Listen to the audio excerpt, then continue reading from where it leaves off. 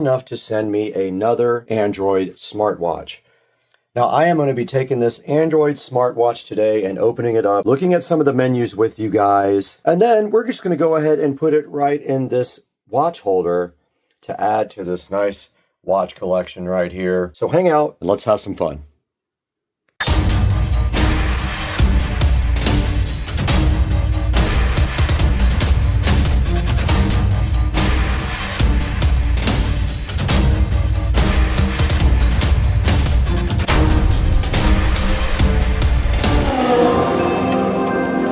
Right here in front of me, underneath this box, is the AYCY smartwatch and fitness tracker. And you can see right here, it comes in a variety of colors, and we have gotten the yellow one right here to look at. Now this thing is IPS68 waterproof rating. It does have a touch screen, and it is the brand AYCY. However you pronounce that. And it works with Android 5 or iOS 9 and above.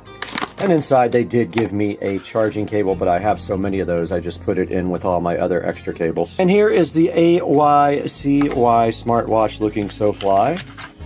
Taking it out here, you can see the form factor here and the band. A good look at the back of the smartwatch, and it is just like most other smartwatches, except the peel set. Go ahead and change the menu to a car because I really like that one. As you can see here, you can swipe down for some of the menus. You can swipe up for text and delete text with that same menu. And there are some more of your settings available by swiping down.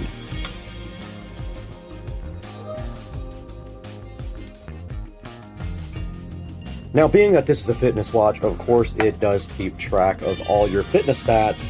It does do music and weather for your area. It can be an alarm clock. It does training, voice assistant, SOS, and you can go into the settings here and set the watch time, the brightness, the sounds, the vibration, the password, and it raises to wake when you lift up your arm.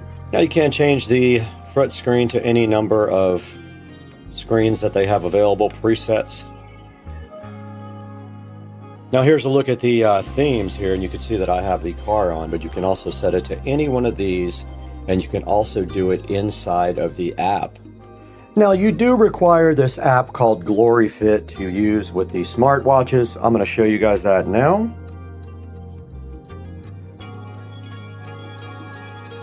And there it is right here, GloryFit. And down here at the bottom where it says device, if you just hit that, you can see that it is linked up with a device right here. You can unbind with that device and bind with a new device. And if you click watch faces here and custom dial, you can see that that device only offers one custom. And there is the dial center. You can add any of these to the front of the watch, and you can see where I have added the car dial to my watch. And right here you can see me changing it to this purple moon sun looking thing. When I did it last time, it just said transferring or something like that, and it came right up on the phone. There it goes. It says sync on the phone now. You guys can't see that, but it looks like it is downloading the new screen for the phone. Now going back into the GloryFit app here, it says that the call's Bluetooth connection is down, and if you want to use this with a Bluetooth phone, you have to turn that on, but all of these are your options for monitoring your heart rate, your SMS messages, and things like that. And then on this front page is where you would actually get your heart rate recording and your steps that are recorded for your fitness part of the watch. And right here you can do running, cycling, jumping rope, or swimming, and it will record that data as well. And then right here is my account, and you can set up things like a training plan, some goals, and other things like that, and your just default system settings. And it shows you your firmware right here. Everything is up to date.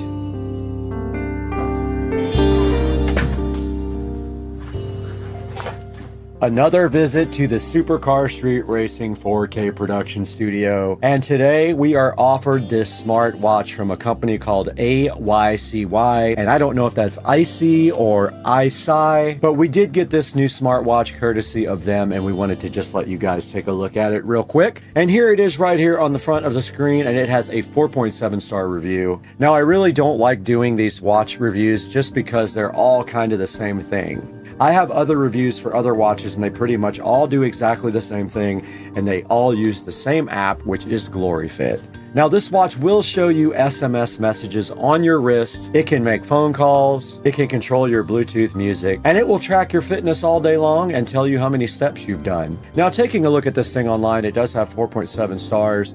Most of them are 5-star reviews, and there's 15% 3-star reviews. Now looking at the picture, there is only one picture of the watch available. You can see right here, it says it has long battery life and a versatile assistant. And if we scroll right on down past that, we can see that there are so many other choices for smartwatches that they are all basically the same, and they all cost about the same amount of money. You really can't go wrong with any one of these, but I wanted to get this one out in front of you guys now to show you what I actually have and go ahead and add it to the Supercar Street Racing electronic watch collection. And I did play around with this smartwatch. This is it right here, and you can see I was able to change the face on it. And if you click into it, you can actually go into the settings and change a lot of other things. But you guys saw in the app on the phone, it's called GloryFit, and that is where most everything is controlled for the watch, and it makes it a lot easier. Now, if you do get this watch, bear in mind that these have different looking bands on them. This is one of my least favorite bands, but yeah, that's what just came with this one. But checking out some other watches down here, they all have pretty good reviews, so you can't really go wrong with any of these that you pick. Now, I just wanted to briefly thank you guys for the channel support and joining us today on Supercar Street Racing.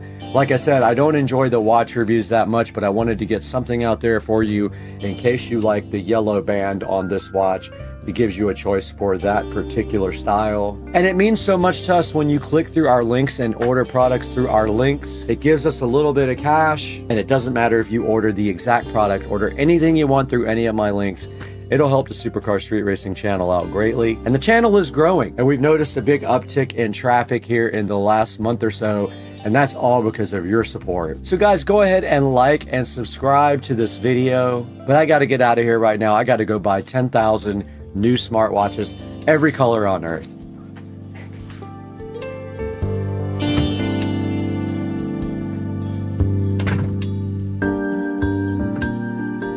Back in front of the watch now in a little bit darker room so you can see it. And you can see we transferred this new watch face from the phone to the watch, just like that. There you go. It's upside down though. Yeah, I know. Go. Oh, let's go. Go. Oh, let's go.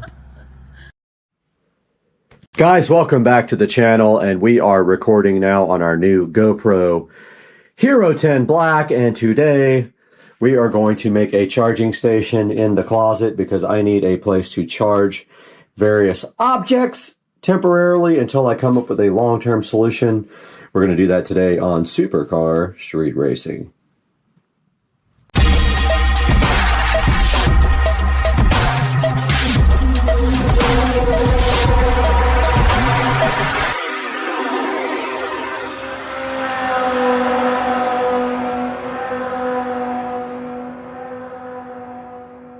Guys, welcome back to Supercar Street Racing, and recently we got this little monster power strip with a receiver that we got with a subwoofer. The receiver and the subwoofer came together for like 150 bucks. We got a hell of a deal.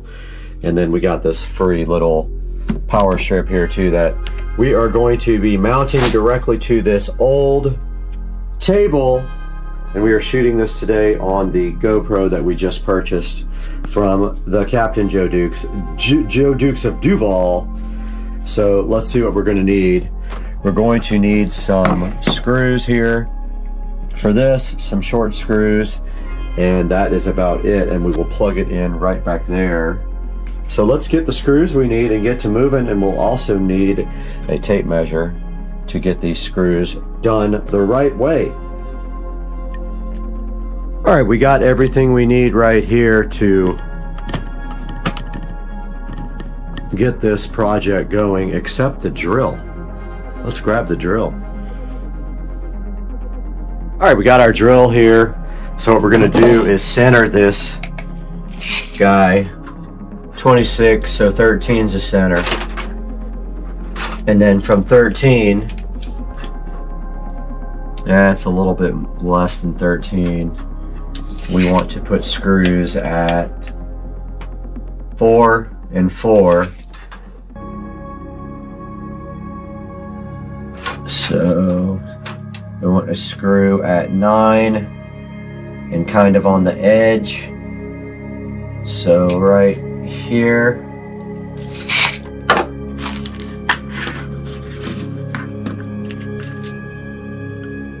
And it needs to be flat.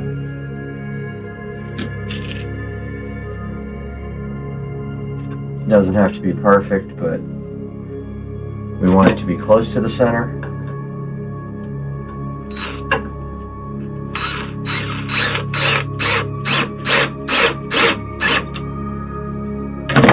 And then from that, we want a screw at, it's going to be a little off because we have to slide it, but I don't know, a little more than 5.5.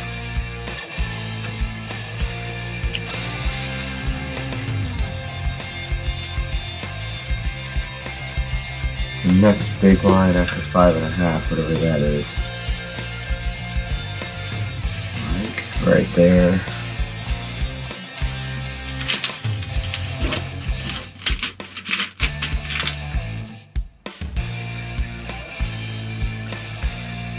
Right there.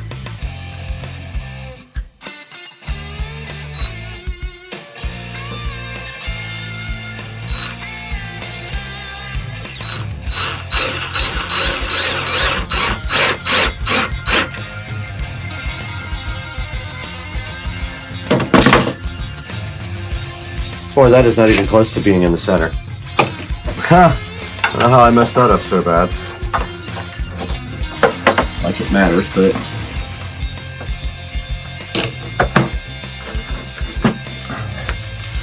yeah, it's not centered at all. I don't know what I did wrong there, but it's mounted.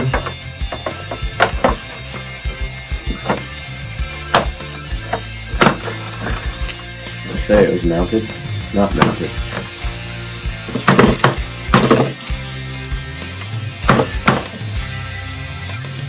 Mounted now.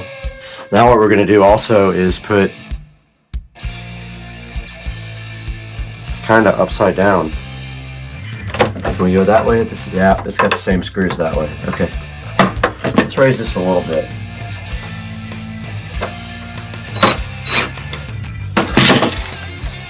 And then try that again.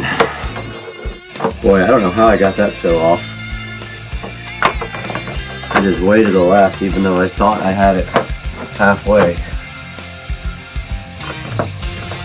Alright, so now to keep it anchored, we'll do another screw up against it on both sides.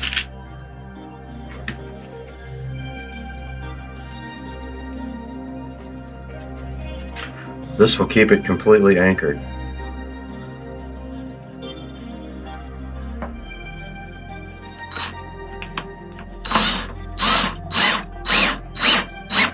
So it can't come undone.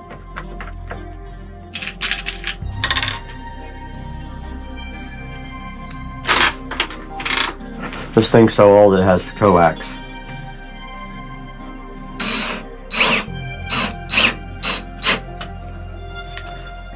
That thing is in there now, dude. That thing is not going anywhere.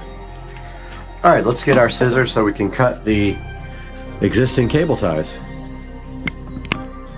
All right, we're going to be doing our own cable management here. Somebody had previously done this nice job, but it is too short. Maybe we can use it if we just pull a little bit out. Actually, let's use that. It's kind of perfect. Because what we can do is, on the back here, on the back of this guy, I'll show you, we have this and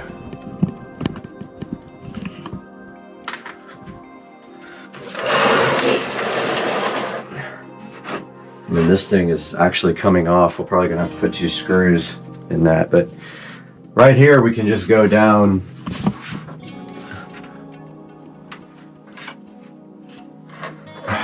like this.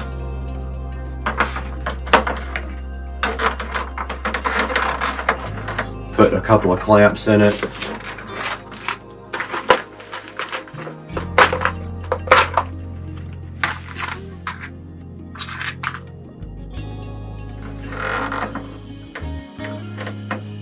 Like this.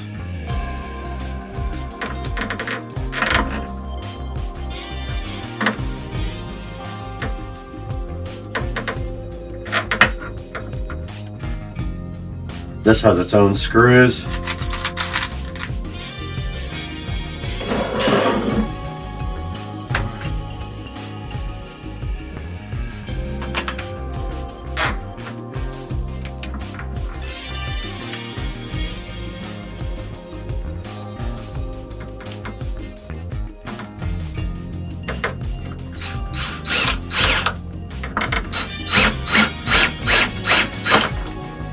Like that.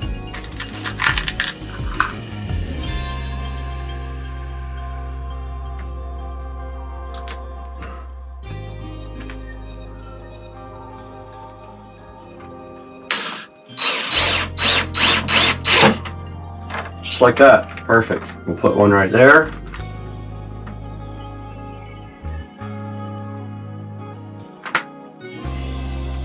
And this guy can just literally sit like this.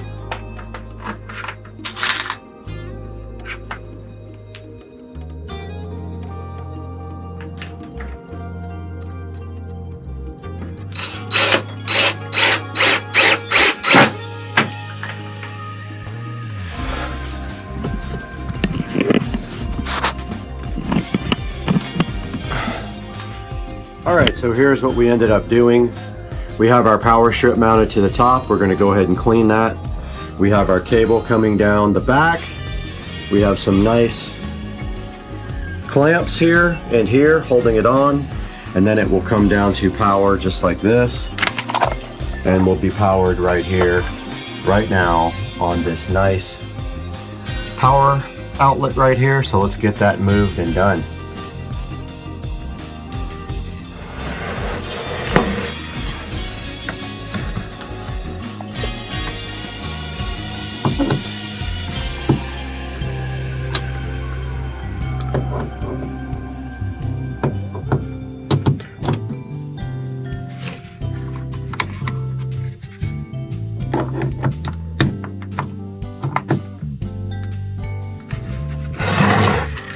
See if we can get this back under there. Alright, it slides perfectly, and we have our nice little night light under there. Now we have a place to plug in everything right here. Let's get all of our stuff.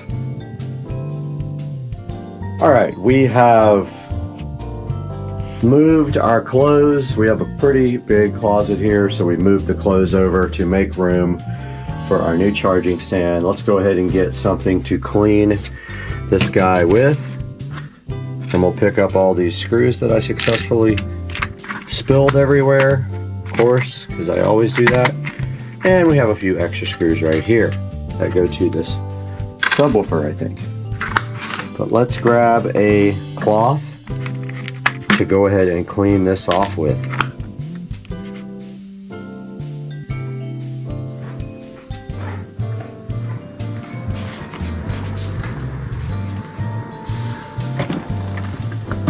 And we have some furniture polish here, and a nice cloth here to clean our brand new charging station up with.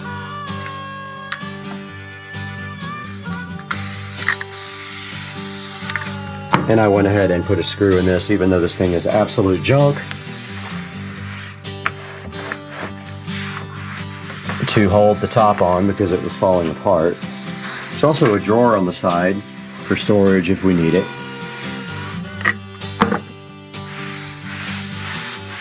Alright, this thing is nice and clean now. And we have all these nice outlets available. Let's start getting our stuff together to get charging. Alright guys, we are stepping over our beautiful power cable here en route to our new charging station, where we have a variety of things here that we need to plug in and charge.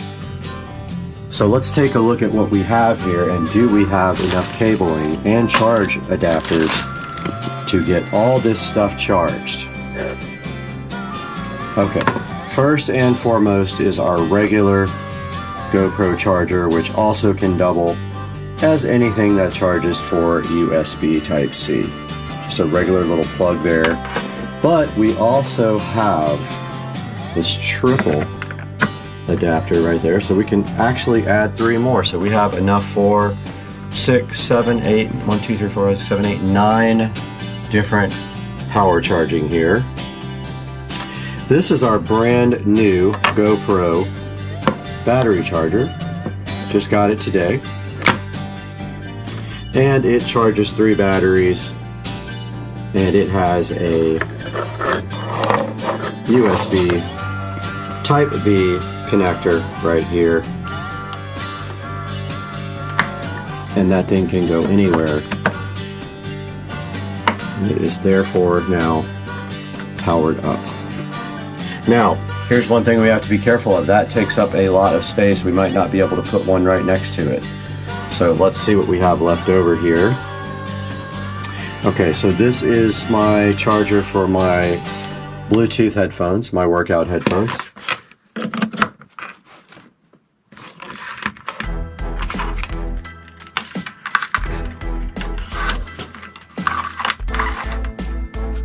Doesn't look like they need to be charged. They're fully charged.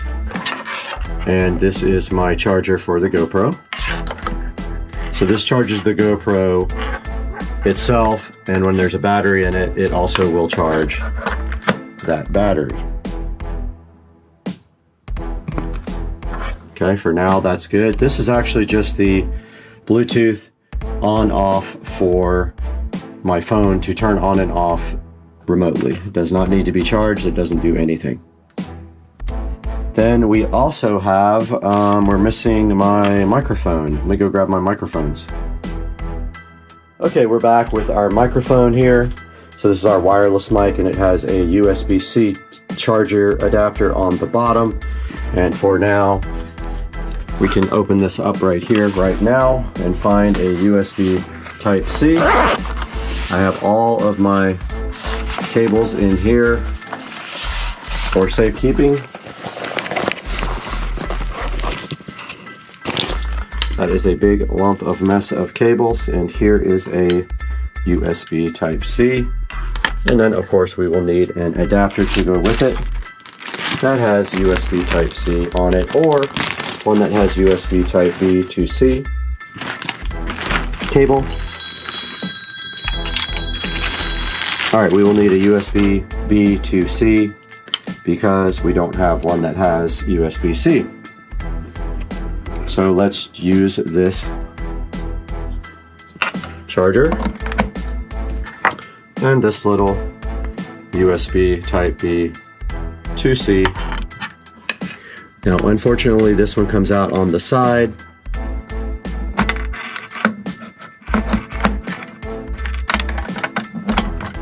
That takes up a couple of different spots there. Unfortunately, that's the problem with these chargers. They are wider than an actual plug.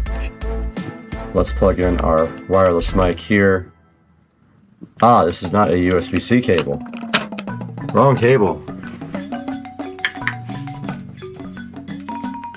All right, here's a USB-B to USB-C cable.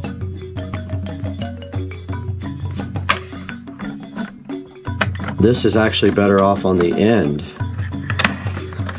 So let's put it on the end instead. That way it doesn't take up, I guess it really doesn't matter. It's all the same.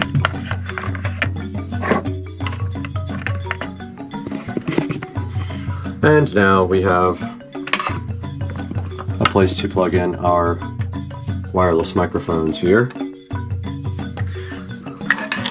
with our USB Type-C.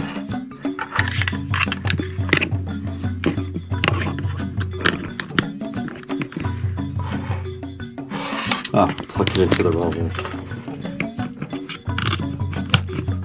All right, there we go. We can see the indicator there that it is charging. Once we get everything plugged in, we can then dress up the wiring and make it nicer.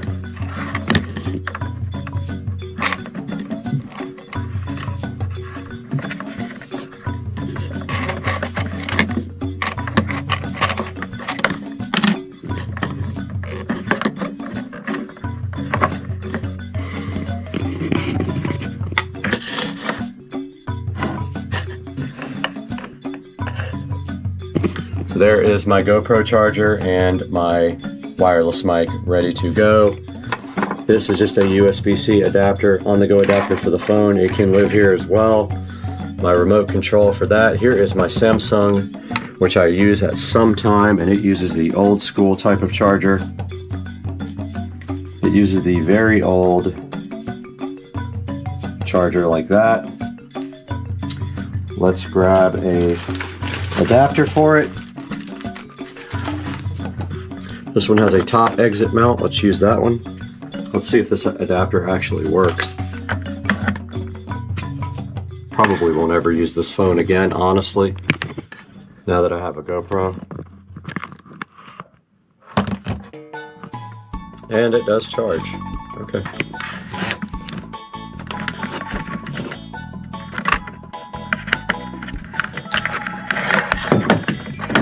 And we have our first drop.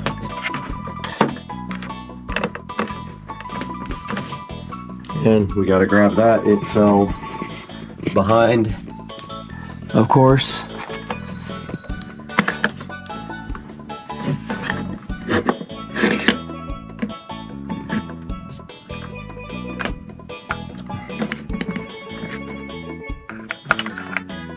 And here we go. We have our phone now charging on that as well. Now we have a tablet that needs a charger. And it is USB Type-C. And here we have a USB-B to USB-C adapter and a nice charger. Let's see if this will charge it. We have that. And no space whatsoever on our charger, so let's go up here and test whether this will actually charge the tablet.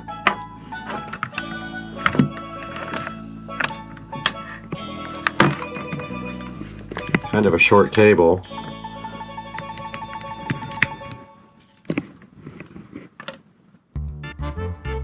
Nothing.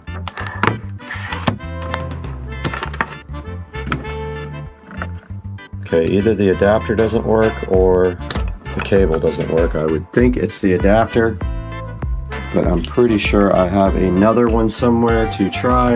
Let's go get that now. I just used the existing GoPro charger for the tablet. So now we have a spot for all of our accessories. We got all of our batteries here. We got 3 batteries inside, 1 on the outside. And you can see on the front here, these are charging. We have our old Note phone charging. We have our tablet charging, our headphones for working out charging, and we have plenty of extra cabling here if we ever want to hook anything else. The main issue being, of course, that these chargers take up more than one spot, so we effectively lose 1, 2, 3 spots here of all the spots available. And that kind of wraps up the charging table project on Supercar Street Racing. shot on the GoPro for the first time, the GoPro Hero 10 Black. We hope you guys enjoyed it, and we will see you guys next time on the channel. Alright guys, welcome back to the channel. Supercar Street Racing here. Today we have a product here we're going to take a look at, see how it works for us. It is the Orion MotorTech Fluid Extractor. We're going to get this thing opened up and see what is actually in the box.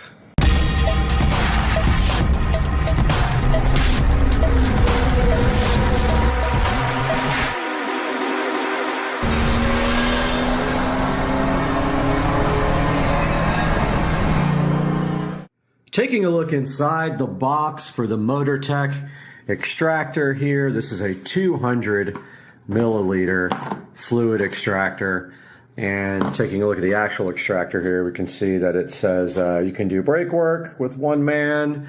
And the reason that we got this extractor is because on the golf cart, the oil change is super difficult because of having to take off the bottom tray out of the vehicle. So we're going to try this and see if we can extract the oil directly out of the crankcase through the dipstick reservoir, and then we will be adding oil back with this as well.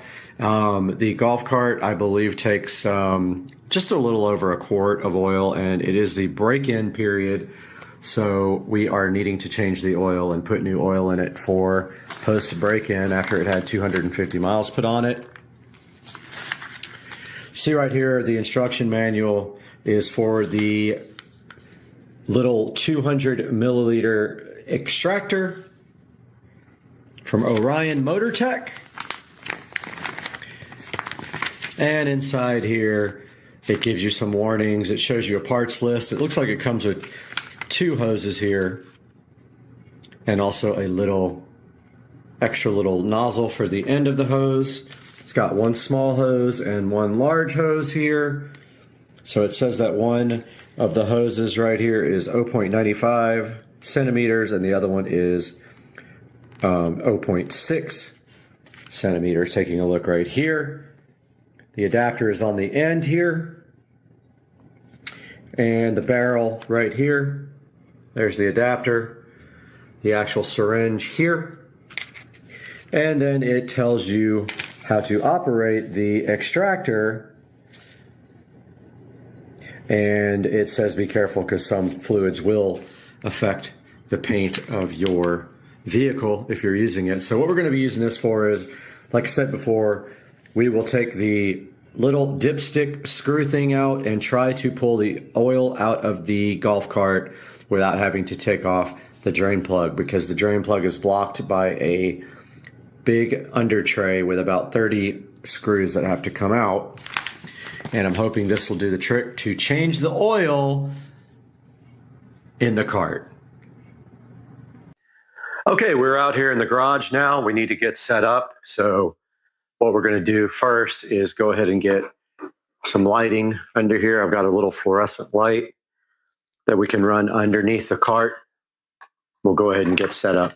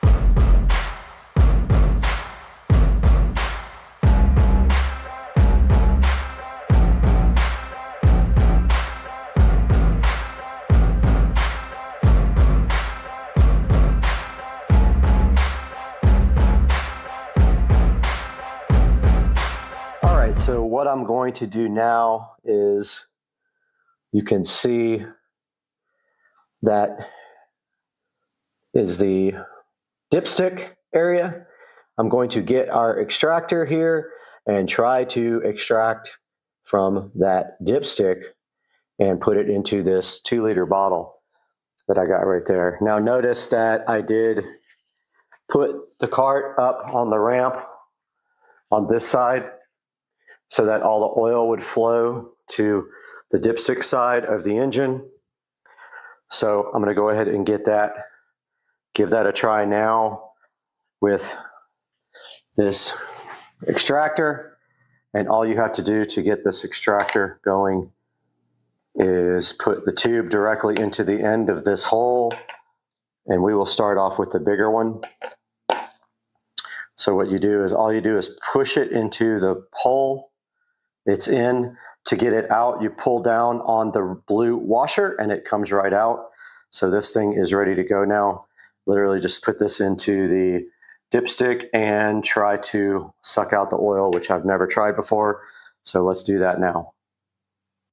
All right, I'm getting my gloves on here to get ready to try this. I'm hoping I don't have to go ahead and put this thing up on ramps and take the bottom tray off, because really you need all 4 wheels off the ground to do that. But let's give this thing a shot.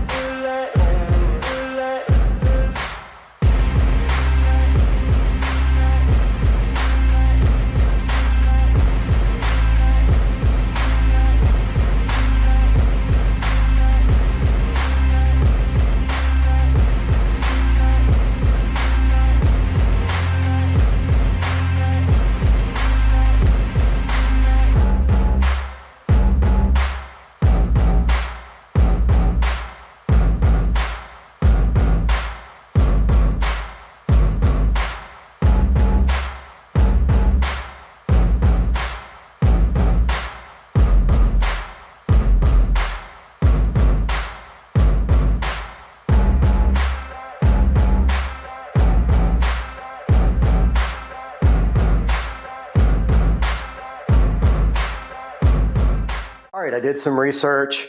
One place says 14 or 1.4 liters. The other one says 1.1 liters. So I don't know what the correct is. Literally says two different things. Engine oil capacity, which is 1,100 milliliters or 1,400 milliliters.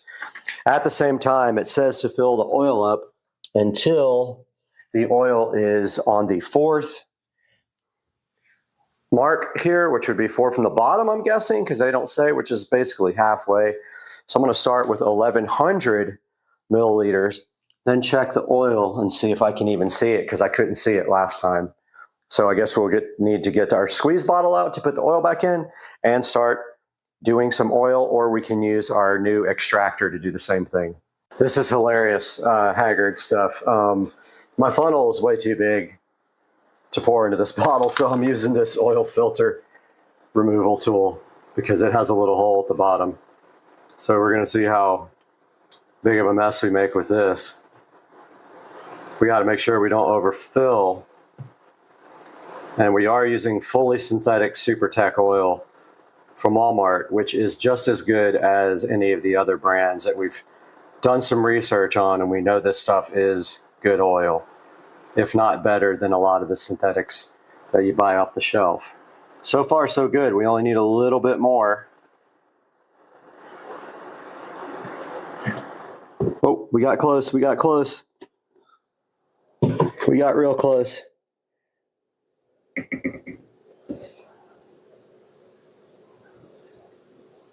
And that should do it. Now all we gotta do is clean up our big ass mess.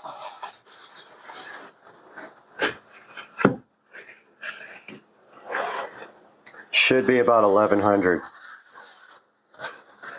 The difficult part's going to be checking it after, because you can't really tell on the dipstick what is what. It's very hard to see.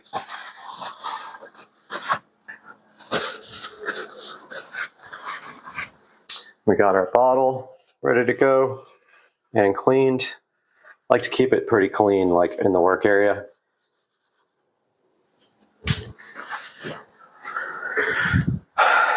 And this is how we will be adding oil back. It is to the top. It couldn't be more full. Actually dripping out because I squeezed it. Don't squeeze the bottle while you're working on it. Okay, this thing's ready to go. Let's head back out to the garage. One thing I didn't even think about is whether this bottle is going to be able to actually get in there and inject this oil. But we're going to find out right now. I think we're okay. There is a exhaust right in the way.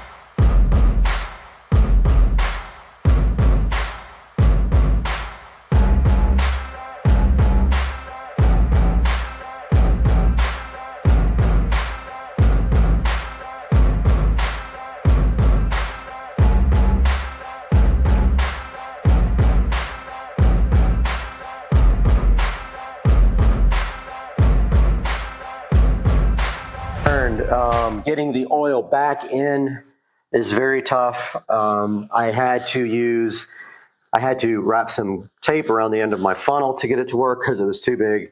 I did eventually get most of the oil in there with the funnel. However, I couldn't tip the bottle up enough to get the last little bit in, so I used the extractor and pushed the oil back in.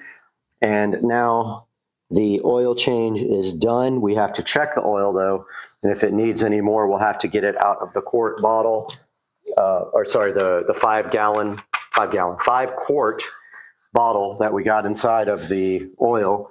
Now there is a procedure for checking the oil here, and it says that we have to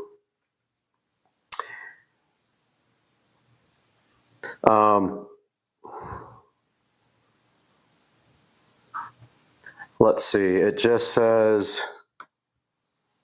it doesn't say. I'm going to look and see how you check the actual oil here. All right, we're supposed to start the engine and let it warm up for a few minutes, turn it off, wait a few minutes, and inspect the level. And it should, this one says, yeah, about halfway up the stick there. Let's go ahead and start the vehicle. Neutral. And that's on.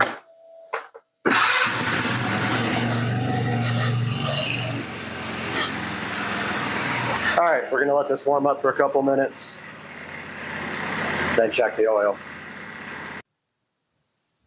Okay, it's been sitting for a few minutes now. I'm gonna go ahead and see if I can check the oil level, which I tried once before, and it's kind of difficult to see on the dipstick. It's really a dumb kind of system. But I'm gonna go ahead and take that out. Oh yeah, that's hot. That's me getting burned by the exhaust, which is right next to the oil drain plug.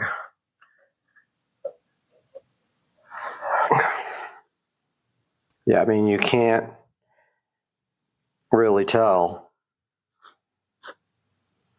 It doesn't say also whether you screw it in all the way or just check it when it's out. So I'm going to see, screwed it in all the way and see if I can see any oil on it now.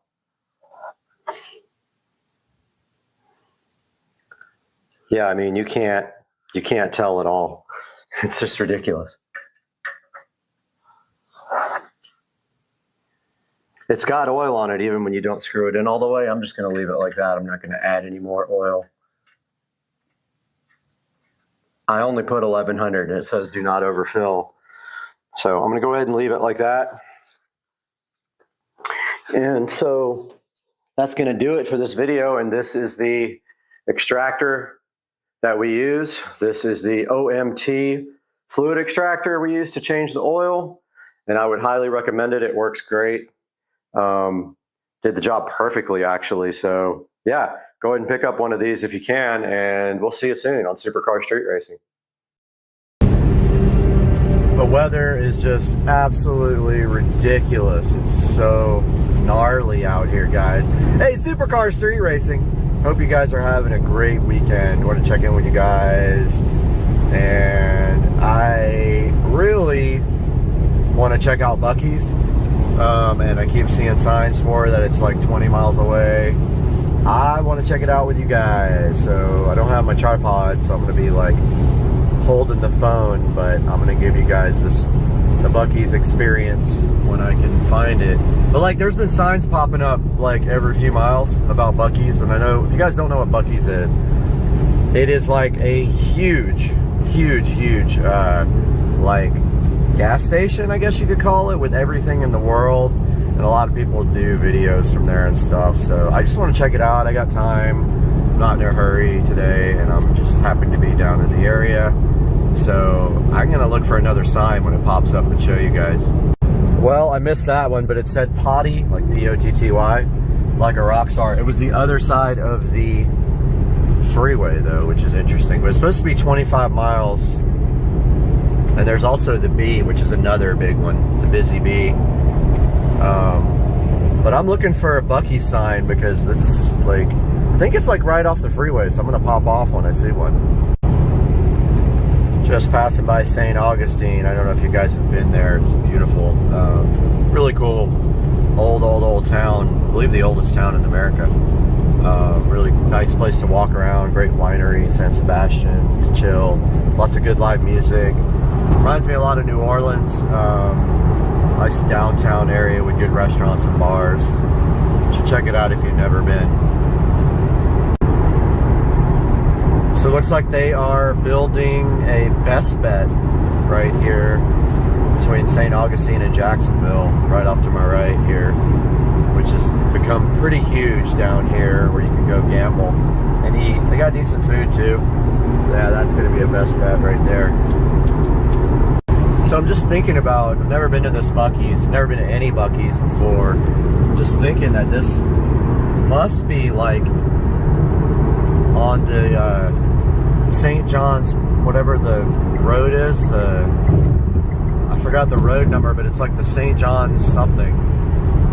And it's got to be that one, because it's like, my exit is 9B, which is only 18 miles away, and that sign said it was 25 miles away, and that was back a ways. So I think must be the St. John's exit, like the SR whatever it is thingy. Well, we're gonna find out here real quick, because we're getting there pretty fast. Only doing 77, but you know, I generally do not speed that much. Like, I'll keep it 7 or 8 miles an hour over the speed limit, but I never do more than that, because I've got a driving record to worry about. All right, guys, I looked it up, and definitely we are headed in the right direction here. It is in St. Augustine, and we are still headed that way. So looks like it's coming up here pretty soon. We'll see. All right, guys, so we're just passing through St. Augustine still. We've got some pretty cool stuff here. You've got the Caddy Shack up here somewhere, owned by the Murray brothers. You got a pretty nice Harley Davidson shop also, but right now there's just a lot of, that's the outlet mall right there in St. Augustine. So a lot of outlet stores. I don't know how many of them are still open because of, you know what, not allowed to say it on YouTube, or your videos get deleted because Big Brother. But it looks like we're about 5 miles away from the exit from Buc-ee's, so I'll keep you guys updated. Just saw next exit sign for Buc-ee's, and I missed it again. I can't ever get these signs for you guys. Irritating. But yeah, it says my exit's 3.4 miles away. And again, we are in the middle of nowhere. Cruising 78 miles an hour with the with Waze on over here. That's to get home. This is the other directions are on the phone here, so I'm watching that. But we are 2.9 miles away from Buc-ee's, guys, and I'm excited about this. I'm stoked. I don't know what to get. One of the signs said brisket, because brisket, or something like something about their brisket, because I love brisket, or because it's brisket but I love the brisket. It's all about the brisket, not the biscuit. I don't know. Something weird. Maybe this is one. Nope. It's not. Alright, I'm gonna try to find a sign for you guys. Promise. Not Buc-ee's, but Florida Citrus Center, live baby gators. I got those in my backyard. I don't need to stop at some orange factory to look at gators. What? Nope. They are always pulling this crap. Is that it? No, Bojangles. Oh, here we go. I found one. Buc-ee's. Next exit. Dude, so stoked. So hype. The hype train. Air horns. Alright, so this is the exit for the World Golf Hall of Fame, actually. This is World Golf Parkway. I have some friends who live in World Golf Village. It's a neighborhood here. So this is the exit for International Golf. Take exit 323, then keep left. So it's telling us to go down International Golf Parkway, and then big old dog pet paradise there. So we got to go off this exit and then keep left, it says. I'm just going to take you guys on keep left, then turn left onto 9 Mile Road. And hilarious, it's called 9 Mile Road, and I want to know if it's exactly 9 miles. I'm not going to test it, but yeah, so we're exiting. Turn left onto 9 Mile Road, International Golf Parkway. Let's see how far it is after that. So this is International In Golf half a mile, turn left onto World Commerce Parkway. Alright, I'm going to pause you guys because it's a long way to it, or another few minutes. Okay, I had to put this back on because OMG. Can you see this? It's not, it is a, no, it's a freaking huge place, man. Oh my, I wasn't expecting Turn this. left onto World Commerce Parkway. Okay, let's turn this off. This is ridiculous. Like, guys, look at Buc-ee's. There's World Golf Village over here, part of it. This is a neighborhood. It's like a nice upscale neighborhood, but check this out. This is all Buc-ee's, guys. Can you believe this? I can't wait. I'm gonna eat just because, even though I shouldn't eat again. I had a massive eating day yesterday, but just waiting for light turn green, air horn. Boom, boom, boom, boom. Buc-ee's, here we come. Okay.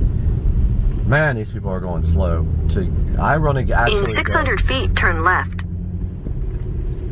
Well, the stupid navigation turned my camera off, but this is Buc-ee's, everybody. Holy crap balls. Look at this place. Look at the gas pumps. Now, you know, I use the 85, so I am gonna park here, but I ain't getting no gas, dude. I'm gonna park here so I don't get wet. Yeah, they don't have E85. I almost hit the pole. They don't have E85, but we're going into Buc-ee's, guys. Right into the front door here. Maybe I should park closer. Yeah, I'm gonna park closer as soon as I can get a place to. There seems like there's probably spots up there. Let's do that. Let's park right up here at Buc-ee's. But check it out, guys. We got a bunch of people that don't understand how to drive here. They don't want to drive any faster than that, and we're taking the first spot we see. We're right here. Even though we're not getting gas, we're parking the fuck right here. I mean, freak. All right, guys, we're going in Buc-ee's. Get my wallet. Let's check it out. Should I bring my hat? I don't even have a hat here. Yes, it is wet. Checking out Buc-ee's. Might not say a lot because people will think you're weird when you go in here. This is Buc-ee's, guys. And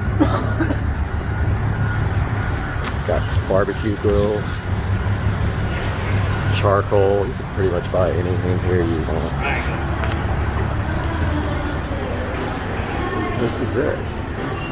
It's huge.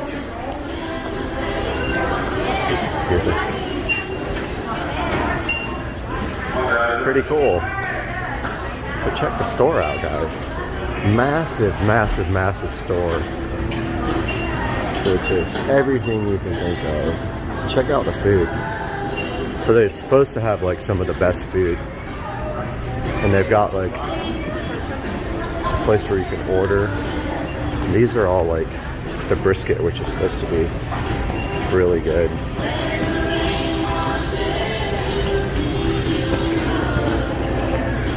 Oh man, what are those? They look fantastic. Brisket and egg. Dang. That looks amazing, man. Look at all this. Goodness.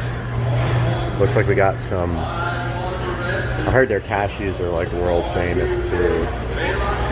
Cookies. Bunch of fudge. And then, I mean, anything you want right here. Look at all this. Jerky. They got every kind of jerky.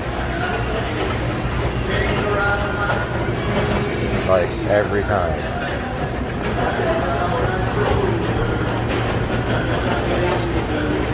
And I guess that's the kitchen there. And any kind of sweets that you can imagine. And yeah, I'm definitely getting something here. There's absolutely no doubt.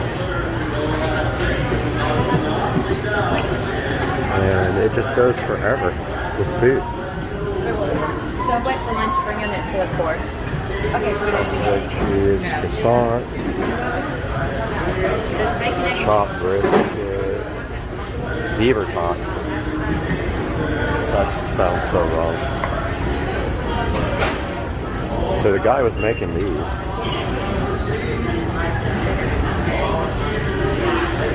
Rhino taco, sausage, beans, eggs, potatoes.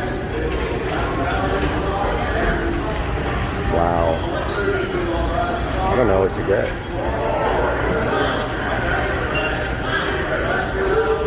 And then of course you've got the store.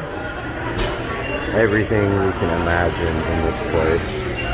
I mean, dude, if you like chickens, you're in luck here. Look at this chicken stuff.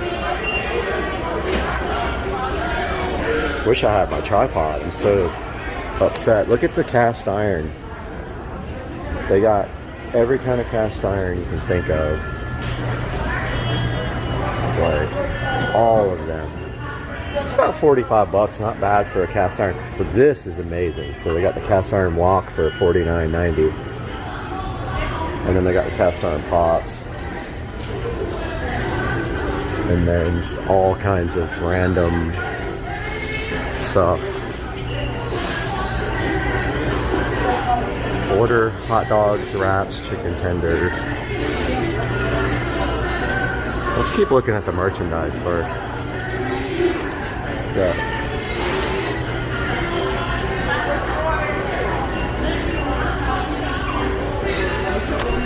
Yes, I really do need all these pigs. Family, a little bit crazy, a little bit loud, a whole lot of loud. And they got these cool, these are awesome. This is so cool. Check it out. So Buc-ee's, St. Augustine, wow, what a place. Hope I'm okay parked there. I'm like literally taking up a gas spot. Oh, breakfast is definitely happening. Don't you worry about that. I'm not coming here not getting some food. Look at all this stuff. So yeah, this is all the retail part. It's just a massive retail store with all kinds of goodies. This place must do, you know, a lot of business. There's some baby clothes here. Hats. I mean, I could video for hours in here, literally. Kind of cool. Conductor of the Hot Mess Express.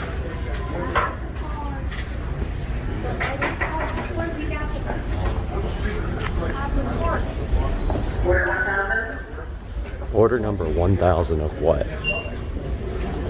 10,000? And then they got the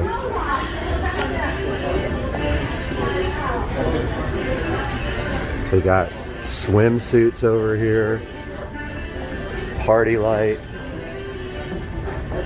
Heat is on. Hope we don't get copyright infringement, because they're playing music in the background and that sucks. I might have to like mix in some other music to keep us from getting copyrighted on this guy. Of course, the only video that probably anybody will watch will get. Look at a fish washer. Yeah, they're playing music. That's gonna get me in trouble. Wow, look at all the.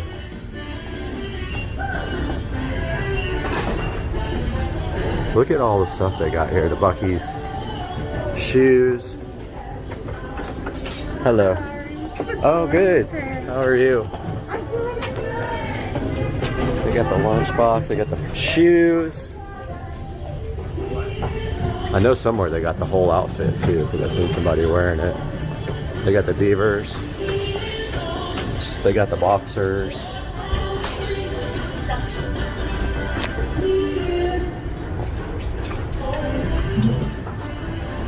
Pretty cool. I like these shirts. These are nice. Doesn't say how much they are. I really like that shirt. I would totally rock that shirt. Doesn't say how much it is though. Not sure. So this place is famous. Look at the truck, guys. This is cool. It's full of beaver nuggets. I don't know what those are, but oh my god. So funny. Look at the truck. So let's look at some more of the food, because this place is famous for the jerky. Let's see what we got here. Sweet and spicy, lemon pepper, ghost pepper steakhouse. It's like $7. It's not bad.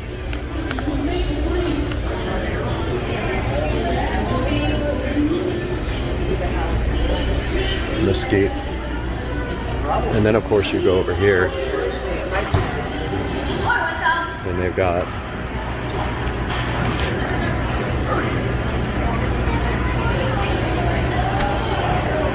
I guess you just buy it by the pound here.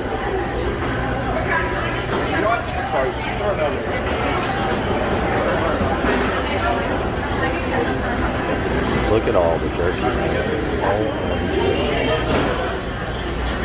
I guess we can order like food here. We got to look at that middle section too, but let's see what this is about. CS not available. Breakfast items are available from 4 to 11 at the Texas Roundup. Okay. Can't do that right now. Got all this goodness. Like meats and sandwiches, desserts, salads. But I think everybody, check them if they're all, yeah, you can't order. They're only doing breakfast right now, I think, and brisket. I don't know though. Let's take a look. We haven't even gone to the other side, man. OMG, look at this. Cinnamon glazed almonds. And there they are right there being made. I think that's them. And then we've got some other ones being made right here. And that guy. Those look fantastic. I gotta get some breakfast. This guy's making hundreds of these. Sausage, egg, cheese, keto. Rhino taco. Sausage, egg, cheese taco. Bacon, egg, and cheese. Taco. Hippo taco. Beef taco. Bacon, sausage, egg. Potatoes, cheese. And then they got the brisket sandwiches. Brisket egg taco? I mean, should we? I guess we should. We're getting this back. Brisket egg taco. And then these are the croissants. Those actually look really good too. And they got sausage, egg, cheese croissant. Potato, bean, cheese. I mean, they are serving hundreds of these things. Here's all their breads. Got the drink machines here with like any, I mean, look at all the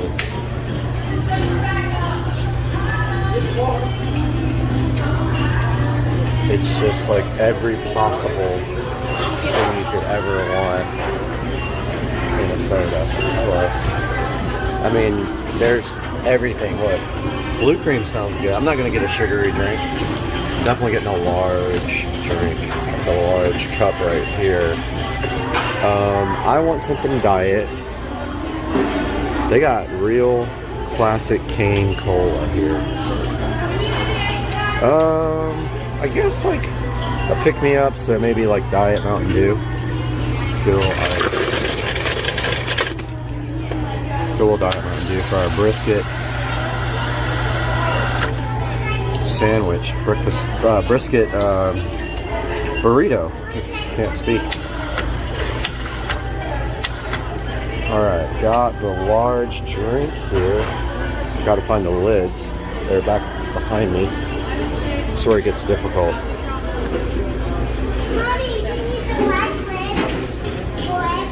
Large lid. Get the straw.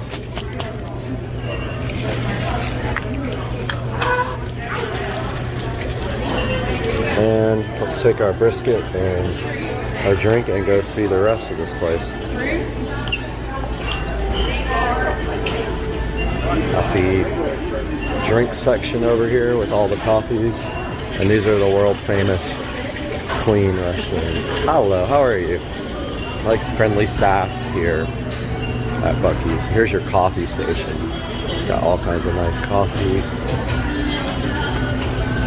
And the drink area is absolutely freaking huge.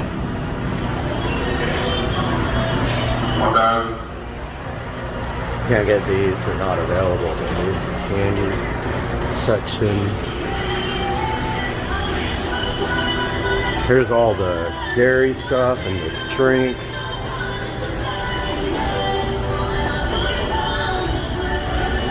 We're definitely getting copyrighted here. I mean, the music is playing the whole time and it sucks, but like, they got wine. They got beer. More jerky. I like their duffel bag, although I have plenty. I feel like I should get some jerky. And steakhouse looks good. Why don't we get some of this too? We have to. We can't leave here without this. I mean, my hands are full now, going up to the checkout, but look, they got the spices. All kinds of spices. They got White Claw if you want to get buzzed. Buck Shack. Oh, it's wine. Okay. They got the wine, Buc-ee's wine, and they got the salsas here. Black bean, Carolina Reaper, blueberry jalapeno, every kind of like salsa you could possibly imagine right here. Plenty of ATM so you can spend all your money. And then over here they got jalapenos, garlic, green beans, some snacks over here, all kinds of snacks, USB cables, popcorn, candy. I really, you know, I can't obviously take you into the bathroom, but I kind of want to experience it. But let's just go to the checkout here. Are you open? Yes, I am. Okay, awesome. Very good. Well, I'm just hiding for a minute. all right, yeah. I won't put you on the video, but I'm making a video for YouTube. That's all right. Okay. So $12 on. Not bad. Never been here, so I'm put it on my YouTube channel. Oh, where are you from? Jacksonville. So I've never even been here. It's weird.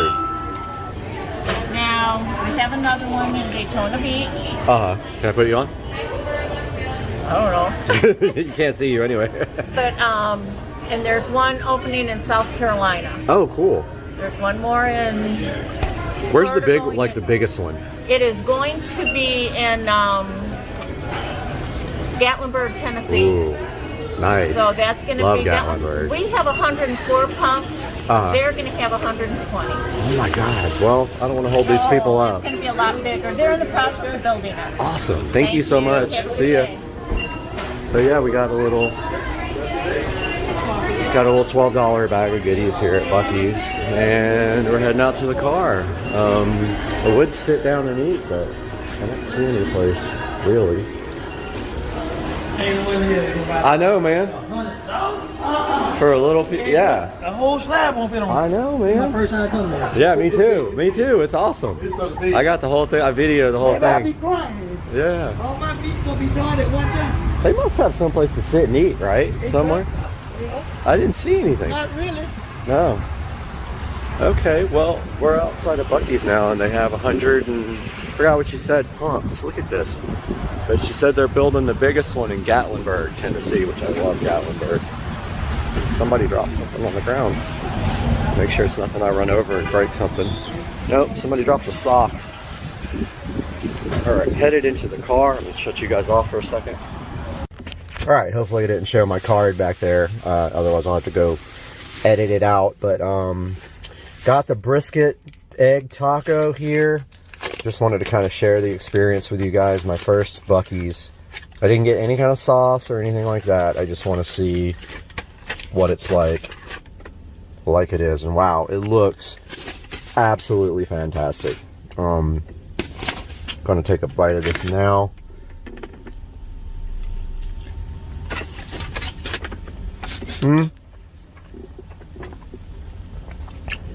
Really good.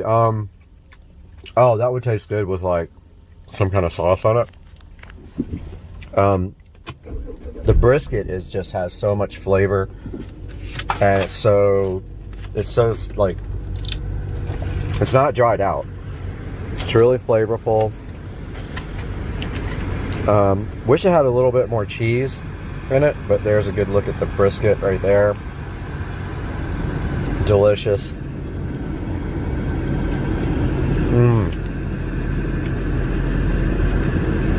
I hear nothing but good things about Buc-ee's stuff, their food. So I've got the steakhouse beef jerky here. I've got the brisket, egg, cheese,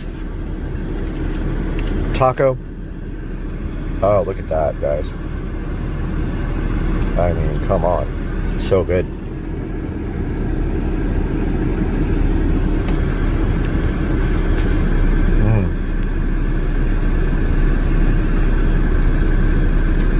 You know what would be good on this? Sour cream, or barbecue sauce, or even ketchup would be really good, because I love ketchup on egg, like egg burritos.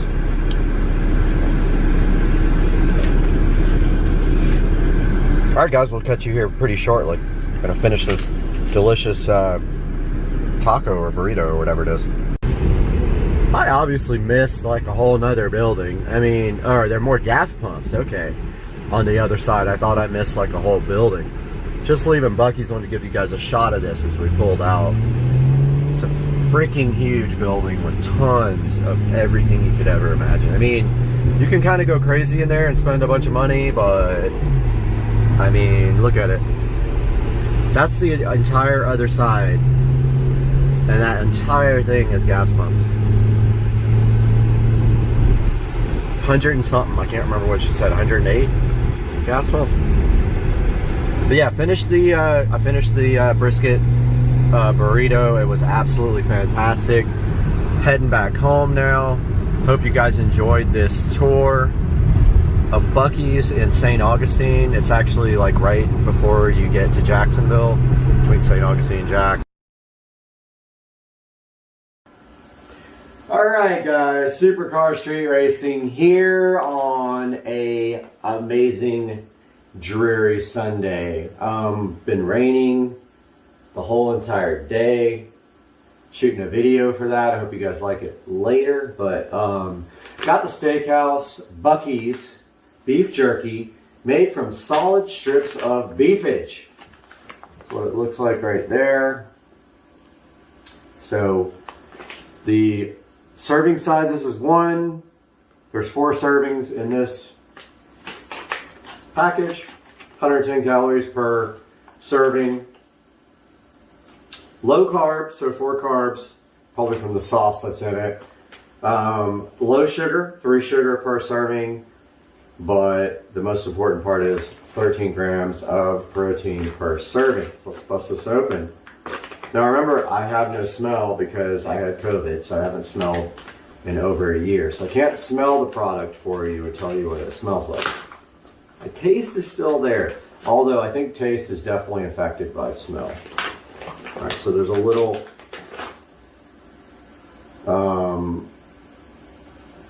oxygen absorber container in here, package thingy.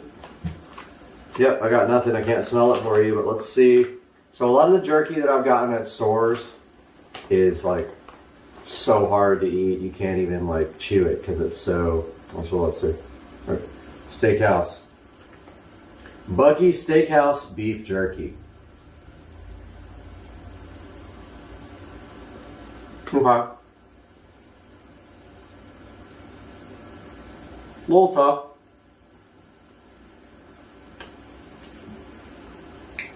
It's a mouth workout for sure. It's not super tender.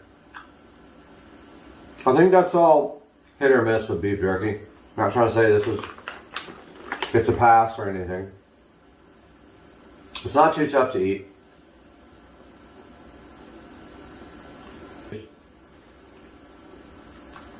Alright. Honest review. That piece was hard to chew. It's chewable, and it's typical.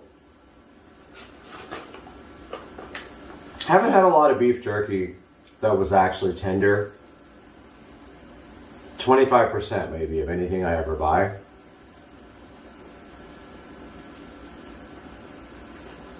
Yeah.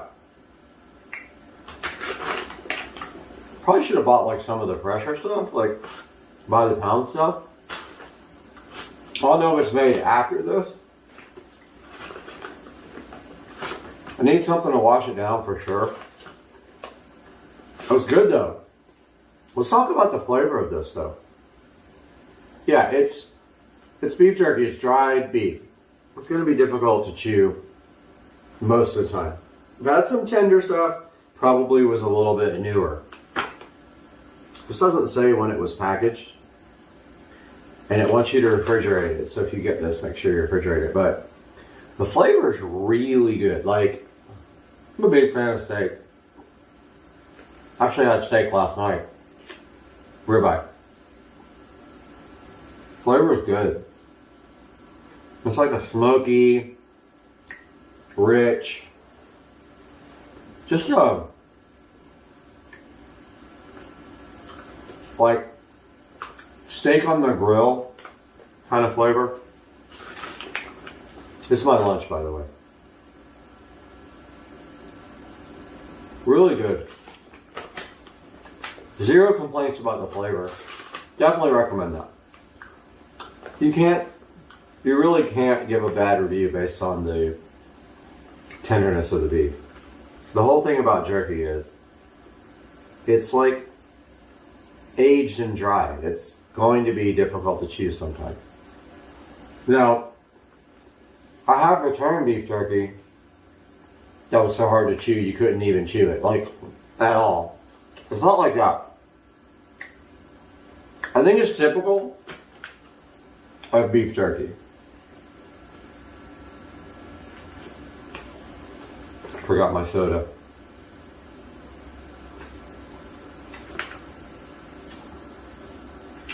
So this says it's... Alright.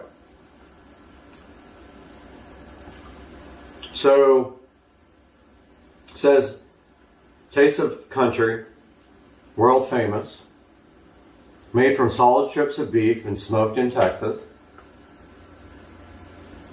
It's a memory of your home while you're out on the road. Well, I mean, this is kind of my home, so it's kind of on the way to my home.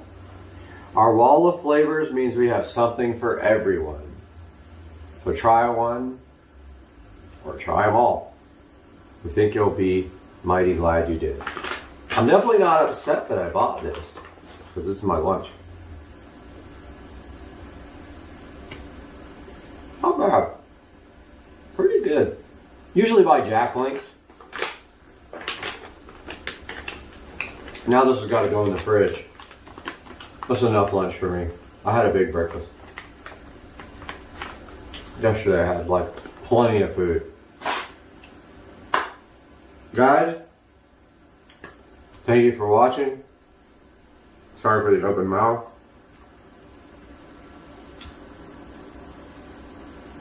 Please subscribe, please like.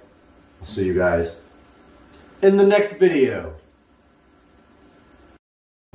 Supercar Street Racing back in the dining room again, and today we have something right here that we've been waiting for a while, and it will replace the janky method that we did before in the bedroom with the car base processor. So let's get this thing opened right up and see what's inside.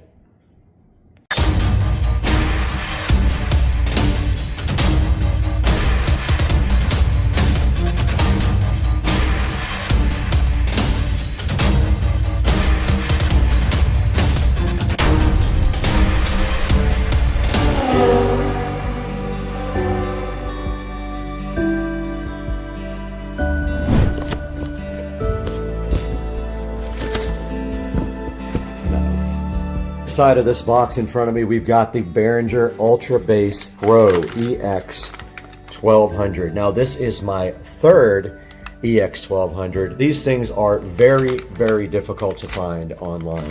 There are probably maybe one of these or two pops up per year, and this one came from Music Go, and you can see on the back it does have 1/4 inch inputs, not RCA, or it has XLR inputs. So we will need to go. So this guy looks like it's in really good shape. It only has a few things going on right here. May wipe off. There's a stain right there. Something spilled on it, it looks like. Other than that, it's in great shape. It does look like it was rack mounted. I do see where there was some screws on the rack. But yeah, the EX 1200, and this actually is going in the bedroom for the theater in the bedroom, the 5.1.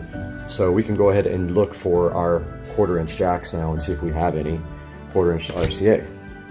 We're in the bedroom now in Supercar Street Racing, and we do see double RCAs coming out of the subwoofer right there. However, there is only one connected right there. So let me check that out and see what I did back here.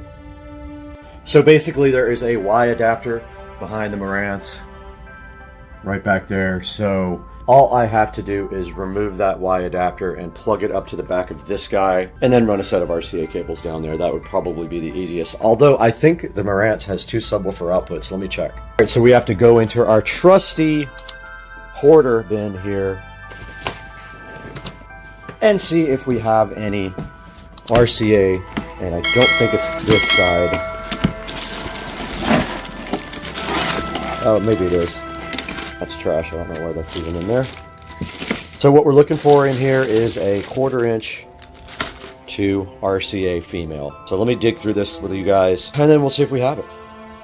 I was smart last time. I bought a pack of these, so I have them. So what we have to do now is connect these to the back of the Ultra Bass Pro. We're going sub out. We only need one because we have the splitter right here. So let's just get this connected real quick. Now remember, if you are feeding speakers also with an amp, you come out of these outputs here, this one and this one. So we need input left, input right, and then we come out of that and go to the sub. So we're going to have to feed both of these. So let me see if I have everything it takes, and we will get back. I'm going to go ahead and use both subwoofer outputs on the back of this. There are 2. This RCA cable is kind of janky. So there's double RCA outputs back here for sub. And I'm using this monster thing that will slice your arm open because it has zip ties on it. Now this feeds the inputs, right and left, and then we'll come out of this output and feed the subwoofer down there. Need to grab the power cable, and I have a meeting. We did get the Ultra Bass Pro installed, and if you look at the front of it, you notice the Marantz just came on as well. There's the power button for it. We do have power. Now, on the front, we have a processor section here, and this is actually the frequency that it centers around to process, and I like to keep that low end down there. Your next setting is called Dynamic Punch, and there is some manuals online that explain what all these do, but so you can set your subharmonics to low or ultra low. If it's in, it's ultra low, which I like. So then you have your bass level here, which is self-explanatory. You have a bass limiter if you need that, which I don't use that. And then this section here is if you're feeding other speakers with the output of this. You can either have them get the bass, subharmonic bass, or you can turn that off, and you can also cross them over as well. And of course it has a level for the satellite speakers. We are not using this section, and we don't use the bass limiter, so we only use this part. All right, guys, we are back in front of the Marantz, and we have our Ultra Bass Pro here. So all that is left to do now is to fine tune and test it and see if it actually works. I do hear a thump from the subwoofer down here when I turn it on, so I am thinking it does work, but what we want to do is test it. And of course, we can't put any copyrighted content on without getting completely destroyed by YouTube. So we're gonna go no copyright ambient. All right, it says no copyright, but a lot of times it is copyrighted, but we'll see. And let's get a little bit of sound going here.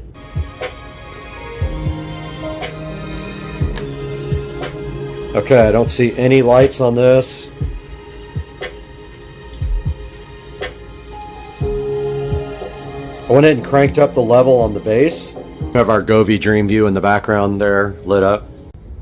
All right, we got Blade Runner 2049 here, and I'm hoping that I don't get copyright on this. Can't show much of the audio because it'll definitely get me, but let's see if we got some bass response here.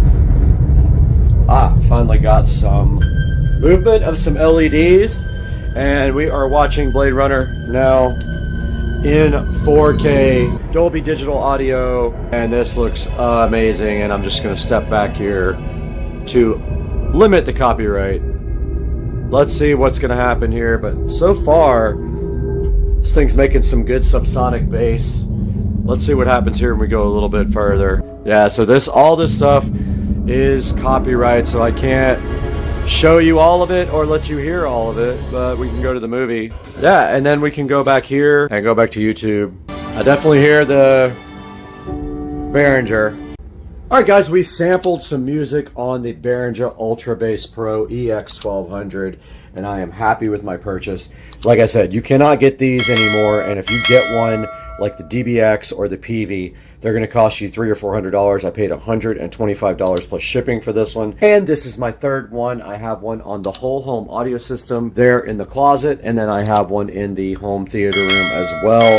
And I love these things because they generate ultra low bass where there is none or there's little. If you guys want to pick one of these up, make sure you jump online and just search for the model EX1200 Behringer Ultra Bass Pro. And if you're lucky enough to grab one, there usually aren't any available, but as soon as one comes up, go ahead and grab it. And then let me know what you think about the Behringer Ultra Bass Pro, and if you like that as an addition to your home theater system or your stereo system at your house. Let's toss it over to Brad at Supercar Street Racing Studio and look at some alternatives to this that you can get brand new.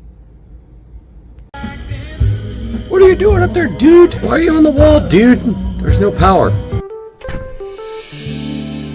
Guys, welcome back to the studio, and today we just got done getting our house spray foamed. Super hyped about that, and it might come up in a new video, but for today, we're here to talk about the Behringer Ultra Bass Pro EX1200 digital subharmonic synthesizer. Now, the most important thing about this EX1200 is you can't find it hardly anywhere anymore. If you go online and search right now, there is none available for sale. It hasn't been made for quite some time, so they are getting very thin in the herd, and it's very hard to find one. You can see when this one was sold 8 years ago, it was only $89, and if I would have known that, I would have bought like 10 of them, but they are hard to get. And if you go to eBay here, they are none available on eBay either. But if you do go to eBay, you can find one of your alternatives, and that is a DBX 120. So if we put in DBX 120, there probably is a bunch of different versions of this here. You can see right here, we have the old school one that is analog right here. And if we go down, we got the 120A here, and that has the brand new, neater looking, more modern looking logo on it. And there's a 120 XP, which might be the newest version, I'm not quite sure. That is $227, which is not a bad deal. And the reason they are so high is because you cannot find them anymore. I don't even think they sold for this much brand new. Now, there is a third option out there, and this is the PV Cosmos, which also has not been made in quite a few years, but it will accomplish the same thing as the DBX and the Behringer and the other brands out there. However, this is the PV version, so it has its own controls and its own unique sound, and it does say on it, rattle your planet, because it is designed to give you some low earth shaking bass. Here's another picture of the PV Cosmos in the back, and somebody has it right over a center channel speaker right there. But yeah, it is very rare, absolutely, and so are all these other ones. They're absolutely getting really hard to find now. So as soon as I find one with a decent price, I go ahead and scoop it up. Now, this is my second one in the Behringer that I put over in the SCSR bedroom, but I'm currently looking for one for the living room sound system. So if I find one, I'll scoop it up, and I may even try to get a DBX 120 XP like the one that we saw right here. Now, here's a DBX 120X-DS, which my friend did own at one point, and we had on a couple of 18-inch woofers in his house. Now, if we just go back to eBay here and we put subharmonic synthesizer, you'll probably say a lot of car audio products as well.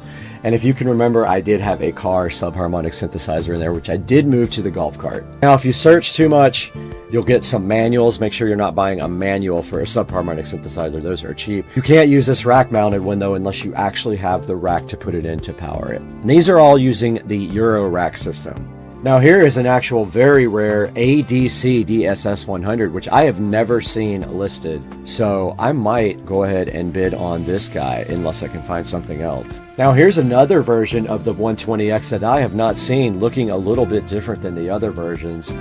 And it's at $250, so still very expensive. And guys, that's going to do it for today on Supercar Street Racing. I hope you enjoyed this video. I encourage you to like and subscribe and click through our links in our descriptions when you buy Amazon products. It does help us out greatly. We really appreciate your support. Please like and subscribe. We got to get out of here. I've got to go put new nails in the walls because the base shook them all out.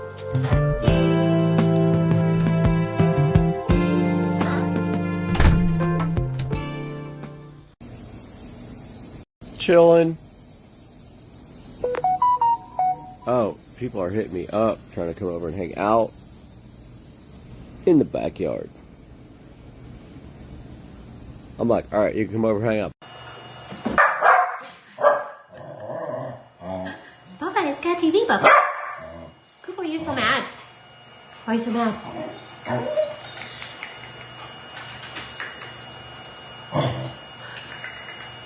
Get it, Papa.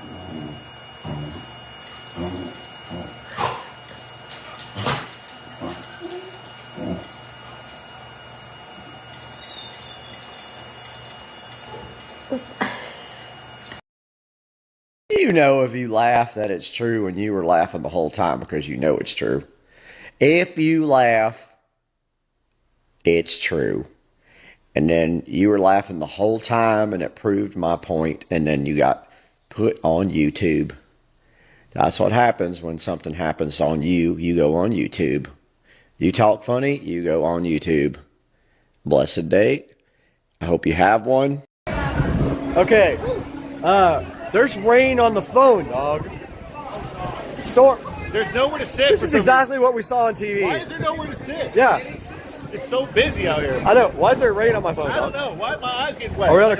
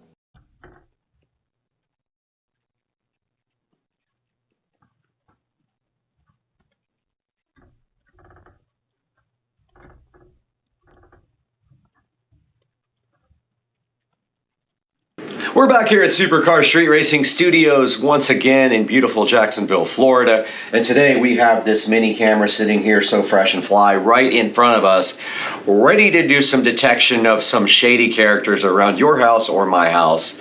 So let's go.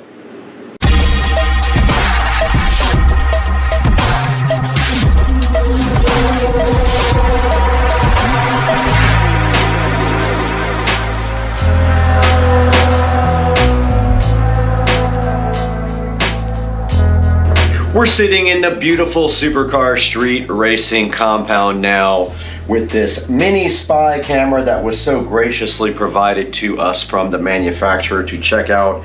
And this guy basically is a rechargeable camera. It does charge with a standard USB cable with a Type A. Now just a bit of a warning on the side of this guy. It doesn't have a USB Type C. It has the older style USB connector. So it's the kind that's longer at the top and smaller at the bottom, and you will have to have a cable, and it does come with one. And this thing needs about 4 hours to charge, and on the top of it, it has an LED indicator, a red indicator when it is still charging, and that will go off when it is fully charged. Now this little spy USB camera does also come with multiple ways to mount it via a 3M pad on the bottom. One thing I did notice though, that the battery life is very short when it is actually recording all the time. So just keep in mind, this probably has a really small battery in it and it won't last long. So it either needs to be plugged in full time or set on a mode where it just captures when it detects motion, and then it will probably last you longer. Now if it is running constantly at full time, you can literally watch the battery indicator drop. Now to charge this guy, we simply have this USB cable here. It does have a USB Type A on one end, and on the other end it has whatever type of USB that is called, and I can't remember the name, but it's the one where it has a long on top and a short on the bottom here. We'll plug our cable in right here, our other end into our charging stand here that has a USB Type A. Thanks to whoever invented USB Type A that you always get the wrong end. And you can see right here and right now there is a solid green LED on top. Now it is no LED on top. And that red indicator light will come on here when it starts charging here momentarily. There is the red indicator light. And then it is flashing blue as if it is trying to connect. And I don't want it to be on, so I'm going to hold the power off.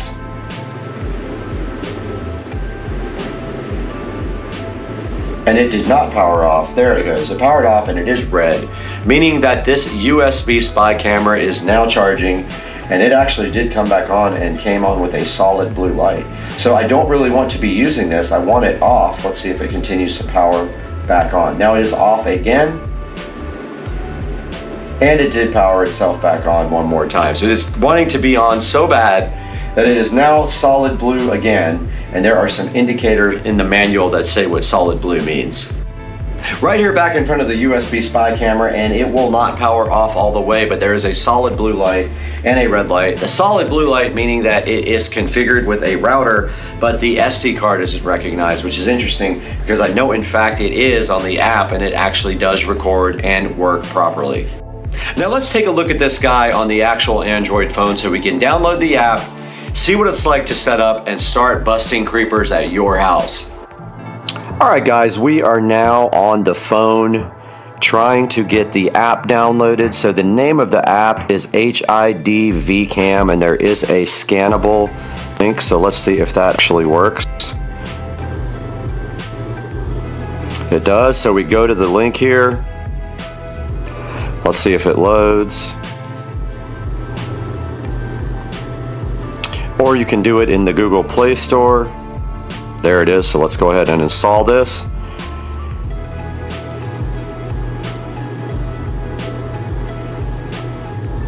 And it is downloading now and ready to go to the install shortly, in which case the next step is to set permissions for the app. So it'll say the phone will prompt HID-VCAM would like to find and connect your devices on your network. Let's open that and do that. We'll agree to their policy, and we have to register, so we will have to do that off camera. All right, we're back on the app now. We did have to register for the service though, which is fine, and it's asking if it can send me notifications. I'm going to go ahead and say allow. And now it says that it should ask for a location. It did not. Send notifications, it did. I don't know what I know means, but that was on the screen. Already registered an account. Now we have to configure the camera.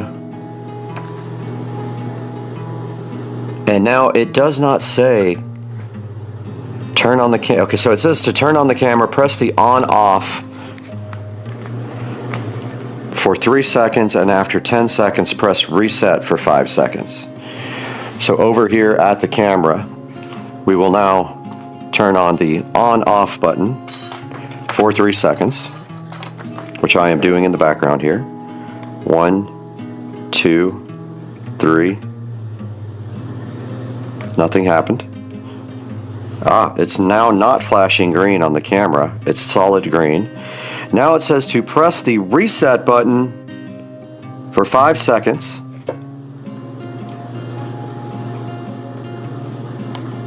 One, 2, 3, 4. We did hear a beep at the camera. Okay. Open the Hdmi Cam app and click plus. Add device by scanning QR code. Add device by scanning QR code. Next. Now I got the location allow. I'm going to go ahead and say while using the app. Okay. It is powered on.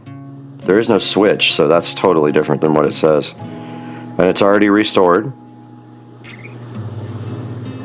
Okay, so now we need to get the network. I have gone ahead and reset my router, and now we are back. And I also held down the reset button on the camera so I could start over. Now let's try this again. All right, it did recognize the QR code, and now the camera is attempting to connect to 2.4 gigahertz. Now remember, this has to be 2.4 gigahertz. You cannot use 5 gigahertz Wi-Fi with the camera. Now this light is solid blue right now on the top of the camera, and it says the camera has been configured with the router Wi-Fi, but the memory card is not recognized. And now it is flashing fast blue again, meaning that, oh, now it says binding device on the actual screen here. You can see that. So we might have been successful. We were. Slowly flashing. The camera has been configured with Wi-Fi and the memory card has been recognized. All right. So now we're just going to call this guy Spy Cam.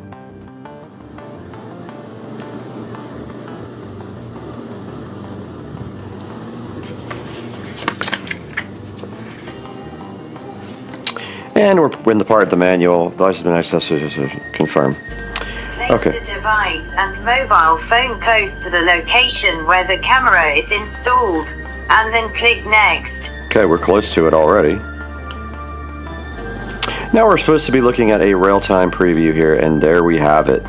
We do have video from the spy camera, which is pretty cool. You guys can see it right here on the screen. There's the lights and everything. Okay, so that says completed. And now we should just be able to hit play here. And there is the spy camera, full screen, and there is Supercar Street Racing in its full glory here. Okay, we can see the camera is plugged in and charging. We can see that in the upper right hand corner of the video here where it says 70%. I will continue to let that charge, but we're going to take a look at some other settings on the camera. You can do multi-phone sharing if you click settings and go to share device. So let's go back out.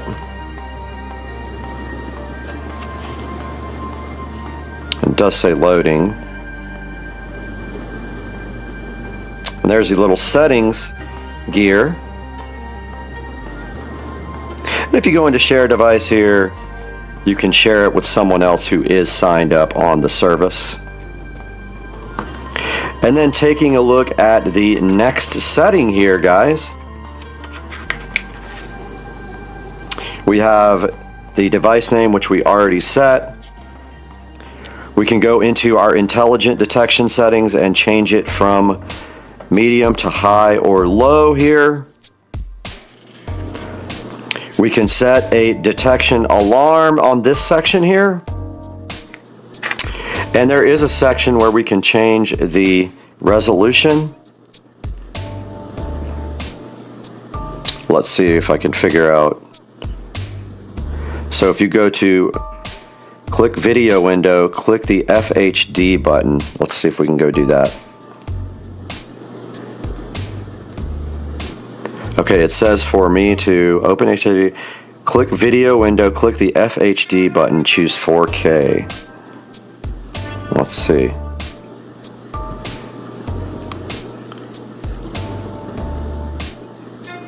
Alright, we did choose UHD and now our video is supposedly in 4K. It is probably highly compressed and laggy, and you can see my charging indicator going up, but the video did stop. Network is unreachable. Let's see what that's all about. Probably too far from the router, but there it is again in 4K with that setting, and it says network is unreachable. Interesting. But if we go back to FHD here, I bet it'll let us do some smooth video. Alright, I changed to FHD and now the video quality, the timeouts are not happening anymore, but let's go back to the last page. Go into settings. And here's where you can change your video, your SD card resolution to UHD, Full HD. It tells you how much capacity. You can format your SD card. It can be motion activated. And those are the SD card settings. Here's your network set. Here's your setup instructions. You do have an IP address here, the camera. I don't know if you can actually browse to that. And then here's where you set up the firmware. It doesn't look like you can upgrade the firmware, which is interesting. There may not be a newer version available. But that's a good look at the settings, guys, on this camera. And you can actually use the cloud. You have to actually pay for cloud, or you just use the SD card to record your video locally. There's instructions on how to do the cloud in the instruction manual.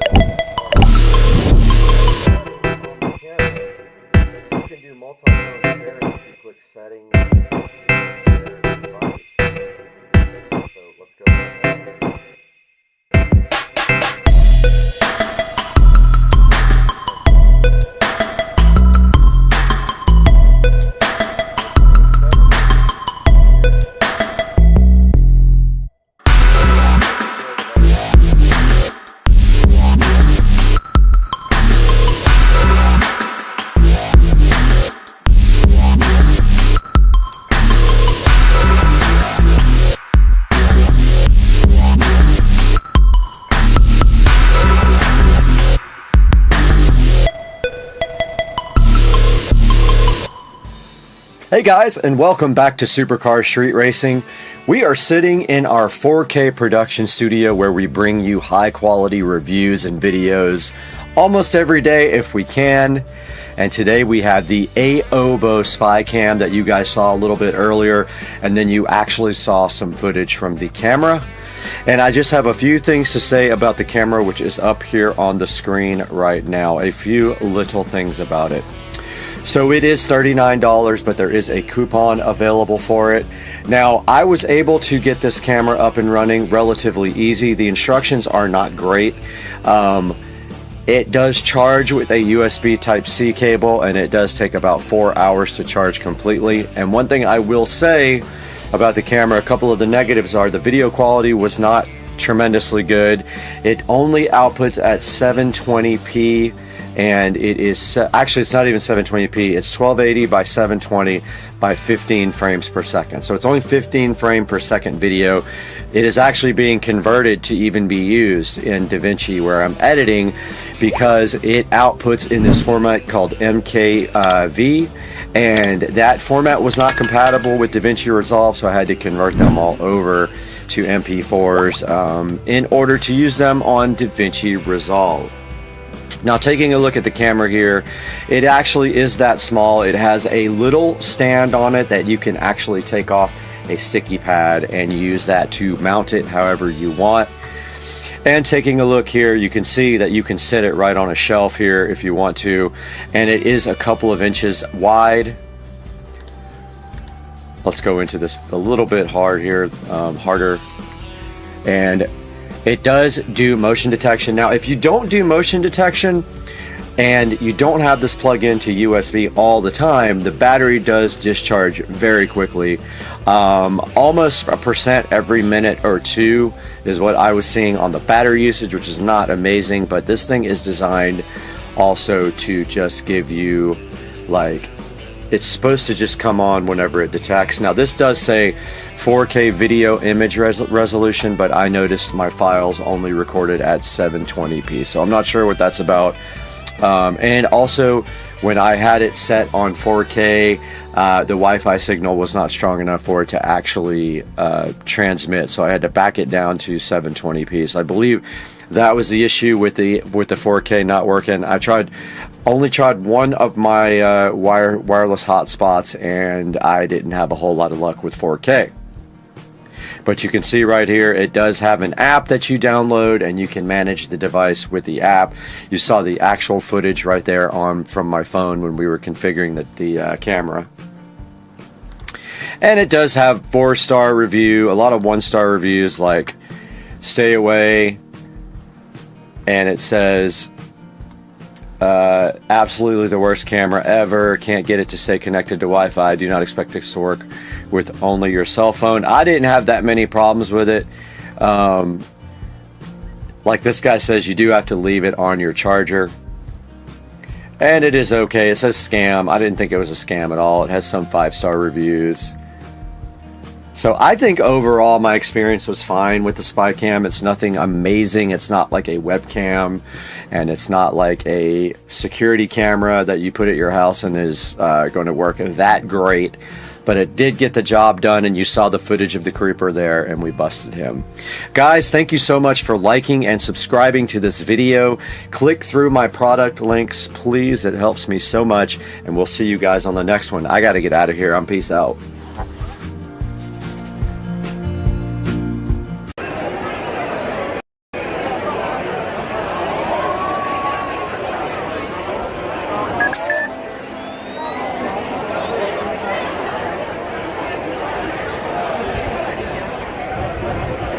Hey, what's going on, everybody? It's Friday, Supercar Street Racing here, Brad, and just wanted to give you guys a little bit of an update. The car is still with Tracy at Tuners Inc. I am letting him take his time. He's doing me a lot of favors on this car. So he's taking his time on it, and that's totally fine. But I sold the roll bar. So someone is actually on the way right now to get the roll bar. I wanted to just update you guys really quick on what is going on with the car. But basically, Tracy is putting in the ethanol sensor, the fuel composition sensor, and the AEM boost control solenoid, so we'll be able to control boost directly from the AEM.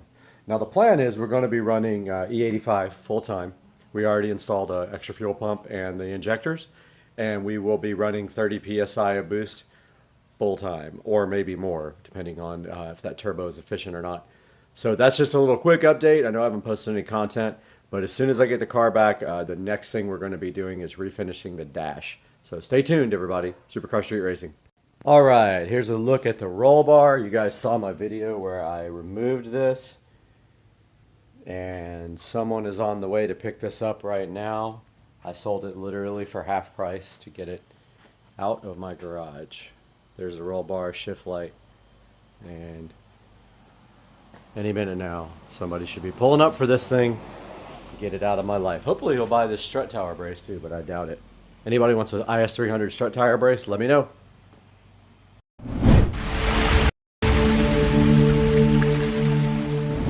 Guys, we're in the Supercar Street Racing Studio A today for something special. I've got a product right next to me here that's going to enhance the studio. I just have to figure out how I'm going to install it. It's sitting right here next to me, ready to be unboxed. We're going to get to that all today and a lot more because we're about to have 200,000 subscribers on the channel, and today we're celebrating that as well. Let's get this product looked at and unboxed today on Supercar Street Racing.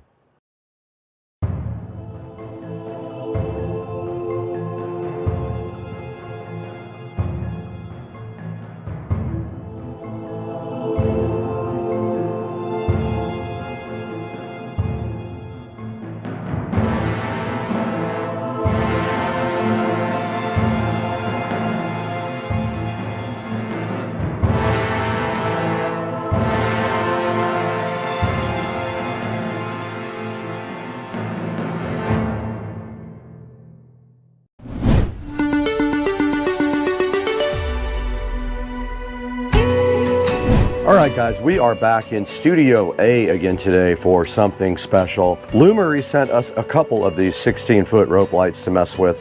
One of them I'm putting out in the studio here. The other one will go inside of the house on a new project I'll be working on soon in there. But for right now, my plan is to put this over here on this wall. And just to give that wall some light, there is no light over there whatsoever, and when I shoot this way, there's not really anything interesting. So I'm trying to figure out like a pattern or something to do with these, but I think I am just going to make like a just up and down pattern until I run out, and I don't know how long that is. It's 16 feet, so these are a foot each. So what we want to do is probably do 4 and 4 and 4 and 4 to do 16. So let's try that. Now directly inside the box you can see everything that came with the Lumery Smart Neon Rope Light Kit. It did come with a remote control right here, so I can add another to the 1000 that I already have. It came with these cool 3M sticky tape things, so you don't have to use the screws, and I can't use the screws on my wall because it is made of styrofoam over there behind the sound deadening material. They give you these little mounting things, so what they want you to do with these is stick these on with the 3M tape and then put your rope light in here. Now we don't need to put these all the way around the wall because you can see here in between these little foam tiles, this light will kind of stay in on its own. It only needs a little bit of help. So I'm going to use the 3M tape. I'm going to come up with a 4x4x4 design. We're going to get power actually behind this TV. There's a power up there, and we can hide the power wires nicely inside of the foam tiles, which I've done before. They fit kind of right between them, and I really like that. So let's go ahead and start figuring out our pattern here.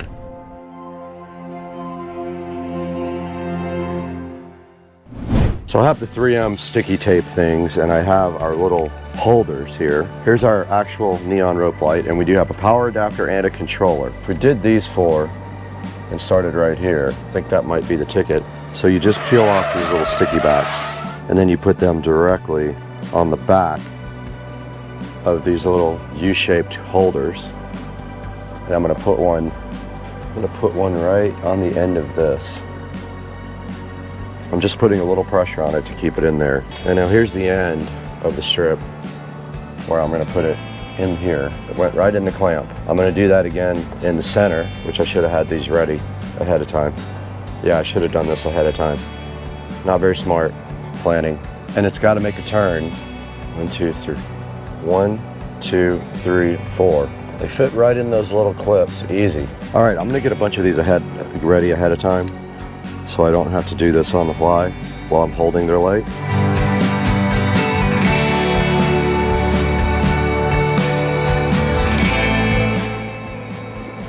And I didn't do what I said I was gonna do.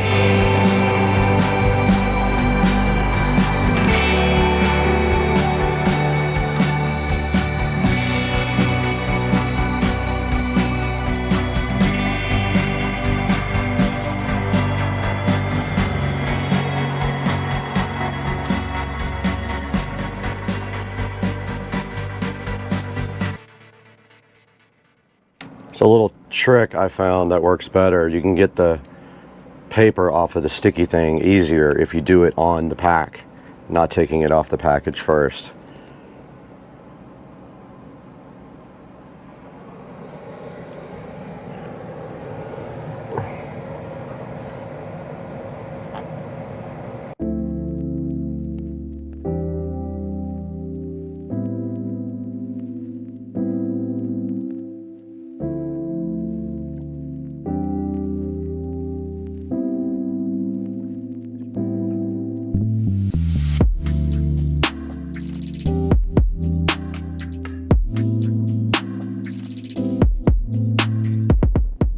So we are completely done with mounting this rope light. All we have to do now is do power for it. This is our power brick, and I'm gonna put the power brick behind the TV. I have plenty of power up here like this, right here behind the television.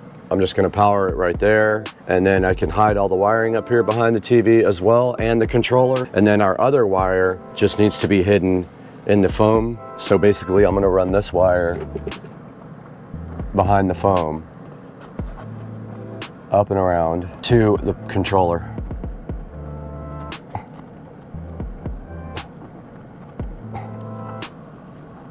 Just like that.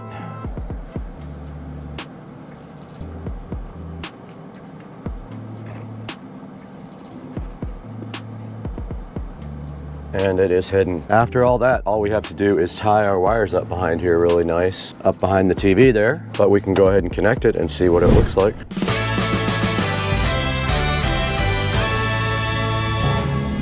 There's a 3-prong connector right here. You can't get it wrong. It's keyed, so you can't break it. There's no way to possibly break it. And then let's power this up. Man, that's cool looking. Okay, wow, that really adds a lot to the side of the room. That's pretty cool. So let me grab all the stuff to do the wire tying and we'll start from there.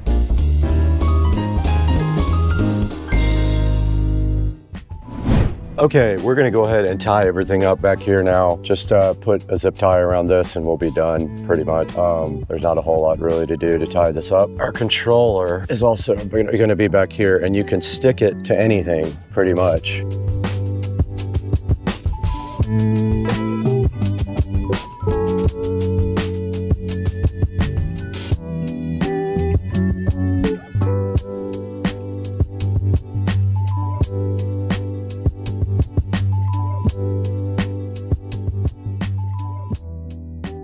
Looks like a big S. It's kind of cool. Everything is tied up now.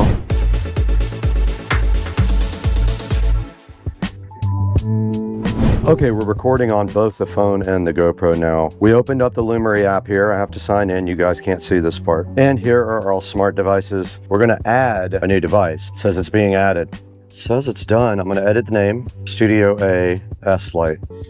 And there we are, we're done with it. Now, here's where you can tell it to either be color or white. You can just do a color. We did just switch it to red. I'll let you guys get a view of the light. Now you can do segments, or you can turn off segments. Let's look at a scene that's just kind of breathing. That's called Island Blue. This is Glacier Express. I use this behind my fridge all the time. Hut in the Snow, Firefly Night, Northland, Grasslands. That's very cool, man. Dream Meteor.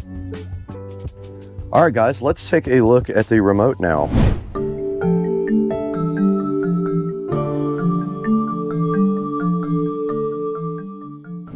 All right, here's the included remote with the Lumery. Let's see if it did come with a battery or not. It did not. It needs 2 AAA batteries. It did not come with them. I will have to go grab 2 batteries now to test this remote. 3 hours later. All right, guys, we were able to go ahead and get some batteries put in this remote. It uses AAA batteries. I wanted to show you guys the remote and the functions. The first function on the upper left is the power button here, right there. Next to that, we've got the scenes, play, pause button. Then after that, you've got this round dial right here, and the left button is brightness and K-scene speed. The right button is brightness and K-scene speed. The top is previous scene. The bottom is next scene.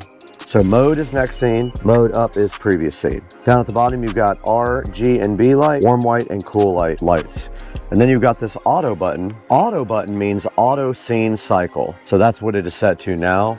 and it's doing this really cool, just fading off and on with a multicolored on the entire LED. So that's the remote, guys. It's handy, I guess, to turn it off and on if you don't want to use the smart features of the device. But if we hit this next scene button right here, see how it went to the next available scene every time I hit the bottom button? Pretty cool. This is gonna look good in the background when we shoot videos. So I'm just cycling through the scenes now so you guys get a good idea. And I put it back in auto just now. So that's a look at this device and the remote control, how to mount it and all that. Let's take a look at this on Amazon real quick now, right here on this PC.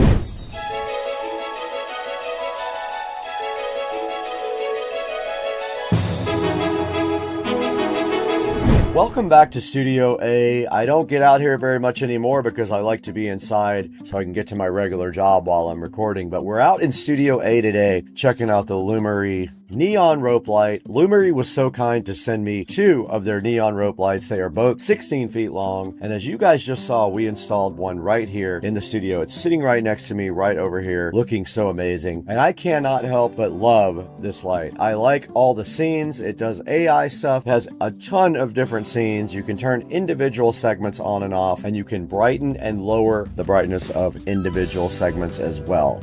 We installed one directly right over here in the Supercar Street Racing Studio A that we are sitting in right now, and it looks amazing, and I'm going to shoot a lot of video with that as the backdrop. So I'm trying to get more lights for that way, so when the camera's looking back that way, there's something in the background that looks really cool. Now this thing's awesome. It does come with a remote control. I've got it sitting right here, and I showed you guys this and how to use it on the video. It also does come with mounting hardware. You guys saw what I used. I mostly did not have to use a lot of these because of the way the mounting is, but it does come with these cool little U-shaped clamps that you take, and you can either screw them in something or you can use their included 3M tape. It comes with a whole thing of 3M tape right here that you guys can use to stick these U-shaped clamps on anything you need them to. Now, Lumery also recommends that you build like cool designs and stuff out of it.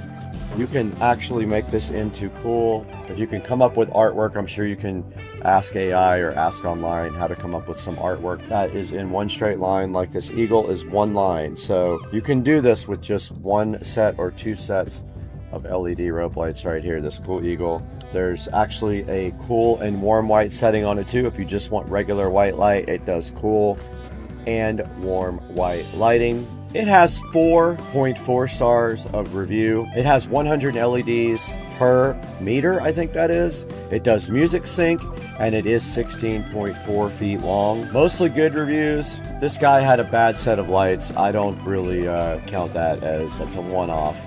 But mostly good reviews, up at 4.4 stars, so they are getting decent reviews as well. So check that out. You can get a 5% coupon on 2, 8% coupon on 5, or 5% off a qualifying purchase with the code that is on the screen. I will leave a link in the description to the Lumery neon rope light that we installed so fly and so fresh on my left right here.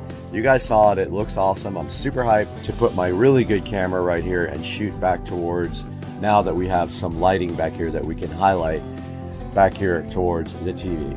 Now the TV just really needs like a backlighting, so maybe I'll look for something to do that with behind the actual television right there. But that's gonna do it for us today. It's Sunday. I'm really trying to chill today and not do too much work because it's hours and hours of editing and shooting usually. I'm gonna get out of here. I gotta get outside where it's 105 degrees.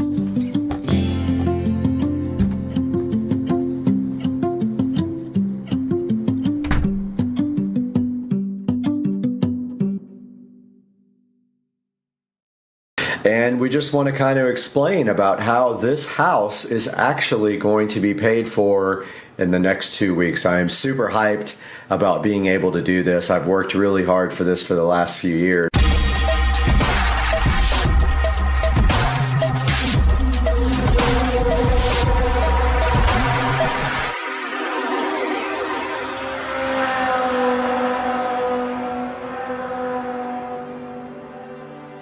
All right, guys, welcome to the home tour. I'm starting you guys out at the front door, and as I give the tour, I'll give you any highlights of what I think is important as far as technology or upgrades to the house. Now here out front, we do have the Wisecam stuff, but I also upgraded this light to a new light with LED bulbs in it for the front porch. And then of course we've got the Eufy Smart Touch Wi-Fi lock here that you just use your finger to come in. And now coming into the front of the house, you can see the living room and some of the highlights of what I personally did to the house. As we go, I will share with you. And this shiplap type board and batten, I forgot what it's called, is actually created by me. I did this on my table saw where I cut all these pieces individually and then painted the wall white, and now it is what you see now. And also added these coat hooks to hang umbrellas and coats on, and that's what was done to the entryway here, the foyer, plus this nautical light right there. And of course we have guitars on the wall for a touch of entertainment looking things. This is the rest of my living room, and as far as the house goes, this was probably the least amount of work done to every room, although I won't say it was no work. It was actually a lot of work, but the least amount. To highlight some of the things that have happened in here, the floors were all carpet there. They were replaced with hardwood throughout the house. This is engineered, distressed, hand-scraped hardwood. These floors were replaced. They were slick white tile. Now they are like a stone tile we got from Lowe's. Same thing happened in the kitchen and in the bathroom in there. They were all white tile. And so all that got replaced at the same time. What else was done in here? Well, when we first bought the house, the whole entire house had popcorn ceilings and it had carpet.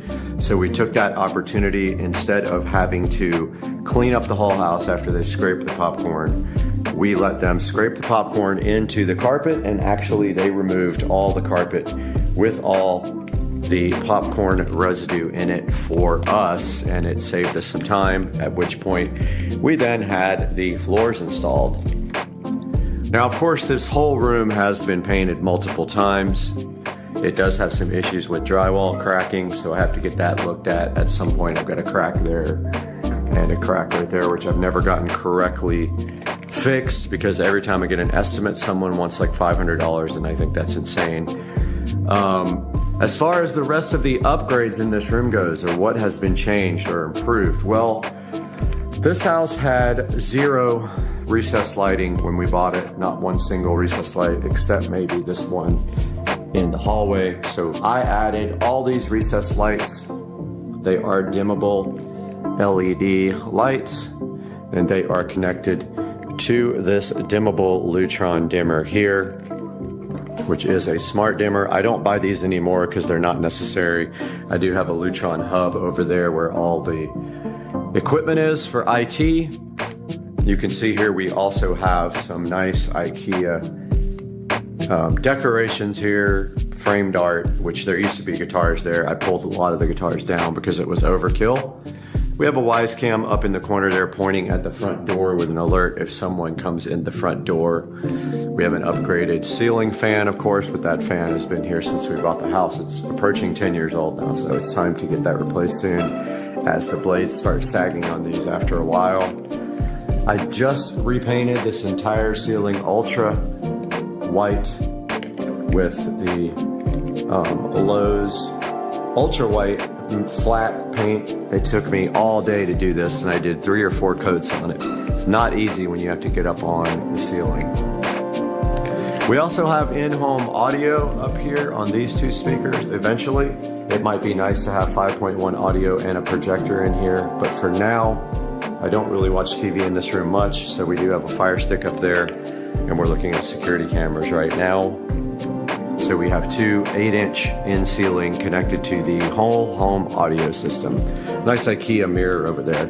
Couches I've had, I got off of Craigslist for a while now. I got them right when I moved back to Jacksonville, and we have a nice rug that Susie gave me when she upgraded there, and also that one she gave me. Taking a look at the fireplace, this fireplace was reconditioned by me. Basically, I painted it with stone look-alike paint is all I did.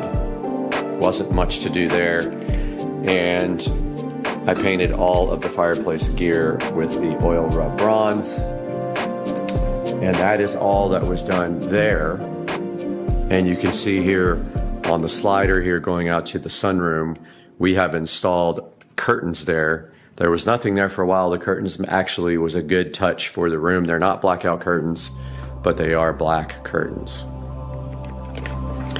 Stepping back this way, looking back towards, we have our dining room, which is hand painted with stencils by my ex-wife, Jenna.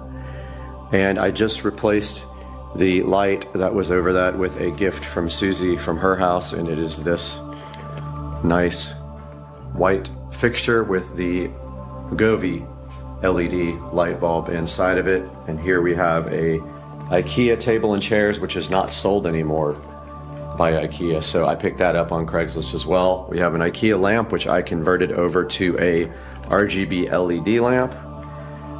And yes, all this is hand painted stencil. If you get up close, you can see all of it's stencil.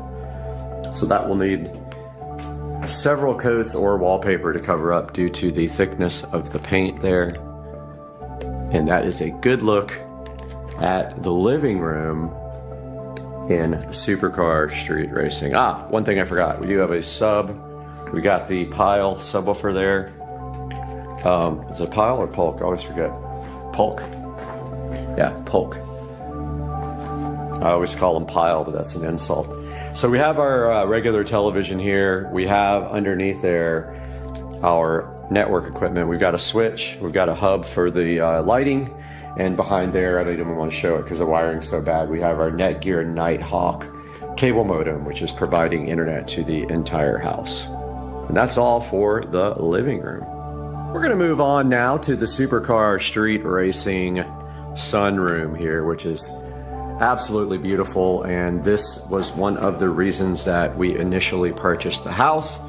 Although we don't have any documentation or pictures left over from that, this room was carpeted with like industrial type carpeting, and it had a drop ceiling.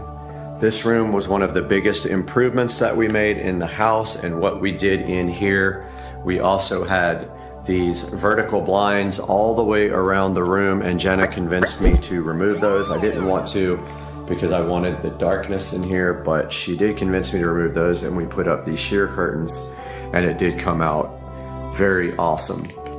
Moving down to the floor, this is tile. It is great because it is good for an entryway from anywhere that gets wet, because all you have to do is just mop this and it comes out awesome, and it looks exactly like wood. So we did the entire floor. We ripped up the carpeting and did the floor in this tile, and it came out really nice. The room does have an air conditioner there. When we bought the house, it had a heater / air conditioner. Instead of that, we just used a little space heater, and it still has this little AC. The goal one day is to get a split system installed in here. I don't know when that will happen, but that will happen one day. We do need to replace this futon. It is getting old. We've got this nice chair, super expensive leather chair in here. And we used to have a cat, so we have a cat door there, but we are not using it anymore, and it is sealed up and hidden by those outdoor boxes. We also have some RGB LED lamps. Alexa, turn on the sunroom lamps. Sunroom doesn't support that. Oh, I'm sure it does. I've been having these issues lately with these lamps not responding, but we will get into that later. But these are RGB LED bulbs. I think that one actually is unplugged. Yeah, so there, that one is unplugged right now. I just need to get a splitter for the power here. So the rest of this room, this shelf is handmade by myself and my ex-wife. We literally threw the shelf together and fastened it to the wall to have something on this side. We have a TV here with a Y security camera on top. This TV has a Fire Stick on it, and we have my crosswalk Proform that I am on every morning at 5 a.m. and the shelf that I suction to the window to hold everything keeps falling off, so I'm still working on getting that. But this is what it looks like from this side going into the living room. And then we have a fan up here that actually needs to be replaced at some point. It doesn't go on high anymore, and I don't know if it's the wireless remote or the actual fan that is dying, but I want to get another nice fan for this area. And an artificial plant over here with old standard LED bulbs in it. And the view outside from the Supercar Street Racing sunroom. Let's talk about the Supercar Street Racing sunroom just a little bit more, because I neglected the ceiling, which was a huge part of this renovation. So what I did was I ripped the entire ceiling out, and the whole entire up part of the ceiling is now insulated in there. And also I added whole home audio speakers and recessed LED lighting. And you can see we added this nice blue color to simulate that of the sky, and that is the Supercar Street Racing sunroom ceiling all redone. We are in the hallway now at the Supercar Street Racing headquarters, and the important part about this hallway, there are two things we need to talk about, and one is the audio closet. So this closet has power run to it, and this is where the audio system for the house is. And it feeds the whole house with this dot right here. We also have the subharmonic synthesizer, the ultra bass, and this is the amplifier for the whole house. There is the switch box for every room, and that monitor is just connected to this receiver, so you can look at the menu if you need to. So that is the whole home audio. There is a subwoofer in here as well, but it has taken a death blow and it is gone. The other important thing about this hallway, and I'll show you the smart light. Computer, turn off the audio closet light. There goes that. So the other thing in this hallway is we do have smart lighting here up there on this recessed lighting, and we have this beautiful Venstar thermostat, which is a smart thermostat for the house. And that wraps up this part of the tour. This is the guest bathroom. It's kind of difficult to shoot. I'm on the widest angle I have. This entire bathroom was redone. You can see the floors have been redone with stone look-like tile. The walls have all been redone, and I did create this board and batten type look on the walls here, on both sides, all the way around. I also removed the medicine cabinet and did my own treatment here. And that's how it came out, and I added a nice light to the inside that is tied into the regular lighting here. And I have not moved this permanently in here yet, because we are going to be doing a smart mirror here and getting rid of this, a large mirror, and we're going to move that into the wall somehow. We also did the lighting in here. We did recessed lighting there and over the shower. And this entire shower has been redone, so it was resprayed and made to look white because it was brown originally. And I did the new stainless look, not stainless, but like silver fixtures here not too long ago. So that is really a rundown of the Supercar Street Racing guest bathroom, and it's not huge, but it's plenty. All that was brand new. I did new vanity, new faucet just recently, and a new toilet when I did this room. Welcome to the Supercar Street Racing master bedroom. This is the master because the office is in use for work and studio until I build a new studio. So this is the master bedroom. This at one time was an office until my ex-wife grew out of the office and moved into the big room where I have my office now. And in here we have IKEA furnishings along with some nice Govee LED lamps. We have our Show 8. These lamps are wireless charging and they have wire charging. They are fitted with the Govee LED lights, which are set on immersive sound Well, they should be set on immersive sound. They're actually, that part's not enabled right now, but they will follow the video on the TV as long as that is turned on. Let me get that switched on. All right, we have the immersive video on now, which we will show you here momentarily after we give a tour. So for the bedroom, like I said, we have the 2 IKEA side tables. We have the immersive lighting technology here from Govee, which is that camera up there as part of it. And we have some nice 8K video showing, which only 4K will show on this TV. And we have the Pioneer VSX 1021 doing 5.1 sound, and you will have to go back and refer to my project videos for this, but we have surround sound in here with the center channel there, left, right there, left, right, rear there. We don't use that rear center for anything doing surround sound. We have a couple of guitars on the wall there, and we have our second Polk audio subwoofer down there, which sounds awesome in here. Now what we'll do is lower the lighting, and you can see now how this immersive lighting works when I shut the blinds and close the blackout curtains, and we will go shut the door. But as you can see, it's already immersive in here. And if you follow the television, when this changes, it's actually not as blue as it's coming out on camera, but as the TV shifts colors, so do the lamps and the TV LEDs behind the TV.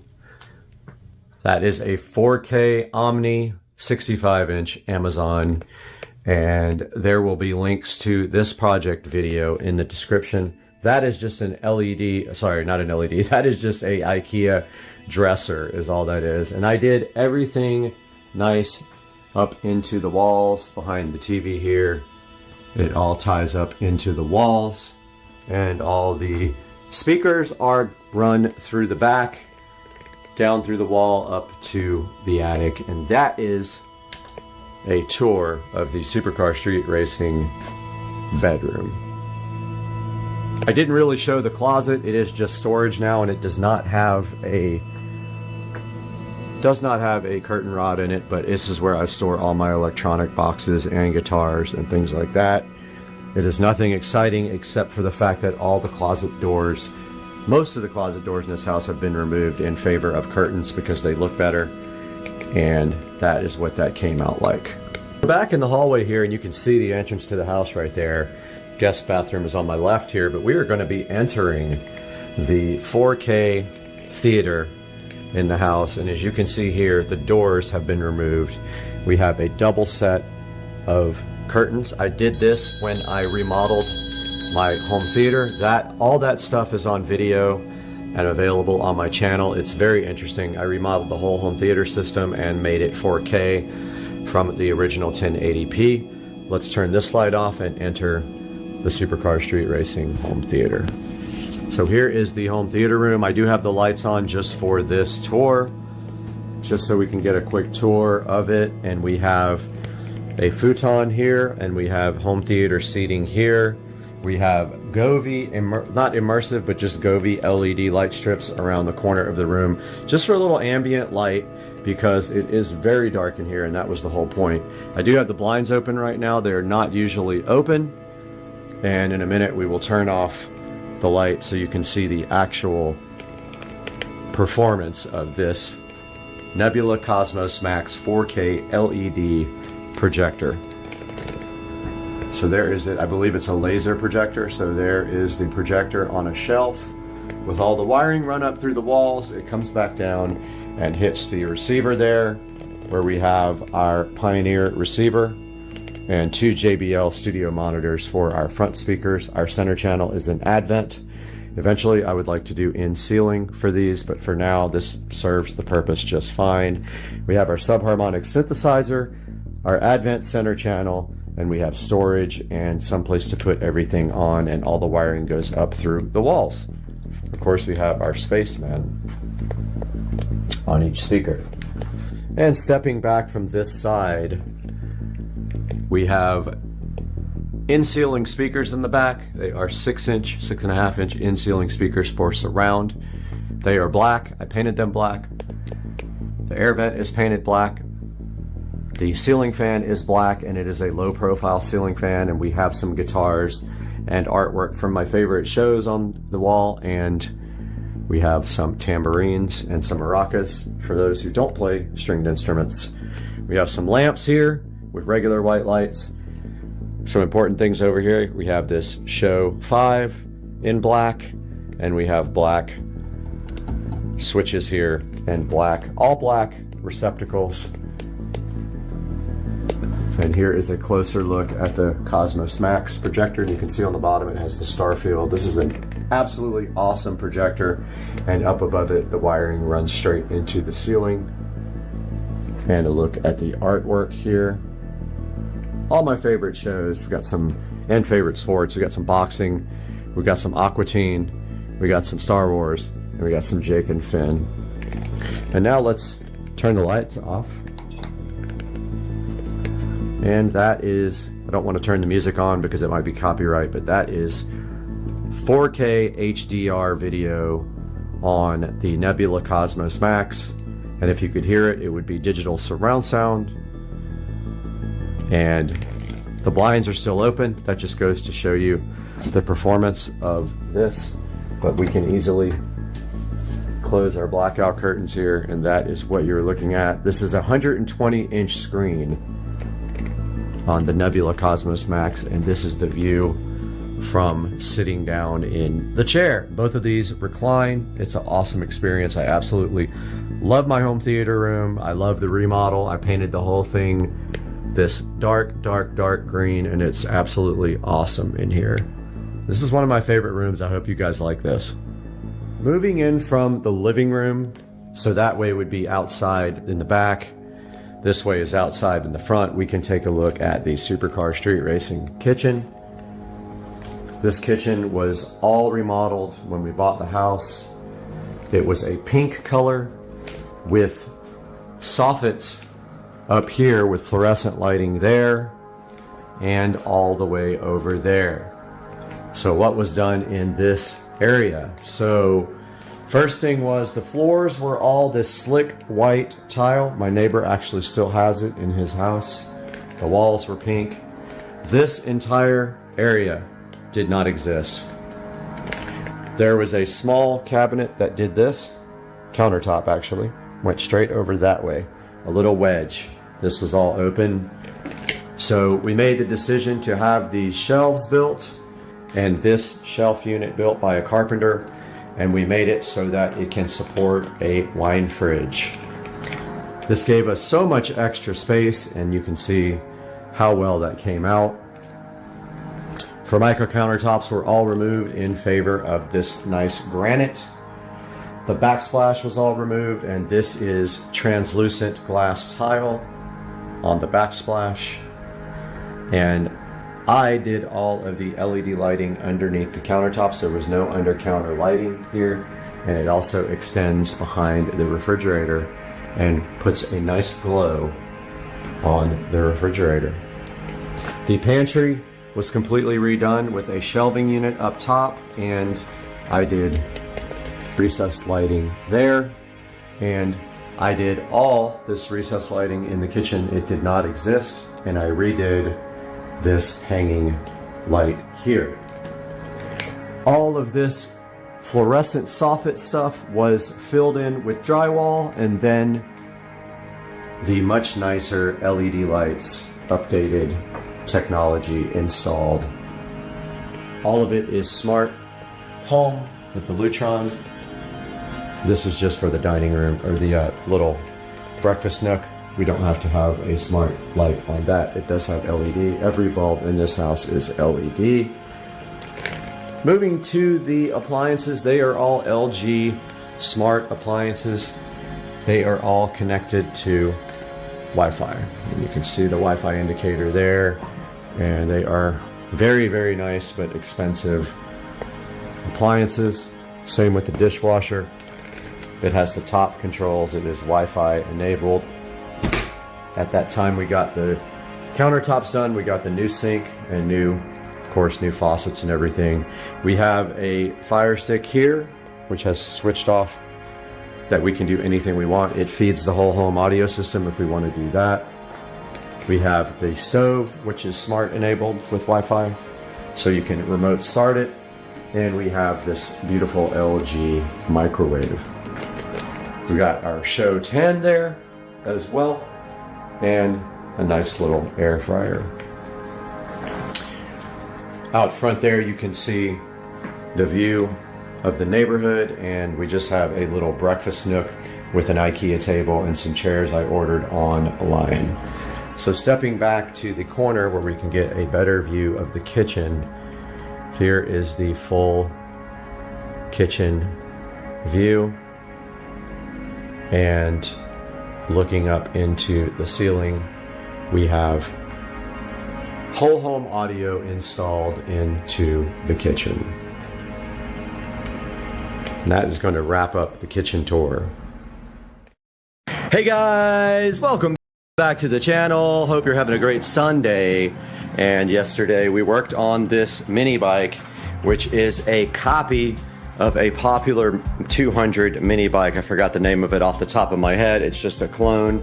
It is a metal machine, but it is a Baja. That's right. It is a Baja 200 mini bike. Now, where did we get yesterday? So you probably saw in the video that we did get this started. What we did is we put seafoam in the gas tank, and we put a full tank of gasoline, and this thing started right up with some starter fluid. Today, now actually after that part, I could not get the thing to run anymore, but I did find that the starter linkage is broken on this thing. It's not the starter linkage, sorry. The actual accelerator cable linkage does nothing to the carburetor. So not sure if I need to buy the whole entire section right there, because it does nothing at all. It looks like some of the springs are worn out, but today we're going to wrap up this video. We might try to start it again, but the first thing we're going to do is slime this tire, so at least I can move it around until I can get a brand new tire. So we're going to do that now.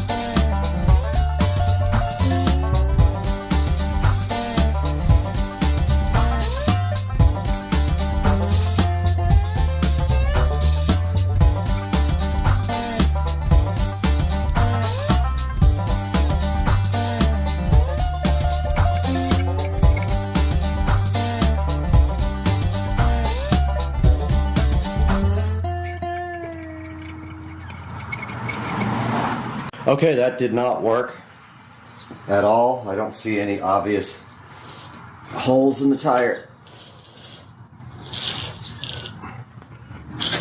but it did not inflate. So there is the flat spot on the tire. I'm going to go ahead. I do have a tire inflator.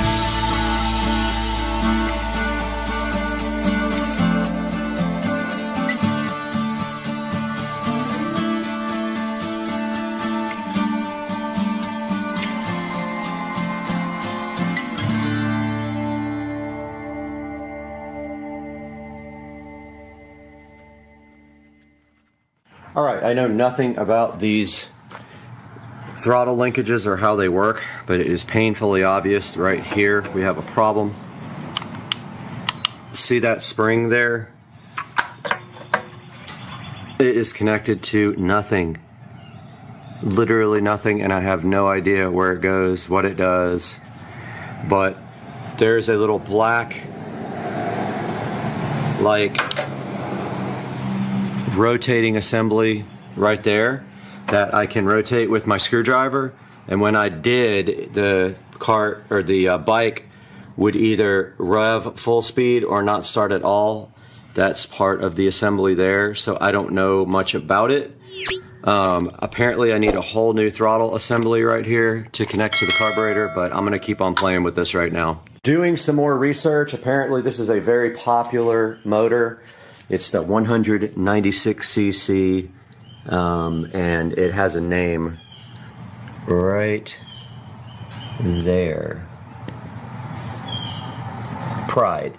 And there are plenty of parts available for this. I'm actually going to order a high performance carburetor for it and ditch this whole setup and a new throttle linkage cable. Go ahead and get, I don't think I need a new gas tank. I'm going to pull this gas tank, drain it, and refurbish it. And then just start ordering parts for this guy. I could not air up the front tire. I tried a million times and nothing happens. I'm thinking this valve is jacked. It does nothing. So I need to order tires as well, front and rear tires, but I'm not going to go with knobbies. I'm going to go with street tires. And we have the mini bike here. We're going to start disassembling this.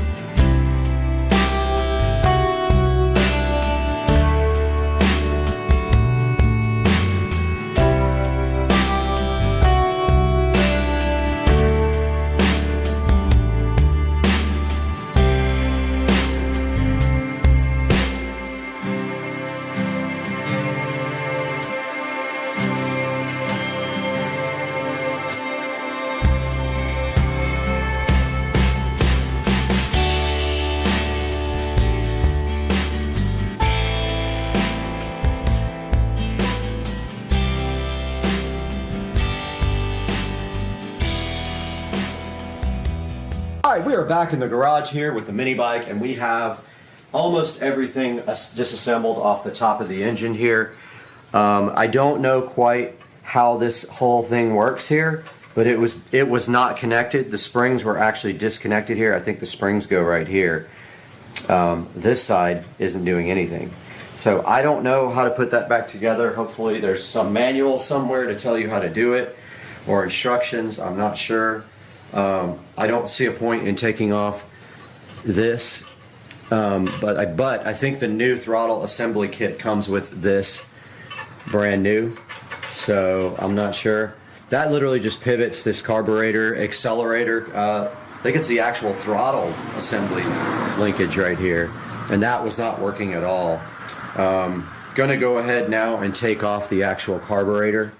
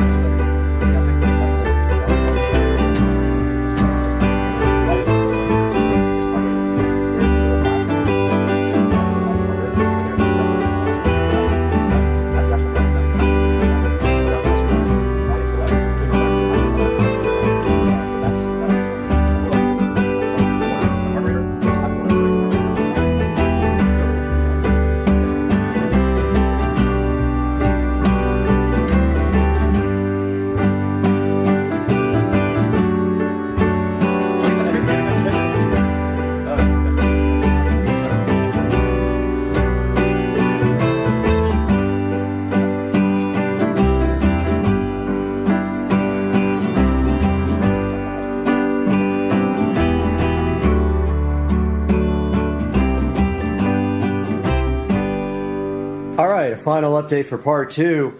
Rich came over and I was like, oh look, this tire won't air up, and sure enough I put the compressor on the valve and the thing aired straight up. And it's got no problem whatsoever except the flat spot. So I am replacing those though. I do want to tear down the handlebars and the fork and all that and get that redone, or get a new fork. I'm not sure what's available out there, but I'm going to look online.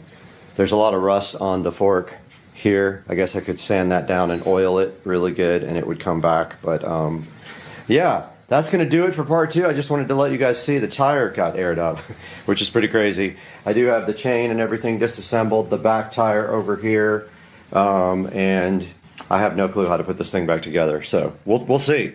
Peace out. Supercar Street Racing. Hey everybody, and welcome back to the channel. Supercar Street Racing here. Hope you guys are having a great day. And today on the channel, you are going to see me start on part 5 of the huge golf cart audio install, where I am actually wiring up 12 volts into the front of the golf cart. And what you are going to see here first is me wiring up a USB power supply. Now what that does is takes 12 volt from the block that I put up front. I have the positive and the negative blocks, and it is going to supply 12 volts down to USB power for the actual wire that's going to charge the tablet. So it's going to provide 12 volts for the tablet to charge. Hope you guys like what's on the plate for today, and like and subscribe, and we'll see you again soon.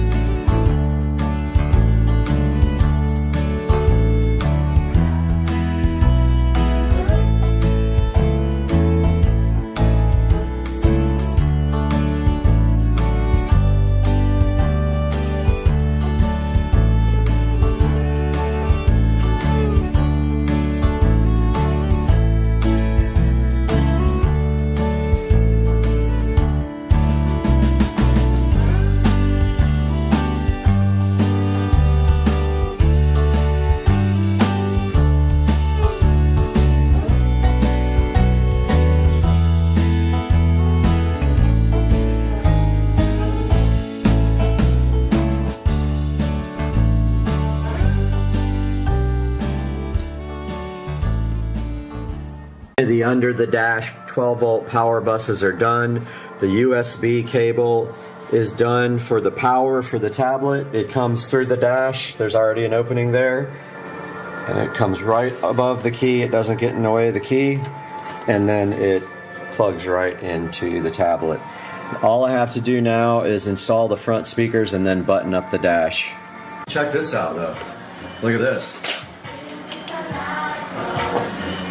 There's the 12 volt buses perfect. in the front. Yeah. Look at this though. USB power. It powers this cable. The cable came right through the dash without having to cut a hole, and it doesn't get in the way of the key. Oh, perfect. So it gets power from that. So what the next thing we need to do is, I'm working on the fuse block here. Okay. I already got the wires under the cart, and So why did you do this bus bar? You just had an extra one for up front. yeah, and I knew that eventually I'd need 12 volts up there for other stuff, and Okay. I got that wired in, and I got this wired in already. Wow, okay, good.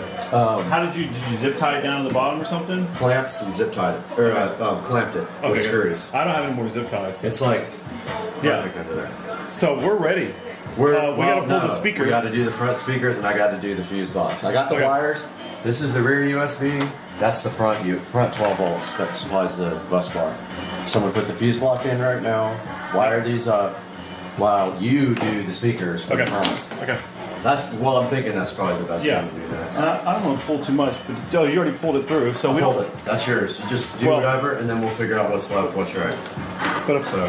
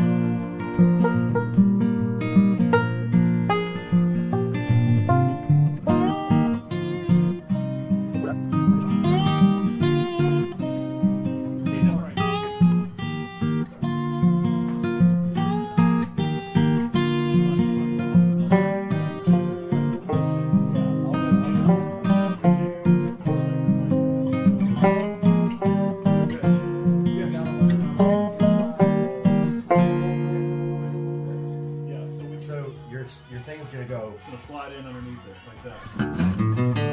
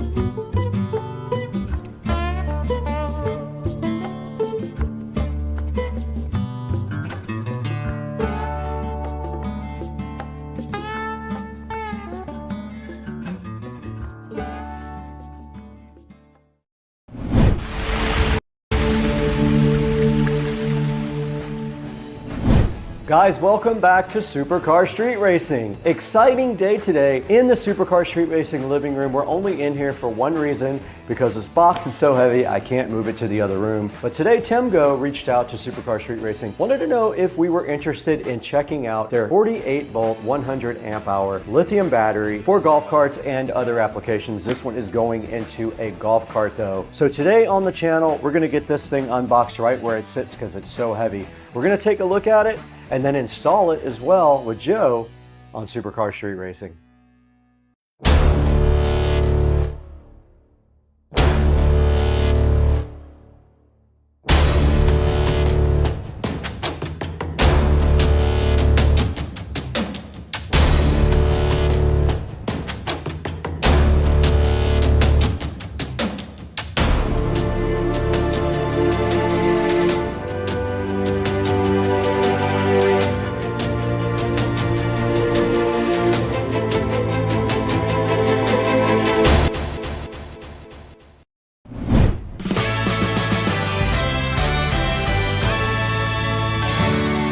Guys, welcome back to the channel today. It's great to have you guys back on Supercar Street Racing. And before we even get started with this Timgo battery, I want to thank you guys for almost 200,000 subscribers. In fact, that little readout right there says 191,000, and I couldn't do it without you guys. Thank you so much for liking, subscribing, commenting, and checking out all the videos on Supercar Street Racing. Now on to the action. Directly in front of me, this huge box does have a Timgo 48 volt lithium ion battery inside, which is destined for a golf cart for a friend of ours. Now, Timgo did reach out to us and say, hey, would you guys want a sponsor that has a 48 volt lithium ion battery available? And we were like, absolutely. Timgo wanted to make sure we had a golf cart to put this in, and we do. We reached out to one of our friends and we will be checking out that cart later today. But right now, right in front of me, we need to get this thing unboxed for you guys and see exactly what is inside. It's packaged very well. It has these straps on the front. It is very heavy. I don't know how heavy. There is no weight on the outside of this box. The battery is very heavy. I know I put one in Joe's cart with him, and it takes two people to lift it up and put it over the battery bay. So let's go ahead and see what we find inside of this Timgo packaging right here.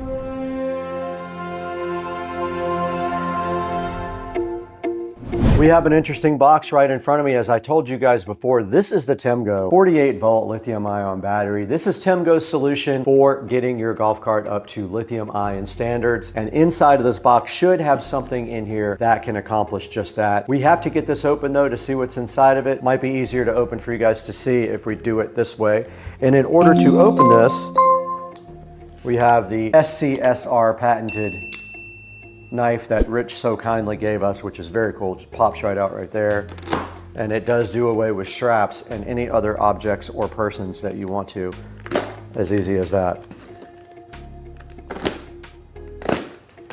We got the first set of nylon straps off here, guys. And one slice on that side, and we'll manhandle the rest.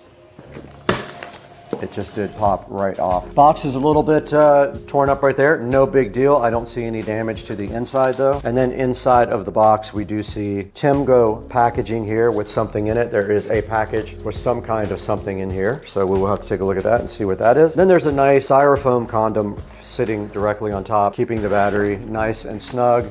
Very nice packaging, as you can see here. We don't need that where we're going. And then inside of the box, we do see the actual Timgo battery. Better view up here on that. Inside of the box, we have the Timgo 51 volt. It's actually a 48 volt. Sitting inside of a nice plastic bag. It does have some side-looking handles with ropes on it. Then there's some other goodies right here next to it, which will make this box lighter, hopefully. So let's go ahead and see what we have inside here. So this is the first smaller box right here that's inside of the Timgo. Okay, inside of that box, it looks like we have a bunch of accessories here. Looks like we have a wire for the readout. We have some nuts and bolts for everything. We have the two ratchet straps to hold down the actual battery. That's what these are for, ratchet straps. And then we also have a few random screws here. So those are probably to hold the display on if you want to screw it to the front of your golf cart. So that's all that's in the first box, and I have a feeling the second box is just going to be the charger. Let's get this opened up. on camera. It is the charger. I don't know if you guys can get a good look at that. There is some styrofoam protecting it, but basically the way this works is it does not have a port, so you do have to plug into this female with an extension cord. You'll have to raise the lid. Now, there might be a way to adapt this. I could see maybe drilling a hole and epoxying this into the front of the golf cart. I don't think that would be too difficult. Just a small hole, and they might make a kit for this. So they might have something you can buy on Amazon that you can slip this into. And then of course, this just goes directly into the charger here. And then this is the actual charger. It's very small, just like that. That's the entire charger right there. Pretty cool. This goes to your battery, positive and negative terminals, very easy to connect. And that is it. That's all that is in the charger box too. And that is the full kit of the TEMGO. I'm gonna see if I can get it out of the box now by myself. I don't know if I'll be able to. So the problem is it does not want to come out of the styrofoam for me to get it out of the box. The whole styrofoam wants to come out. But there goes the TEMGO out of the box. And now the TEMGO is directly in front of me in the plastic where it shall remain. The battery looks great. It is a orange and white looking battery, and I can lift this by myself. It probably is around 50, 55 pounds. No big deal. I know you guys can get a good look at this from the GoPro up there. Pretty nice fit and finish on the battery as well. There is a code to scan up here. And there is also an app for this. This battery is Bluetooth. And actually, if we wanted to, we could go ahead and plug it in and charge it, but we're gonna wait on that part. And the first thing inside of the bag is the installation instructions. I'll put a picture of that up on the screen for you guys. Just very, very basic install. There's nothing really too complicated about it. It's a positive and negative. Positive and negative goes to your actual controller. So super easy, remove the old batteries, and your very first battery leads go onto this. Further into this, there is a whole manual, and they are offering you a 2-year warranty if you share your experiences with other people. And inside the manual, there's just some charger specifications, a installation diagram, shows you how to put the screen on, which is also very easy. And then it shows you how to open up the app as well. And that is about it. That's inside of the actual battery. So that is all for the unboxing part of the battery. Now let's go ahead and throw it out where we're gonna start this install process with Joe and Brad.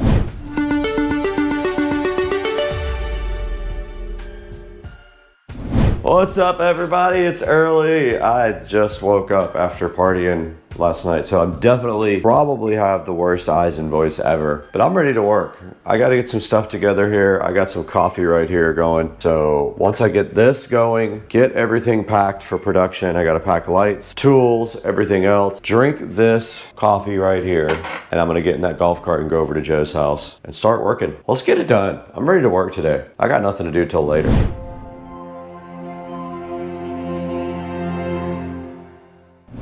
We're in the truck right now, and we're headed over to check out this golf cart. We did find a candidate for getting this battery put in, so we're going to check out the cart right now.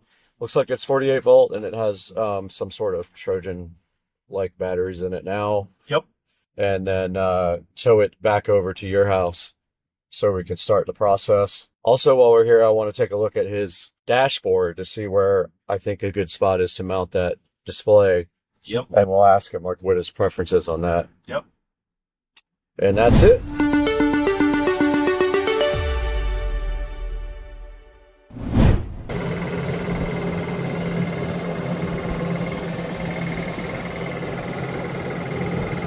And tow to Joe's house.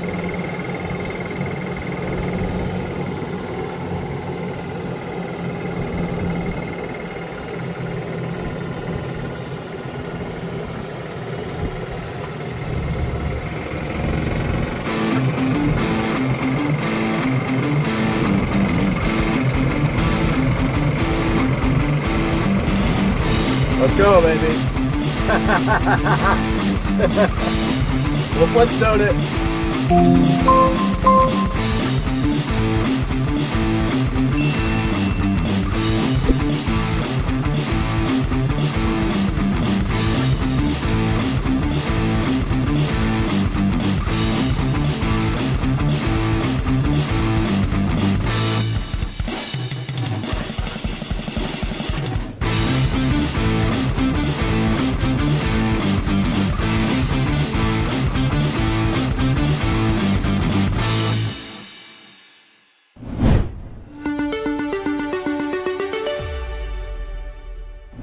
Okay, you guys just saw the golf cart that we're going to be putting this nice TEMGO, and so let's go ahead and throw it back outside to that next step in the process, getting those old batteries out.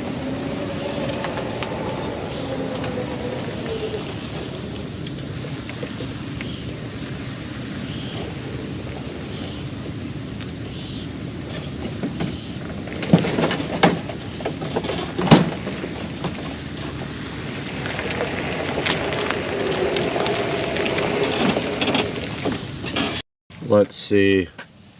B boop B O O B S. Got him.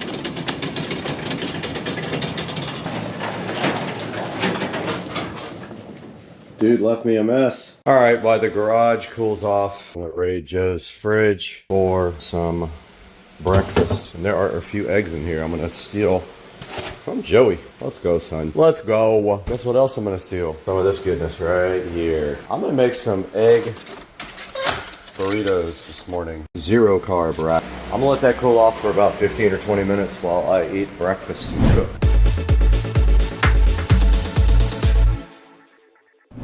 Okay, so there's copyright music playing, but thanks, Joe, for breakfast, dude. Appreciate it, brother. Look at these egg tacos, buddy. We're out here in Joe's garage now. We just stole all of his breakfast. We ate all his food for free. We broke into his garage with the code boobs because why would it not be? And now we're out here in front of this club car and we're gonna go ahead and get all these batteries out. That is the next step, getting the batteries out of the club car so we can get the other battery in. Now in the process, there's a lot of corrosion on these batteries as well. What I'm gonna do is I brought my drill brush and I'm gonna go ahead and brush off all this nonsense right here, all this battery acid and everything that has built up, and then take everything off. And if I have to put new terminals on these, I brought everything with me to do it.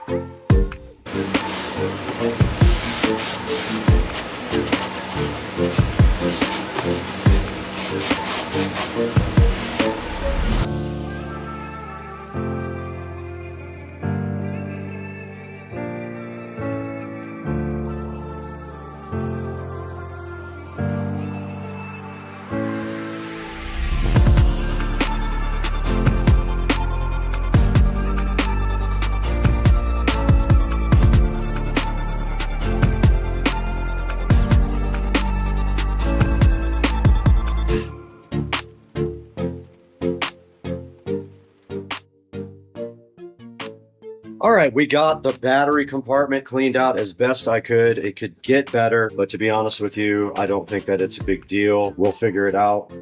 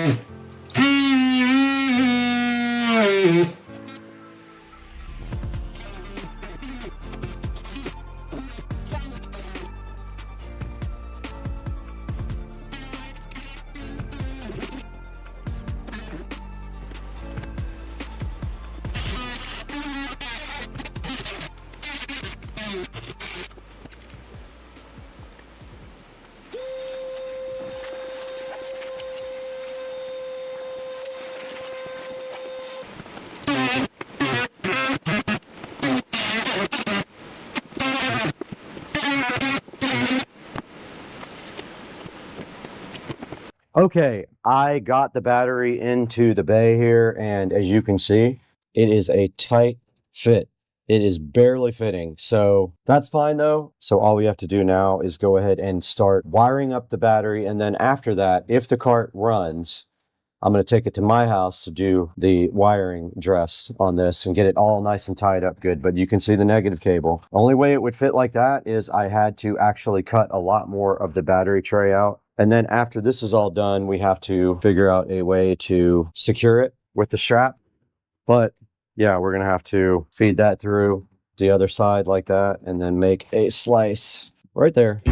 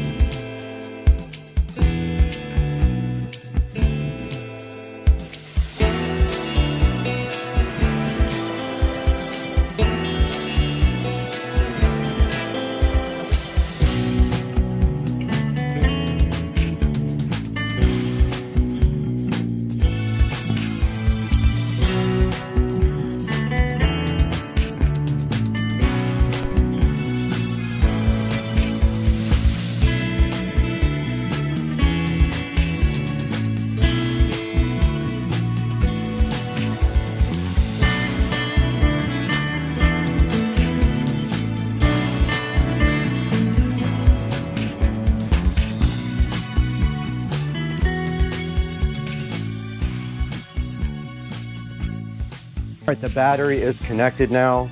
All I have to do is drill a hole for the display. So it makes sense to go right here. And I have to drill it big enough for this guy to get through. So probably the 4th or 5th, and also that has to go through. So yeah, I'm gonna go ahead and send a hole right through here.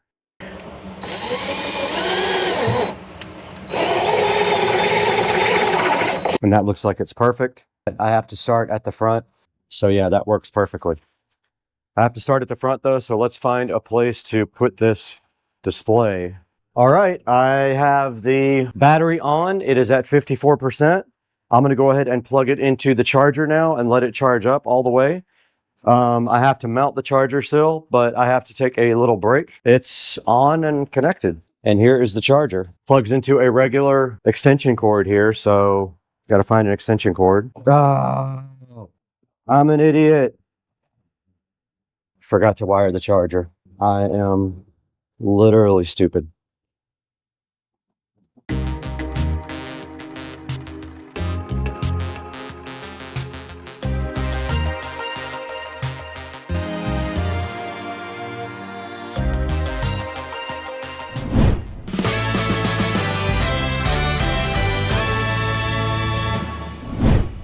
Okay, you guys just saw us install the screen and wrap up everything in the bay that we needed to get this TEMGO battery all installed for this cool golf cart to make it such a better place to be. Now, there's only one thing left to do. We need to take this thing for a drive and make sure it works and test out the display and the battery. I have not tested the cart yet. I just turned the key on. I turned the battery indicator on and it looks like the battery, it was 100% charged. I am going to try to move this cart right now for the first time on lithium. I'm going to put the charger cable in here first. And then if this thing moves, I'm going to drive it home and finish the wiring and all that. So let's throw it in gear. All right, it did complain when I went to reverse, so that's perfect. The alignment is way off on this thing. Let's see if it rolls. It does work. Wow, okay.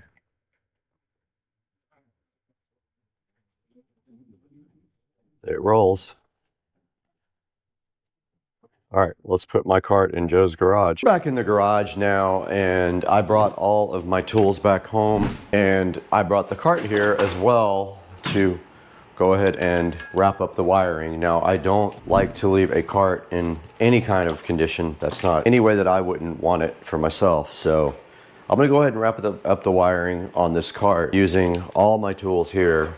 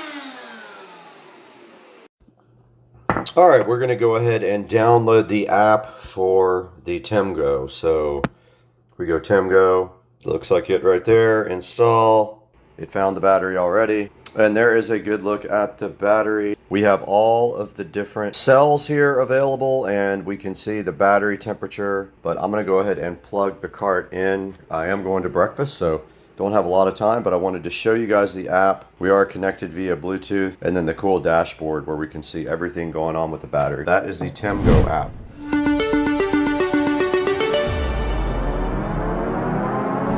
Hey, what's up everybody? Brad here from Supercar Street Racing. I am so happy to have you guys on the channel here today for this special episode about the TEMGO 48 volt golf cart battery. Right here in front of me you can see the TEMGO battery sitting so fresh and fly, and you can see that it does have a built-in 200 amp battery management system that comes with it. It's a full kit. You get everything you need to go ahead and convert your golf cart over to lithium ion. All you have to do, like you saw in our video, is remove the old golf cart batteries, the old lead acid batteries, or your old lithium ion battery if you have one of those, and go ahead and put in the kit for the TEMGO. Right now it is $7.99. It might be different by the time this video gets aired, but right now it's $7.99. It has 4.9 star reviews out of 45 reviews, which is very good in the review department, almost perfect. And right here in front of me, you can see it comes with the nice display. It does work with the TEMGO app. It has a cable there for your display that goes and mounts up in the front of your dash area to keep you informed about your battery condition and charge. Now this says it's specifically designed for the golf cart. It says it weighs 87 pounds. I believe that. I thought it was more like 50, but 87 sounds reasonable. And it does come with all of the hardware necessary to mount it and connect your battery cables. It's saying ideally you might get 40 to 47 miles. It will vary. It can output up to 200 amps of continuous current. It has a 600 amp peak if your controller and solenoid can handle that. And it is IP65 waterproof rated. Now you can monitor this battery in two different ways. You can go ahead and use the app, or you can use the screen that is mounted so conveniently up in the front of the golf cart. Now this thing does indicate that you can charge this battery in 5 to 6 hours. It will charge at 18 amps if your current will allow it at your house. It has an input voltage abnormal protection, as you can see here, over voltage protection, and short circuit protection, so it is safe. This is your one-stop shop for a battery kit for your golf cart. Check it out. It's got everything you need. It does say if you want to, 4 of these you could parallel and go ahead and use in a solar system. So this guy is supposed to last up to 5,000 deep cycles, which is very good. That gives you a long life range on your lithium-ion battery. Probably about 10 times the life of your normal lead acid batteries. This thing will do 200 amps of continuous discharge, and when you need it, if your system supports it, up to 600 amps for 3 seconds. This guy's got a maximum power output of 10.24 kilowatts.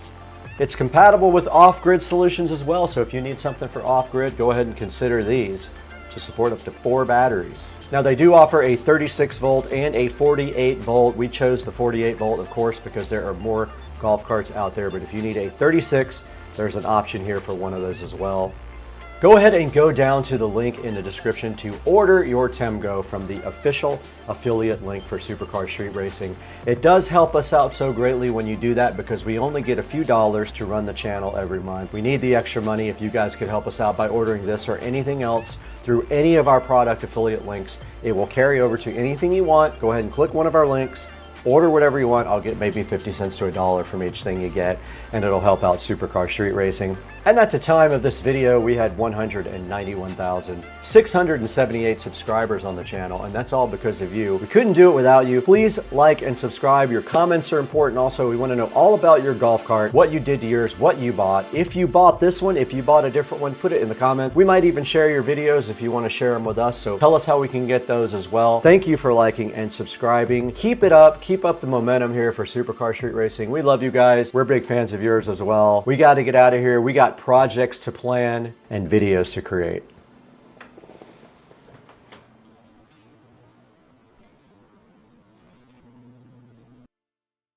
Two, three.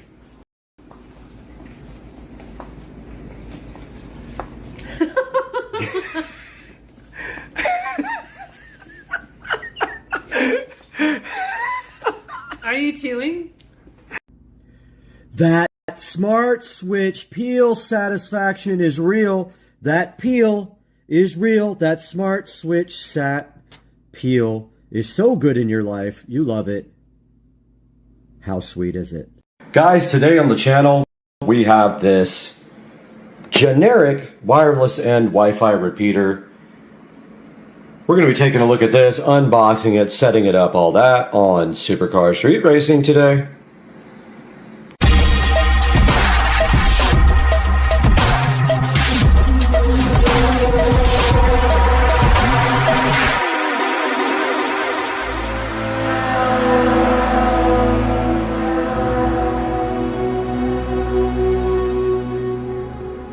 This is the wireless in Wi-Fi repeater, something about $18 worth on Amazon. This guy right here can take a Wi-Fi signal and repeat it from the wireless side, or also from the wired side with that little port right there. And we're going to be unboxing this right here and right now on the channel. We're going to try it with one hand. We got skills. Maybe we got skills. We do have skills to open this and pay the bills. And inside of the wireless N, and of course being the band of Wi-Fi that it is able to repeat, we have this lovely little generic cheap Wi-Fi repeater, range extender, and this delicious manual that it came with that tells you how to set it up. Now, I have one of these in the Supercar Street Racing Studios, and I will be opening this for you right here and right now because I can't do it with one hand, I don't think. Let's see.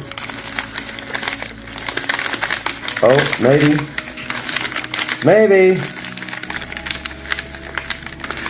Nope. Need two hands. We got the one-handed peel satisfaction on a video short on Supercar Street Racing, and we take a look at this Wi-Fi repeater. It has a number of confusing indicators on the front. Just one plug, so it's super easy to work. And if you have a Ethernet connection you want to then create a Wi-Fi from, you plug it right here in on this little port right there.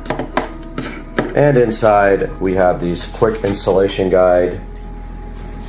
I will put that up on the screen.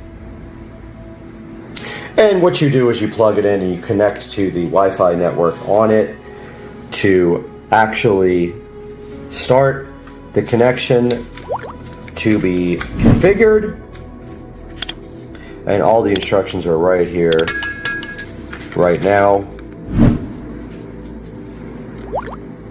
So we are going to go over to Joe's house where we have to install this, and then we will continue the video from there with the wireless and Wi-Fi repeater. Just wanted to point out quickly the thoughtfulness of providing you with a tiny little Ethernet cable right here that came with the wireless and Wi-Fi repeater. So only thing you get in the box with the repeater is the actual device, and you get this little tiny little little tiny Ethernet cable, which is actually useful in some cases. You don't need a super long cable in most cases. Alright, installing the wireless repeater is as simple as just plugging it in like this. Or actually, I don't know if this will take up a plug, but like maybe like this. And once that Wi-Fi repeater is completely powered up, you then just go into your phone and connect to the SSID of the repeater, and we will show you that on the actual phone. We will do a screen recording, but you notice here that that thing is booting up right now, so we're just waiting for that thing to completely boot up.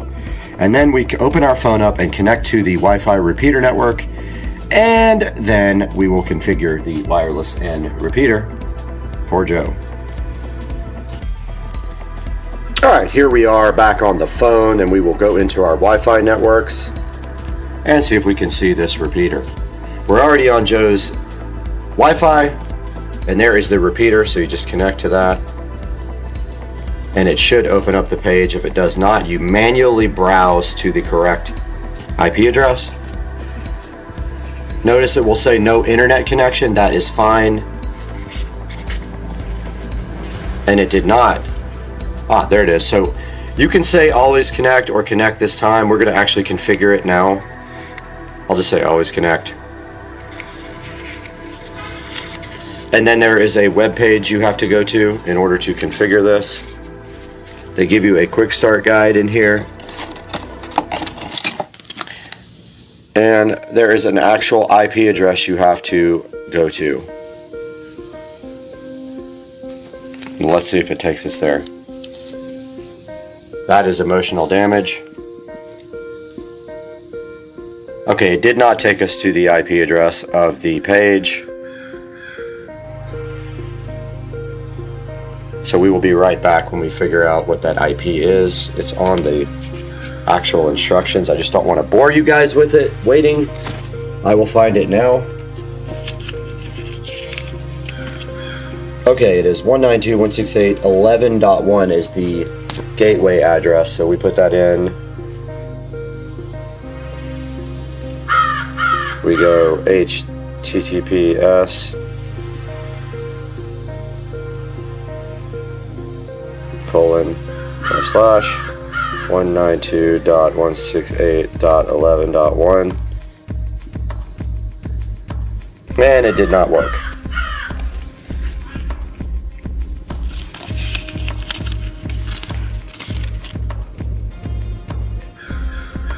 Try that again. 192.168.11.1. 186. Okay, try that again. 68.11.1. Wi-Fi repeater. There we go. All right, so then you just click login. So you see on the picture, the top one is for Wi-Fi, the bottom one is for wired. We are doing Wi-Fi.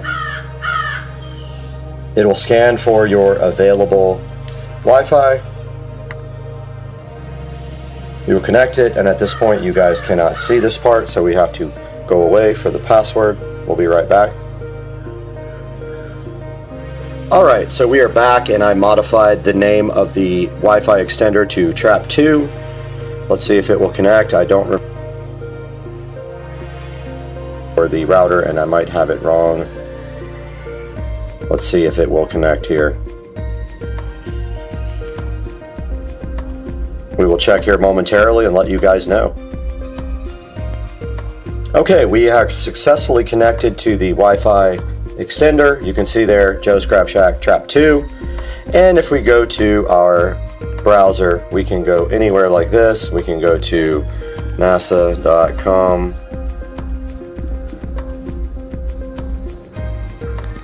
And it does load. That is not the real site, but we do have internet access. Here's boxing scene. We can go look at boxing articles.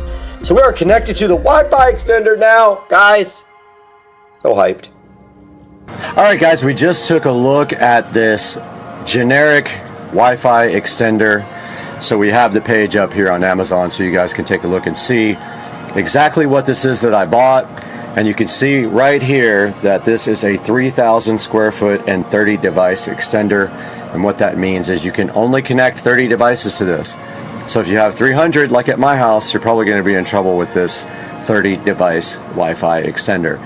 And you can look, it has 3.4 stars. I don't know why. I have a few of these. I actually have one right here behind me in the 4K production studio, and it works absolutely perfect.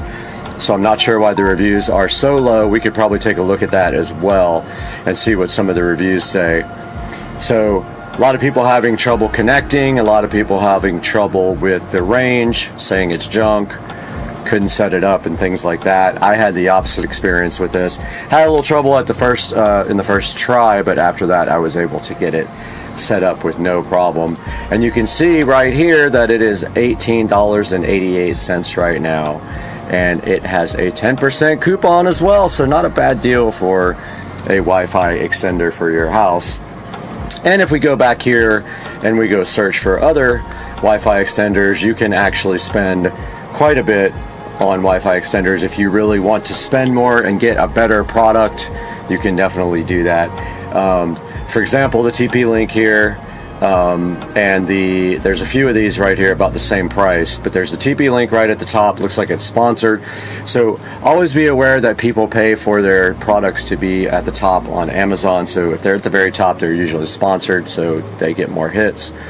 But you can see here a very large range of Wi-Fi extenders available, and you can actually get some that have more devices available to be connected, and you can get some that are faster depending on what range of Wi-Fi network you need.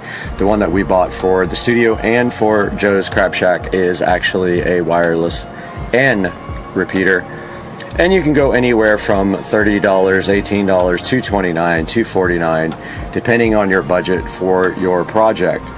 So this basic Wi-Fi extender here, don't forget, also has the ability to connect to a wired Ethernet port. So what that means is, just like right here in the studio, if we look on the side of this Wi-Fi extender here, you can see that it has a Ethernet jack, and that means that you can connect it to a LAN port, and you can extend a wired connection also. So that's what we're doing here in the studio. We have a switch up in the corner, and we extend one of the switch ports into Wi-Fi for the Supercar Street Racing studios here. And taking a look at the front of the device here, we see that the power indicator is at the top. Then you have another couple little indicators here for your wireless signal when you do a WPS connection, and whether you're using the LAN port on the back. The WPS button on the front is for connecting it to the router without having to put a username or password in. You would just hit the button on the front of the device, and then over on your router you would hit the WPS button. And also, if it ever gets confused and stops working, there is a reset button right here on the side of it. And right here you can see how it is installed. If you're going to use the WPS, that is how you do that.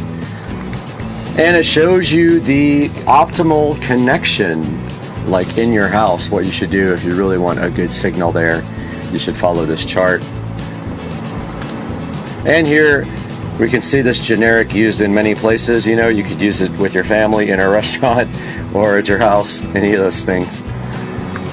And then it shows you how to set it up here on your smartphone. So basically the way that works, I showed you in the video, you basically connect to the access point. It'll have a SSID that's pretty obvious in your Wi-Fi settings. You connect to that, you navigate to 192.168.11.1, and then you can actually connect it to your existing Wi-Fi network. You can set up a different username or password than your regular Wi-Fi network, and you can either tell it to be the same SSID as your main Wi-Fi network, or you can set a new SSID there. And that's going to do it for this edition of Unboxing and Reviews, and I hope you guys enjoyed it. As always, please click through the links in the description for anything you need to buy, not just this product here. It helps out the channel a lot and gives me a few dollars to pay for everything that we do. So we'll see you guys next time on Supercar Street Racing.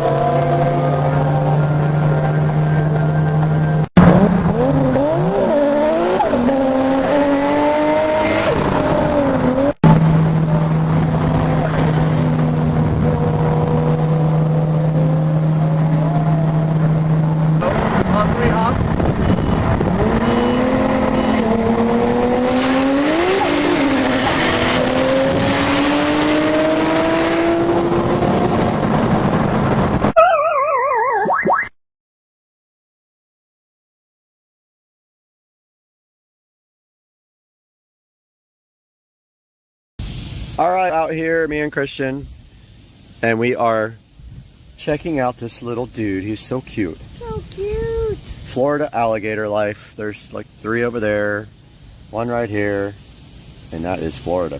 Out here at Tuner's Inc. I almost called it Speed Fab. Tuner's Inc.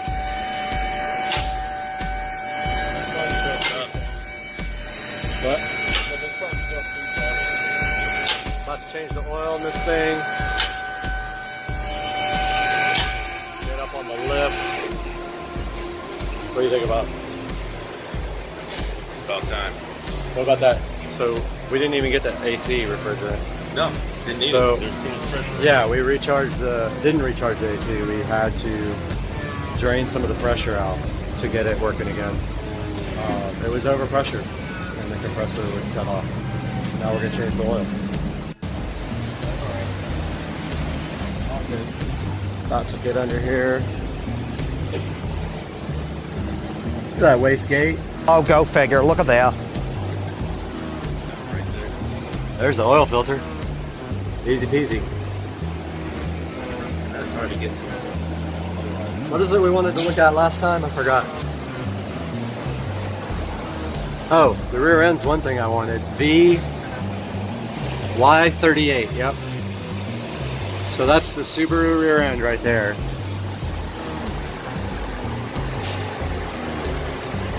Oh, this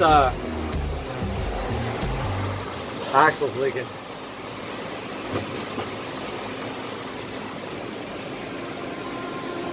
Yeah, right at the. Yep. Just that side though. Yeah, it's throwing quite a bit of grease. Yeah, Right there. look at that. Oh, go figure. Look at that. Yep. Layer. Yeah. Axle's leaking right there. Yeah. Oh, go figure. Look at that.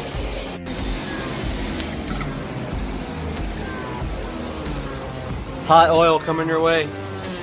And who knows how much spurt power it has.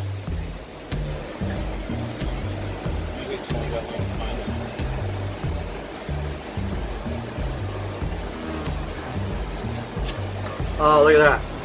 Oh, look at that. Perfection.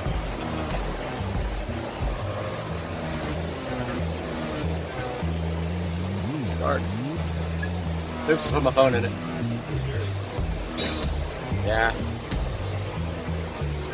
Oh, that's the other thing I wanted to look at was the coilovers. Take a look at the yellow speed racing coilovers.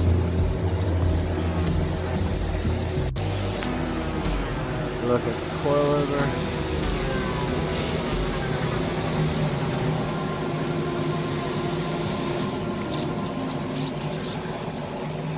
Oh, sick.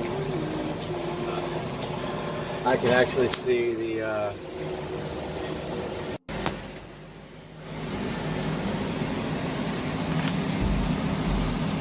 premium performance.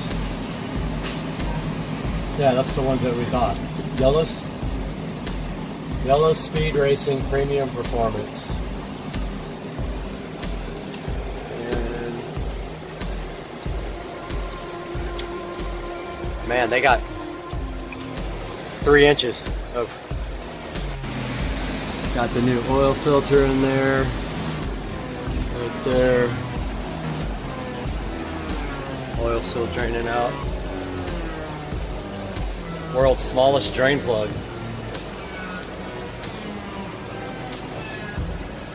That's the tiniest hole I ever saw. That's what that girl said. I know. Went over and tried.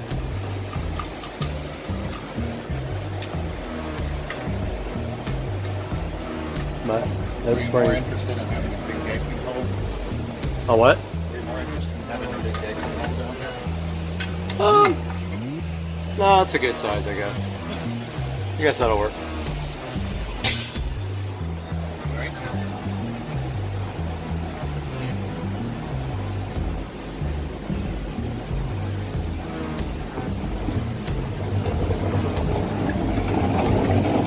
Cleaning up all the oil from the oil filter. Still dripping.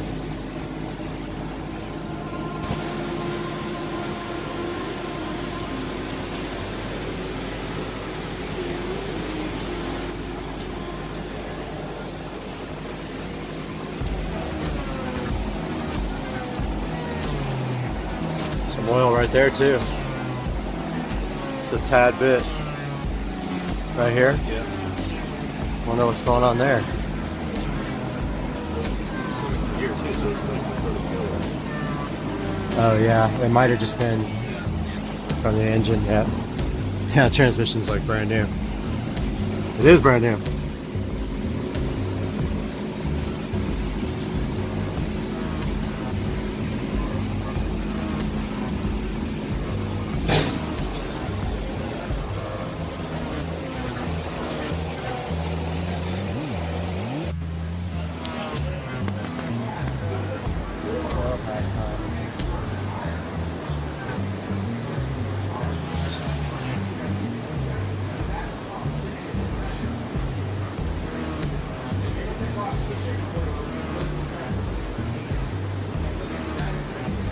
Gotta take the coil packs out now. I'm probably running to go get some spark plugs.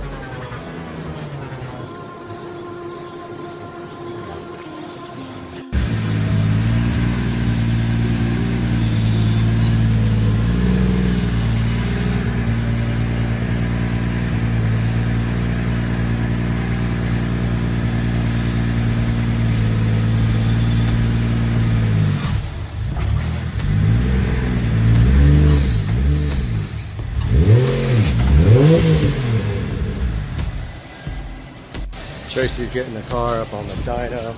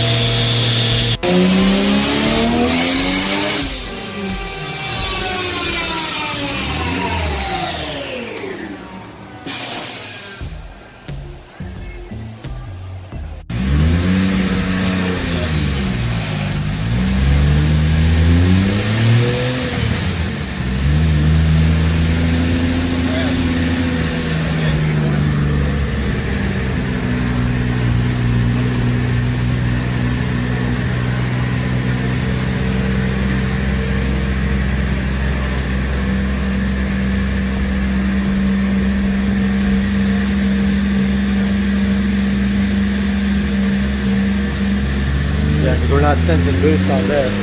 We don't have the thing hooked up. You can see it from here. Here we go, dyno pull 2.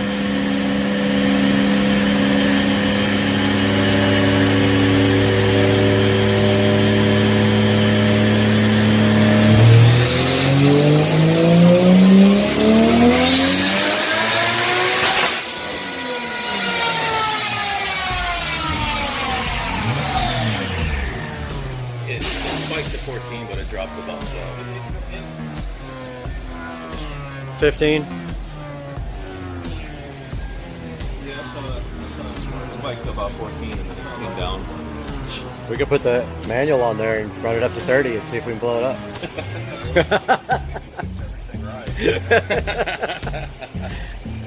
don't think he wants your car to be in here another month.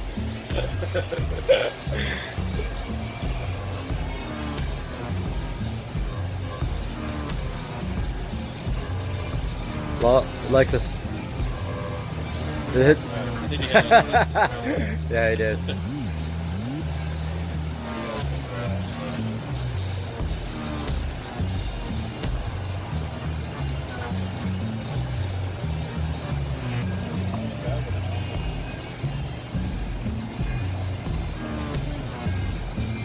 $428 at 14 pounds, 15.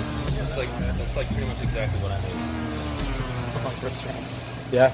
Oh yeah, that's his first dyno pull. It's like right on. That's with no tweaking. He hasn't even touched it yet. Right.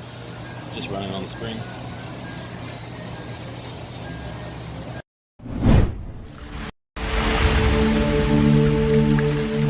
Welcome back to the channel, guys, and today we have a very special product right in front of me. ThinkCar reached out to Supercar Street Racing to see if we'd be interested in showing you guys their ThinkScan 689BT OBD2 scanner.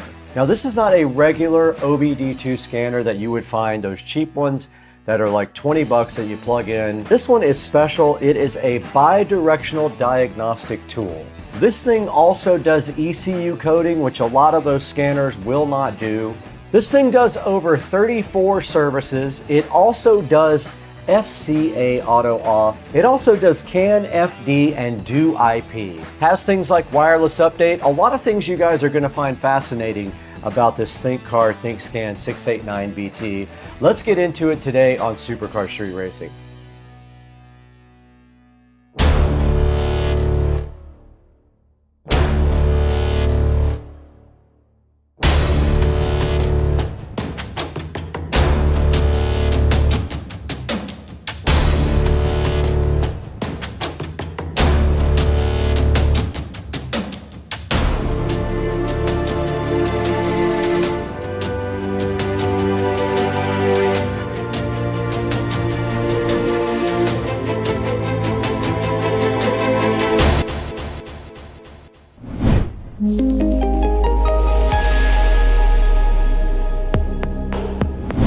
We're back in the Supercar Street Racing abode today, and we have a very special product for you. Sitting directly in front of me right here is the ThinkCar ThinkScan 689BT. Now, ThinkCar thought it would be a good idea if you guys took a look at this, because this might be something that you can use for your own car to do diagnostics and programming when you don't want to take your car to an expensive dealership. Now, this thing does a lot of cool functions. It has a Bluetooth 5 connection. This is the best bang for your buck, period. It has fully bidirectional controls, 3,000 active tests for your vehicle, over 34 plus service resets if you have a problem, 100 plus special features. You can do advanced ECU coding with this thing also. Means you can change perimeters on your car if you don't like the way they act. If there's a perimeter to be changed, this thing might be able to change it for you. This thing does full system diagnostics, does live data capabilities, and also does auto scan and auto VIN. Now, this is also the global version. What that means for you is that you get over 10,000 cars and 140 plus car brands all included with the ThinkScan. There's no IP address restrictions, so no geo-blocking of this device no matter where you are. It works in 28 plus languages also, so no matter what your language, it looks like you'll be supported by the ThinkScan. This thing also has online vehicle compatibility with M-GPT. Now, this bidirectional control feature is pretty cool. What that is going to allow you to do is use the ThinkScan to activate things in the car, such as lights, such as windows, anything that can be tested and activated that this thing knows about. You should be able to use the ThinkScan right here to go ahead and test it. Now, advanced ECU coding means this. You should be able to write a VIN number to the ECU, renew ECU's coordination, improve your fuel efficiency. You could relearn your transmission if you need to do that as well. This can help you reduce power losses and improve the durability of your mechanical parts in your car. Now, there's also a bunch of maintenance services like hard resets. You can reset your power balance, your fuel trim, your VIN relearn, your turbo reset, your seat calibration, your crankshaft, things like that, your gearbox, your clutch, can all be done with these maintenance services on the hot resets. Now, this thing has a no cable restricted 10-meter wireless diagnostic range. It can auto detect your VIN in seconds and perform all of the scanning functions for your car that you need. This guy covers all kinds of European and American cars, all kinds of ISO and SAE ratings, and it's compatible with CAN OBD2 protocols. Now, getting into the technical specs of this guy, it is a Android 10 based tablet. It does have a 8-inch touchscreen, which is better than those other little plug-in scanners. It has 4 gigabytes of RAM and 64 gigabytes of storage, and it does wireless updates. If you're worried about ever getting updates, this guy should update from the factory. Now, the great part about this device is if you have a problem with your car, they will charge you at most dealerships to take that in and go ahead and figure out what's wrong with it. This might give you a good insight as to what is wrong with your vehicle before you even have to take it into the dealership. One-touch diagnosis means all you have to do is press one button, and this guy should go ahead and scan your car and tell you what issues you have. We'll test that out a little later on Rich's truck, but for right now, I think the best thing to do is get this thing unboxed.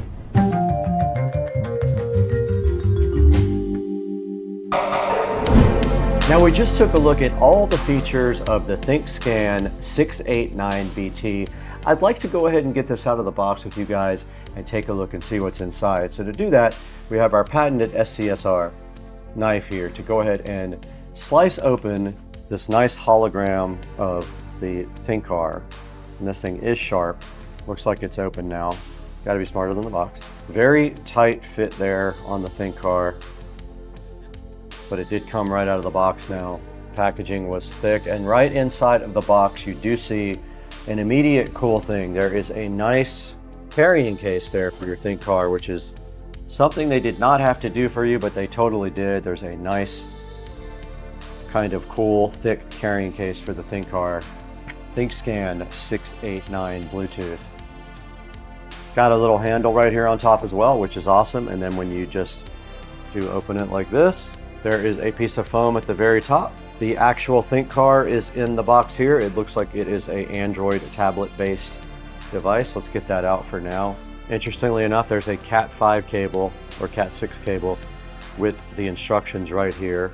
Inside of the box also a USB Type A to USB Type C adapter that might be for charging. This is a USB Type A to Ethernet adapter here. I'm assuming that goes onto the tablet, and then this Ethernet adapter goes between there and the tablet if you need to use wired. There is also a nice charge adapter here, and it looks like it is set up for Euro. It came with 3 different adapters. I'm not familiar with the other 2 styles, but it did have a US adapter on it right here. So if we just slide that directly on somehow. So yeah, this is the OBD2 connector. It has a OBD2 plug on that side, and on this side it does have a Ethernet and also another female OBD2 port right there. There's a packing list here also that tells you everything that came with the ThinkCar. Now this is definitely a USB Type-C charging port at the very top here, and it says that the other connector is a USB Type-A expansion module. There's a lock screen and power button right here on the top as well. It also does have some sort of desktop mount here. So if you just pull this out, it can sit directly on the desktop like this. And you do notice on the back that it does have the detachable Bluetooth wireless connector built right on the back, and they do even have a magnet there, which is very cool. The magnet sticks it right to the back, so you don't have to worry about it. Now this thing does recommend the first thing that you do is connect this product to Wi-Fi and go ahead and update it. So in a few minutes, we'll get this thing on a charger and do that. So this guy does come with a USB Type A to USB Type C adapter to go ahead and charge it. So it's not a very long cable, and it looks like any particular charger would work. I'm going to go ahead and plug in directly behind me here and get this thing on power and let it go ahead and charge up. And it is lighting up the screen right now. The screen is lit up on the ThinkCar. It's at 92%. It won't take long to go ahead and get it charged up to 100. Now I did look through the manual. There is not a lot about using the Ethernet and this type of connector. I'm assuming that is an alternative to using the Bluetooth connector that is on the back. It looks like right here you would just literally go from here on the Ethernet connector to this dongle and then connect that to this when you're having Bluetooth issues. But there is no documentation about that in this particular instruction manual here. All right, you can see the battery is still at 92%. That's probably fine. Hey guys, we want to take just a second to talk about our ongoing sponsor, Crutchfield. Look at all the cool stuff Crutchfield has to offer and check out all their cool advantages. You get lifetime technical support, 60-day price drop protection, 60-day returns, and an endless amount of literature online to go ahead and research for your projects. Crutchfield is a proud sponsor of Supercar Street Racing. Go ahead and click through the links in the description and check out Crutchfield's awesome products and awesome customer service. Tell them Supercar Street Racing sent you. So for this next part of the video, let's go ahead and get this thing powered on and see if we can get it updated.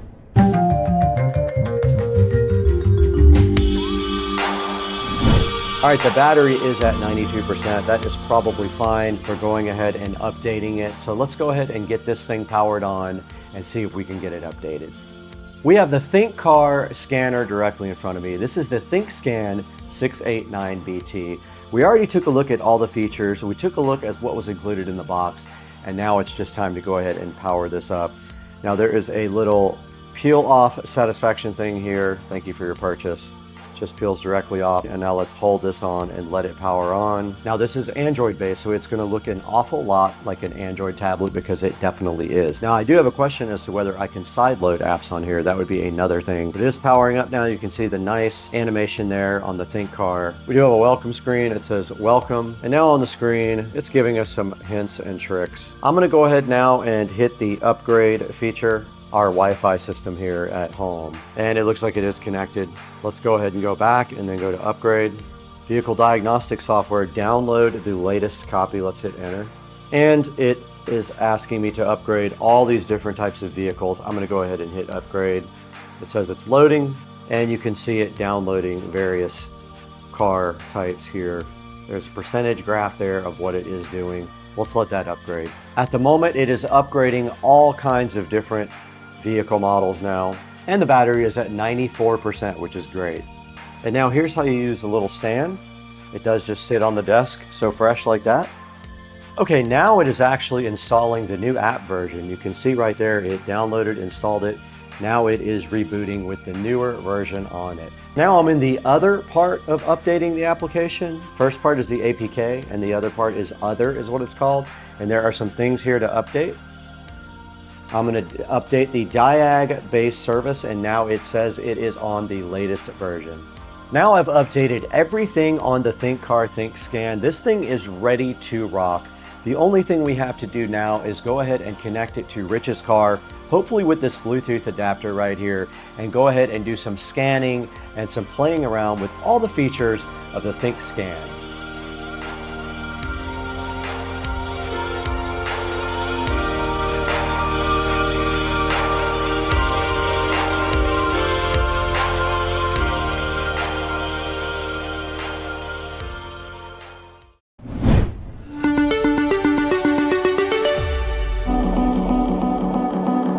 We're over here at Dukes of Duval's house with the ThinkCar. Now this guy, Joe, is a Bluetooth enabled scanner. It's also a two-way scanner, so it does more than just a scanner. It can also program your car, code features in and out that you may or may not want, or you don't have. You can maybe code them in. So it does a lot more than a regular scanner. It is also capable of doing wired connections as well, but we're going to try the Bluetooth out. We have it sitting right here in the center console, and we're using the handy little tabletop stand right there for it. So now why don't you get the Bluetooth adapter off the back, and then at the same time you can go ahead and power this guy on, and it can start booting up, and then we'll let you put the Bluetooth adapter in the slot down there at the bottom. What do you think? Yeah. Brad, did you choose me because you know that, like Trace Atkins, every light in my truck is on? Every light's on. So let's see exactly what this thing Right, it's pretty cool. Look at this. Yeah, the Bluetooth this magnet sticks to the it. back, and then on top there's a charger port and a data port. So you just hold down the red button to power it on. We're gonna go ahead and power this guy on. Here. And while he does that, this is powering up now, and you can see the ThinkCar logo on the front. Oh, here it is right here. There's the Bluetooth. I don't think we have to power that on. Tell me if it lights up. It lit up blue. And it made an audible noise as well. It did. Okay, so it made a sound, right? Yep. Okay, cool. And then we're looking at the front of the ThinkCar here. This thing says auto search. So why don't you press enter and see if it can find your vehicle? Okay, so I'm just... Hit that. Okay, connecting to Bluetooth. It's scanning the VIN now. Pretty fancy looking. And if anyone can identify that car...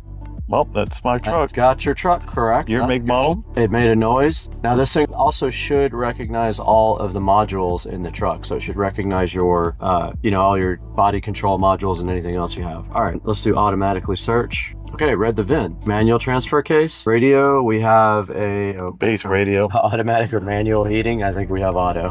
VESA Pro RPO. We don't know if it has this, so we'll say without. We'll just say without. Let's do a health report. That's cool. All right, scanning the ECM.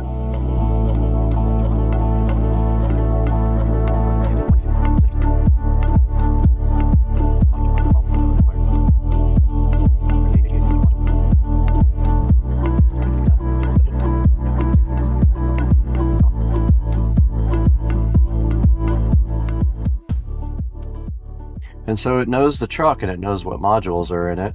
Our first one was engine oil pressure, sensor circuit high voltage. Okay, so here is the reasoning behind the code.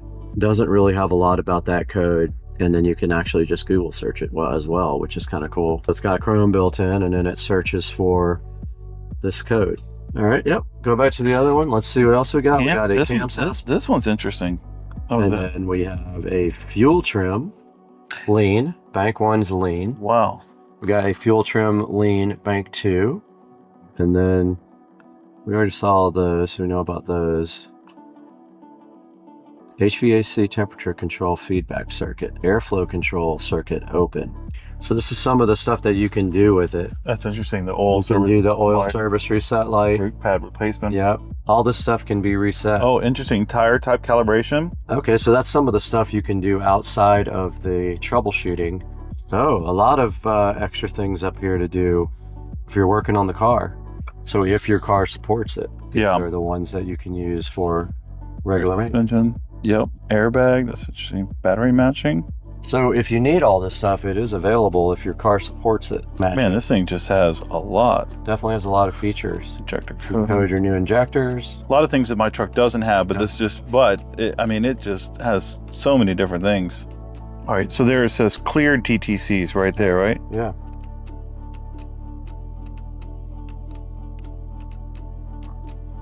Boom, your check engine light went off. Mm-hmm. Definitely cleared that one. Huh. So what do you think about this cool scanner? Man, I tell you what, it's detailed for sure. I fucked up a scanner before, and it definitely didn't provide as much detail. No, not even close. So interesting, those other things. I gotta look into those. Yeah, it probably has more support on newer cars that have a lot more electronic modules and things like that. That's a good look at the Think car.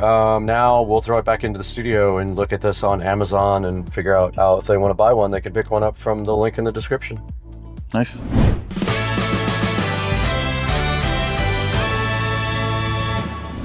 Hey guys, welcome back to Supercar Street Racing. We're in Studio B right now. We're also broadcasting live on YouTube while we edit. But today we have this very cool Think car, ThinkScan 689BT. This guy was given to us to go ahead and evaluate and check out all its cool features. It does so many cool things. It does live updates over the air, so it updates all the cars and all the information on the cars whenever there's new information available, like new cars come out. It also is based on Android. It has 4 gigabytes of storage and a 64 gigabyte internal storage capacity. So 4 gigabytes for the operating system, 64 for storage of apps and other information there. Now this thing has the capability to save you a lot of money because the dealership will want to charge you an arm and a leg for doing the same things. This guy can not only look at all the codes on the vehicle, it can also diagnose them and even look it up online if it doesn't have the information about what that particular code is. It can action all your vehicle subsystems so you can test on the fly. Let's say you're having window problems, you can actuate it from the actual scanner and then you can test your windows or your headlights. You also have the capability, if your car supports it, to flash hidden functions on the ECU and code your car with the actual scanner. This thing does have 34 services for over 134 makes of vehicles. It has some cool new features like clutch and turbo reset, which were just added, which is very cool for automotive enthusiasts. It can access a lot of your car's functions like your battery and your TPMS.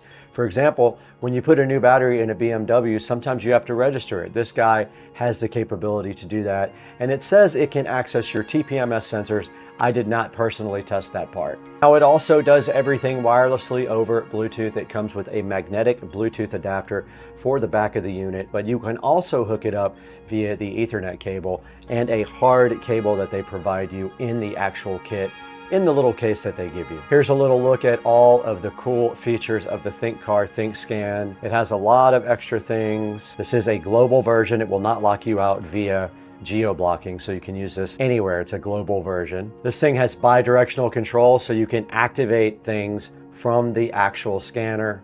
It does things like ECU coding. You can possibly write a VIN to the ECU, improve your fuel efficiency, transmission service resets. Check out all the hot resets you can do here. Oil, EPS, ETS, brake, gear, SAS, injectors, and BMS all can be reset from within the scanner. And it does automated VIN checking and diagnosis based on your actual car. It covers all kinds of vehicles from 96 to 2024, compatible with OBD2, EOBD, and CAN protocols. Check out all the cars it does support right there. And there's a good look at the height and width. It is a nice little tablet. It feels pretty heavy and sturdy, like it won't won't break easily, and I do like that. And you saw on Joe's car, we pulled all the codes on his car. We were able to go online and search for them all. And then we were able to reset the codes as well, which is awesome. Joe can go from there to go ahead and further diagnose his vehicle and see if he can figure out what's wrong with it. Now, there's going to be a link in the description to go ahead and pick up the ThinkCar 689BT. Please use our official links to go ahead and order this device. Tell them Supercar Street Racing sent you. I might be giving this one away too. If you're interested, put a comment in the description. I'll take the best comment and go ahead and give this device away to one of you guys. Now here's a look at the Supercar Street Racing channel dashboard, and you can see 191,023 subscribers. We could not do that without support from the community and you guys. We really appreciate you liking and subscribing, and hit that bell icon. Buy all your Amazon products from any of our affiliate links. It does not have to be the one for this product in this video, but buy anything you want by clicking on this link in the video, and it helps us out just a little bit because we get no money from the channel, hardly nothing, to keep the channel afloat, and we're doing it just to do it. Guys, we're gonna have to get out of here though. It's almost dinner time or lunchtime, depending on how your family specifies it. Let's get out of here, right out that door.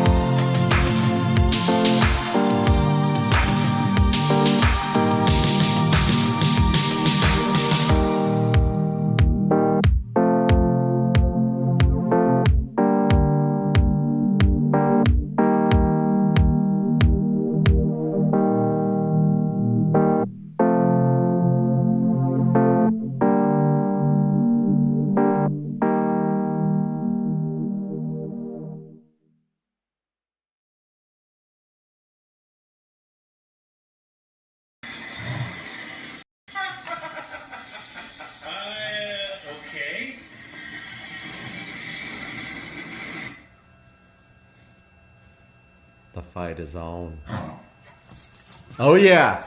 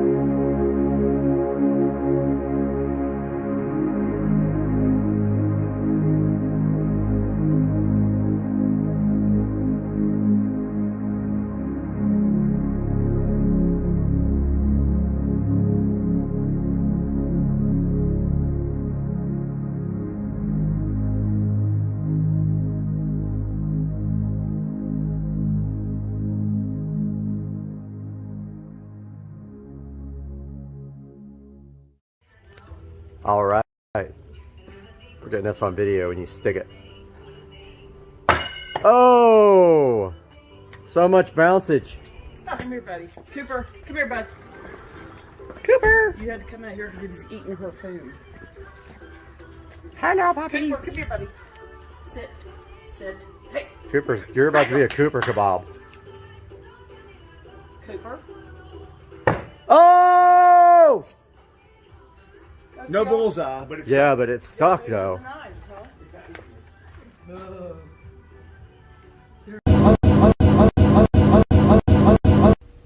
All right, there is a alligator always back here usually, and we are going to see if we can get him to eat some chicken.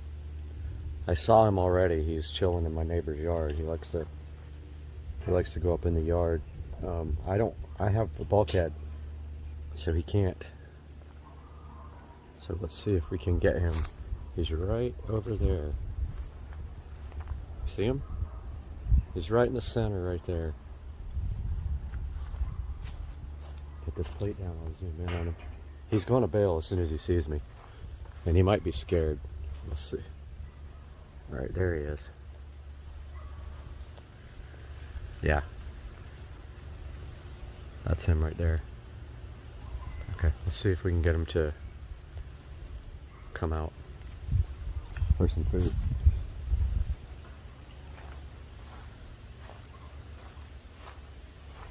He's gonna go in the water right now. He's watching me. He chills right there on land. He's about to bounce. You gotta go really slow. Oh, he already saw me.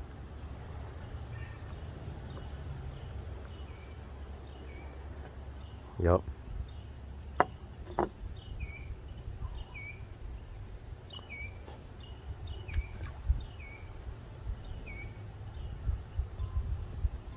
He's like, he don't want nothing to do with it.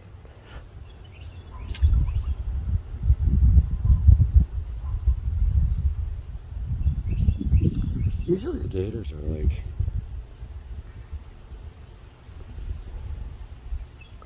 pretty, really this isn't for the gator, this is for the turtles and the fish, because you're not supposed to feed alligators, so we're not doing it.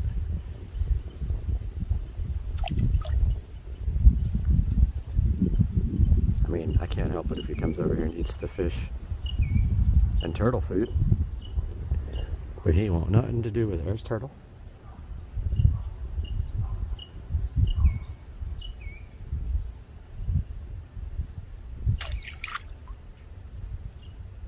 Guys like are all coming up now. I got the swarm coming. There they go. That guy's gone though. This guy's got chicken.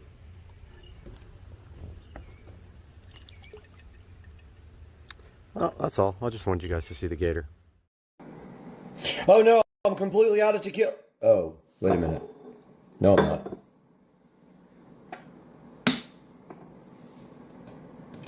Let's go. All right, guys, today we got the second M.2. The Sabrent, there's already one in there. I bought another Sabrent rocket, 1 terabyte. And it is a NVMe 4.0. It's a very extremely fast drive. We're going to take a look at it here and unbox it and get it installed.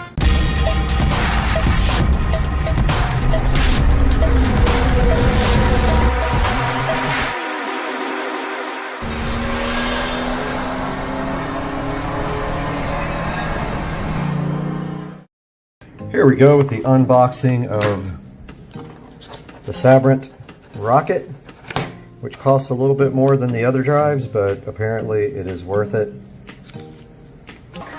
Support this underneath this little tray with some 4x4 blocks because it was severely tilted to the left. It still is a little bit, but not nearly as bad. I probably can, I don't know, there's not much room to get anything else into there. I kind of like hit a rubber mallet to get the existing blocks in there. It's not going anywhere now, but it looked like it was going to eventually fall over to the left, which would be a disaster. Could even like put some zip ties through here and pull this to the left a little bit up at the top, or actually put something on the underneath the PC here to kind of kick it up to more to the right, because it's still kind of lopsided. But I hope you guys enjoyed this video. That's going to do it for today. That was an ordeal that scared the absolute crap out of me, and I don't want to do it again. I don't have to, but we did get the Sabrent, the rocket installed, and now we got some more VGA, which I'm stoked about. And the board's supposed to have VGA, but I don't see most of it on. Must be off on the board. I don't know. I gotta check.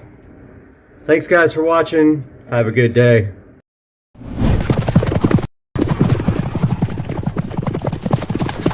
We're back again at Supercar Street Racing, all the way out here in Studio A today, where it's nice and cool, but it's hot outside, and today we're looking at Pixverse. Now, Pixverse reached out to Supercar Street Racing to see if we wanted to talk to you guys about this very cool AI video and image service. It's sitting right up here on the screen today. I have spent quite a bit of time using it now. I'm going to tell you what I did, how we're going to use this, and you're going to see it in this actual video. Let's get it done. Let's take a look at Pixverse and how it can help you and your creativity.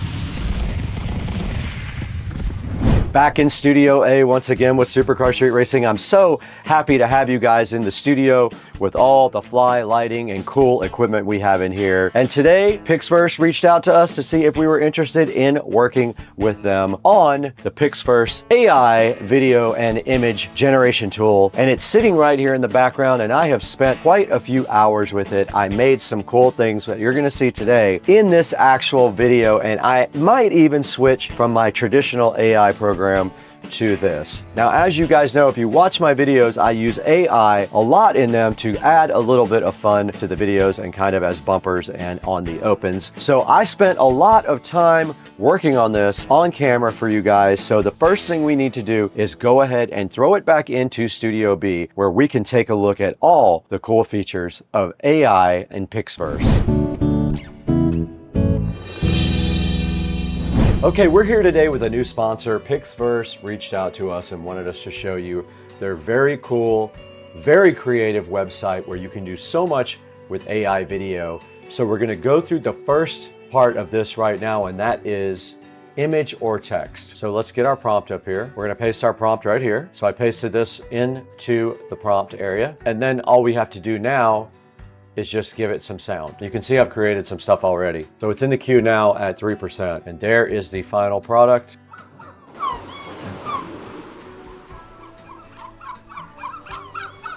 And that's kind of an idea of what the image to text can give you.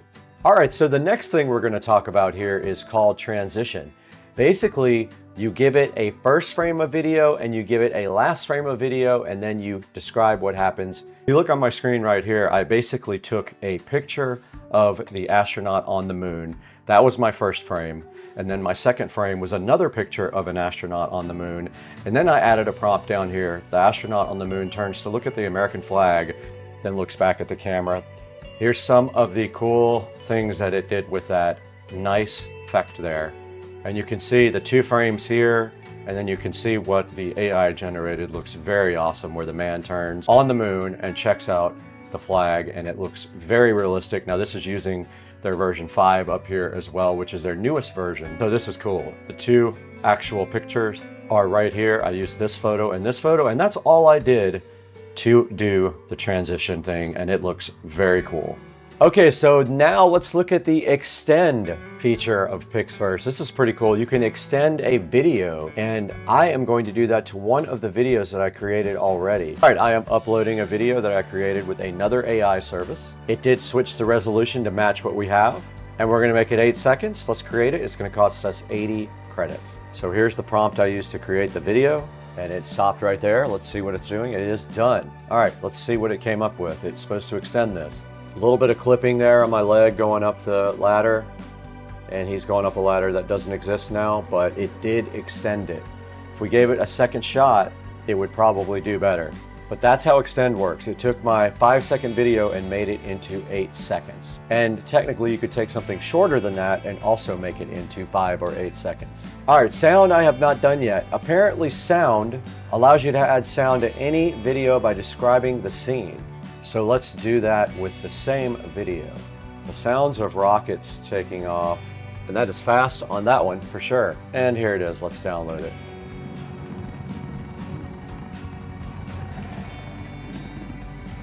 And it did work, it did put that sound in the background, that's pretty cool.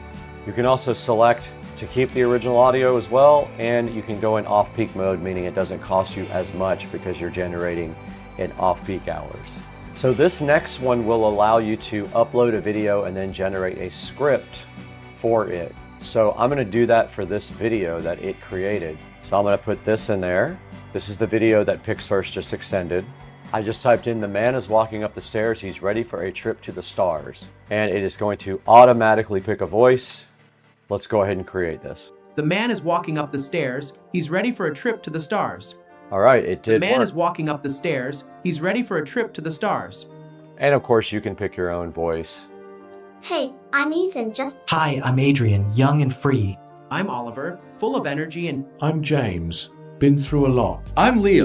Coming up today on Unboxing and Reviews. This is fine.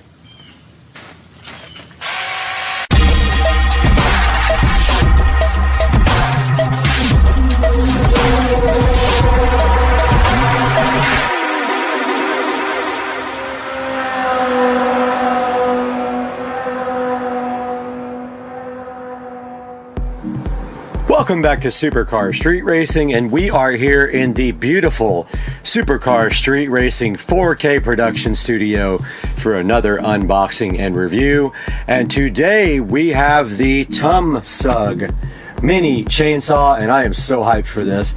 I was so excited when I found out about this product that I immediately ordered one and wanted to show you guys. So here we have it right here on the table where we're going to be doing our unboxing. So let's take a look at what's inside the TUMSUG, which is a great name, by the way. Mini chainsaw box. Was a little bit damaged right there, but no big deal. And inside here we see right here right now we have a beautiful hard plastic case. Now this guy was only about $48. There is a coupon right now available, and I will put a link in the description for this dude. But let's go ahead and get this all the way unboxed. And there is the TUMSUG mini electric chainsaw, looking so fresh in its box. And I love that it has this nice hard plastic case with it to protect it when you're not using it. Let's go ahead and open this and see what's inside. And right here, right now inside the case, we have this beautiful user manual here, which has a picture of the chainsaw on the front. Moving deeper into this packaging, we have what appears to be an extra chain and a screwdriver, a cleaning kit, and probably some chainsaw oil. So that's cool, it comes with an extra chain apparently. Moving forward more into the box, this looks like the power adapter for the charger, and wow, it feels like it's hollow. Very, very light. Not much to it. Moving forward, we have this lovely, you even get a pair of gloves with this. Pretty cool. Inside of this, I'm assuming we have our actual chainsaw. And yes, there is the TUMSUG. Beautiful mini chainsaw, looking so cool. I love this thing already. And it does have the chainsaw guard here. And where the battery goes is back here. And there is a lock right here so that you can't, you have to push the lock before you can actually do anything with the chainsaw and pull the trigger, I believe. Yeah, so you push it from the right side and then you can actually pull the trigger. Moving forward into our box again, and we have, even comes with a set of safety glasses, which is kind of crazy. Think about that, how much stuff you get for $38. Now this part of the box is damaged. Looks like it was dented in, but no big deal. And then inside of the safety glass condom, we have these beautiful, lovely safety glasses that were included at the low price of only $38, which is pretty insane. They give you these nice safety gloves, which make your hands smell like ridiculous nuclear waste. And then 2 batteries, not just one, and this is a 21 volt device, guys. They give you 2 batteries. So it looks to me like there is no charger. Looks to me like you charge it with the actual device. So let's verify that now. Or do you actually just charge the battery itself? Interesting. So I'm not sure about the charging on this because I thought maybe you just charge the batteries. Ah, you do. So inside of the battery thing, there is a little adapter connector right there. So you literally just plug your adapter here directly into the connector. So I have a plug over here. Gonna go ahead and plug this in the wall and see if we can get our battery started to charge. So right there is the plug, and you just plug it straight in.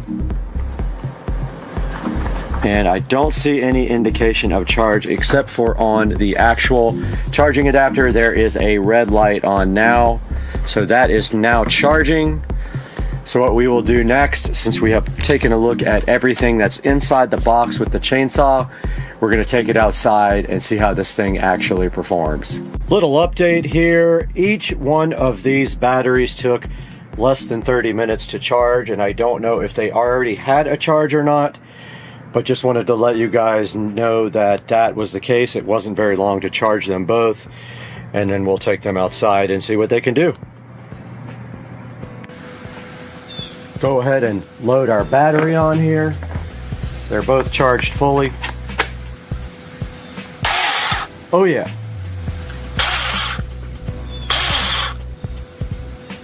Let's get this thing out there and see what it can do. But first, as we drop that, we must go ahead and put on our brand new gloves.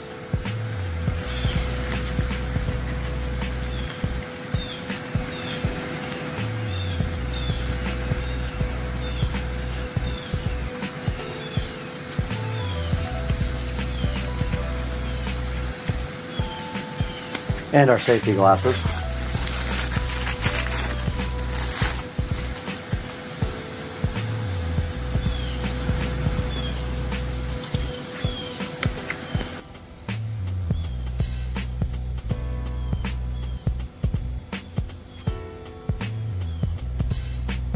Okay, these berries that like to grow on this tree need to come off.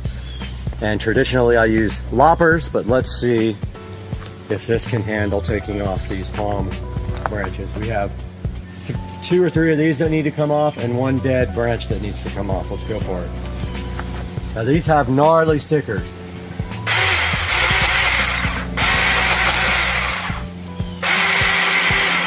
All right, it hopped a little bit on it. I don't know if that's my fault or what. Okay, if you get it closer down to the bottom of the blade, it works better.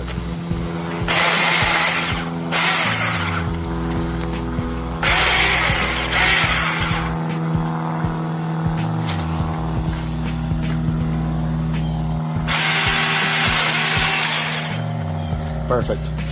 No problem at all doing these palm leaves.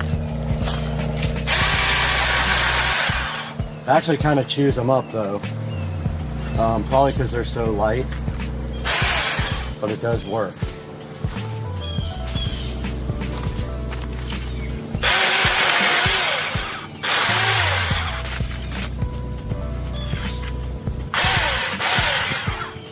No problem.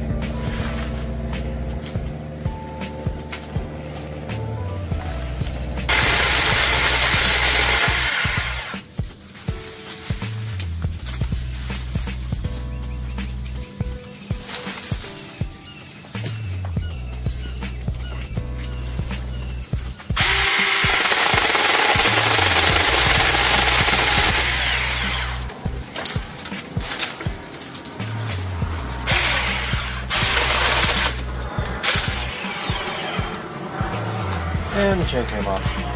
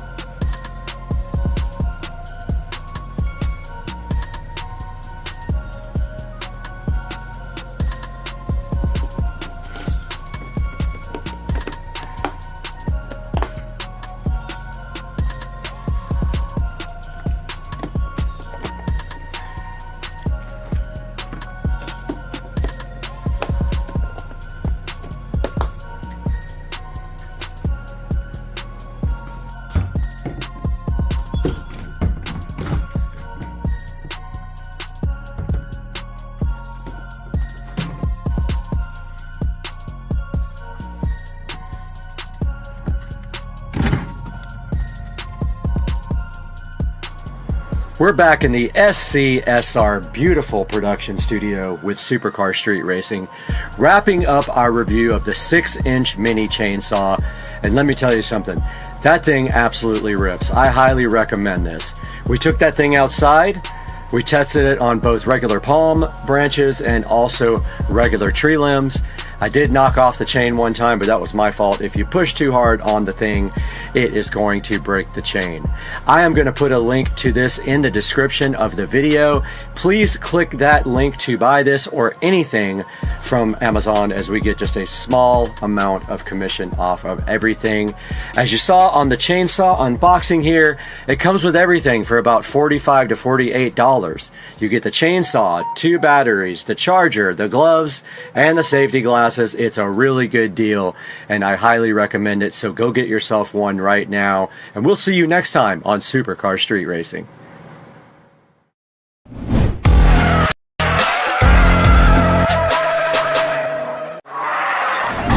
We are back in the Supercar Street Racing living room right here, as you can see. And after a short vacation, we did come back to go ahead and get to work. We did take a whole week off to go take care of some business, but we are back in full force now. And we need to take care of a problem with the Supercar Street Racing editing setup, and that is located directly behind me right here in our DMARC. Now right here is where everything comes into the SCSR compound, and you can see right here we have our Eero 6 Pro. That does feed a Netgear switch down below right here, and connected to that we do have our ASUS Store NAS here. Now our ASUS Store NAS does have two 2.5 gig ports on it.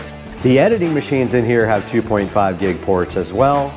So what we want to do right here and right now is leverage a way to get more data from our NAS to both of our editing suites. Now one of those editing suites is located just on the other side of the wall here, and then the other one is out in the SCSR 4K production studio. So today we're going to show you guys how to get 2.5 gig from this ASUS Store NAS all the way to our studio out there, and then right on the other side of the wall right here. And we're going to do that next, so thanks for joining us.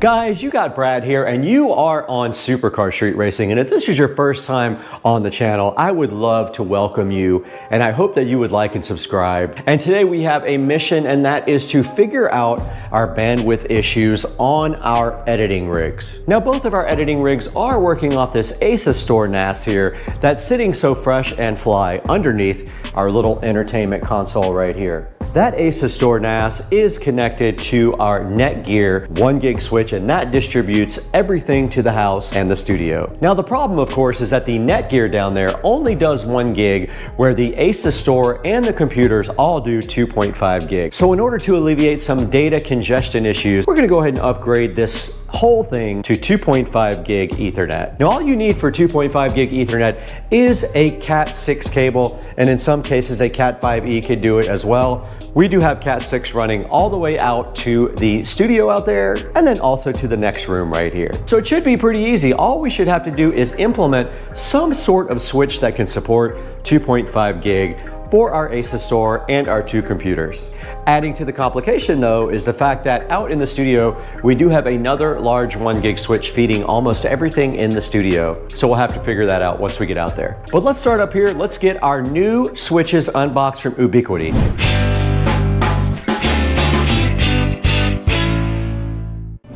Back in the Supercar Street Racing awesome living room here, and right behind me we have a solution for your 2.5 gigahertz needs, and it is a low-cost solution as well from a high-quality manufacturer.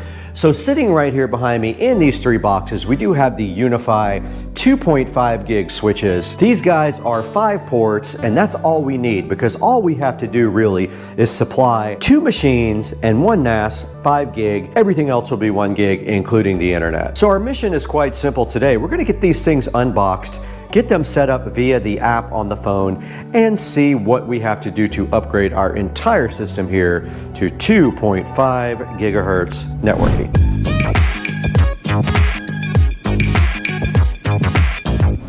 Right in front of me is this Cinema 70S from Marantz, and it is so happy to be joined by this nice Ubiquiti switch, and you can see right here at the bottom, this is a Flex 2.5G switch here.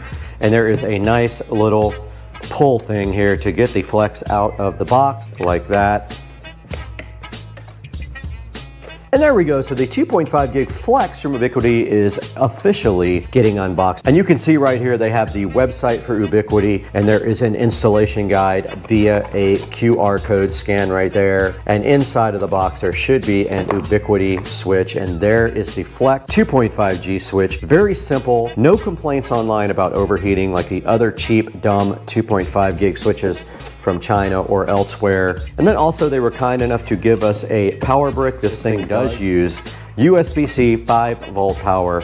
Let's get that out of the box. Here's a look at the actual box for the Flex 2.5G switch, and inside of that box there, we do have a little USB power supply of 5 volts, assuming any 5 volts will work. And there is also an instruction manual in here, which we probably won't really need. So what we now have to do is figure out power, because we have used up all the power here, but we don't need this NAS anymore. So I think I'm going to end up removing my old MyBook Live NAS finally, because we replaced it with this modern solid state ASUS Store NAS. Let's get this WD MyBook Live removed from the Supercar Street Racing abode. Okay, we did get the cat cable unplugged there.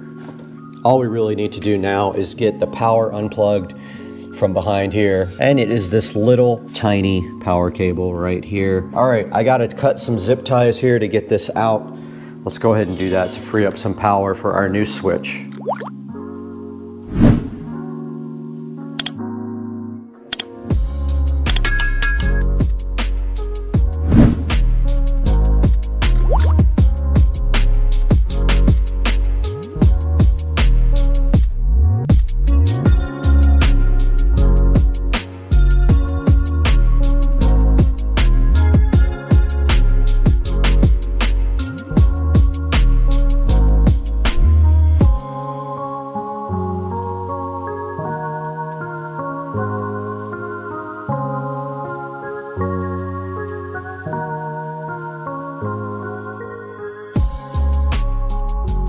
I did just get this old power supply out. So we freed up a plug for the new switch. It has this tiny brick right here. And all we have to do right here and right now is plug this guy in. Or we could use a USB-C to USB-A adapter, because we have ports on our power strip right there. But let's just go ahead, and for now, we'll come back and clean the wiring up later. For now, we're just gonna feed this into our switch bay here, where we're gonna put our 2.5G switch. We fed it right there. And then moving down here, we should be able just to get our switch connected right here. Our cable modem is back online after we removed it from service. We just have to make sure now that we have Cat 6 cables between everything. So we already have cables from our NAS going to our standard switch. We're gonna move those to our new switch. All right, let's get prepped to do that now. All right, this NAS has 2 ports on it. They are both connected, 11. 11 and 14 are the NAS ports, 14, 13, 12, 11. So we're gonna take 14 and 11 out and put them on the new 2.5 gig switch by Ubiquiti. Here is the nice Flex 2.5. We're gonna go ahead and apply power to it. And to do that, you simply plug in the USB-C cable in the back, just like this. This thing is powered. You can see the light. It's booting up right here now. That light flashing indicates that. Now it will not be able to, I don't know if it'll be able to update through the phone. Let's let it get boot up and see if we can find it first, and then we'll go from there. For that, we need the phone.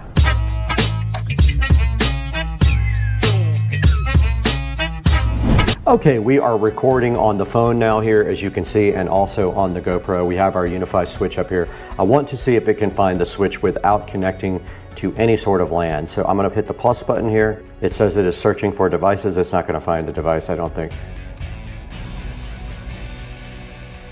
Nope. It's not gonna find it because it doesn't use Bluetooth. Okay, we've got a hopefully Cat 6 cable here to connect to our switch.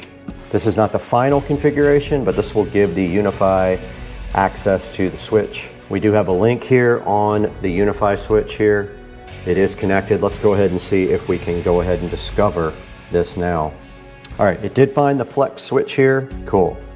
Switch is there. Okay, we do have our switch sitting here. I was not able to do anything on the app. I'll look into that in a few minutes, but we can go ahead and continue setup. Now, what we want to do right here and right now is go ahead and connect the NAS to this guy, and then also our studio and our cable that goes into the other room. So we did say that our NAS is right here and right here, these two. Let's remove those. It's going to kill our live stream. Now, these two guys go to our NAS, right? They should be Cat 6 cables. What we want to do here is go ahead and give them 2.5 gig here. That one did link, and this one did link, I am sure. Let's see. It did. Okay, cool. Our NAS is now connected to 2.5 gig. Now we have to give everything else that needs 2.5 gig a connection to this. One of them goes to that room, and we're going to connect it right now.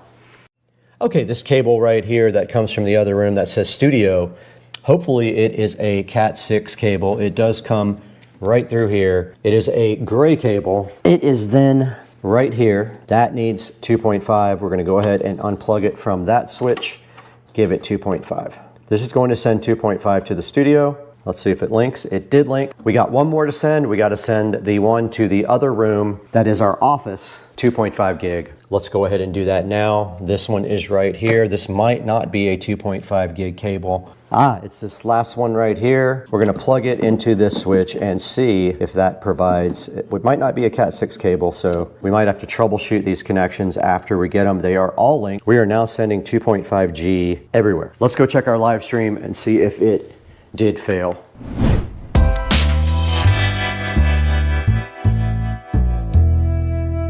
Right in front of the Supercar Street Racing editing rig here, and it is still up, so that's good news. We have another 1 gig switch here that feeds these two laptops. We're gonna go ahead and replace this switch with the Ubiquiti as well. This stuff is tied up really nice, so I will have to come back through and do some cable management, but let's go ahead and get this switch replaced with another Ubiquiti 2.5G switch right now. We're unboxing our second Ubiquiti switch here, after which we need to figure out the software. So if you want to power this with 5 volts, you can get a USB-C, a USB-A, and just power it from any USB connector. Let's go ahead and disable this by unplugging all of these. Now we should have lost hardwire to everything in the room. Everything is off, yes, correct. So we can get this switch wired up now. We do have a power strip under here. It does not have USB, but let's get our switch up here and wired up. We are removing this old Netgear 1 gig switch right here. All we have to do is power it down with that. We have a rogue zip tie right here we need to cut. But here's our new power compared to the old one. Let's go ahead and get our switch. Now we do have also a cable from here to the wall. If we have 2.5G problems, we will have to go investigate that as well. This is a rear mount switch, completely different from the other one. Now, unfortunately, we're going to see the power cable right next to it like that. Now, let's get our scissors and cut off this dumb rogue zip tie. Now, connecting our new switch should be as easy as just plugging in our cables here and making sure that they are Cat 6 capable cables. Let's see if we get a link. We do. So that was the one that comes from the wall. I think everything is linked. I'm looking at my actual computers now to see if I have any issues with links.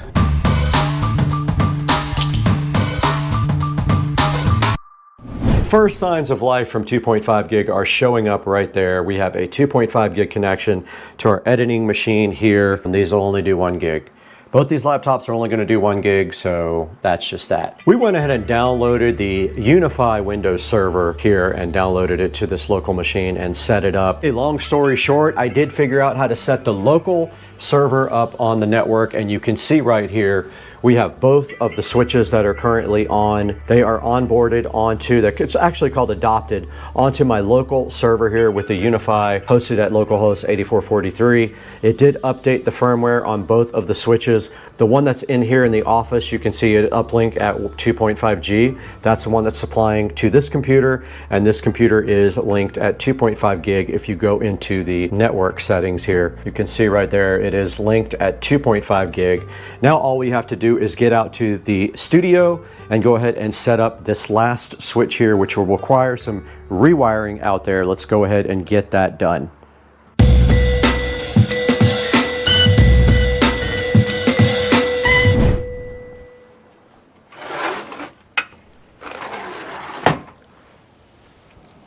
Out here in the Supercar Street Racing studio now, and we only have one thing that needs to be connected to 2.5 gig out here, and that is my editing PC. Now this presents a challenge simply because of the wiring inside the wall. We only have two places where we can get network for this. One of them feeds this switch here. So what we're gonna do is put the 2.5 gig switch up here. We're gonna take our feed from the house. We're gonna back feed that switch and then feed one of my LAN connections to this guy down here. There isn't anything close to it except the one down here that feeds the switch. There's only one connection down here on 11, so I can't use that one. It feeds my switch. And there is one down here that feeds the other PC, so I am gonna end up using this one down here and just tucking the wire behind the wall right there. Hopefully I have enough Cat 6 cables. I may not, I may have to steal some.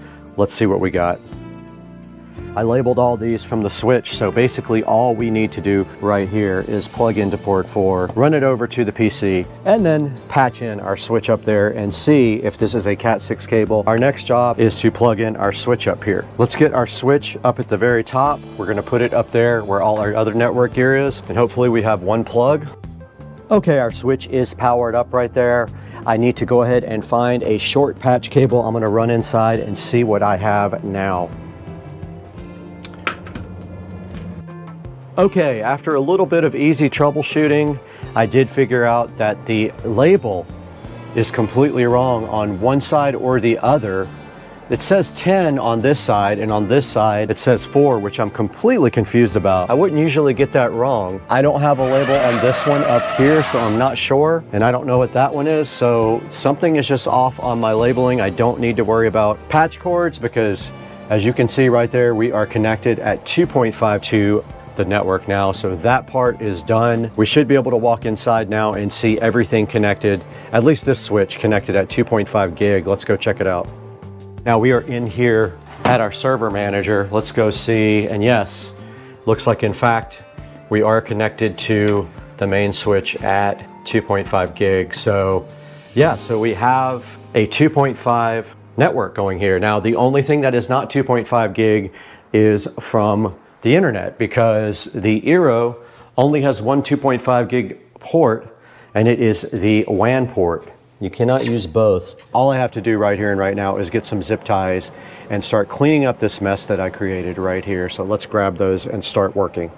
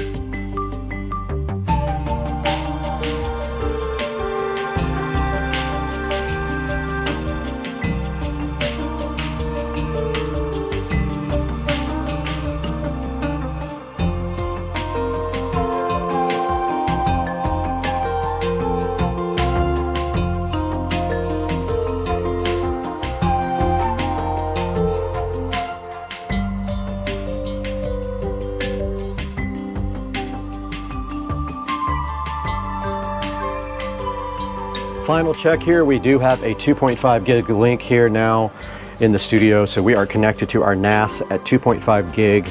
Supposedly that should be a way better editing experience and copying files back and forth over to our backup device.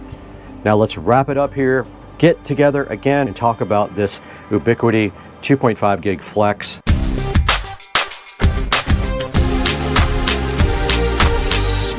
All right, I just wanted to get back together with you guys and end the video here by showing you the Ubiquiti Flex Mini 2.5G on Amazon.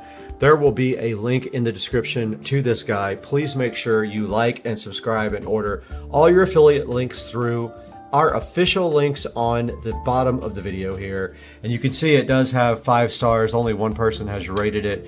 It is way cheaper on Ubiquiti's site, but since I have an Amazon affiliate program, I am going to put this one here. Doesn't look like you can order it, but I'm going to put a link to it anyway and let you guys go from there. And checking out some of the pictures, there is the 2.5 gig ports there, but this one has PoE actually, the right hand port, and you can see the USB-C input right there. There's the dimensions, 21 by 90 by 117, and you can see right there it absolutely does come with a power supply, and even if it doesn't, you can use USB-C. There's a good picture of it connected up to all 5 ports. Another picture of it, and then also you can see here them connecting computers to it and another switch. And then there's a good little network diagram about how you can actually hook yours up as well. So guys, thank you for watching. Go ahead and pick up a Switch and click through our official links, like and subscribe. We need all the help we can get, and we will see you on the next one. We got a couple of bangers coming up. Stay tuned. Jesus help me. All right, so to drive it, Where do I need to hold on? you're not gonna hold on right now. I'll tell you when. Actually, hold on. Okay, you ready? No. Just keep your heads back. Yeah. Okay, you sure? Pressed again. No.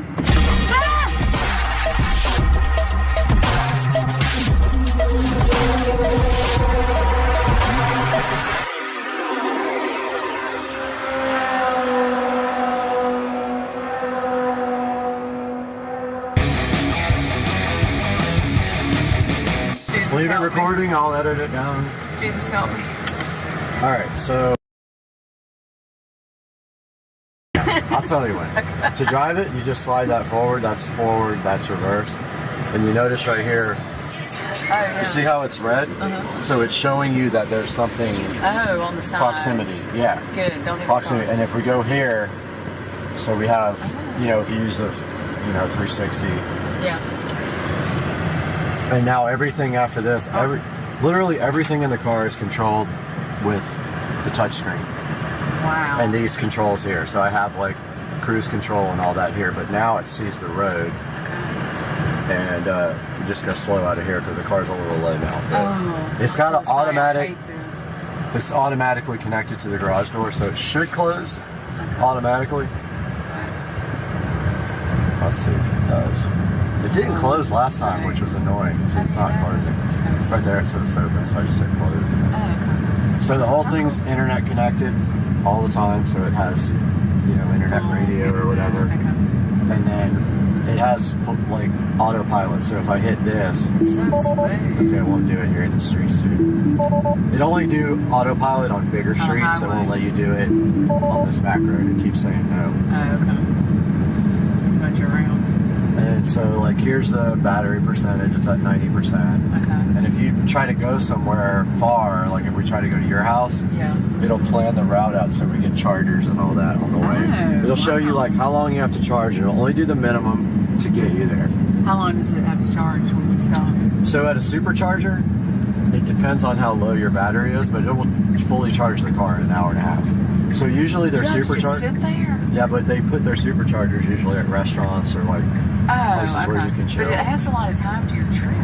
Totally, it completely does. So you plan your trip around. Do you have to pay for the charging? So yes, you do. Some people got free supercharging when they bought their cars. I don't have that, but I don't travel, so it doesn't really matter. I charge it at home, and I charge it off peak, so I charge it at night.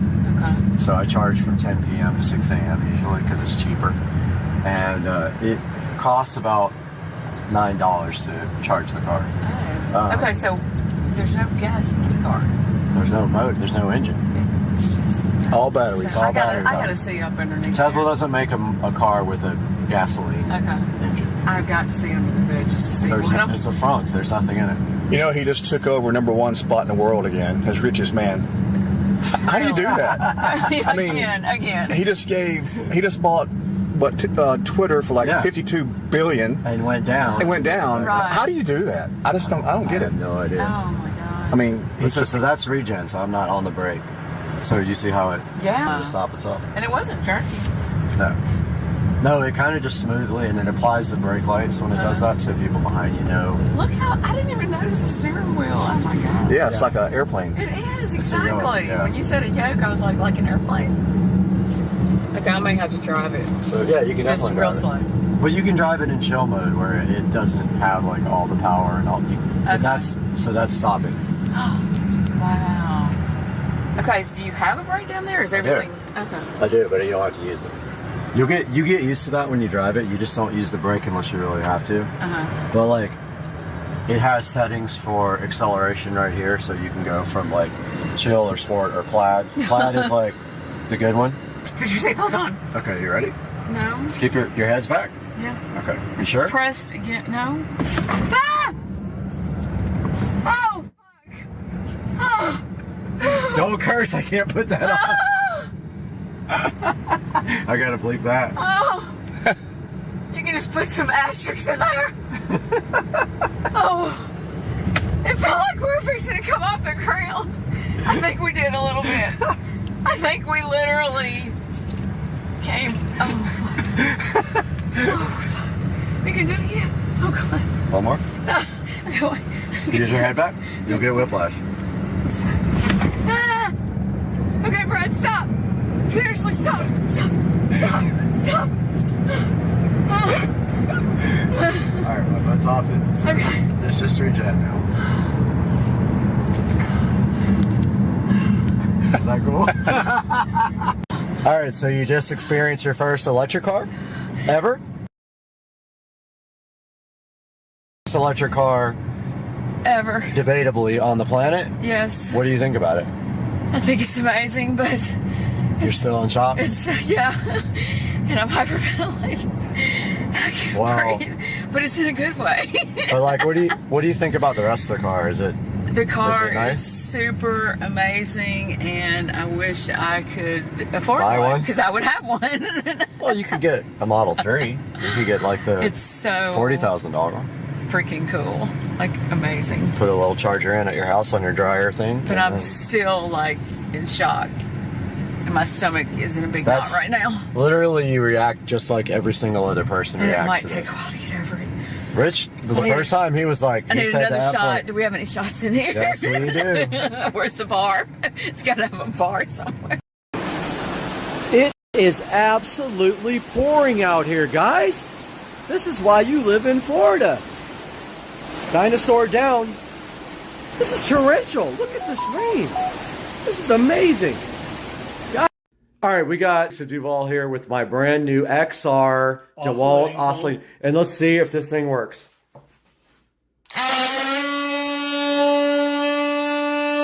Doesn't work. What's going on, everybody? I don't know why I'm so excited, but it's Monday, and I'm headed to the gym, and I got some news for you guys. I just sold the car again. That is true. It happened. I got a deposit on the car on Friday, and I got about 85% of the money today, and I will get the rest tomorrow, and then the car will be gone by Wednesday. So I sold the SL65, which means that I am buying something else. And I don't know what yet, but I have my eye on some really cool stuff. Some Nissan GTRs, twin turbo Lamborghini, and twin turbo Corvette, some really cool stuff like that, a single turbo Supra. So I just wanted to post this quick update, let you guys know that the SL65 is sold. Stay tuned. I'm going to post another video as this thing gets loaded up into the truck. You guys have a good one. Peace. We got this tiny little charger sitting next to this brand new wine fridge, and we got the peel sat that's so good, that you love. We peel it right off of here and it gives you satisfaction and you love it. And there's a tiny charger next to this fridge. All right, guys, we are on our way to All Set Auto right now. And then we're gonna reveal once we get there what is happening with the 2023 Model S Plaid on Supercar Street Racing.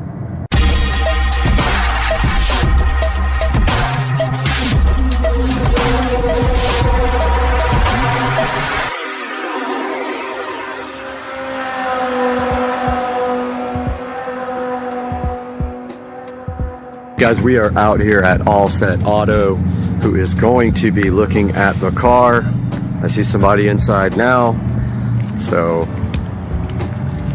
how's it going? I'm Brad. Nate, nice to meet you. How's it going? So, doing a little bit for the channel here. You want to show? Yeah. So this is, guys, this is All Set Auto, and you are Nate. Nate. All right, yeah. I'm Brad. Nate.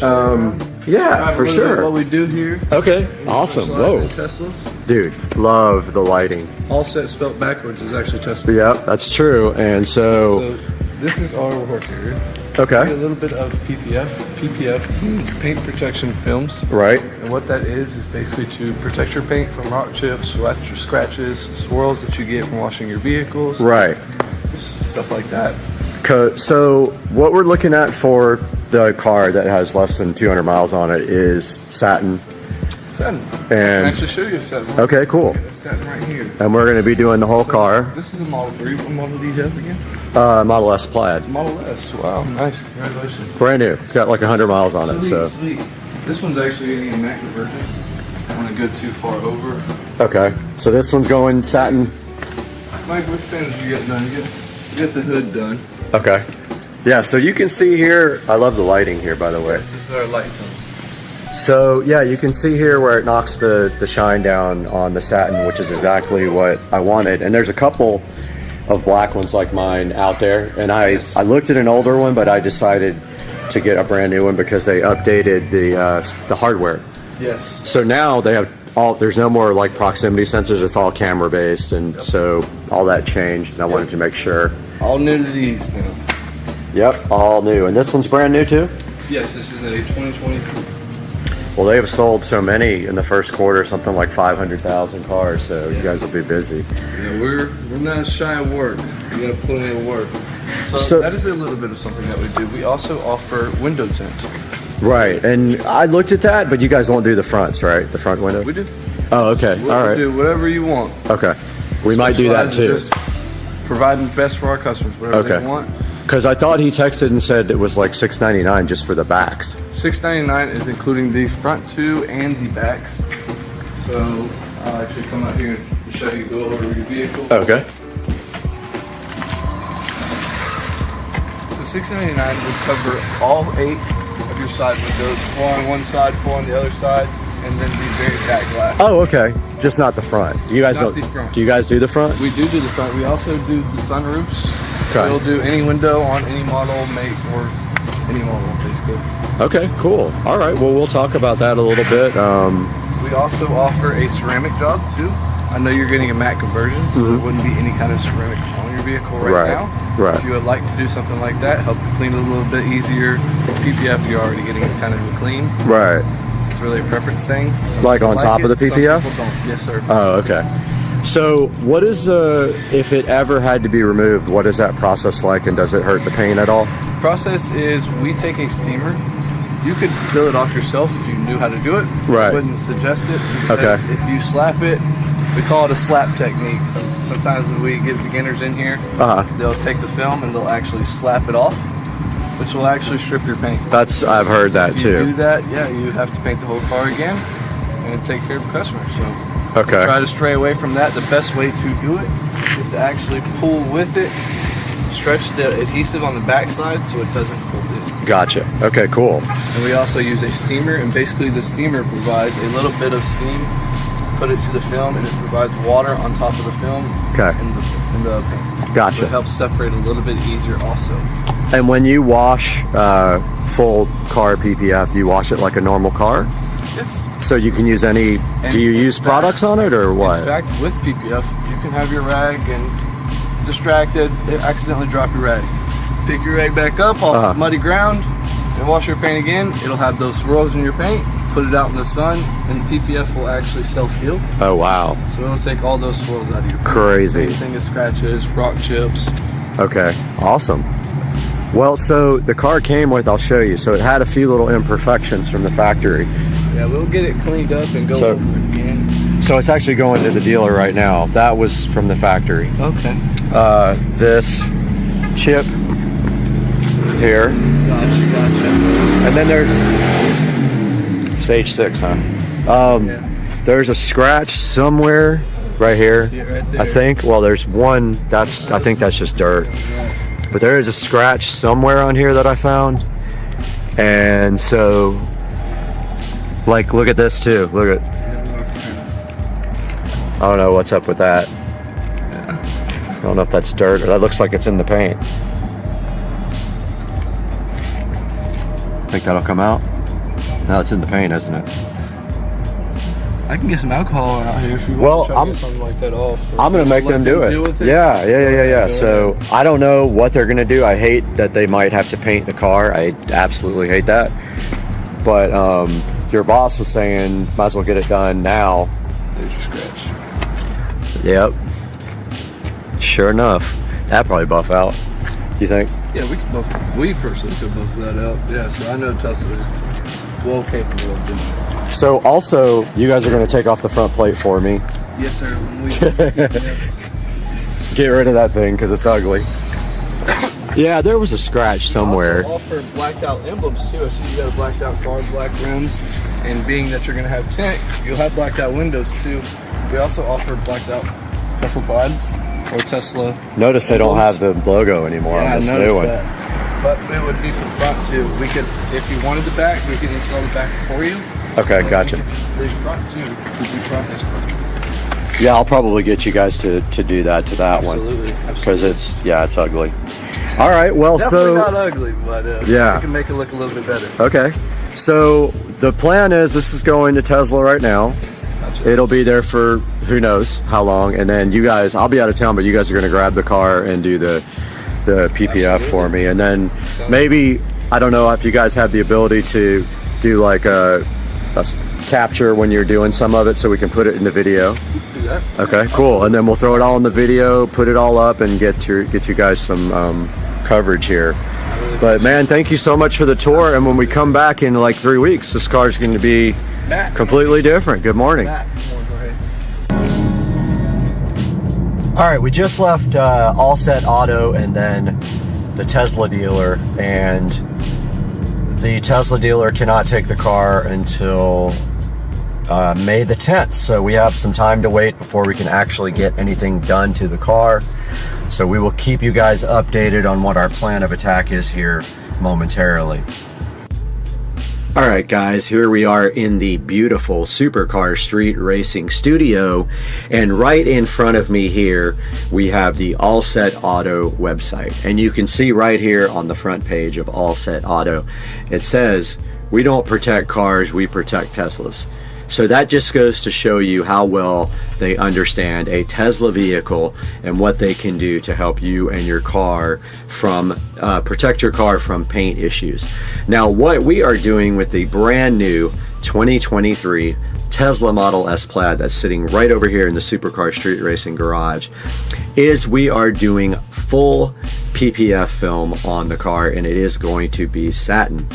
Now, what does that mean exactly? So the satin PPF is going to give the car the look of a matte black finish, which I absolutely love. I have seen it on pictures and in person, and it looks absolutely fabulous. You know, all my vehicles got to be black with black wheels. I just like that look so much, and I think it's very cool. So looking on the front page here, they have several tabs, and you can take a look at their services. They offer a service where they do both ceramic coating and also the PPF. A lot of people want to do that, so they might do the PPF and then get the ceramic coating done on top of that. I am not getting that done due to the cost involved. I am getting full paint PPF done, and I am getting the windows tinted by them. They also do regular ceramic coating to your car if that's all you want, They do window tint, like I said, they're doing to mine. And then they can also change the color of your car. The owner actually has a Tesla that is changed in color with colored PPF. So if you're interested in a different color on your vehicle, they can definitely hook you up with that as well. Talks a little bit here about the All Set Advantage and what that means. With their innovative products, then their lifetime in-house warranty, so they definitely guarantee their products after you purchase. And they have a partnership with Carfax, so it goes on the Carfax report apparently here, and then down here you will see testimonials from customers that have reported 5 stars on All Set Auto, so that's actually a great thing. And then right here they have this Tesla paint area, so they can protect your paint here with PPF or ceramic coating, and they can fix rock chips, swirls and scratches, water spots and things like that. You'll have to give them a call for specifics because I have not consulted with them on this part, so I don't know what they offer there, but give them a ring. And right here right now on the contact area, you can see that there is a contact right here, and that one is actually the wrong area, so that is for Dallas. Let's go back to, we for some reason are in the Dallas one when we should be in the Jacksonville, and there is the contact for the Jacksonville office there, 888-352-5738, and they are at 5105 Phillips Highway, and they are about 3 miles away from the actual Tesla dealership. Looks like both of the websites are basically identical besides a contact, but do not contact Dallas unless you're in Dallas. Contact the Jacksonville office if you're local, or get the office nearest you, but please work with Jacksonville if you can. They are helping me out, and we are doing a collaboration on this, and hopefully once they get done with the wonderful work on the Tesla, we will have a nice video of them doing the work, which we can then put up on the channel. Guys, thank you so much for watching the video. I can't wait to see you next time in a couple of weeks when we get this done, and we'll see you guys soon. What's going on, everybody? Supercar Street Racing here. It is Wednesday, and want to give you guys a little update because you probably saw the Z06 dyno video from yesterday. What happened is we took the Supra out to call it a Supra. It's actually an IS300 with partial Supra swap. We took the IS300 out to Tuners Inc. to Tracy. And once we got there, we decided that it was probably silly to go ahead and dyno and tune on the current setup without getting more fuel. In the current setup, the car made about 523 to the wheels. That's on 22 pounds of boost on 93 octane fuel in Florida. Yeah, fuel, I said that. So the plan is to go ahead and get these injectors, which you are going to see on the screen right now, and these are the 1650 Fuel Injector Clinic injectors. They are a brand new technology from Bosch. They are stainless steel, so they're able to handle E85 with no issues whatsoever. We're also doing a second fuel pump. This will assure that we have the right fuel pressure to deliver for these injectors. Now, this also is the first step on 2 steps. The next step is going to be a larger turbo. I want to try to put down between 800 and 900 to the wheels.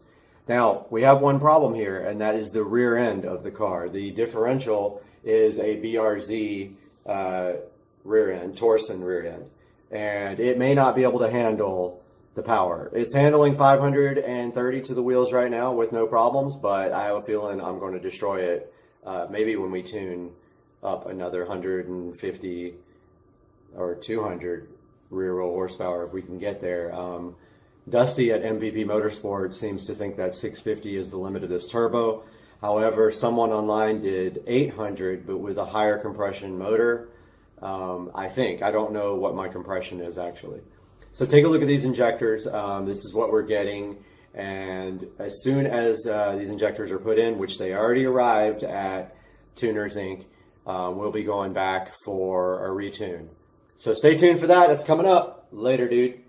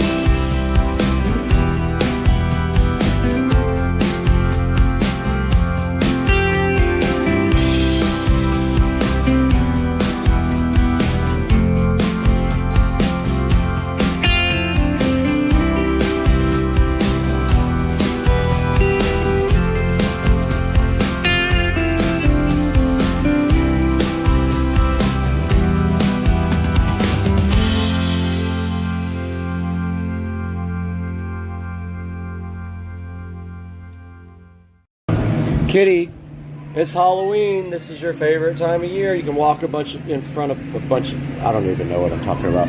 Walk in front of a bunch of people. Hi, Kitty. This is your night to shine. Baba, it's Cat TV. You love it, Cat TV. Get it, dude. It's a tree rat. Go get it, dude. Why are you so... Get it.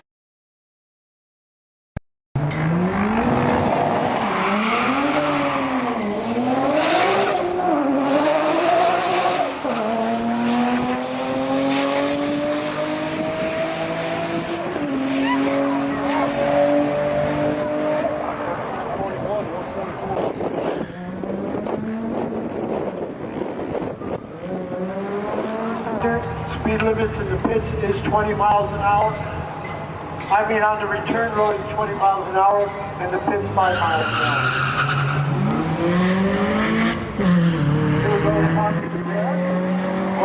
Something happens on the Napa lane, and motor blade takes an automatic with a speed of 87.27 and ET of 15,964 to losing speed of 73.58 miles per hour, ET of 176.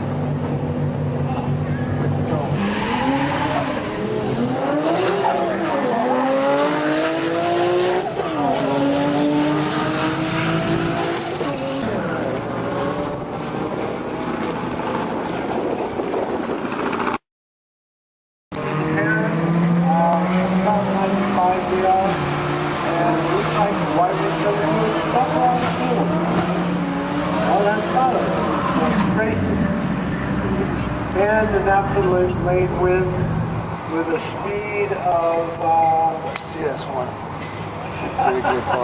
219.34 miles an hour.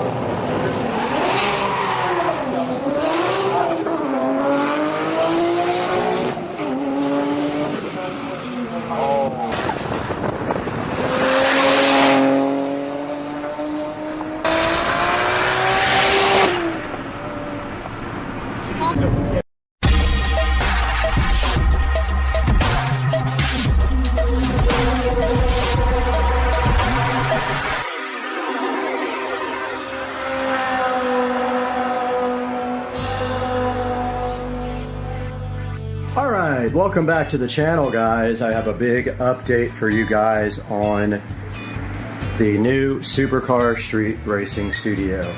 We are streaming live up there in the corner, right down there on the laptop right now, so please join the live stream if you're at all interested in what is going on.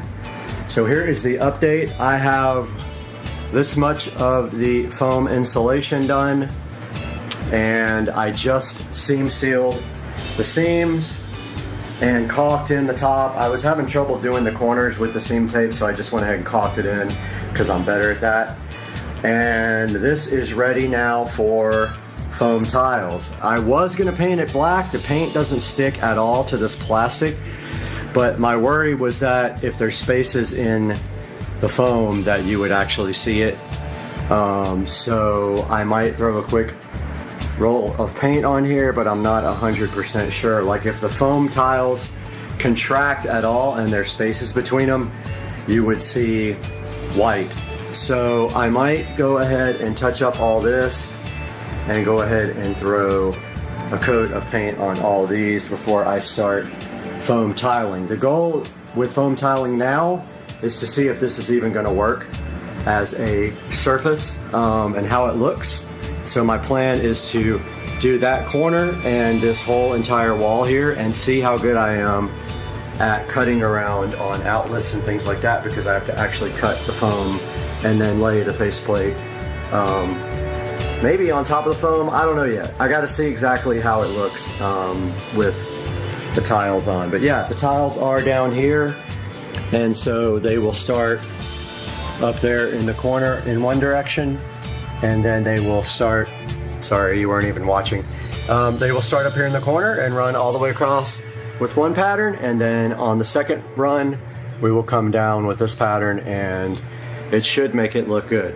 What else have I done? So I also ran the extension cables for the webcam. So I have one 10-foot extension cable and one 5-foot extension cable running through the wall and down to where the computer is going to be, and the webcam is going to be up in that corner.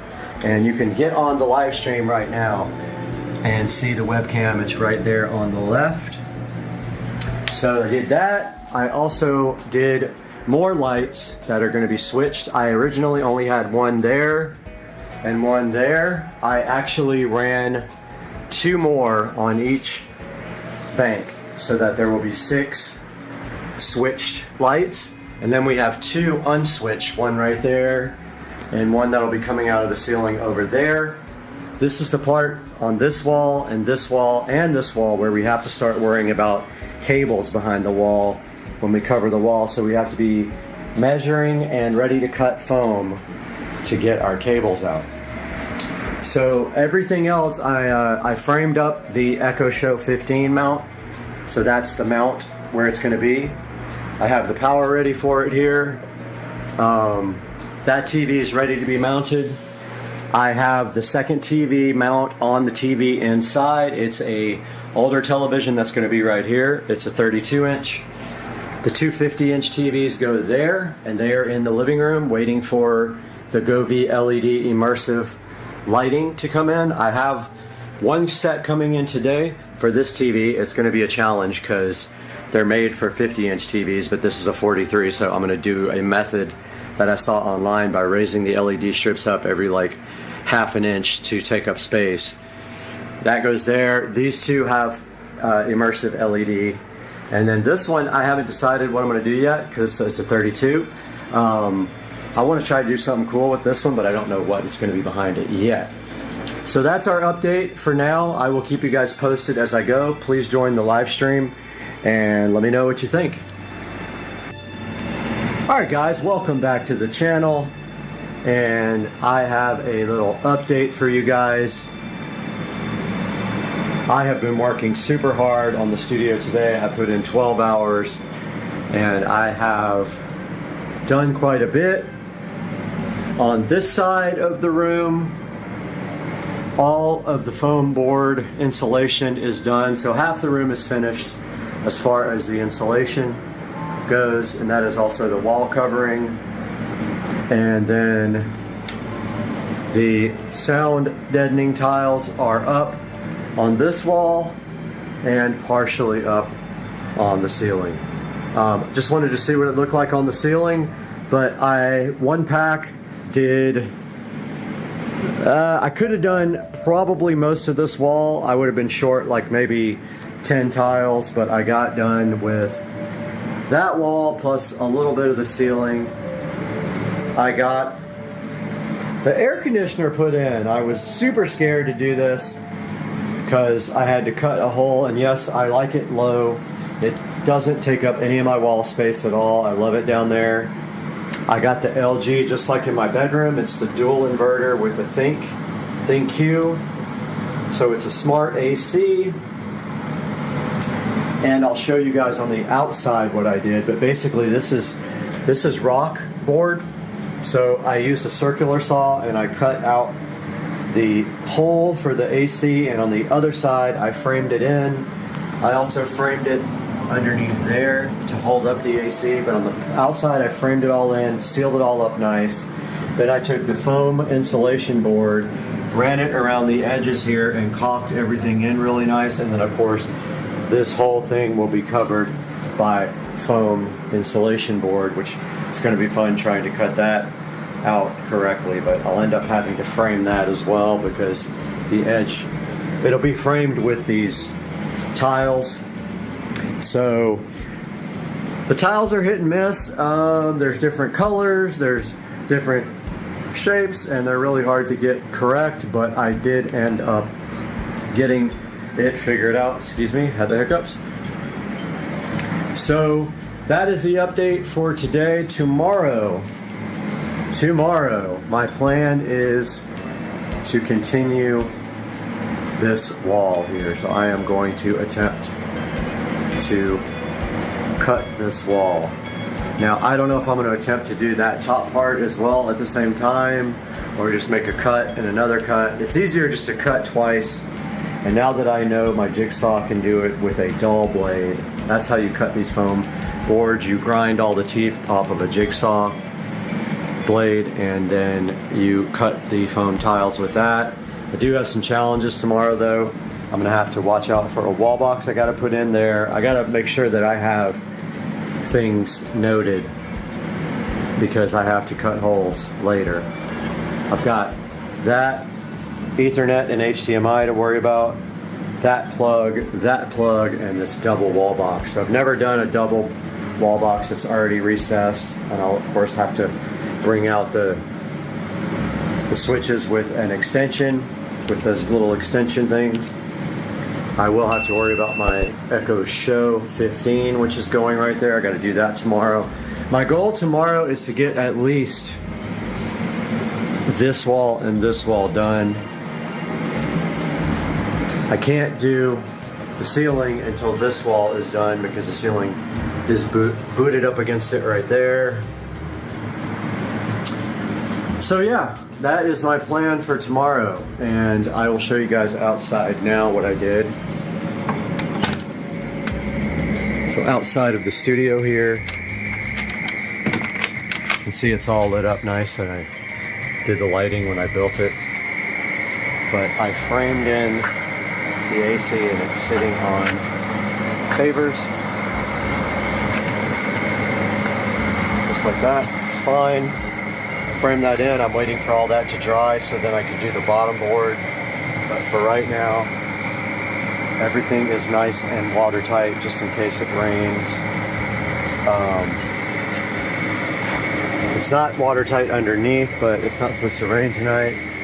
So tomorrow morning I will come out and put the bottom board on. I literally was waiting for these guys to dry before I did the bottom board. And the reason is I couldn't figure out how to prop everything up because I'm not screwing anything to the walls. I'm using caulk to put everything in. There's the rest of my foam insulation. So yeah, this AC unit, even with half of the insulation in the office, the AC unit today was able to get the room down to 60 degrees. It's a 10,000 BTU. I ordered a 9,500. They sent me a 10,000, so that's awesome. I got extra for free. This is an example of me cutting in the foam tiles around the outlets. I did it also behind the television. I cut in everything back there. I had the Govee immersive LEDs for this TV. They're not going to work out because you can clearly see them when you walk in the door right here. So unfortunately, that TV is not going to have immersive lighting. These two will. That one I haven't decided yet. That's only a 32-inch. So we got time to worry about that. But yeah, big, huge update. It is bedtime. I have to get to bed. I have been in here for 12 hours. I'm beat. I'm going to jump in the shower after I upload this video and I'm going to get to bed. Guys, thank you for watching. Please like and subscribe. Hope you like the studio. Can't wait to do live stuff from in here. Super hyped. We'll talk to you guys tomorrow for another long day. Hey guys, welcome back to the channel. And we have a little update here on the SCSR studio. I worked in here literally all day today, so going on 12 hours now that I've been out here in the studio, and let me show you what I got done. So the insulation for any wall that's not touching the house is done. So that means anything that touches the outside is completely done.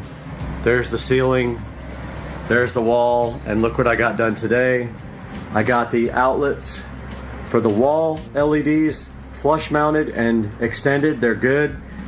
I got the HDMI and the network cable for this TV pulled up and it's good to go. I got the Echo Show 15 flush mounted into the wall. Look at that goodness right there. And I got the power for the lights all flushed in there. I got this wall done, and the TV for this wall is going right here. There's a stud right where these screws are. So that's where the TV mount is going to go. I got the network and HDMI that's going to connect to that TV pulled down there. I got everything seam taped off. Sealing is done. I just have to seam tape this one right there, which I forgot, which I will do that tomorrow morning. And then I will start painting all this stuff black.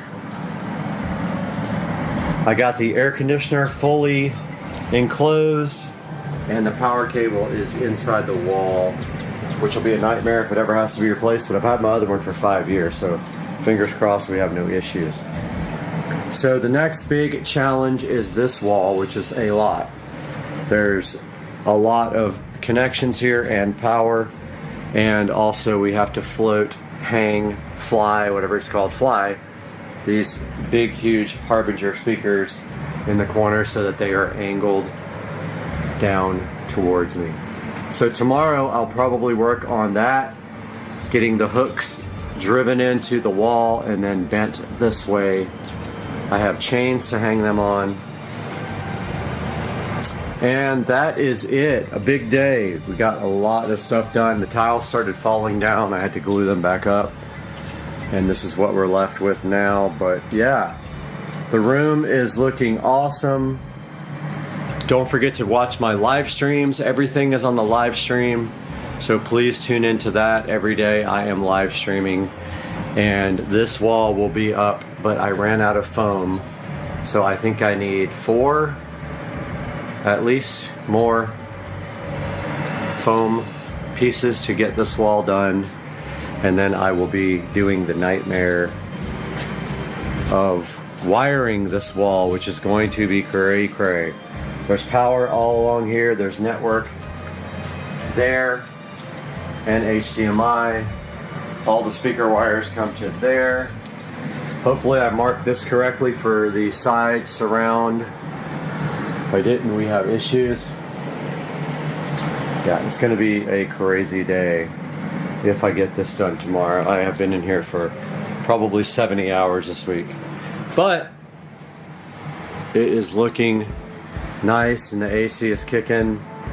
Now that the insulation is keeping all the heat out. Oh, I also have to seam seal that top right there, which I have not done. I will do that tomorrow. And yeah, alright guys, please watch the live stream. It's going right there. I have to fix our live camera, which is hanging down, but yeah. We will see you guys tomorrow. Hey everybody, quick update on the studio. This entire wall is tiled, as you can see.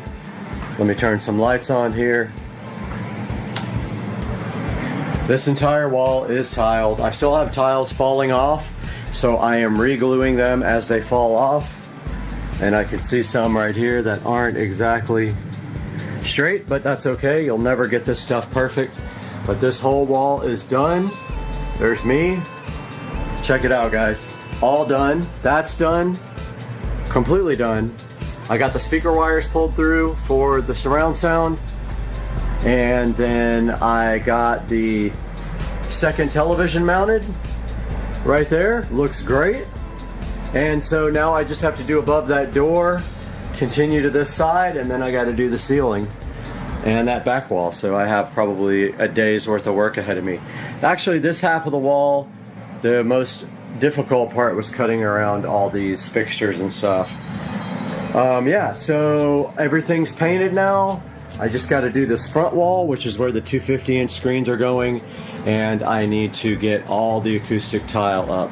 And that's going to do it for today. I'll update you guys again tomorrow. Guys, welcome back to the channel for a Supercar Street Racing studio build update.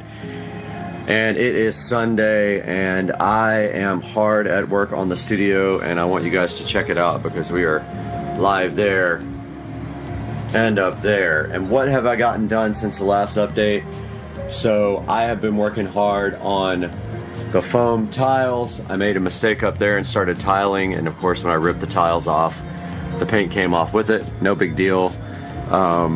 Since yesterday though, I finished this entire wall. Probably have to replace this because it got some glue on it.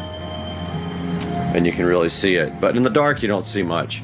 I finished this entire wall, and I finished this entire wall this morning, except for the edge, because I'm gonna foam that. I've got to put the foam insulation up on this front wall. This is the big wall with so many cuts. It's gonna be a while to get that done.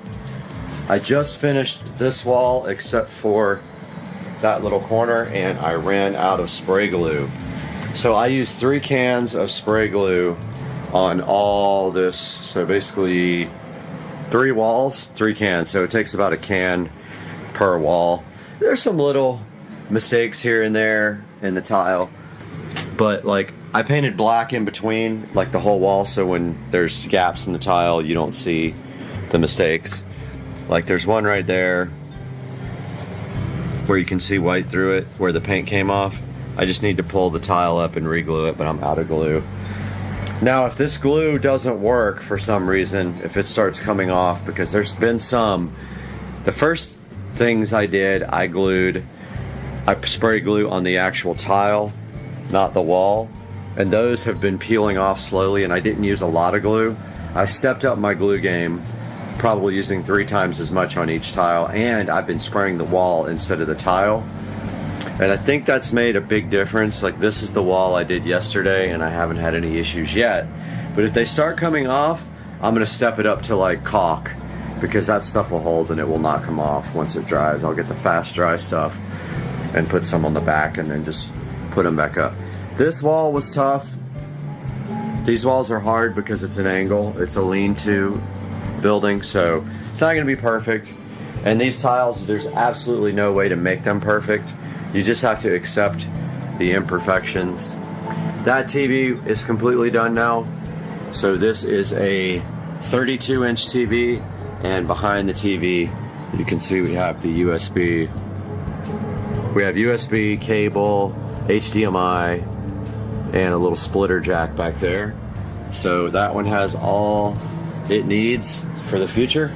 And the HDMI jack actually runs from there down to there, so you can actually connect a workstation or laptop or anything, tablet, and you can project up there if you want to.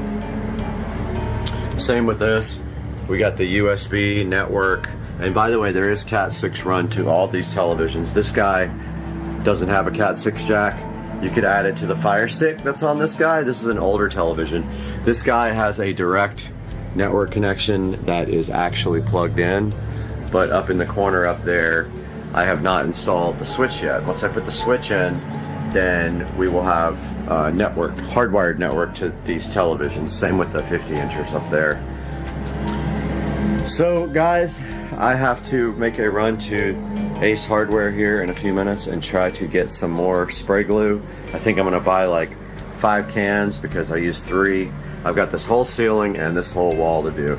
So I think 5 cans will get me through it, I hope.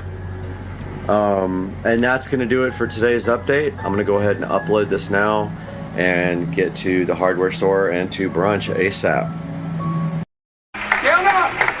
Hey, just want to say to all you other drivers out there, if you smell a delicious crispy smell after the race, it's not your tailpipe, it's a little bit of shake and then shake.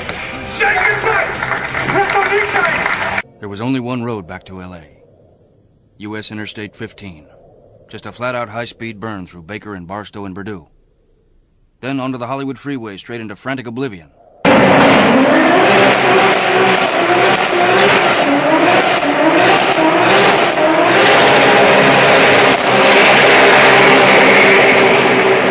the dumbest driver I have ever seen in my life.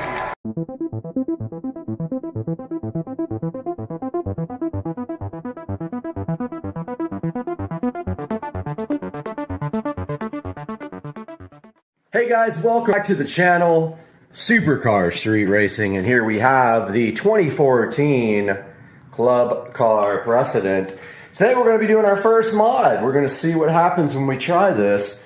If you take a look at these side skirts here, someone thought it was a good idea to put a ugly chrome diamond plate side skirt on here. We're going to be taking these off, and maybe, I don't think we can take this off. This is actually part of the I don't know why every single thing on a golf cart has to have a logo on it. That's ugly. It wraps all the way around here like this. Can't get the Ingersoll Rand off of there, but we're gonna take these side skirts off and attempt to paint them matte black. I've got the paint up here on the table, and I got it from that orange store, Home Depot, and it is Fusion all-in-one. And I did pick up new screws for the steering wheel. However, I thought they were tapered like this, but they actually are not. The ones that are in there are just regular old screws. So I bought the wrong screws, and I don't currently have a vehicle to get back to the hardware store. But yeah, that's what's happening today. Supercar street racing.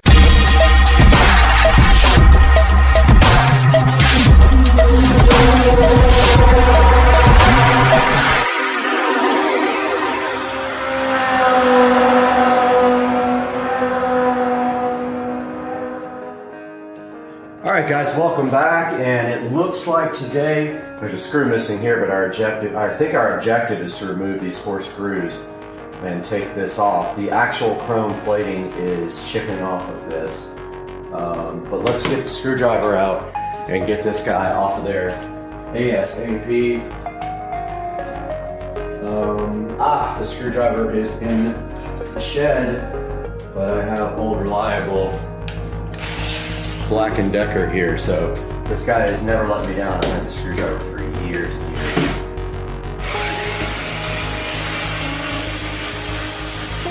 This screwdriver is really good. For a cheap Walmart screwdriver, it's a lithium-ion battery. It has come through many times. That screw won't come out.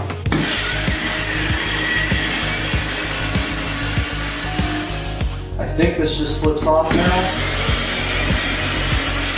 I don't feel any screws on the side at all. Feels like it's loose. And there is an ugly skirt under it, and they have screwed holes in this as well, which makes this unusable now. So what we're gonna do now, right here, right now, is take the other side off. Moving to the other side.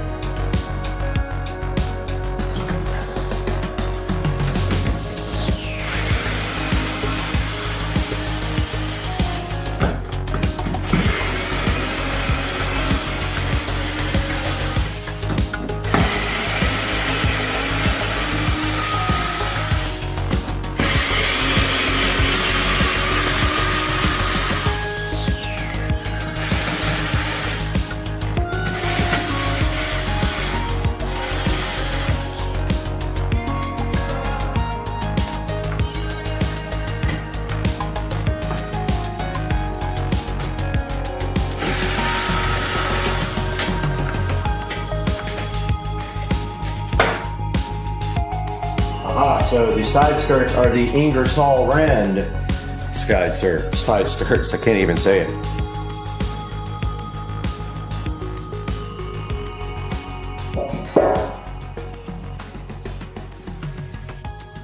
And moving on to the next step, we will prep, but first we will clean what we have here.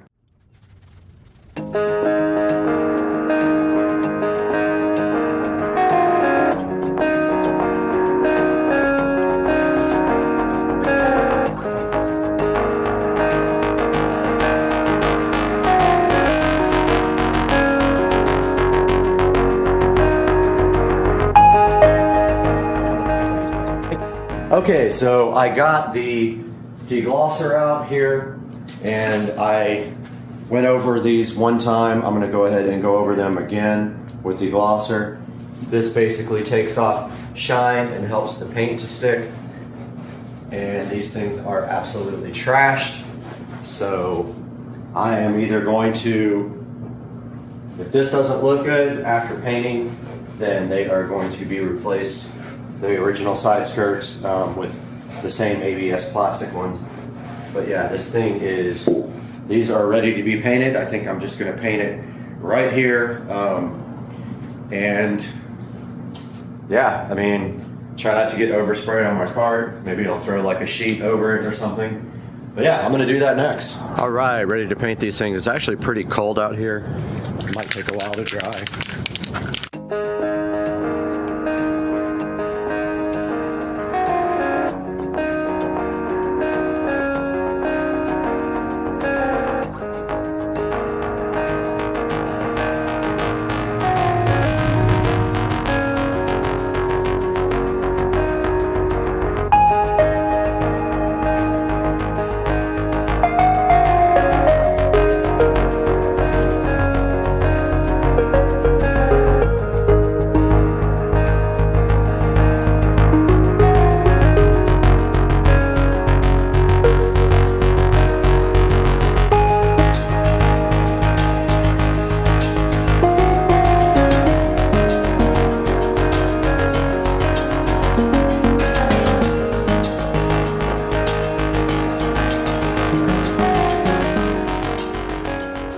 My yard guys got here. That would cause an absolute mess. I went ahead and brought the side skirts back inside the garage, and I got the heater out here because it's pretty cold. The only thing I don't have any black screws, so I don't know if I should paint these screws or what. I'll probably throw a little paint on the top of them. Maybe I could just like do a quick you know, like touch up of them when they're on the cart itself and kind of put a sheet around it so I don't get anything all over the cart. But yeah, so the first coat is on. I think it's sticking. Thought I saw a couple places where it might be bubbling, but the deglosser usually does pretty good. It's going to need multiple coats for sure. So I'll put 2 or 3 coats on this, probably 3, and we'll see what's happening. We'll let these dry for about 30 minutes. All right, out here ready for the second coat. First coat came out awesome. I do have the heater going in here. It feels nice. Let's do it.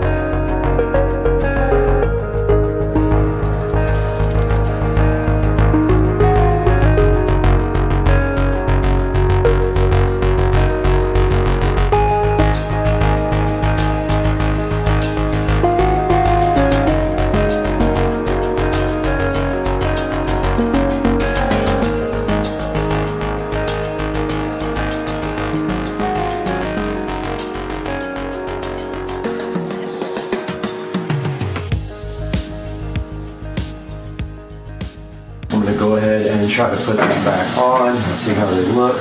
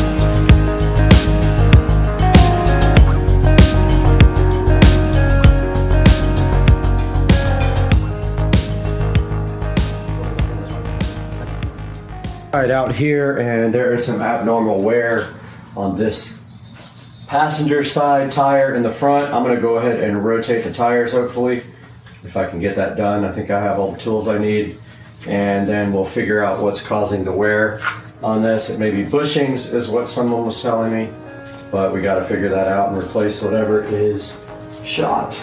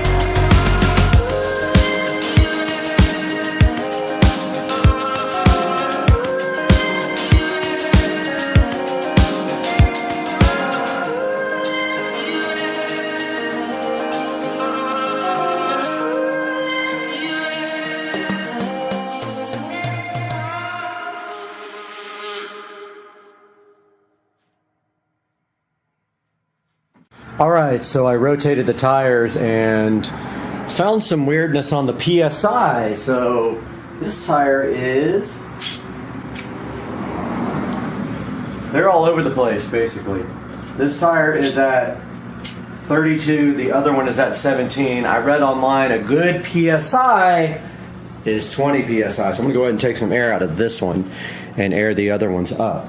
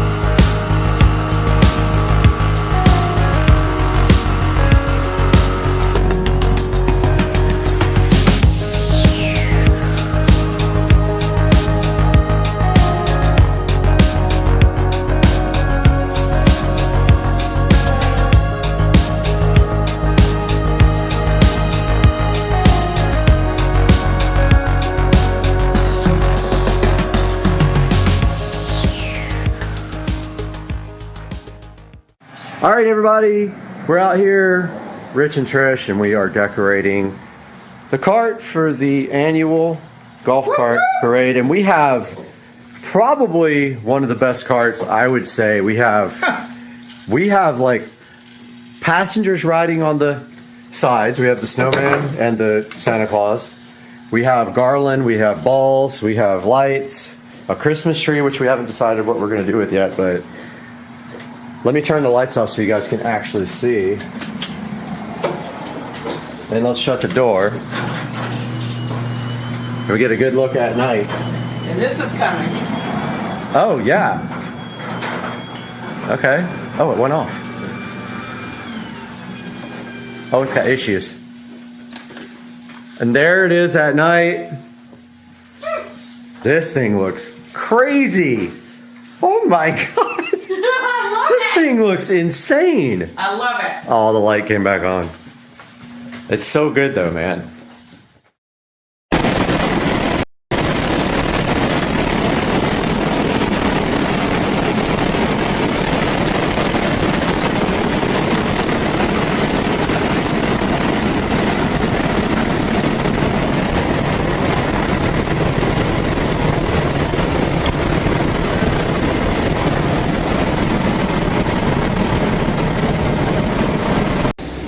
All right, so remember the video I posted earlier about it's about to, yeah, it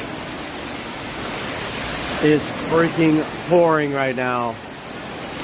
Florida life confirmed.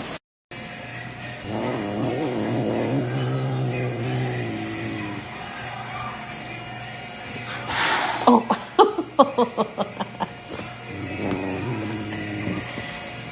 Little toad. We got this Wi-Fi security camera, we got a guitar, we got the Wi-Fi security camera, and we got the peel satisfaction. That peel sat is so good. That peel is so good. On the camera with the guitar.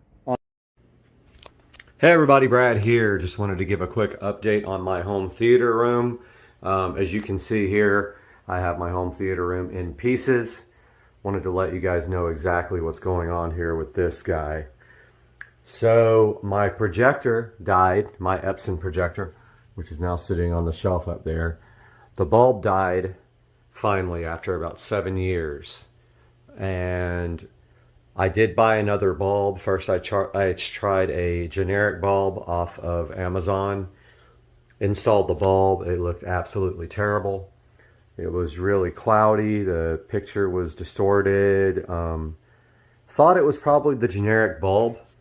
So I ordered a genuine Epson bulb, put that in, looked exactly the same. So I think that something in my 1040, my Epson 1040 projector right there died at the same time the bulb died, or that component caused the bulb to die. So I have ordered a 4K projector. Now, if you guys are familiar with projectors at all, you know that 4K projectors are very expensive.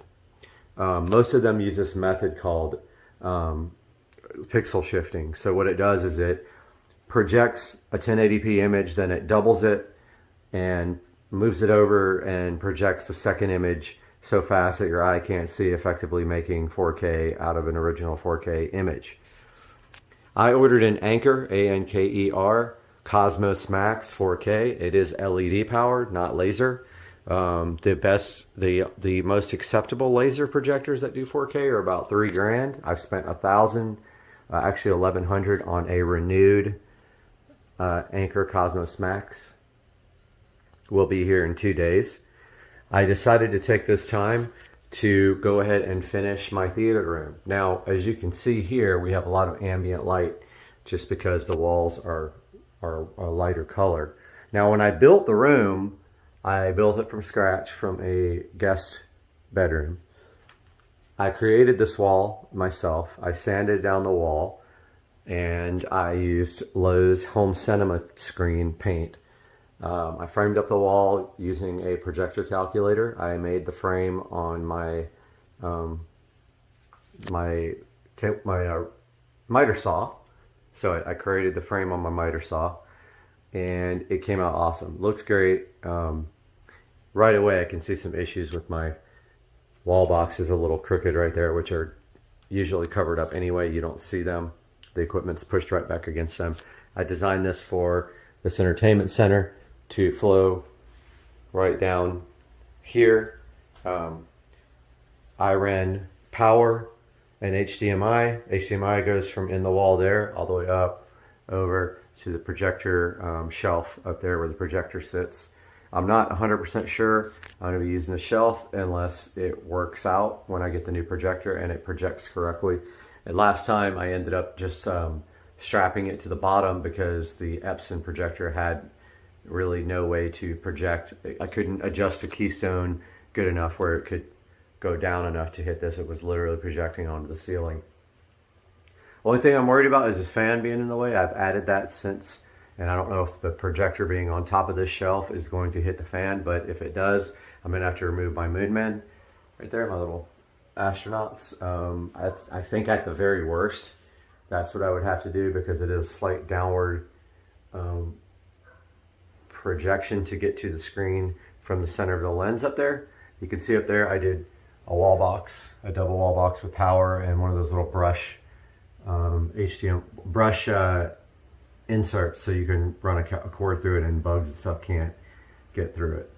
The shelf is a glass floating shelf. As you can see, I had the projector strapped to the underside there and upside down. This time I'm going to turn the Anker Cosmos Max upside down and lay it on top of the shelf because it has a LED star constellation on the bottom. You'll be able to kind of see through the frosted glass there. Now, another thing was my other projector was quite a bit brighter. It has a standard 200 watt bulb. This Epson Home Cinema 1040 right there. The new one is LED. It's quite a bit dimmer, maybe half the brightness.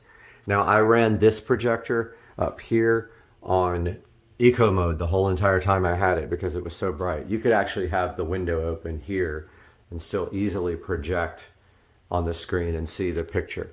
The new projector, LED, going to be less bright, so I'm making strides to get this room brightness down quite a bit. First thing is the whole entire room is going to be that color. So it's all going to be that dark shade of green. I forgot what the name of it is. It's a dark, like brownish green. I'm going to do the ceiling as well. So I need to take this vent out. I need to remove my rear surround speakers there. and get this room prepped and go ahead and paint the whole entire room. Now, if the shelf doesn't work or I have to lower it, then that's going to be a little bit of work, but I think I can manage to figure that out. I'm going to leave my shelf here that has my artwork on it. It's just all movies and TV stuff that sits on that shelf. It's been there forever, even before this was a home theater room. So I want to show you guys this hilarious mistake I made when I first put the surround speakers in. It's so visible up there where you can see where I cut the hole, and I was right on top of a stud and I had to move it and fill the hole. Unfortunately, you can totally see what I did there. It's not noticeable unless you really look. But yeah, so I am waiting for my projector to get here Wednesday. Meanwhile, I've got work to do in this room. I already have everything taped off. These closet doors are going to be permanently removed. They are going to be curtains here. And I'm pretty sure I'm going to get rid of that door as well and just do a curtain on the outside of the door. So I think what I'll do is a curtain rod up there with 2 curtains that hang straight down to the ground right there, black. I think that's what I'll do. Not sure yet, but I think on the inside here you'd be able to see a lot of ambient light from the other room, and my concern there is that. So maybe I'll do 2 sets, one on the inside, one on the outside, like 2 on the outside, 2 on the inside, for a total of 4 curtains that you walk through. That'll also help with the sound deadening. So I'm not sure yet. But yeah, just a little update. I still got to take the Echo Show out of the wall here.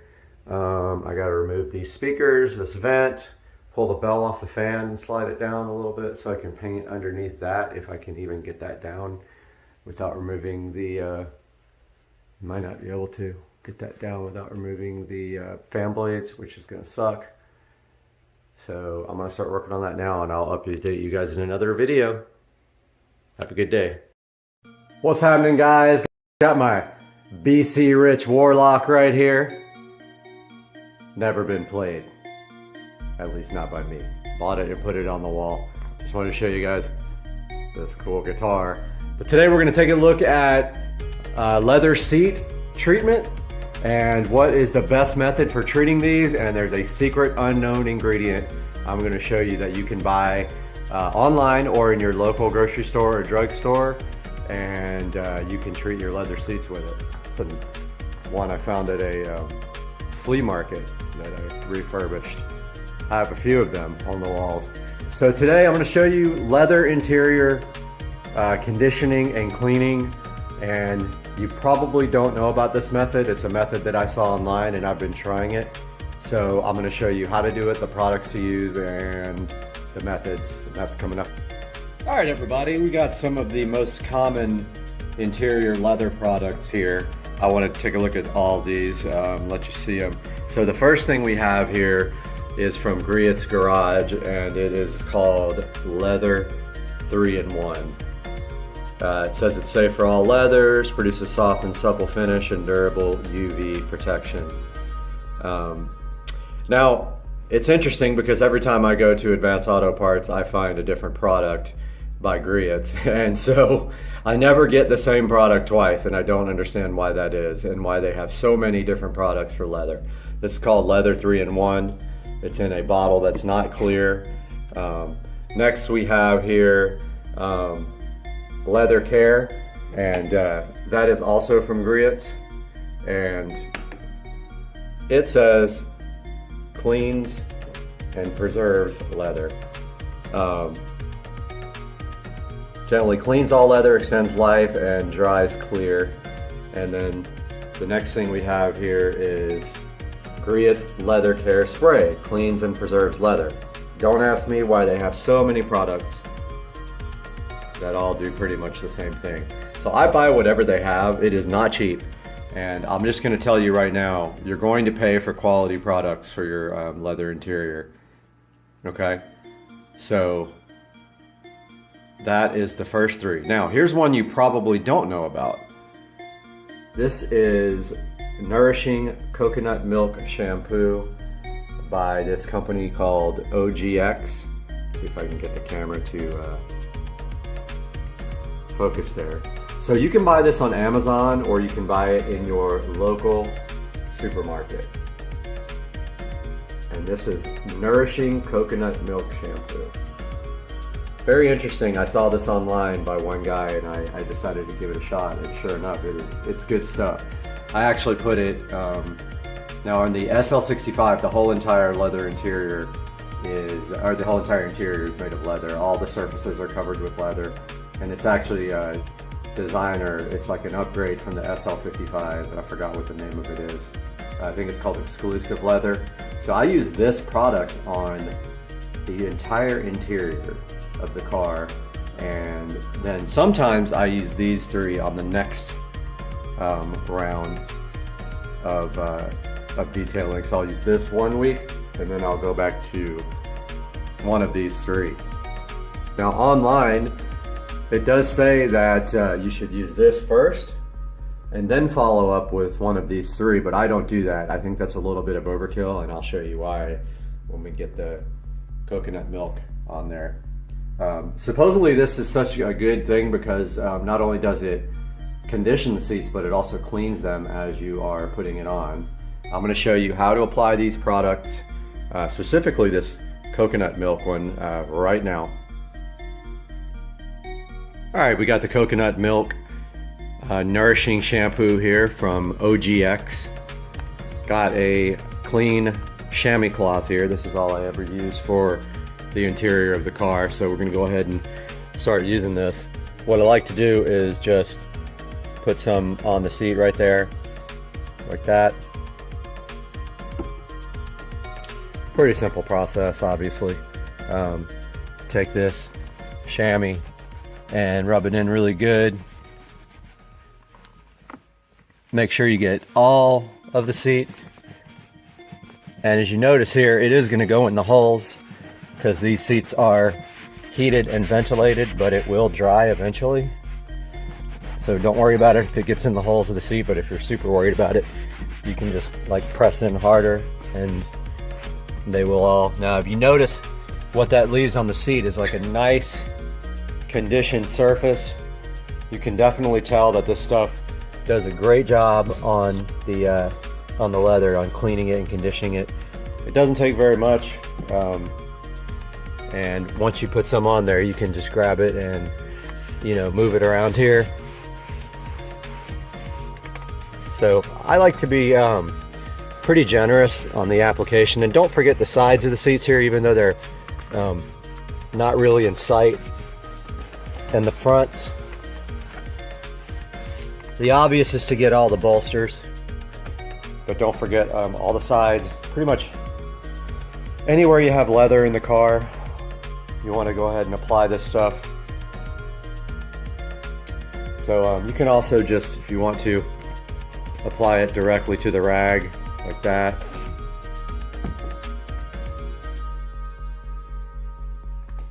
And then, you know, just directly onto it if you don't want to pour it out first. And I know the lighting's not very good in here, but as you can see, it leaves the leather really in good shape after it's done. And even when it dries, you're going to notice that the leather is, you know, nice and soft and conditioned. It is a different type of the way it feels compared to the other products over there.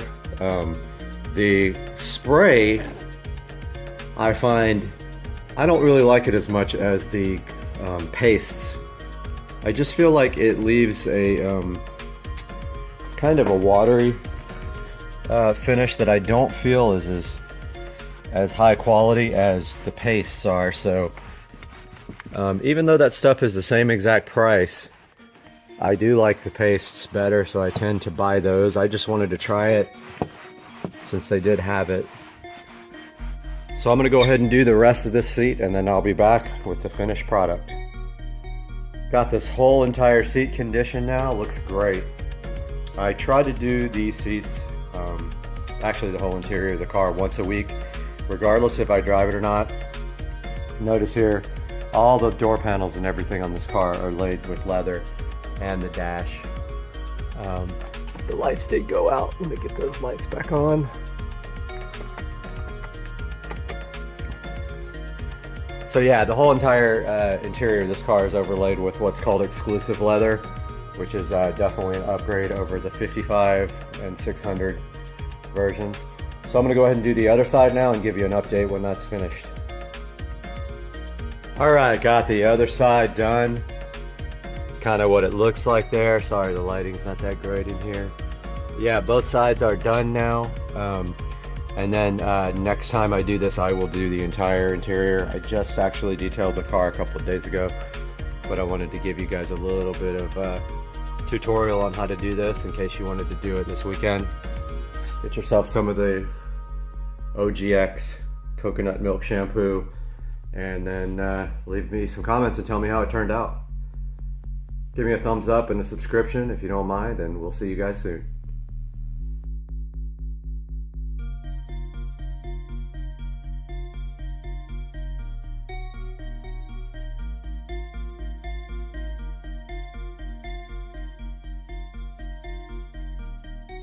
Hey guys, what's going on? Supercar Street Racing here.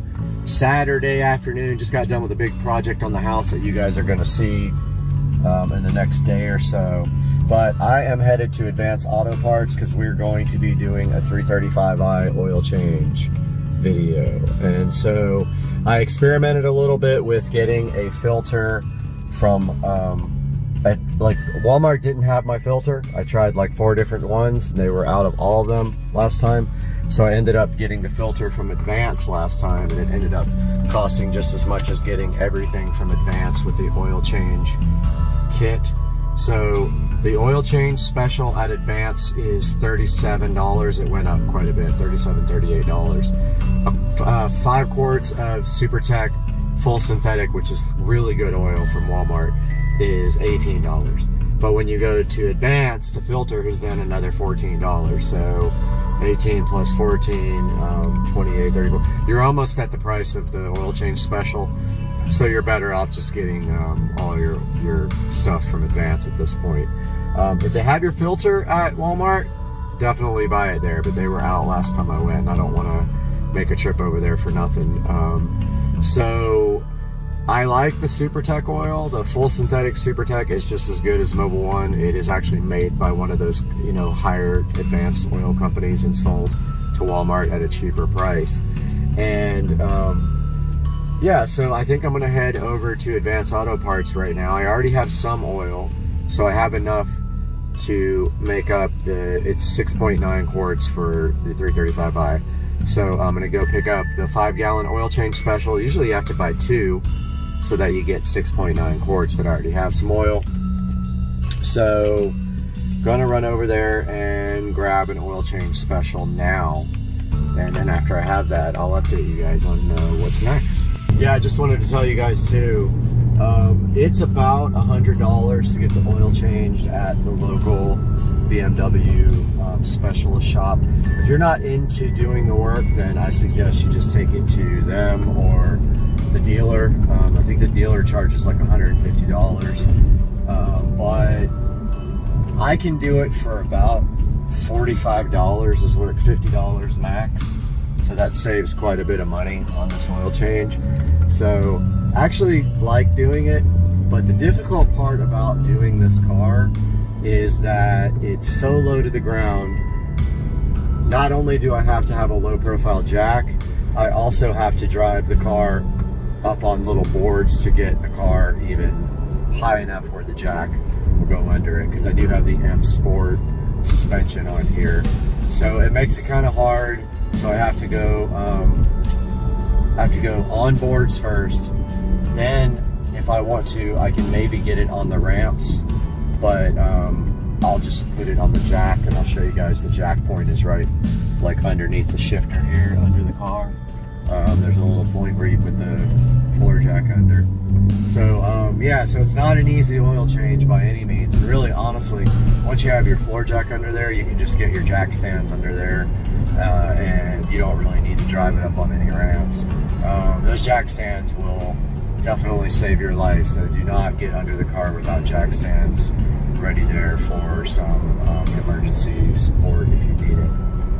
All right, guys, we are about to pull up at Advanced Auto Parts here. If this guy in the back doesn't ram me driving aggressively. I'm going to get the oil change special. Looks like it's kind of crowded in here. We are at Advanced Auto Parts. I'm not going to record in the store because, you know, it's awkward sometimes for the people that work there. All right, guys, just got out of Advanced Auto Parts. Ended up getting the Mobile One 5W40 European formula. Like the car knows if it's, the oil knows if the car's European or not. It's ridiculous. But I got the K&N oil filter. It was $40 for 5 quarts of oil and the oil filter. So this stuff has gone up $10 since the last time I did it. But I already have some oil at home. Don't feel bad about mixing full synthetic oil. It's no big deal. Doesn't matter. And I'll update you guys next when we get there. I think that's a 640i in front of us. All right, guys, we are done with the gym now.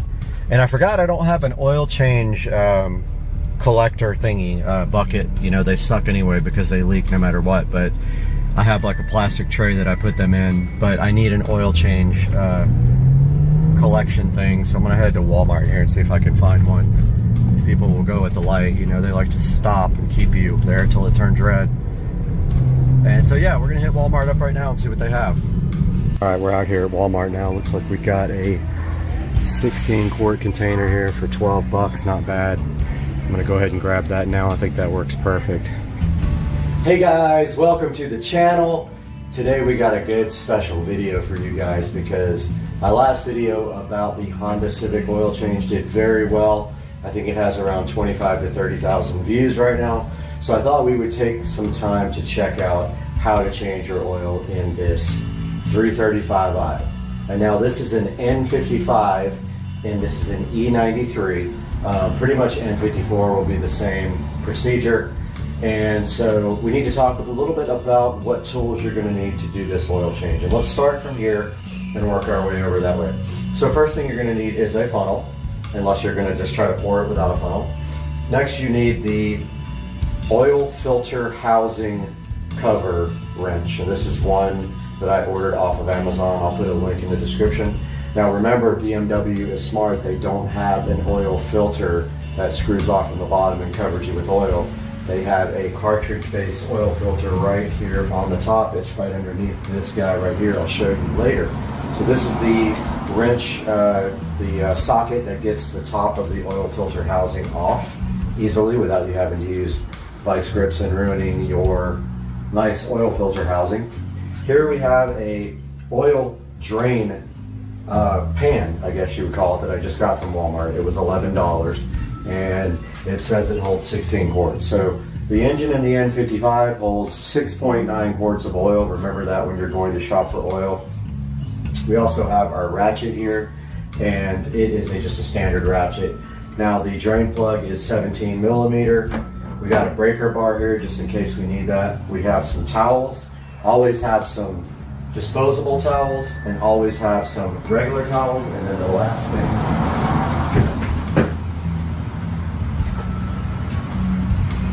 is your supplies. Here are the rest of your supplies. Here we have 5 gallons of Mobile One synthetic, and we have a K&N oil filter. Now this was all purchased with the oil change special at Advanced Auto Parts. So 5 gallons of oil and the filter was $40. Now I already have 2 more gallons to make up the 7 gallons. You're going to need 7 gallons of oil to change the oil in this N55. This is an E93, E92, E90 are the same car. This is just a convertible. So here's everything you need once again. You need a funnel, oil filter housing cover wrench, which is right here. These are available on Amazon. You need some regular towels. You need a K&N or other oil filter. You need oil, 6.9 quarts of oil. Oil drain bin. Ratchet or wrench, 17 millimeter. 17 millimeter socket here, a breaker bar maybe if you can't get it off, shop towels, and a couple of more things, which I'm going to show you next. So there's a couple of other things you're going to need for this oil change, and since my 335i is so low, I have the M Sport suspension, I need a low profile jack and I need 2x4s. I cannot get this jack underneath the car here without first driving up on some boards. The car is way too low. You might find that the same on your car, or you might have a little bit higher suspension, but you're going to need at least a jack or ramps, and this car will not drive up on ramps, it's way too low. You're going to need jack stands, 2 jack stands, and maybe some wood to drive your car up on the ramps, because if you're like me, you've suffered from having a low car forever and it just does not want to drive up on the ramps. So we drive up on the wood first, which I'll show you here shortly. Then we jack the car up with the jack, and then we put the car on jack stands and let it down, pull the jack out so we can actually get under there. Let's talk about everything you're going to need to change the oil in your E90 BMW. You're going to first need an oil filter. BMW uses a cartridge type oil filter. You're going to need an oil filter cap removal tool to take the cap off the oil filter housing. You're going to need a 17mm socket and ratchet, or a 17mm wrench, and possibly a breaker bar. You're going to need an oil drain pan to catch the oil. You're going to need 6.9 quarts of synthetic oil. You might need some shop towels. You're going to need jack stands, probably a low profile floor jack because the cars are so low to the ground, and maybe some old wood to drive the car on to get the floor jack under the car. Alright guys, we do have the car up on some, not up on, but we're about to drive the car up onto some wood here. Just be aware this wood has a tendency to slip. Make sure there's no nails in it, because I almost drove onto a nail one time. And we are ready. Mr. Beach just came in the garage. Let's go ahead and drive up. If we can, if it doesn't slip.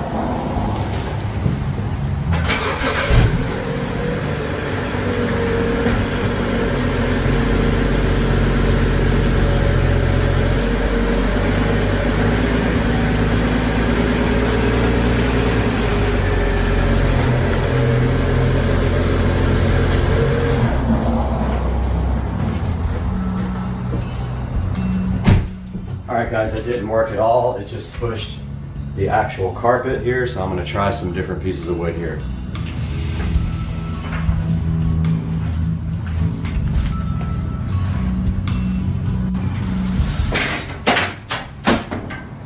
So these guys work pretty good, these flat pieces. I'm going to go ahead and put them on top of that, right there. Hope they don't slip. This is why changing the oil in this car sucks. Big time. Let's try to get that up on those too.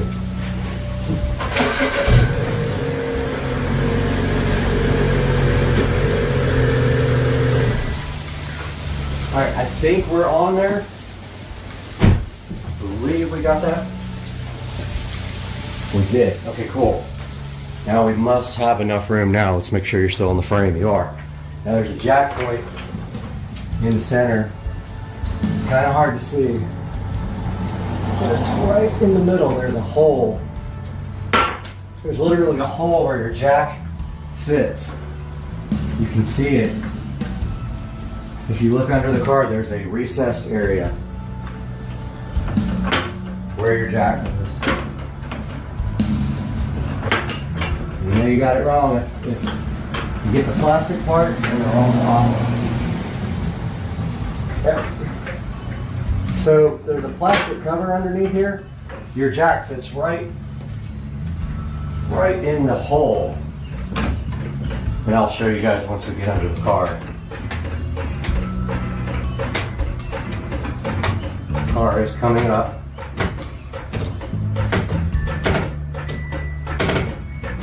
Now, it's so low that I like to have some room to work. And we gotta get the jack stands under it. Yep, we're on the right mounting point.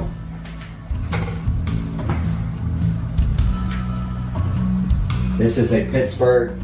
Even the lowest profile jack I could find at Harbor Freight does not go low enough to get under this car without driving it up on the lid.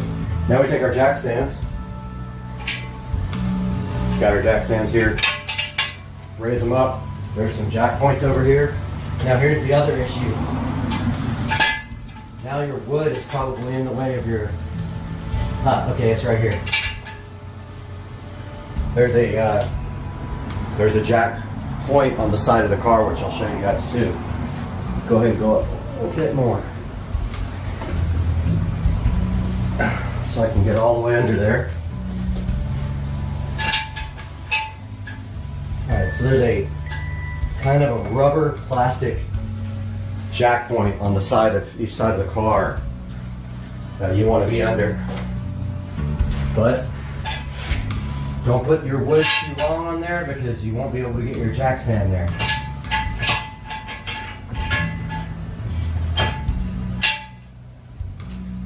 This side just a little bit. Needs like one more bump of the jack.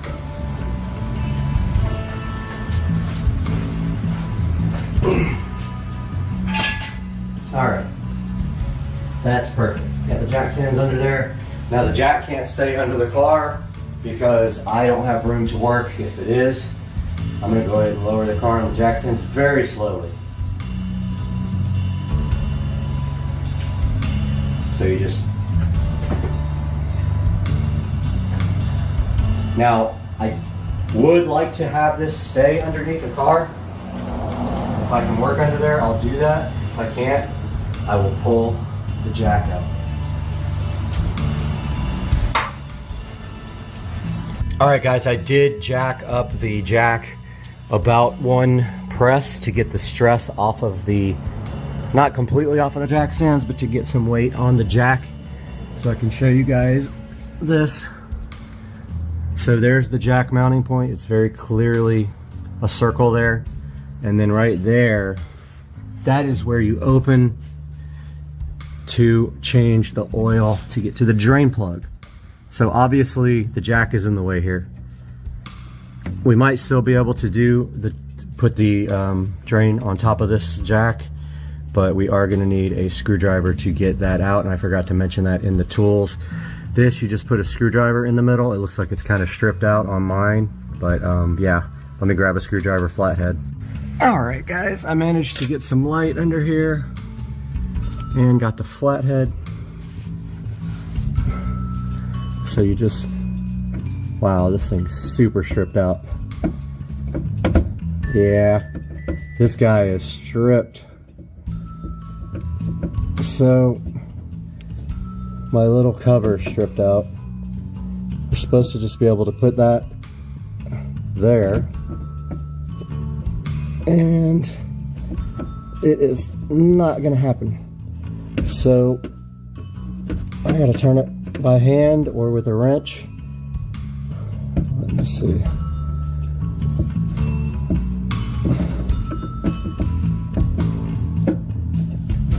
Okay, almost.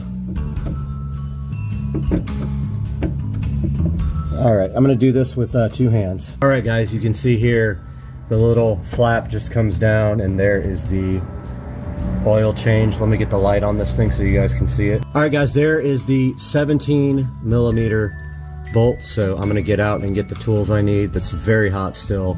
The jack is right in the way, so I hope I can get the oil change tray like right here to catch the oil. I usually take the jack out, but I'm kind of nervous about doing that. I don't trust the jack stands 100%, but there is what we need to take out. I do have a 17mm deep well socket and a ratchet for this, so I'm gonna go grab it. Alright guys, here is the oil pan drain thingy catch, whatever you want to call it, and I was hoping there wasn't a big hole there. There's not. This will catch your oil drain plug when you put it in. So what we will do is slide that dude over like this from this side. get that under there where we can get to it. And then let's also put some towels under there in case we try to make a mess. Get our shop towels out. Have those ready on standby. We got our shop towels here. We got some regular crappy rags for this. We'll throw those under here on this side. And if we need the breaker bar, which probably that might be a good idea just to use that instead of the 17mm socket, then let's just take the breaker bar under there. Probably make my life easier. Got the breaker bar, 17. Let's get under there and do some work. All right, guys. I don't know how that shot's gonna look. It's kind of propped up somewhere because I can't get the tripod under. But I got my breaker bar, and this little trap door comes out completely, as you can see here. I don't have my oil drain pan in here yet because I'm not quite ready for that because the oil is so hot. Yeah, this barely fits in here with a deep well. You almost need a regular one, which I don't have one. Can you believe it? I don't have a 17mm regular. Okay, that came off real easy. We're good. We'll use the okay, yeah, we're really good. I'm gonna let that cool off for a little bit before we actually start draining the oil, and then I will update you guys once the engine has cooled down quite a bit, and we will go from there. But this is ready to go underneath here.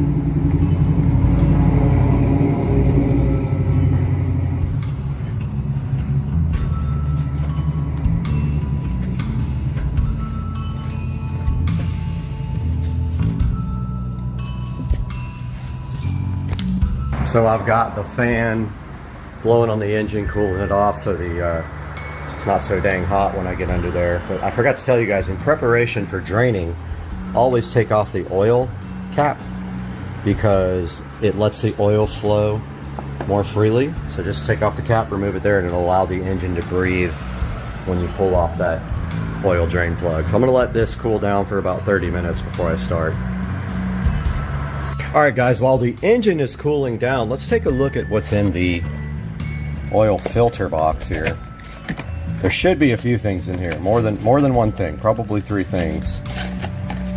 All right, so we got our, remember the BMW is a cartridge, not a oil filter. So there's the cartridge. Now here's important couple things. Inside this bag here, we have a new O-ring for the oil filter housing top. We have a new crush washer for the oil drain plug. Do not forget that. And then we have a new O-ring here for the cap on the oil filter housing top. So the easiest way to remove those, I believe I have a tool for this. Let's see. I do. So this is a nice tool for removing O-rings. So I'll be using that on the top. So we have all this laid out here. Have your rags ready to go. And we can go ahead actually now and take off the oil filter housing cap. All right, guys, so we got our ratchet here. We got our oil filter housing removal tool, cap removal tool, or whatever you want to call it. Just goes on like that, like a standard ratchet to a socket. Of course, our fan is right in the way. Let me get that moved, and then we'll go ahead and take that cap off. All right, guys, here is the N55. And this is the oil filter housing right there. Very prone to leakage. If you haven't replaced your gasket in there, it's going to eventually fail. So put our cap there in reverse. It is going to be tight. There's an O-ring seal in there. Go ahead and take that off. You better make sure you have all your supplies though before you start draining oil and taking this off. It's still pretty tight. It's going to be tight until you get it like almost off all the way. Now we're going to stop right there. It is loose. Now we are going to need some plastic bags to put the old oil filter in, so I'm going to grab that now. I am ready to extract this oil filter. So I've got the paper towels on standby. Now notice it tries to come out with it. It's very hot, by the way. So this is going to be hard to get out of there, but the cap wants to come off with it. So I'm just gonna go ahead and do that. Set that over there inside the plastic bag so we don't make a mess, and I'm gonna separate those with 2 hands. Guys, here's the old oil filter. There is the oil filter housing. Some oil got in there. I'm gonna make sure I clean this off completely. Here is the oil filter housing cap. Notice the O-ring right there, that gets replaced. And that O-ring right there gets replaced. That's why we have the O-ring removal tool. So I got some paper towels here. The next thing I am going to do is completely get all the oil out of this old, the old oil out of the oil filter housing. So I use paper towels for that. I just soak it up in the paper towels. This gets rid of all the old nasty oil. Soak it up in the towels, and if you have gloves, put some rubber gloves on. I have some over there, I just haven't put any on yet. Go straight to your bags over here. I'm gonna do that now. I'll show you guys when it's all done. I got most of the oil out of the oil filter housing, all in this bag. Now we need to take the new O-rings and get them onto the oil filter housing cap. But first, I'm going to go over here, get some of my nice gloves over here, my vinyl gloves, which I love using so I don't get my hands completely dirty. So let's bring this cap over to the workbench.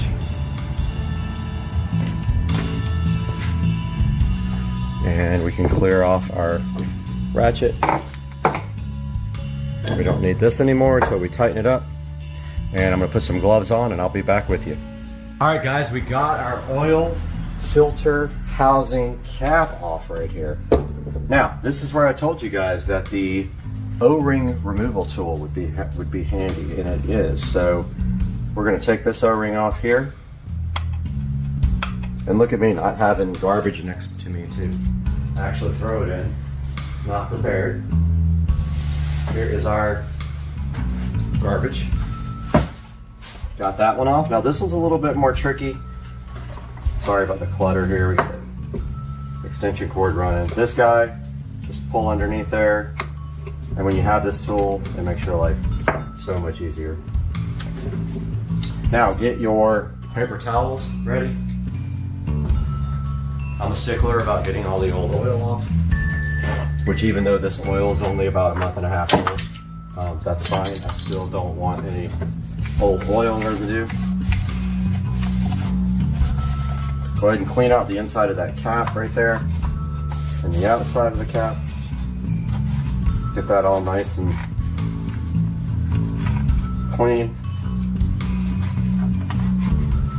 Just stuff that paper towel in there and give it a good, never gonna get it all out, but you'll get most of it out.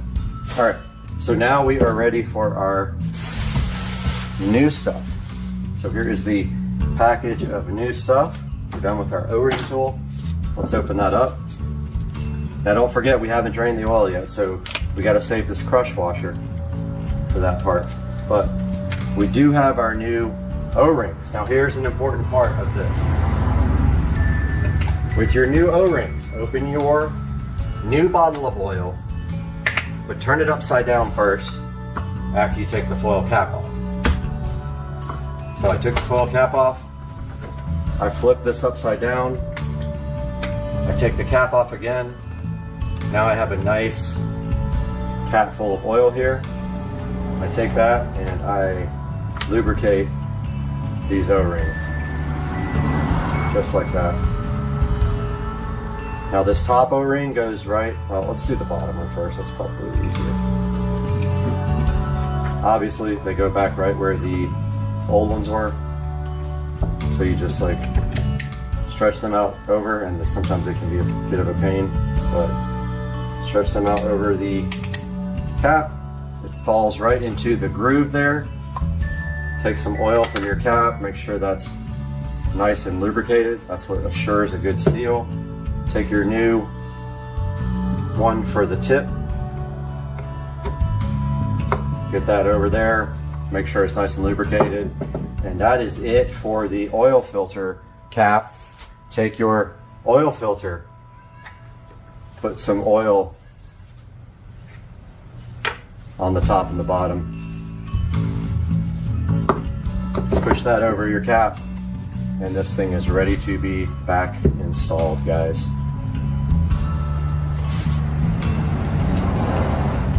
Alright guys, so the next thing we're going to talk about is what you need to do before you put this oil filter back in. So once the oil is completely drained, completely out of the car, which is still very hot, so I'm waiting for this car to cool down, we're going to want to fill this up with oil before we put the oil filter back in. So we will fill it up to, you know, the middle of the threads there. We don't want to do that yet though, because we're just filling it on top of old oil that will get drained out. So we're waiting for the car to cool down. Once the car cools down, we will go ahead and do the next step. Alright guys, so the car has been cooling off for a while. We're going to go ahead and try to get this oil out. So let's see if we can make a total mess. I've got some towels.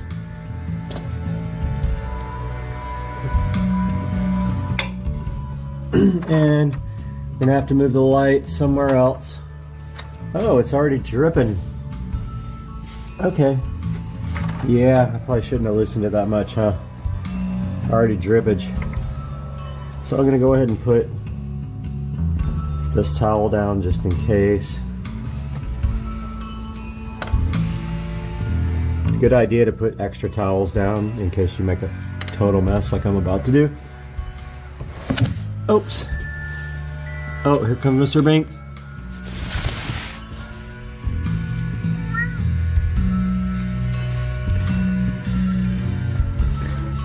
All right, so yeah, that's gonna work okay, I think. It wants to kind of slide off though. Let's see what works best here. So I'm trying to get this thing up, and I actually need gloves too, so I'll be back. I'm gonna get some gloves on and get this thing going. All right, Mr. Banks insists on being part of this, so he is here. So we're gonna put something down here to raise this bottom up a little bit, and it didn't do much. But I've got the oil drain tray here. I got my gloves on. This is gonna make a mess for sure. Probably be hot too. But I hope that we get. Hope it doesn't go crazy out of the thing. Okay guys, we got the old drain plug right here. We're gonna take off that crush washer. Try to take off the crush washer with one hand. Oh, there's two on there. I'm gonna take that off now. There was actually two crush washers on there. There's a new crush washer. I'm gonna go ahead and put that on the car, and then I'm going to tighten it hand tight, and then about a quarter of a turn with the ratchet. We have a helper now. I know. He's so excited to do this. All right, so for our next step, guys, we got all the oil drained out of the car. We are going to take our new oil here, and we are going to make a mess, probably, but we're going to pour some. Yep, we made a mess in the filter housing there. We spilled a little bit. Let's get that cleaned up. That's the first step, and then I'll get back to you. Today seems to be all about messes, but we are ready to put the oil filter cap back on. We got our O-rings. We got our tool here to put that in. So we're just gonna throw that right in there and go ahead and screw that guy on. So I'm gonna hand tighten it. And then I'm gonna go about a quarter turn after I can't tighten it anymore with my hand. Still going by hand. Okay, that's tight. That's enough right there. Just a quarter turn, if you can even do that. I couldn't even get a quarter turn after my hand tightened it. So that is all for that step, and we'll be back with adding oil. All right, so the next step is adding oil. So that shouldn't be too difficult unless you only have one hand, which that is what I have. Hey, dude. I know. I don't know why cats are so dominant in our videos, but hey, so we need to put 6.9 quarts. So this is 5 here. This is going to be a mess if I try to do this with one hand, so I'm going to do this and get back to you guys. All right, so we got approximately 6.9 quarts in there, and put the oil cap back on. Don't forget that, because I have forgotten it sometime. We are going to get in the car and start it now. And if you hear any weird sounds, don't be alarmed. There might be some few seconds before oil pressure starts.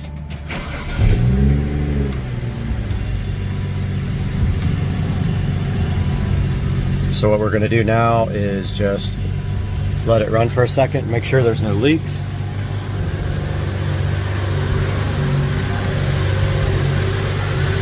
I don't see any obvious leaks down there. Everything looks good up here.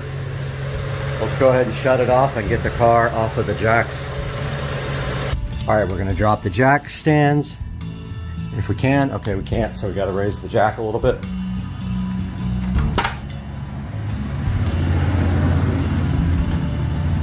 Go ahead and close the hood for now. All right, so now we should be able to drop the jack stands. Nope, still can't. All right, let's raise it a little bit more.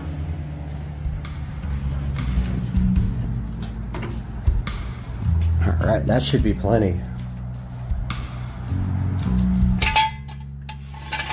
Got the jack stands, got all the stuff out of the way. Make sure there's nothing under there that can get drug. There's not. Get this jack stand out.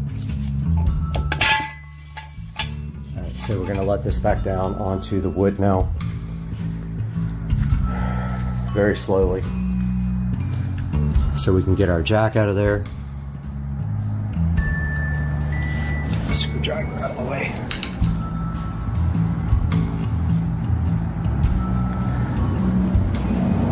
I need 2 hands for this.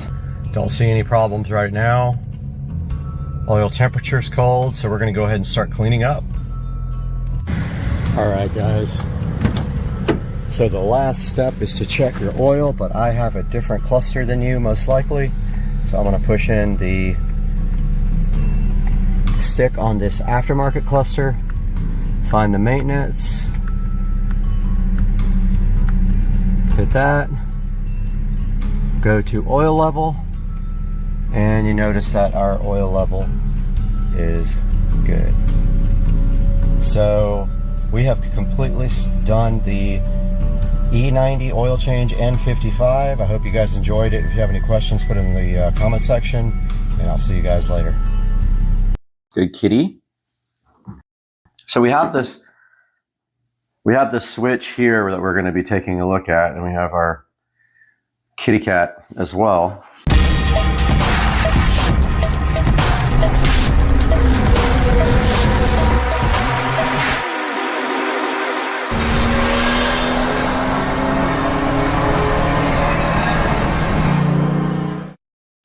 Hey guys, and welcome back to the channel. And looks like we got a little visitor today here, Mr. Binks, who had an unfortunate accident and he hurt his face. Something attacked him, sliced his face open pretty good, but he is doing much better now. We were worried about him. Guys, welcome back to the channel. Today we have the L8 LCD smart switch from a company called Lanbon. So these got the funniest names, but there are 3 versions of this smart switch. One of them says Smart Living, the other one says Smart Life, and then there's one for Apple Home Kit or something like that. And so I picked up the one that said Smart Life. It does say Tuya, but I heard you can use this with Smart Life as well as Tuya. Smart Kitty. So we have our guest, Mr. Binks, today hanging out with us. Big kitty. So we have this switch here that we're going to be taking a look at, and we have our kitty cat as well. And what we are going to do is unbox this and take a look at it. And Kitty, you're right in the way. So opening the box here with the cat right in the way, we see that we have a nice little protection for the switch there. And then here is the actual switch. And taking a look at this closer, which we will do in a minute when we wire it up, basically it is just a LCD screen on the front. I thought it would be much bigger. Like I thought it would cover the whole entire switch. It does not. It's got like 1, 2, 3, 4, 5, 6 in the back wiring places. It looks like they're a little tiny flathead, so I'm gonna have to get a different screwdriver. Comes with 2 screws and some probably very difficult to understand instructions here. So I think our next, look at these instructions. I can't even read them, they're so small. Wow. Okay, so this is all instructions here, both sides of the page. I will take I guess a couple of pictures of this before we do anything. But actually, just kind of wanted to show you guys the box. And it just says Amazon Alexa and Google Assistant on the back and has some pictures. You can either get it in white or black. It's showing the different models on the back here. But I think let's set up to get this thing powered up so we can take a look at it closer. Okay, Mr. Banks, what do you think? I think that's a good idea, don't you?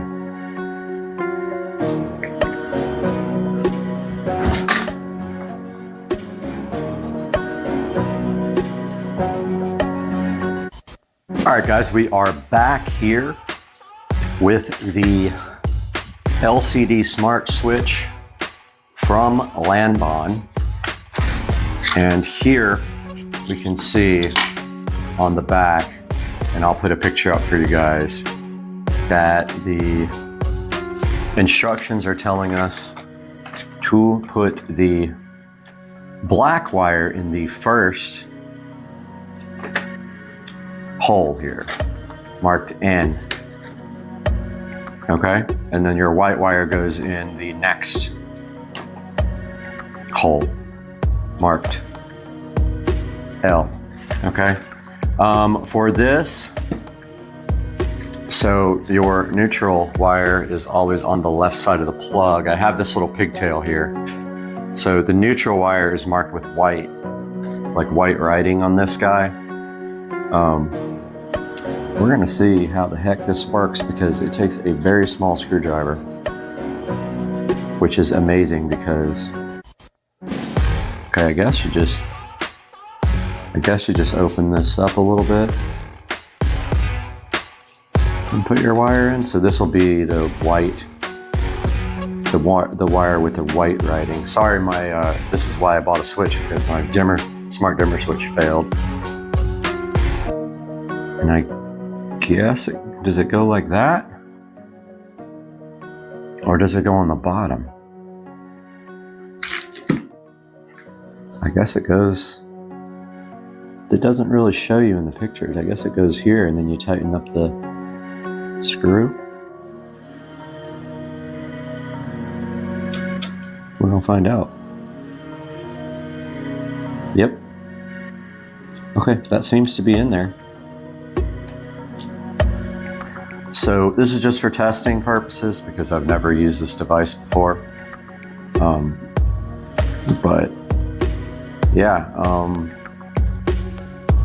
so this, did I do that wrong? I did that wrong.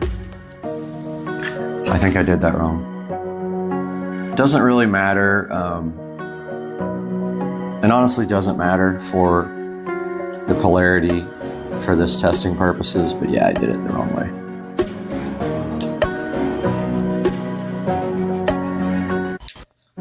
here we go, putting the white wire in the correct place.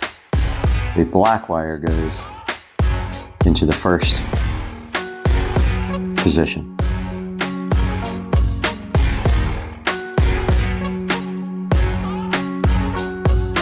Well, that didn't work at all.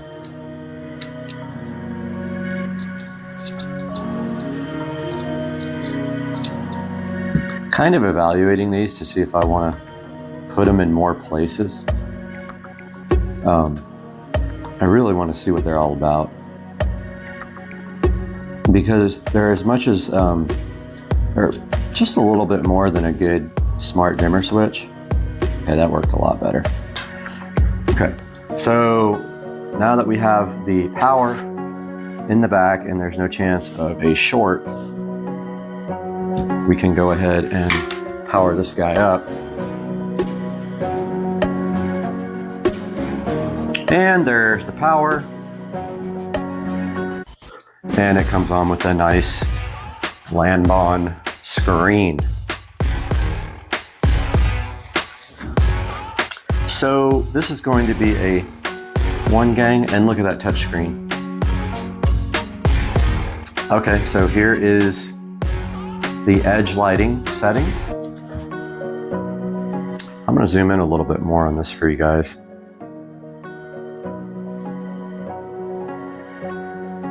This is cool, man. I am so into this. Now I'm gonna have to buy these everywhere and spend so much money. Okay, so this is where you turn the edge lighting on. Okay.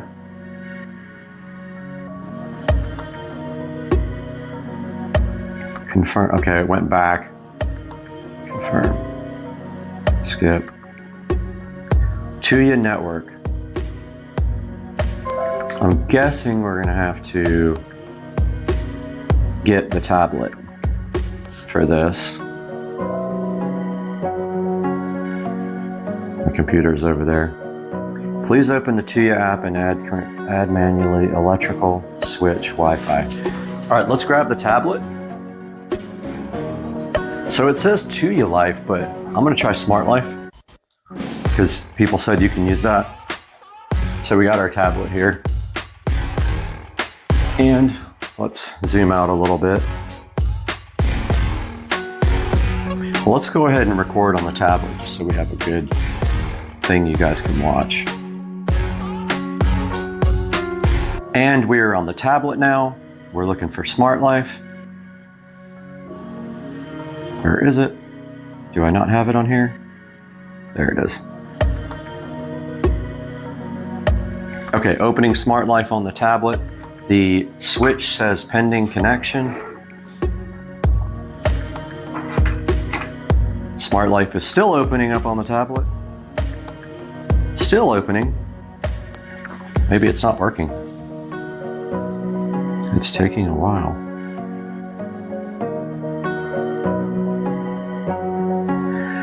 Yeah, this is not doing anything. Oh, there it is finally. Okay.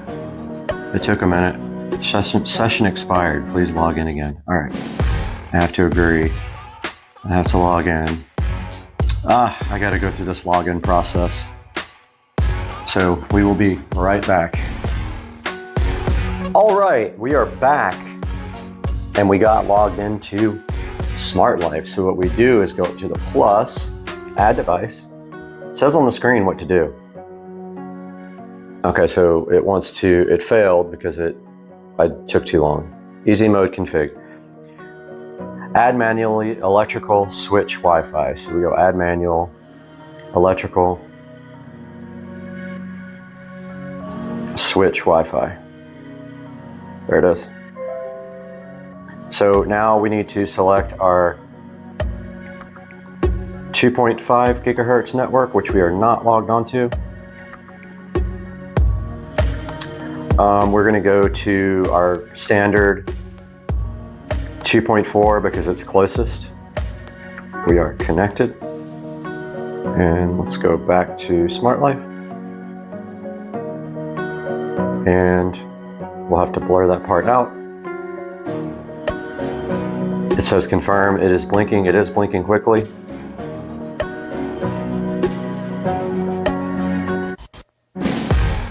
Here we go. It is trying to add now.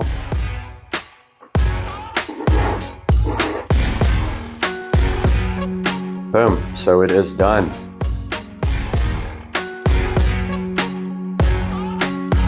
Oh, this is the coolest thing ever. We have to hit plus to add it. Let's edit the name.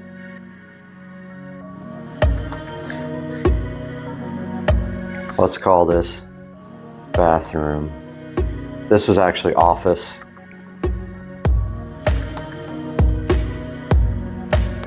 Bathroom.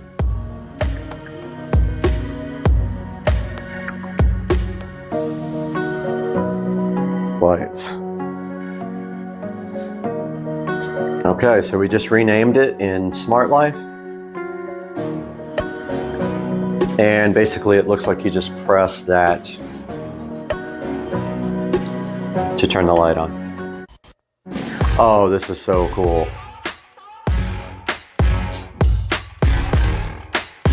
This is awesome.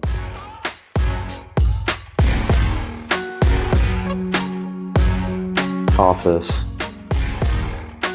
I have never seen this before, but I'm already loving it.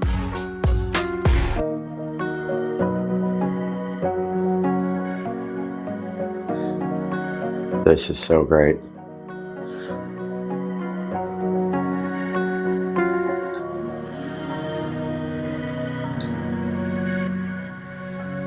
Okay, I don't know what some of these other things are. Okay, switch.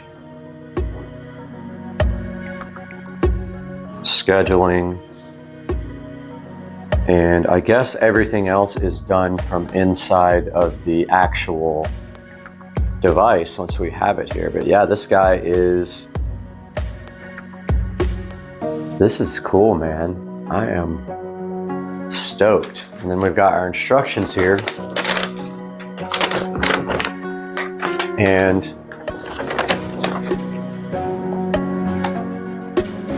configure. Okay, we already did the configuration. How to choose the type of switch. We've done that, I believe. But it looks like you can press, let's get you zoomed in again. Looks like you can press up here. Let's see. Okay, there's your menu. And it says how to choose the type of switch. Long press, you go setting, system config, device type 1 gang, that's all we need. You can actually control multiple devices from this one switch, which is sweet. The thing is that it's a single gang mount. So in order to use this in other places where you have a double gang, you'll have to get pretty creative. It would just leave half of a box open. Or even better, you could put another box in, like next to your regular box with this guy, a single, and then just run the wiring through the wall. This is cool though. Love this. Electricity and power. Electric parameter display. Power or electric sum. Let's see what power does. Shows you watts. Okay, it's up here in the corner right there. How to change the style of the switch to match your decoration style. We go back to, so we're going to change the way it looks now. Display effect. You can set the brightness here.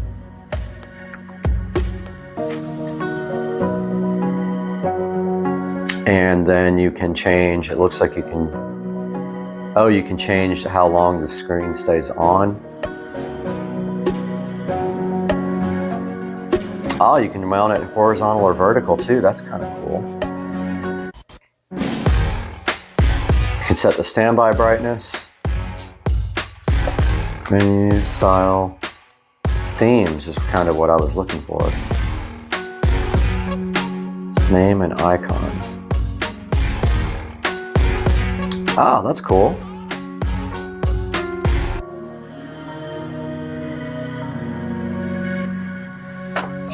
This is awesome. Check this out. Just call it bathroom.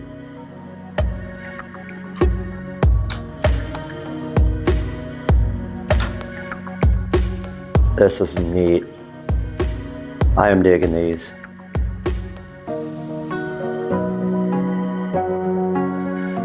This is awesome. I get so excited about this stuff. Setting, system config, wait. Setting, themes, and okay, let's try to change the theme. Display effect. Theme and style, here we go. Okay, so you can change to their pre-selected little things, but you can't add your own, which is kind of a bummer, but I get it. That would be pretty crazy if you could. Let's see what that one does. Oh God, now I'm gonna have to have a bunch of these switches because they're badass. Modern style, classic style. Oh, let's see if there's an upgrade.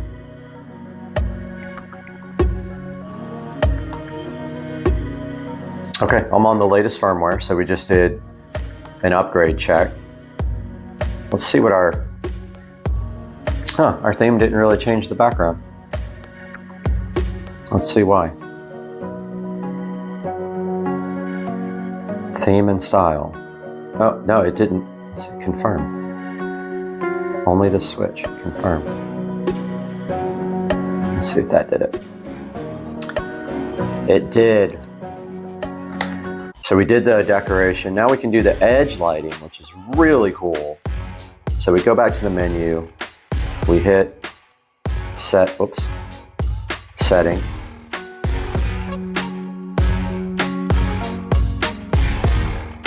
Wait a minute, menu.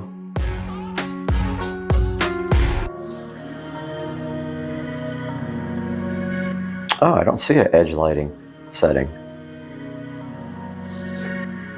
Long press. Okay, so it's under linkage config now. Look at this, this is cool. Only on during what? That doesn't do anything. This guy, okay. You can set a timer for the edge lighting. Oh, this is so cool.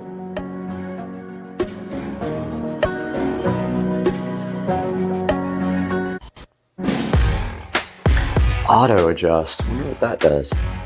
Does that go through all the colors? Color set auto. So it's on auto.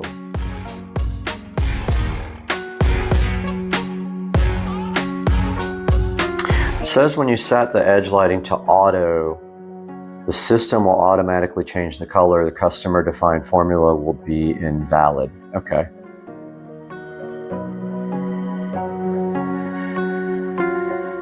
Okay, so then it tells you how to change the background, which we did that already.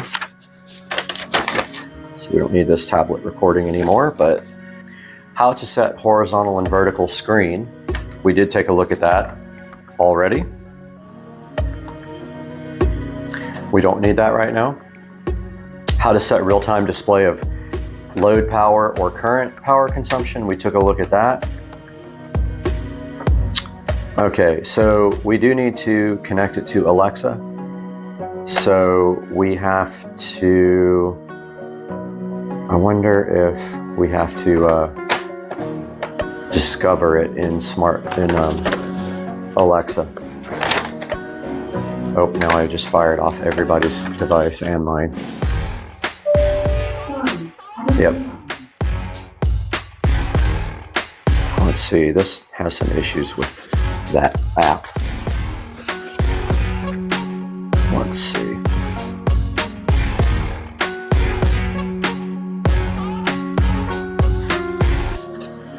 Okay, we are back on the tablet now.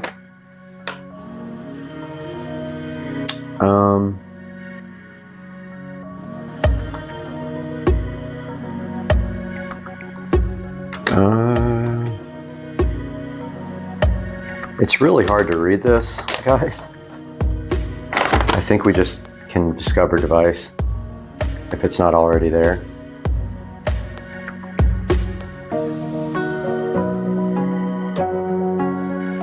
Let's see.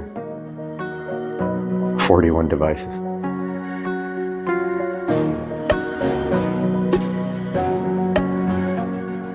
So, I'm not sure if it's in here. Let's go ahead and add device.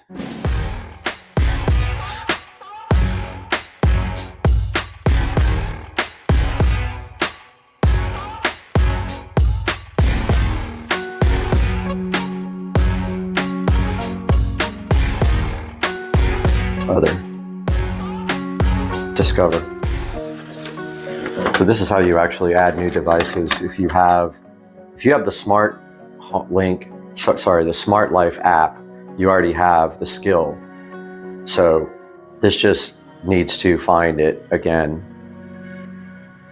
Find it after you added it to Smart Life. That's how you do that. You discover devices. And hopefully that shows up eventually.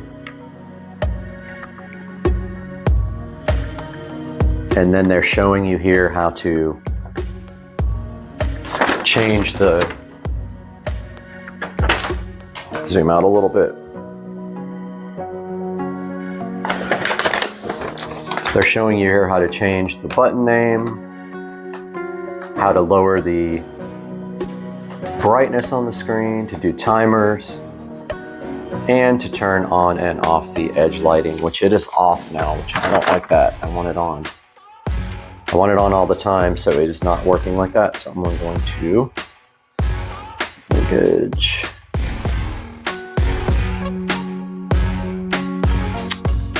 I want it on all the time.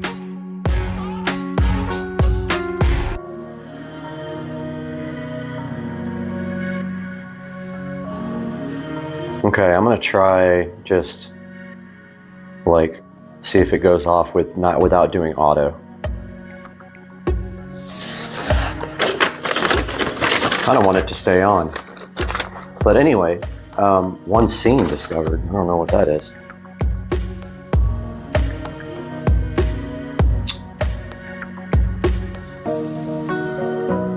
Well, let's see if we see it in here again.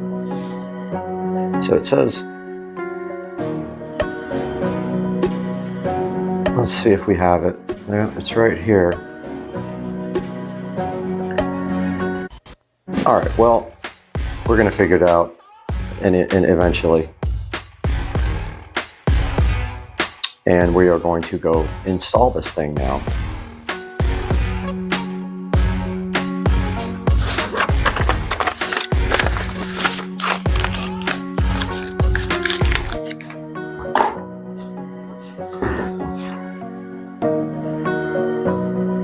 All right, we are back here with our old light switch.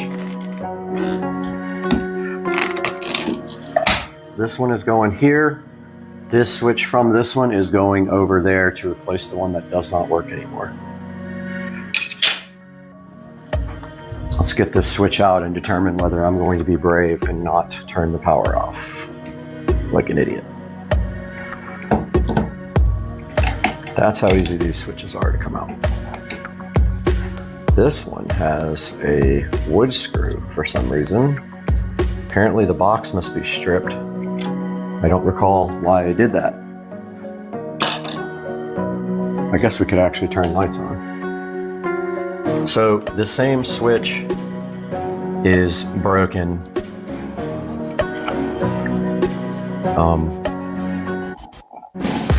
On the other wall that controls these overhead lights above us. Okay, so right away I can see that we are going to probably need a couple of jumper wires here. Yep, we're going to need to get a few little jumper wires to make this connection. So I am going to go get that now. I'm just going to get a piece of Romex and jump right off of it. Guys, always turn the power off before you do this. Don't be like me.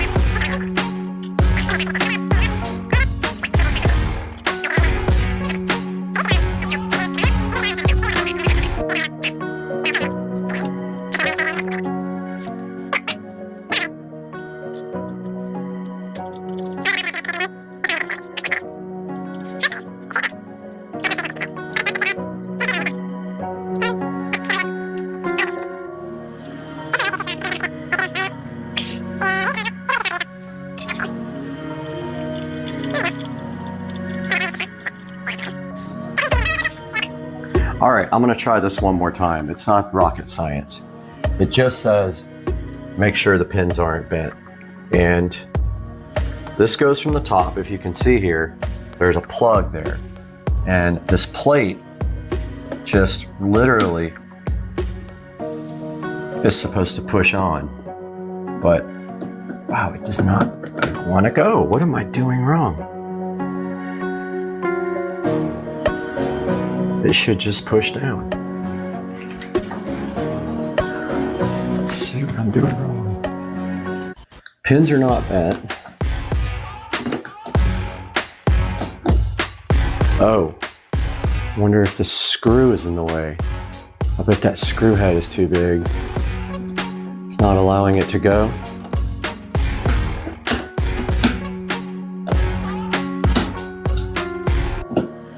I wonder if that screw is in the way. The screw is big.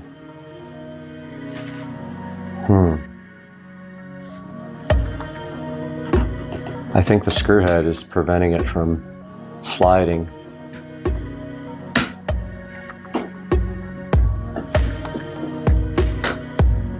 Has to be that. It's just like not working. There's no bent pins. I don't think it's allowing it to go. There it is. Is it going to power up? It's not powering up. What's happening?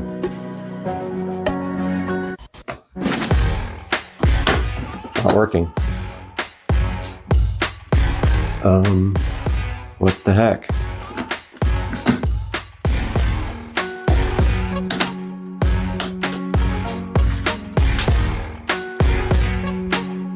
It is not working for some reason.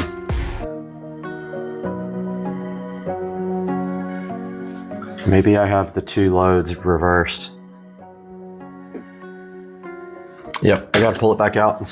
All right, we're putting the panel back on, and last time it just wasn't pushed enough. So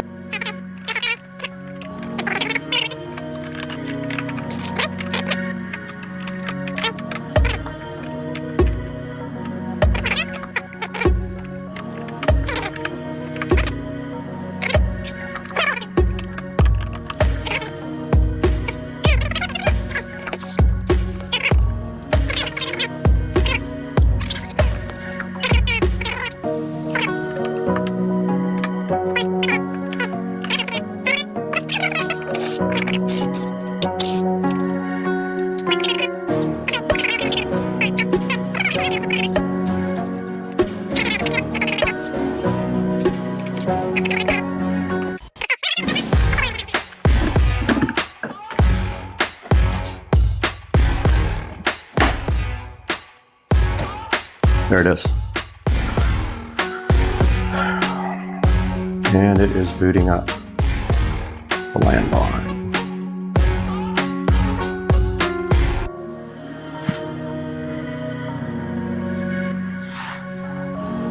All right, let's see if it actually switches the lights on. It doesn't switch the lights on. What is happening? What?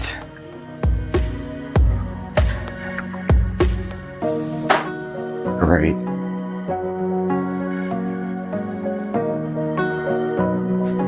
Did I wire this up wrong?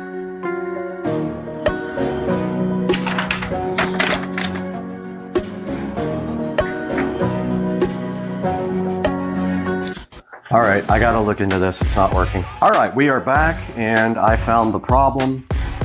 The instructions are completely wrong as far as I should have seen the N. It said, let me just put it this way. It said black wire, but it's actually the neutral wire that goes on the first connector, and that is not black. So that's a problem.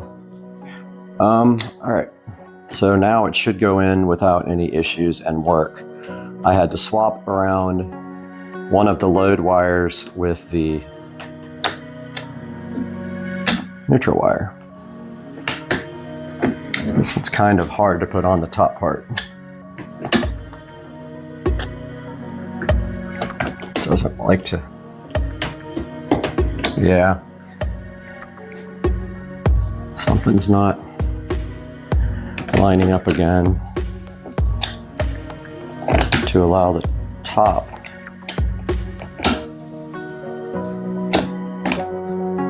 What is happening? Maybe that screw again?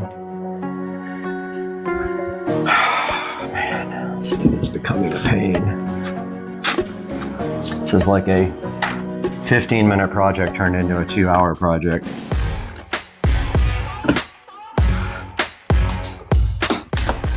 There it goes. Okay. Complete satisfaction coming up now as we peel off the condom. Boom. There she is. So I wonder if there's a way to adapt a double gang box to a single gang with a switch in the center. I'm gonna look that up. I bet you something exists for that. And I might have to post on some electrical forums or something, but I have this set on 3 switches because I was trying everything. But you see now, light 1 does work. It just lit up in the bathroom. And those lights are trying to pair because they're Wi-Fi bulbs. But Wi-Fi says disconnected.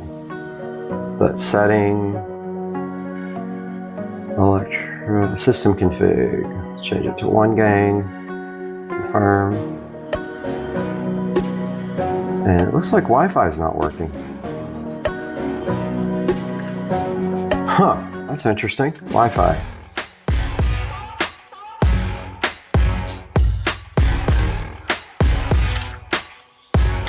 I don't think Wi-Fi is working. I'm gonna take a look at that, guys, but I hope you enjoyed the video. Let's go back to the main screen here to our single gang switch. But yeah, it looks like Wi-Fi is not working for whatever reason. It may have become unconfigured when I disconnected the power, or maybe I put the power to it too quickly and now it needs to be reset. But still, yeah, it lost all the setups. It did. Okay, I'm gonna have to go through the setup again, but I'll do that offline. Hope you guys enjoyed the video. Have a good day, guys.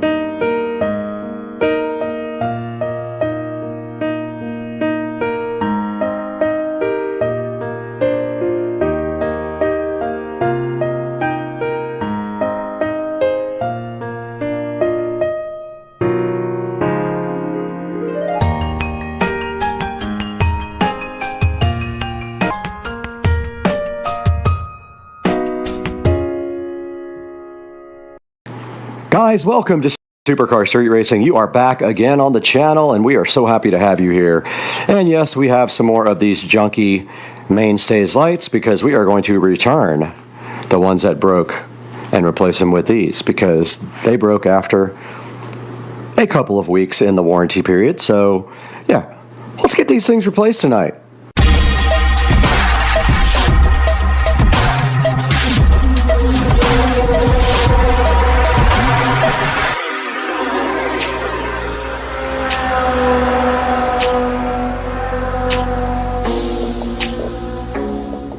Ladies and gentlemen, back on Supercar Street Racing once again, we have a project, and that is these lights are absolute garbage and they don't last more than a couple of weeks, some more, some less. And so I have ordered 7 sets of them to replace the ones that burned out, and I'm going to return the ones that didn't last because they were still in warranty. So yeah, so we're going to get all these replaced tonight. We're waiting for it to get a little bit darker so we can actually see which strings. Most of the strings need to be replaced, so hopefully we have enough. If we don't, we'll have to order some more. So now we're just waiting for it to get a little bit darker.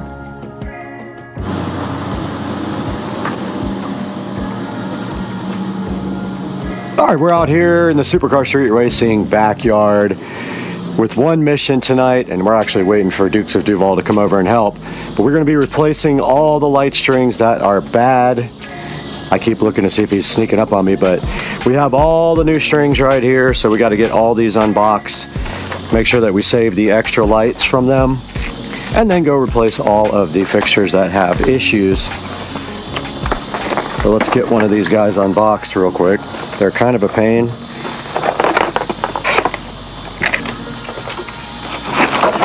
They come like, and we have to save the boxes because we are returning all the bad ones.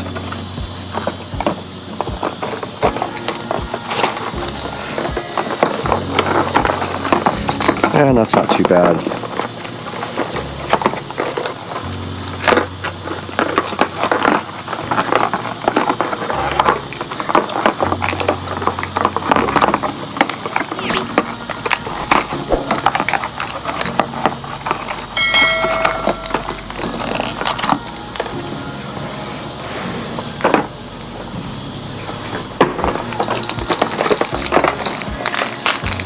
Alright, we've got one unboxed. And right here next to the Supercar Street Racing studio, we have our first set that we might be able to fix. We'll try new bulbs first on this guy right here and this guy. See if that does it. If not, we will have to replace the whole string, and they do come with spares. They come with 2 spare bulbs. This one's got several out, so that whole strip is out, which it could be the fuse.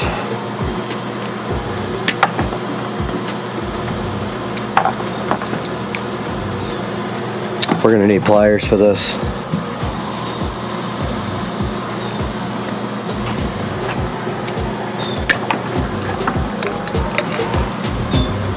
Yep, grab some pliers.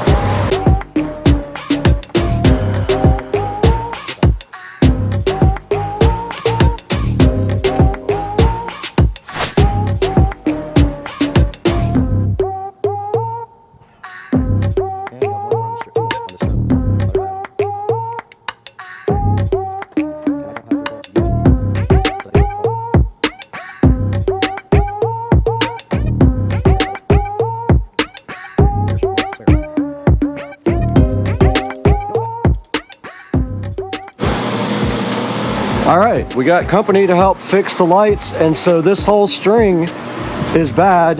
We're gonna replace this whole string and then start moving down the line. That one just needs a new bulb. Pull it straight off.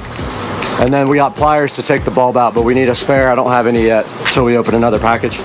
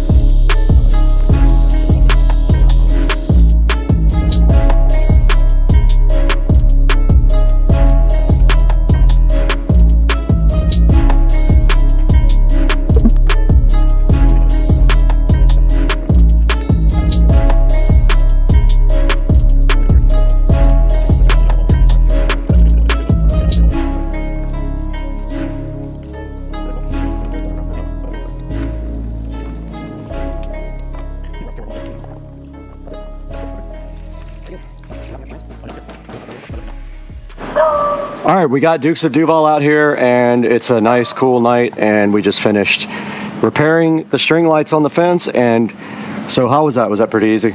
Easy. Easy peasy. We just real quick knocked it out in about 15 or 20 minutes, and as you can see, we were able to repair 2 sets of lights with spare bulbs, and we replaced 7 whole pairs of lights, and that's what we are left with right now.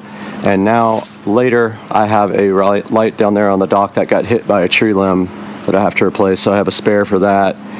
And that's going to be it for this one. That's all this was just getting the backyard lighting all back into shape, and we got that done. So all right, I just wanted to give you guys one last look at the night shot here. Now we are on the GoPro mic. I don't know how good this is going to sound, but this is a shot of the yard at night, and I don't know how good the GoPro also will do at night video, but here is how it looks with all the fence light replaced and the new lamp under the patio. Now I just ordered the replacement globe lights for the under the patio that go around here, and they go all the way down here and around the house.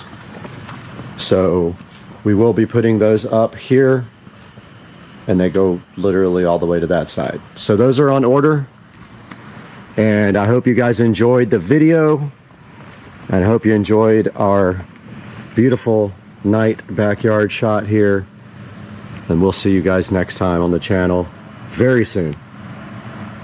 What's up, everybody? Supercar Street Racing here, and today UPS just left, and there is something out here I want you guys to check out.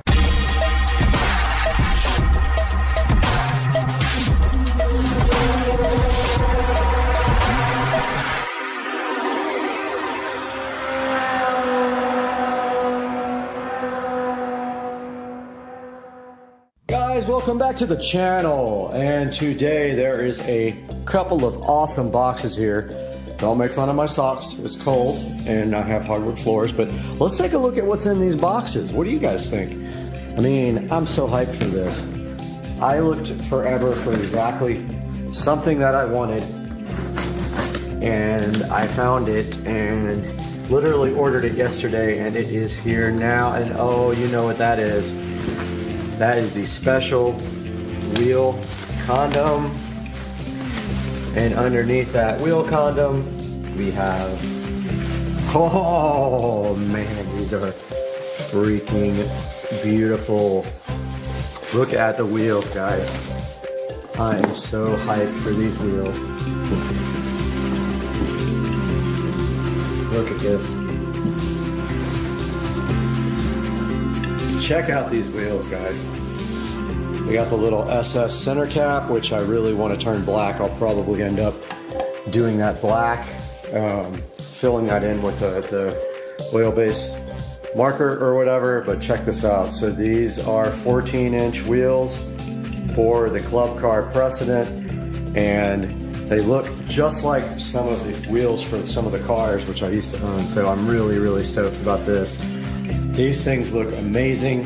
And the reason I love these is because the new ones all have bolts, silver bolts all the way around. And this is a clean look that's going to look absolutely sick on the golf cart. And I am so hyped. There also should be black lug nuts in one of these packages. I'm not going to go ahead and open up the other packages yet. But at the moment, I am looking for tires for these. So as soon as I can find some tires, I think I found some, then the guy will also mount them pretty cheap. So we're going to be heading out to do that, maybe with Joe. Joe will give us a ride. But yeah, I just wanted to give you guys a little update and let you check out the new wheels that I got. Get you a closer look here. Look at these guys. Things are so awesome. Really, really nice quality wheels, and perfect for a black golf cart if I do get the golf cart to be converted to black somehow. I'm still working on what I'm going to do with that, if I'm going to get the body painted or wrapped or whatever. But stay tuned, guys. These are the new wheels, and I am super hyped about it.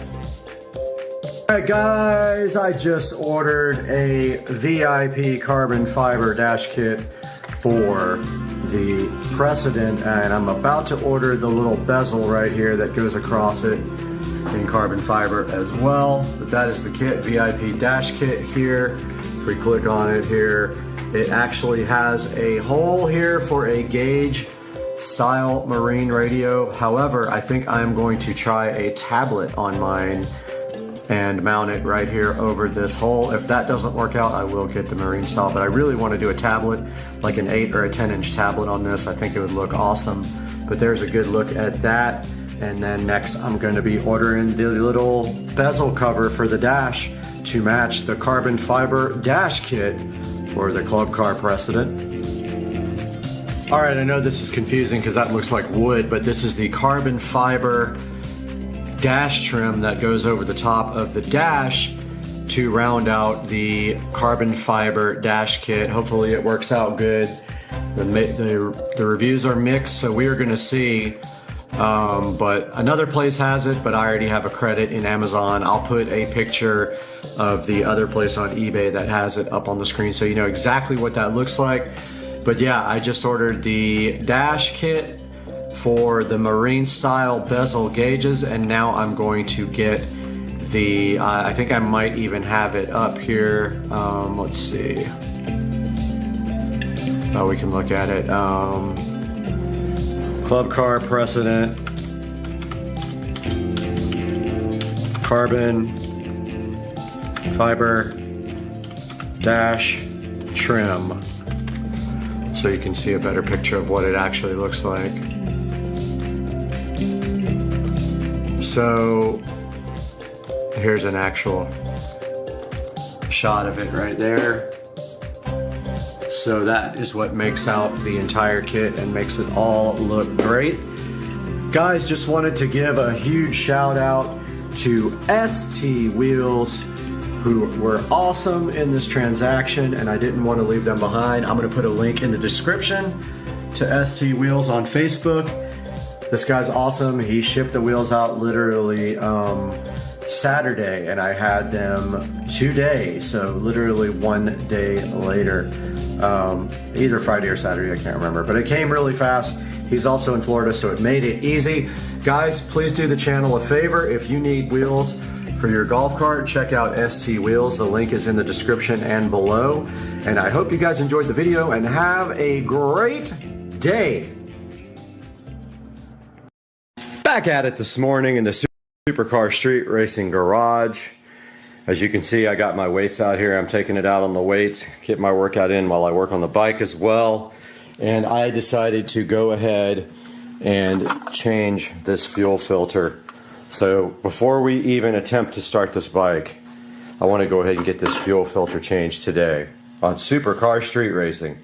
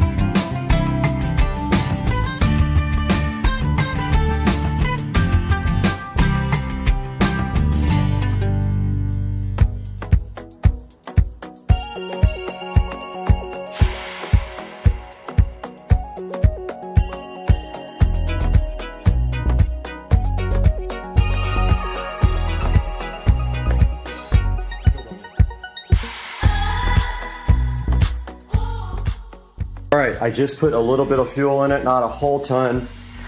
Looking for leaks, and sure enough, there's fuel coming out somewhere. I gotta figure out where it's leaking from. All right, so the fuel filter was cracked. And I don't know if I did it putting on the zip ties or not, but I just found this other fuel filter, went ahead and dropped it in, and now I have to zip tie this. Well, I already did zip tie the side, it came out. I'm gonna try this again with just a little bit of fuel because I learned my lesson just now. If there's a leak, it goes everywhere. So just a touch, it all leaked out on the ground. Of course, the garage smells like fuel.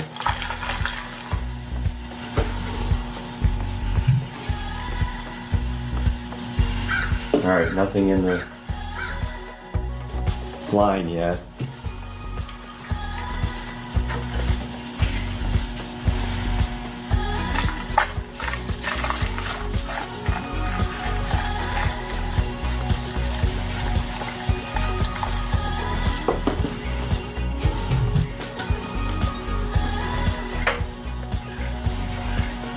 Okay, I don't understand that.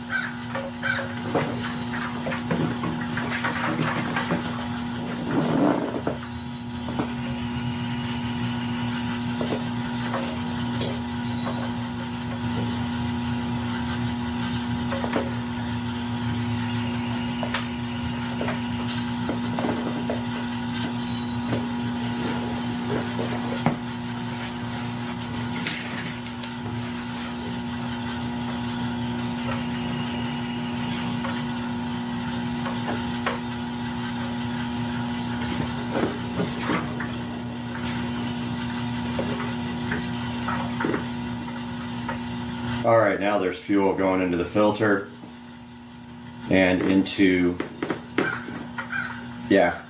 So I had to tilt the bike that way to get the fuel over, but now there's no bubbles and there's fuel in the filter.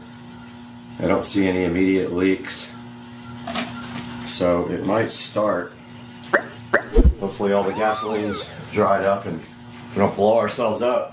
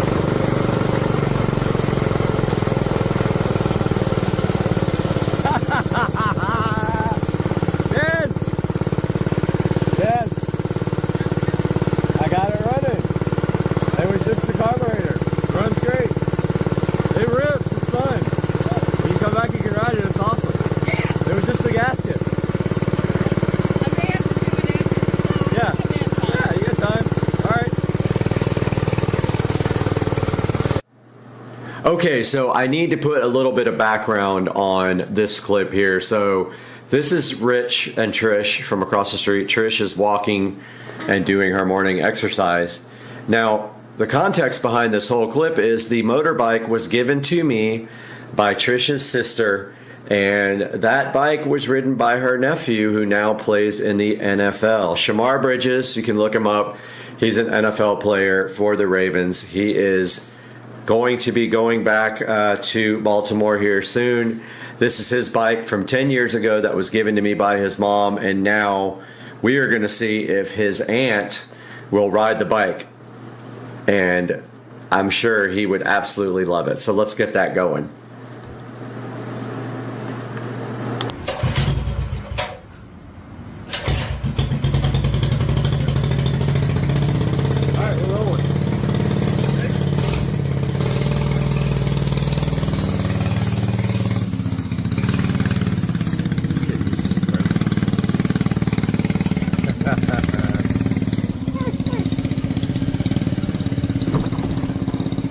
Flat out. That thing moves. It does move good. I love it. And that's not even fixed up. It's just pretty much stock except for the carburetor. Alright, try to give it a little bit.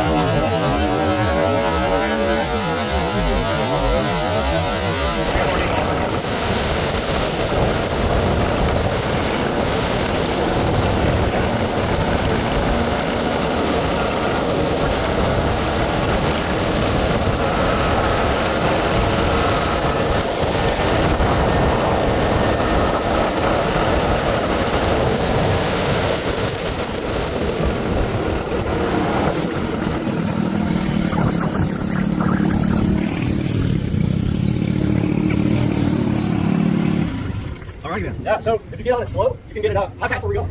We were doing 28 coming down, actually, man. And I'll go faster? Yeah. A little bit. Yeah, ease it up, it'll go pretty good. But if you get on it too hard, it likes to cut out. And I really hadn't got to that point. I got nervous. That was fun. That thing is so good. It goes. I don't know what's going on with the jet, with the carburetor cutting out at high speed, but I'll figure it out. Super cool. Is it off?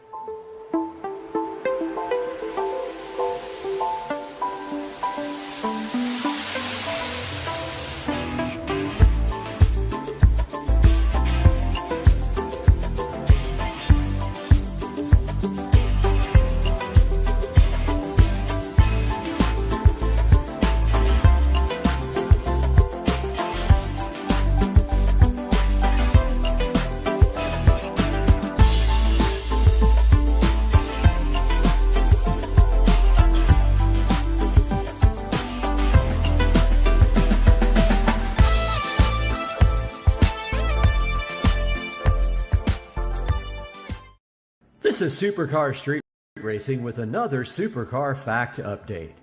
Cars are getting more and more powerful, with manufacturers competing for the highest horsepower cars in the world. Some of these top 20 cars are more affordable than others, but we're going to show you the top 20 semi-affordable cars with the most horsepower in the world. Coming in at number 20 is the 2022 BMW M5. The BMW M5 offers supercar performance in a practical four-door package, making it equally capable of a grocery run or a cannonball run. The BMW M5 is a four-seater vehicle that comes in two trim levels. The most popular style is the CS sedan, which starts at $142,995 and comes with a 4.4-liter V8 turbo engine and all-wheel drive. The M5 is estimated to deliver 15 miles per gallon in the city and 21 miles per gallon on the highway. The M5 makes 627 horsepower. Coming in at number 19 is the Lamborghini Huracan STO. The Lamborghini Huracan STO is a two-seater vehicle with one trim level. The most popular style is the coupe rear-wheel drive, which starts at $331,533 and comes with a 5.2-liter V10 engine and rear-wheel drive. The Huracan STO makes 630 horsepower. But in at number 18 is the 2022 Aston Martin DB11. A graceful grand tourer, the Aston Martin DB11 delivers high-end luxury, thrilling performance, and James Bond vibes. The Aston Martin DB11 is a four-seater vehicle. It comes in three trim levels. The most popular style is the AMR Coupe, which starts at $248,725 and comes with a 5.2-liter V12 turbo engine and rear-wheel drive. The DB11 is estimated to deliver 14 miles per gallon in the city and 22 miles per gallon on the highway. It has a massive 630 horsepower. Coming in at number 17 is the Porsche 911 Turbo S Coupe all-wheel drive.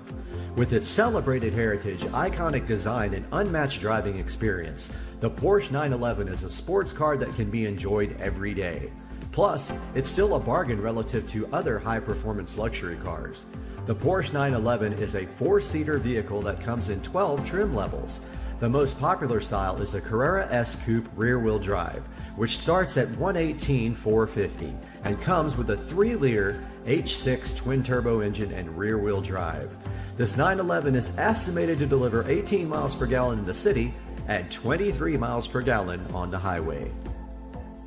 Number 16 is the 2021 Lamborghini Huracan Evo.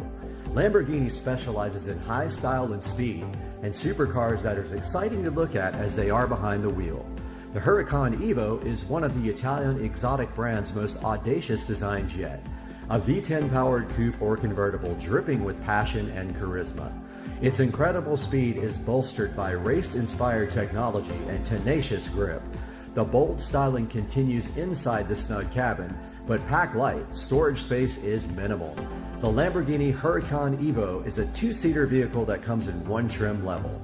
The most popular style is the coupe all-wheel drive, which starts at $264,969 and comes with a 5.2 V10 engine and all-wheel drive. The Huracan Evo is estimated to deliver 13 miles per gallon in the city and 18 miles per gallon on the highway. At number 15, we have the 2022 Chevrolet Camaro.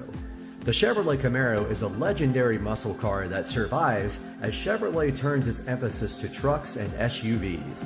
Exhilarating performance, striking styling, and modern technology make the big coupe fun to drive. But it is less enjoyable for daily errands thanks to its small cabin and tiny trunk.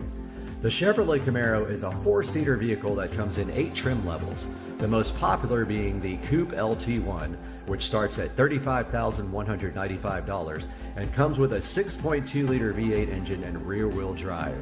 This Camaro is estimated to deliver 16 miles per gallon in the city and 24 miles per gallon on the highway, and it has 650 horsepower.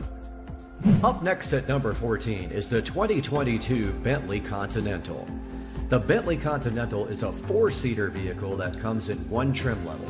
The most popular style is the GT V8 convertible, which starts at a whopping $242,325 and comes with a 4-liter V8 turbo engine and all-wheel drive.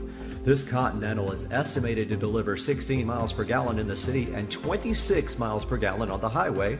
and it has 650 horsepower. Coming in at number 13 is the 2022 Cadillac CT5V. Whether you choose the standard Cadillac CT5V or the insanely powerful CT5V Blackwing model, both deliver impressive handling and serious straight line speed. Their cabins don't quite deliver the level of refinement you'll find in some European competitors, but when it comes to performance, the CT5V is a sports sedan with few peers. The Cadillac CT5V is a 5-seater vehicle that comes in 2 trim levels. The most popular style is the V-Series Blackwing Manual, which starts at $84,990 and comes with a 6.2-liter V8 supercharged engine and rear-wheel drive. This CT5V is estimated to deliver 13 miles per gallon in the city and 21 on the highway and make 668 horsepower. Number 12 is the 2022 Tesla Model S. The Tesla Model S continues its reign as a top luxury EV sedan by offering segment-leading range, performance, and tech, but it falls short of its rivals in interior comfort and exterior styling. The Tesla Model S is a 5-seater vehicle that comes in 2 trim levels. The most popular style is the Plaid, which starts at $137,190 and comes with an electric engine and all-wheel drive. The Model S is estimated to deliver 119 miles per gallon in the city and 112 miles per gallon on the highway. The Model S in its base trim is 670 horsepower. Number 11 is the 2022 Porsche Panamera. It's large, carries a lot of weight, and is confident with its movement. But it's also surprisingly quick and nimble for its size. The Porsche Panamera is a 4-seater vehicle that comes in 11 trim levels. The most popular is the 4S Executive All-Wheel Drive, which starts at $119,050 and comes with a 2.9-liter V6 turbo engine and all-wheel drive. This Panamera is estimated to deliver 17 miles per gallon in the city and 23 miles per gallon on the highway. It has 690 horsepower. Number 10 is the 2021 McLaren 720S. The McLaren 720S is a 2-seater vehicle that comes in 3 trim levels. The most popular is the Performance Coupe, which starts at $313,630 and comes with a 4-liter V8 turbo engine and rear-wheel drive. The 720S is estimated to deliver 15 miles per gallon and 22 miles per gallon on the highway. The 720S has 710 horsepower. At number 9 is the 2021 Ferrari F8. One of the fastest and most exotic cars on the road, the Ferrari F8 is an exclusive sports car with incredible performance virtues. Its twin-turbo V8 generates 711 horsepower, made it to a state-of-the-art chassis benefiting from decades of Ferrari Motorsports wisdom for superb acceleration, traction, and cornering abilities. Some high-end Challengers are more practical for daily life, but the F8's conspicuous style and speed makes it truly sensational. The Ferrari F8 is a 2-seater vehicle that comes in 2 trim levels. The most popular style is the Spider, which starts at $306,450 and comes with a 3.9-liter V8 turbo engine and rear-wheel drive. This F8 is estimated to deliver 15 miles per gallon in the city and 18 miles per gallon on the highway. It makes 711 horsepower. Following right up behind at number 8 is the 2022 Aston Martin DBS. The Aston Martin DBS is a 4-seater vehicle that comes in 2 trim levels. The most popular is the Volante, which starts at $337,525 and comes with a 5.2-liter V12 turbo engine and rear-wheel drive. This DBS is estimated to deliver 14 miles per gallon in the city and 22 on the highway. It has 715 horsepower. At number 7, the 2021 McLaren 765 LT. The McLaren 765 LT is a 2-seater vehicle that comes in 1 trim level. The most popular and only style is the Coupe, which starts at $370,500 and comes with a 4-liter V8 turbo engine and rear-wheel drive. The 765 LT delivers 14 miles per gallon city and 18 miles per gallon highway. It makes a whopping 755 horsepower. At number 6, the 2021 Lamborghini Aventador. The Lamborghini Aventador is a two-seater vehicle that comes in one trim level. The most popular style and only style is the SVJ Coupe, which starts at $530,138, comes with a 6.5-liter V12 engine and all-wheel drive. The Aventador is estimated to deliver 8 miles per gallon in the city and 15 miles per gallon on the highway. It makes 759 horsepower. Coming in at number 5 is the 2022 Ford Mustang GT500. The Ford Mustang still clings to its original formula, a highly styled two-door that puts racing looks and performance ahead of everyday practicality. Among current performance cars, the iconic Mustang is a bargain. The Ford Mustang is a four-seater vehicle that comes in 6 trim levels, with the most popular style being the GT Premium Fastback, which starts at $42,470 and comes with a 5-liter V8 engine and rear-wheel drive. This Mustang is estimated to deliver 15 in the city and 24 on the highway. The highest model, the GT500, makes 760 horsepower. The 2021 Ferrari 812 is coming in at number 4. The Ferrari 812 is a two-seater vehicle. It starts at $408,444 and comes with a 6.5-liter V12 engine and rear-wheel drive. This car makes an amazing 788 horsepower, and it's normally aspirated. This makes it the highest normally aspirated engine on the list with the most horsepower.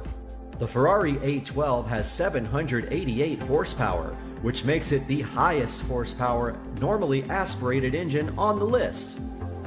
We're back on the American side now with number 3, the 2022 Dodge Charger SRT Hellcat Red Eye Wide Body. The Dodge Charger is a big, aggressively styled four-door sedan that comes with a number of strong powertrain configurations.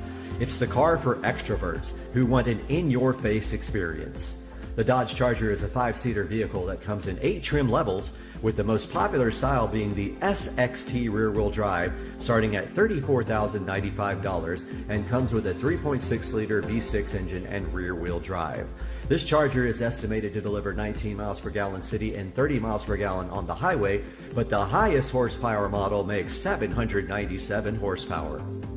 At number 2, we have another American car, the 2022 Dodge Challenger Superstock. The Dodge Challenger has a muscle car style and heritage to its credit, and it offers potent engines for swift acceleration. But it's less agile than key rivals, and rear visibility isn't the greatest. The Dodge Challenger is a 5-seater vehicle that comes in 11 trim levels, the most popular being the GT rear-wheel drive, starting at $35,300 and comes with a 3.6-liter V6 engine and rear-wheel drive.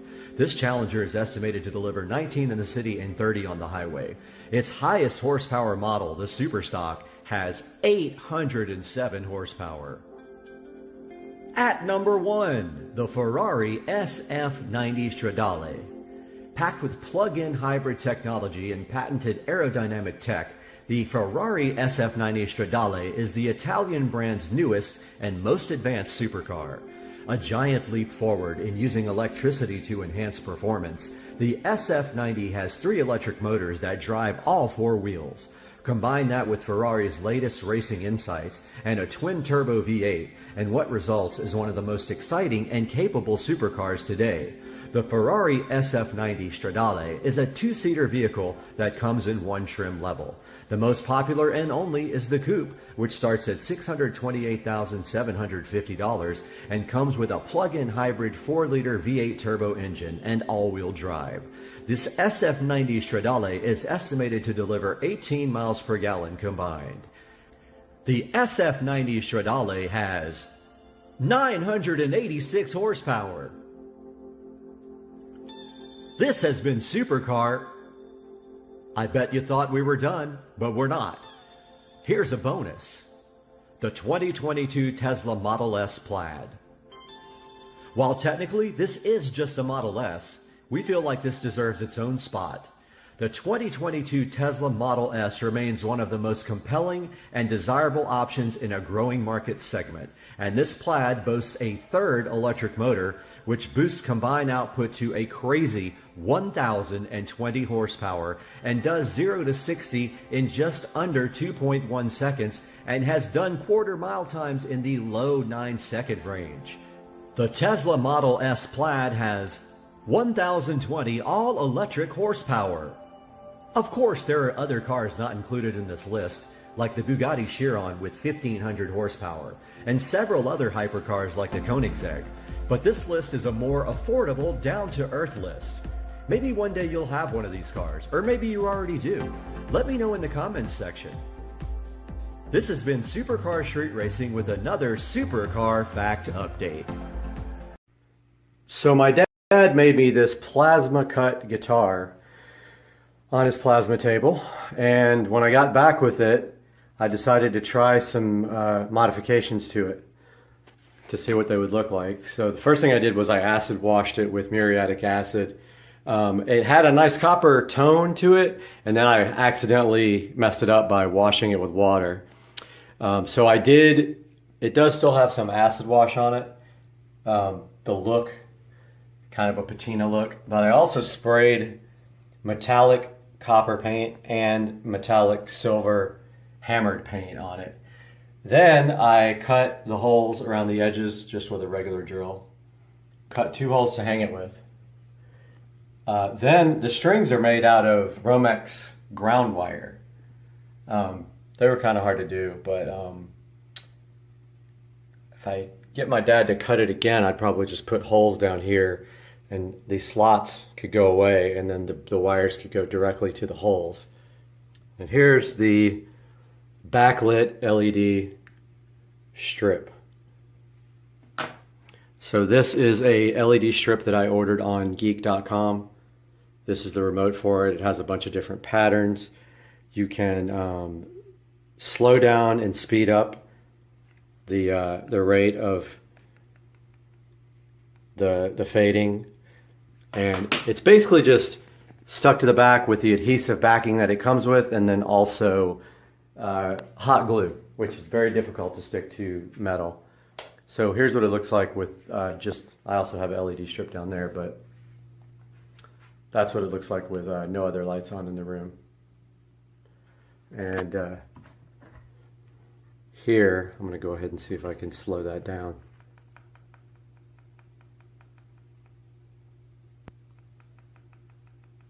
Okay, so that's it. LED backlit plasma cut guitar.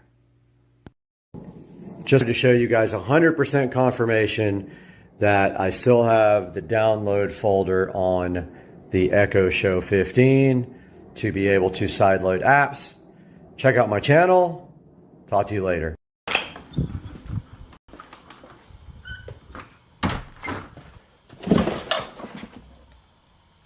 Seriously? Got him! Got him!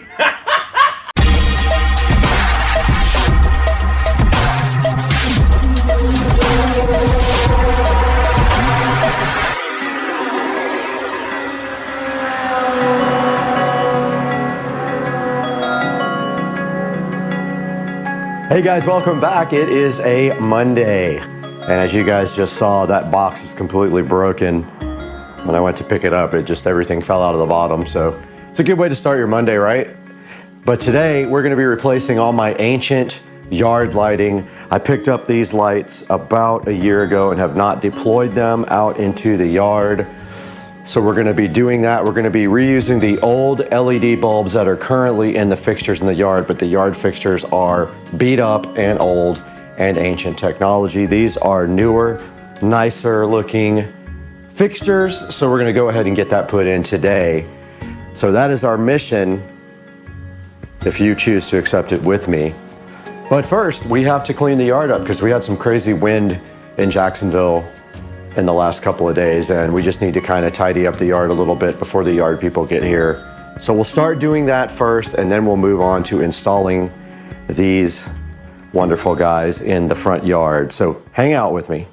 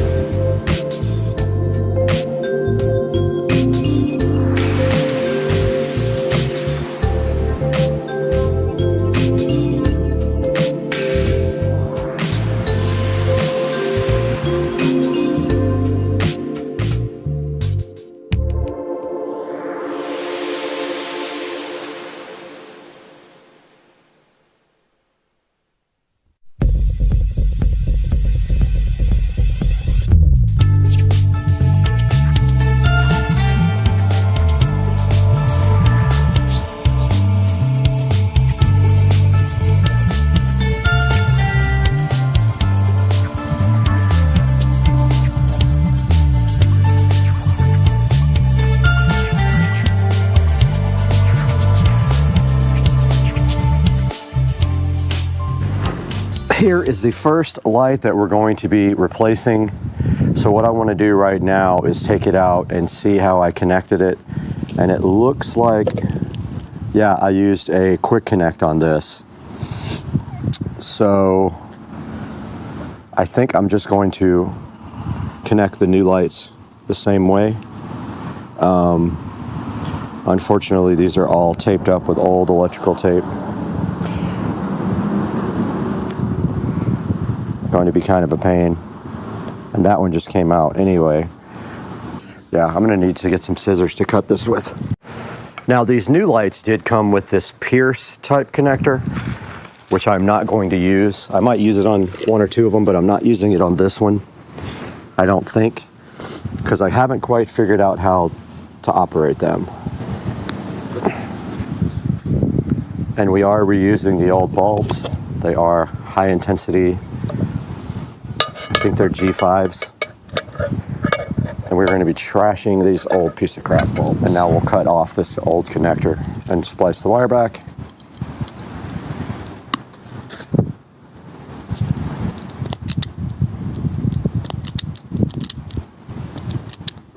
Oops. I have another light going to this. So I've reconnected the light, and I believe the other one feeds this spotlight and that spotlight. And the old housing will go into the trash can.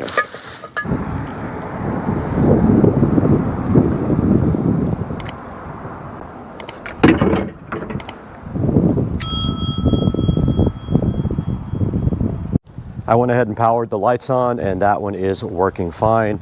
All I have to do is bury the wire so it's not visible under some mulch. And I will come back and do that in a little bit.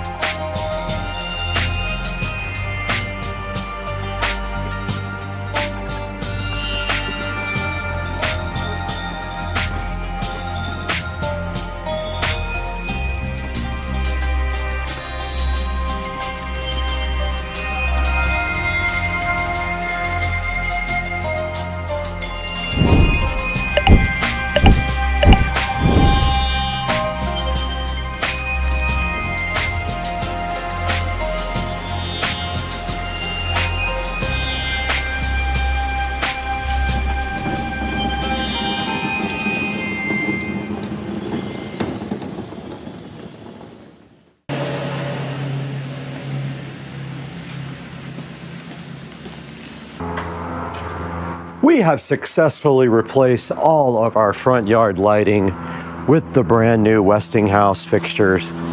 That is how this one looks here on this side. We do have a plane coming overhead, sorry about that. And then in the garden here, this is the next one. And the next one there. And there, and if you guys do recall, when we replaced our mailbox, we also put one right in the center of the two plants here. And then moving to the middle of the yard, we already had one in the middle of these bushes, which is a different type. So we didn't have to replace that one. But coming to the front of the house, we have a fixture here, one there, one right there, one there, and then finally I did place one right over here to illuminate the pathway going to the gate and the backyard. So remember, we used our own, I think they're called G5 LED bulbs. They're like 7-watt bulbs, they're pretty bright. We did use the Westinghouse fixtures, and I can't remember where I picked those up. I really don't remember where I got them from, but I got a whole box of these, possibly off of eBay, but I don't remember. Really don't recall. We do have one single light left out of all of the lights, so we don't have enough to do the backyard. So I'll be looking for a set for the backyard pretty soon. And I hope you guys enjoyed this video, and you'll like and comment and subscribe, and we will see you for the next project, hopefully tomorrow.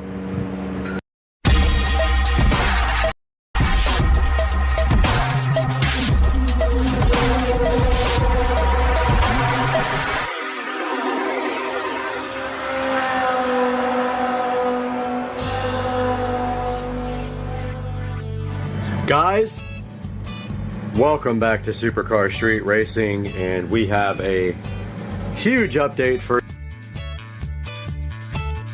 Street Racing Studio, which we are currently in.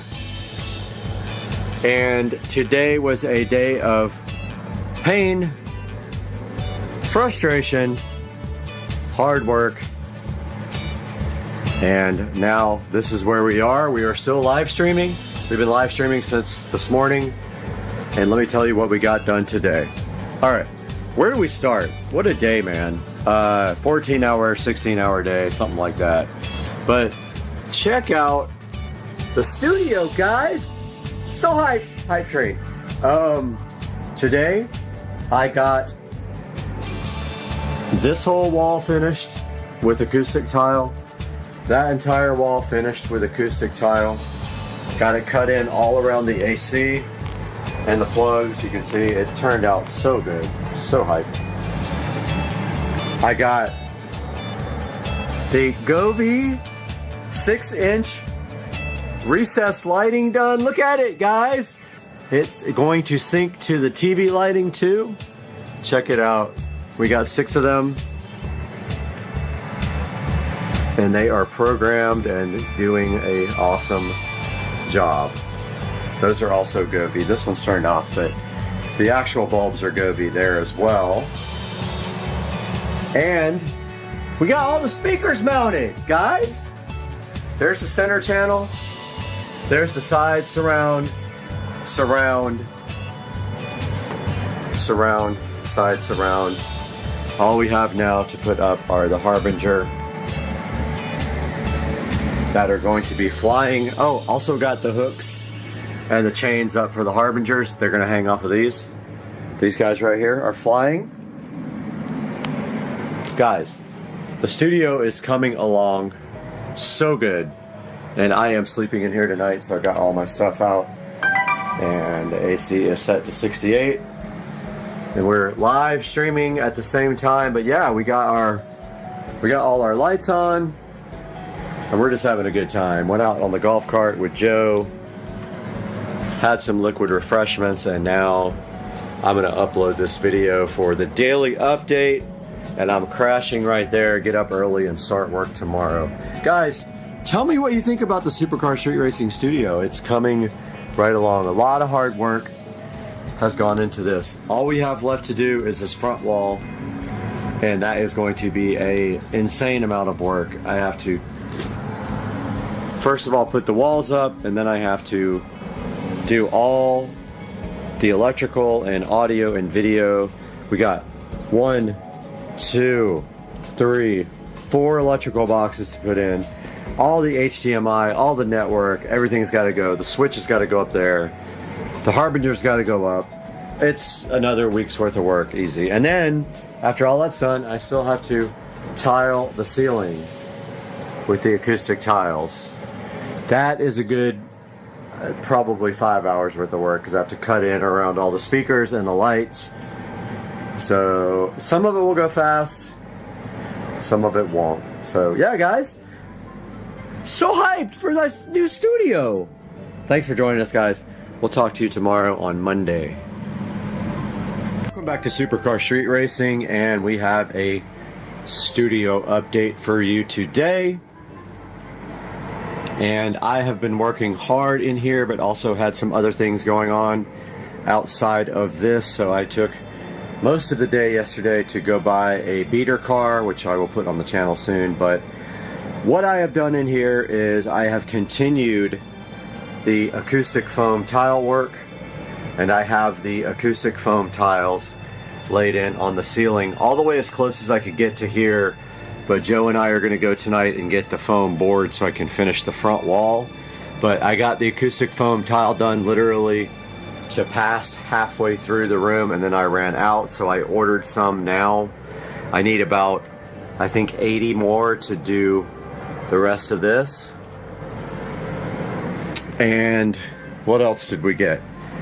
That's pretty much it. I've been working on foam tile for days. It's very time consuming to put these in, and I have to cut around these lights as well, so I've been doing that, and cut around the in-ceiling speakers. And I ordered the amplifier. I ordered the receiver for the front, for not the front, for the whole room. It is a Marantz 7.2 Slimline TX NR1711, I think, just NR1711. It'll be here tomorrow, so we'll be able to test out this surround sound here. So that is a little update. The studio is looking awesome. AC is kicking, and the tiles are going in, and all that is really left to do is this front wall, which is going to take me a while. I have a lot of electrical and wiring to do in this front wall. The actual cutting of the foam will be easy. It's the actual putting the boxes in and planning all that, because there's 2 boxes up here, there's several boxes here, there's 3 or 4 down here, there's more boxes there and down there. So yeah, it's gonna be a big, probably an all-day thing. But yeah, wanted to get you guys caught up on the Supercar Street Racing studio. Hey guys, welcome back to the channel. Supercar Street Racing here, and I have a studio update for you. It is insane. I want you guys to see this, the way the studio is looking. Check out the studio, guys. I am super hyped, and I want to give you guys a huge update. I have not been live streaming or updating lately because I've been super busy and I had the network down in here, but today we made some huge strides in the Supercar Street Racing studio. Let me get started and tell you what we have done. First things first, but not the biggest, the Harbinger's powered studio monitors are mounted, and they are flying from chains right there. Got that done today all by myself. I don't know how, but there is the other one. Alexa, set the office lamps to 100%. There is the other Harbinger flying from the chain and angled down at you for goodness. On top of the Harbinger. I haven't quite figured out how or what I'm going to do with this, but this is my 20 something, whatever port. I don't forget how many ports it has. Netgear switch. And you can see the Ethernet connections all labeled and going into the wall. And up there we have a Wi-Fi extender hotspot thingy. And that is connected to Ethernet. And then it has a Supercar Street Racing Wi-Fi signal. So I got to still figure out what I'm going to do up in this corner, how I'm going to organize it, if I'm going to do a little shelf or what I'm going to do. Not that important right now. The biggest thing is I got the Ethernet connected. Secondly, huge. I got the 4K Fire TVs mounted, and literally luck that they can swing out and touch each other like that. It is absolutely perfect. I couldn't have done it any better if I meant to, and I didn't mean to. And they are on these, they're not horizontal like usual plates or mounting plates, they're vertical. And they swing out and they are tilted down at you. And you can see right now they are playing 4K video from YouTube. Visual Dawn, one of my favorite up here too. Visual Dawn with the 3D animation spacescapes. So we got the 50s mounted. I ran out of Ethernet cables, or they would all be connected to Ethernet. This one is connected to hardwired Ethernet, Wi-Fi. This one doesn't have an Ethernet jack. That one's connected to Ethernet. I ran out of patch cables. Next, we got the Marantz NR1711 receiver in.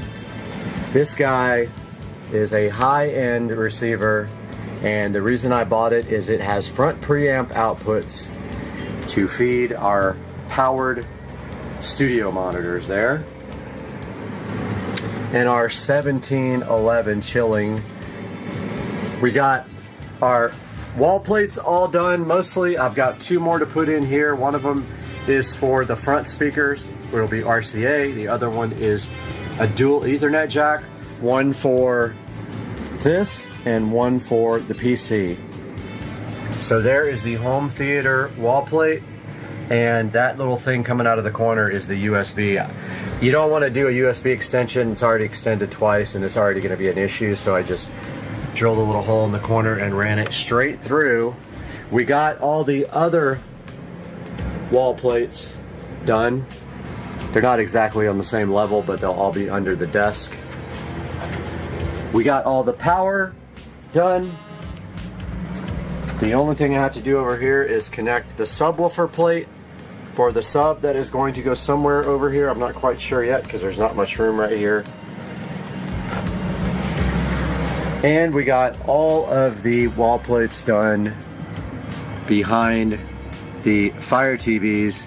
This HDMI wall plate here feeds down here. So if you want to connect a laptop or a tablet or anything else to that guy here, you can do it right there. I have not connected the HDMI here to the TV yet, but that will be next. Same thing over here.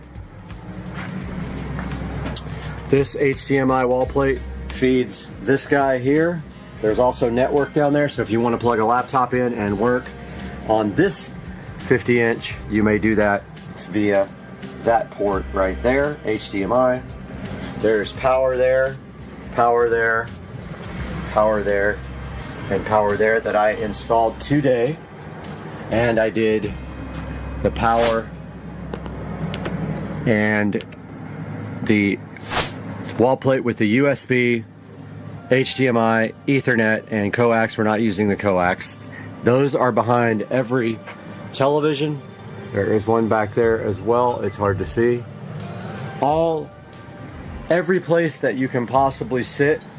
Here's another Ethernet and HDMI. HDMI feeds the 32-inch, and you can connect a laptop or whatever here and have Ethernet. Every place has Ethernet. 1, 2, 3, 4, 5, 6. There's another jack there for just straight Ethernet. If you want to work right here on the couch, you may connect your laptop to Ethernet. If you want to work right here, you can connect your laptop to the 43-inch and you have Ethernet. We've got the Echo Show 15 chilling flush mounted. Completely flush mounted into the wall. First one I've done like that. So this is not a completed tour. When I am done, I will give a completed tour. I wanted to do a little update. Oh, also got the Govee recessed lighting installed. All of it. And it is all controlled by Alexa. Set the studio switch lights to purple. And there we go. They are purple. And I have power there stubbed out and power there stubbed out. It is permanently on power, and that is for lighting for shooting videos. Most likely we'll have a light pointing down here at the desk and one up there pointing down here at the desk, and I just don't know yet quite how I'm going to do it, but that is an update from Supercar Street Racing Studios. Big update. I'm so hyped to start doing videos here. We'll see you guys soon. Welcome back to the channel, and we've got a huge update for you on this wonderful Friday evening in the Supercar Street Racing Studio. That's right, you are looking at the 95% finished Supercar Street Racing amazing 4K production studio, and I cannot wait to give you guys an official tour. But let me tell you what we have done since the last update. So we got the switch, the Netgear switch, mounted on a nice board, and you can see there I finished it all in very nicely with the foam tiles. It looks awesome. I have 100% finished, except for the door. We don't know what's happening with the door yet. 100% finished with all of the foam tiles in the whole studio. Some of them are falling off, so I have to glue them back as they fall. I put extra glue. That's okay. That's gonna happen because I didn't use a ton of glue everywhere, but yeah. The other thing that's not done is the studio lighting. So this is lights for maybe studio stuff, like a, you know, lighting for me when I'm doing productions. There's one on both sides, permanently wired on. That is not done yet. Everything else almost is done except for table management. So I ended up buying this desk. It's very cool. It's actually a door that was made into a desk with IKEA legs. 90 inches long. It's actually perfect for what I'm doing here. It will fit all of the editing equipment plus my work stuff on this end. I'm going to shift everything down to the end and then move it right over into the corner. That's going to open up this whole space over here for whatever I want to do with it. It's going to leave this space open. There's the subwoofer. I did put the subwoofer connector over there in the corner, and that sub is too big for going in that little pocket right there. So I don't know if I'm going to move this couch that way or keep it that way. But either way, this can actually go under the table as long as it doesn't hit my feet. It's fine.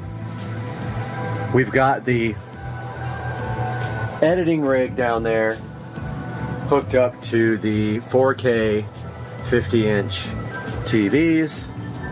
Two displays there, two displays there, and of course when you move the mouse, you can move from one display over to the next display, and then down to this display and over to that display, where then you can open up a nice monitor session here for Supercar Street Racing. So that is all done. There is the Marantz NR1711, which is actually output from the PC is feeding it. So we're listening to Purple Planet, no copyright music, playing through the Marantz in Oh, and another thing I finished the wiring 95% for the 7.2 surround sound. That goes down to the wall plate there. It all goes right there. And all I have to do now, right here, right now, tomorrow, because I'm burned out, is on the receiver end, I'm going to put banana plugs. So I'm going to shorten the wires once I get the table closer to the wall.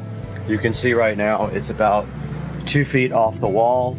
When I get it closer to the wall, I'll shorten the cables, put banana plugs, clean that up, and then I've got tubing to run straight down because there's no wire management on this desk.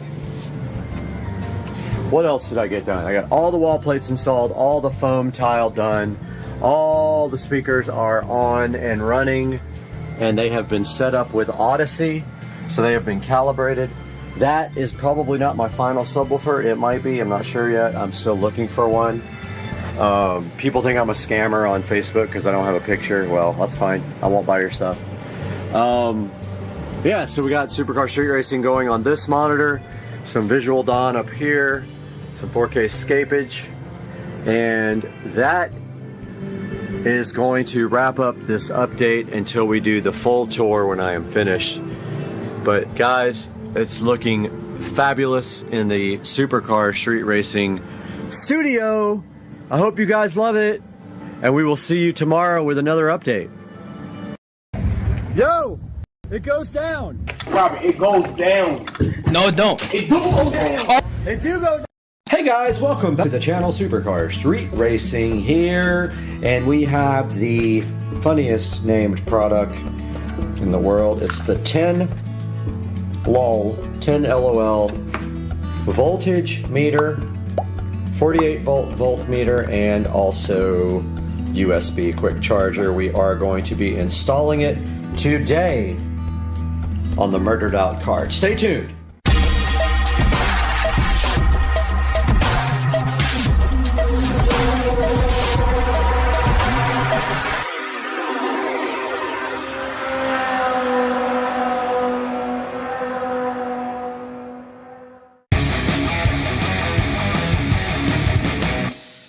Okay guys, so here is the carbon fiber dash, and it looks like we are going to try to install it right about here. Can't do it here because there are cup holders in the way, but if we put it right here, I felt back behind there.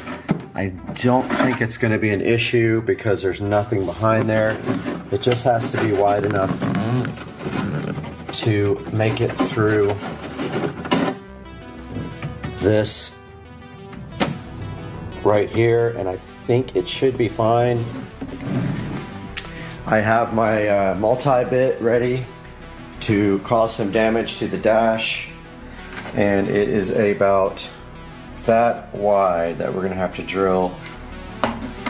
So we're going to use this multi-bit, and it is good for up to, what does it say, 1 3/8. So I'm just going to look that up and make sure that that's big enough to get this, but I'm looking at the bottom of the 10 LOL, and I'm looking at this, and this is probably fine. So we'll start small and go ahead and go get this thing installed into the cart. Okay, I absolutely have panic attacks about drilling into the dash. It's something I absolutely do not like doing, but it is a thing that has to happen to get this installed. So we have the drill out here with the multi-bit, and we have our measuring tape, and we're going to try to put it about right here. So the total is 1.5 inches. Ooh. Yeah, about 1.5 inches. I'm just going to try to eye it down the center and right about here, and just hope it works. And if it doesn't work, I mess my dash up forever on camera. But here's the multi-bit loaded up. Now we don't want to go too much, so we'll do a little bit at a time.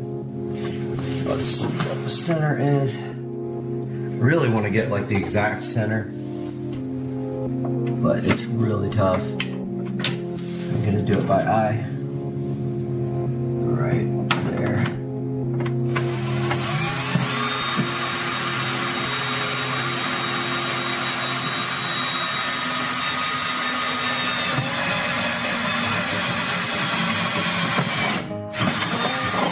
Alright, so nowhere near big enough, we know that. We gotta go quite a bit bigger. Hopefully I didn't go too far up.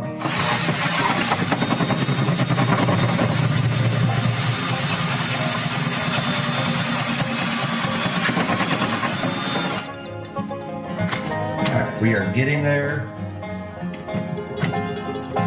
The next step is the one. We are basically there.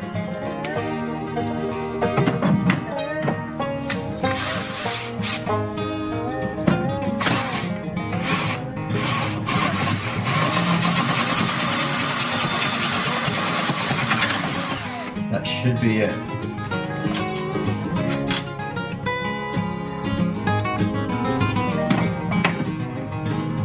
Not quite. One more.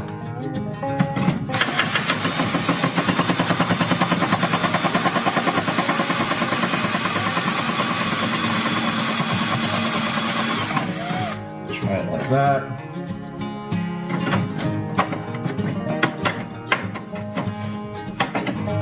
So close. Yeah. Really close.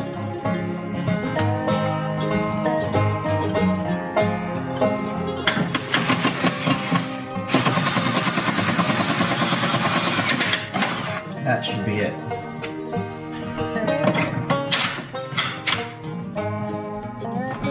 There we go. We don't need this cover.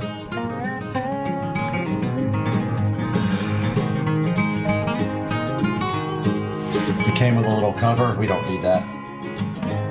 It's not going to get wet. I'm not going to take this cart out in the rain.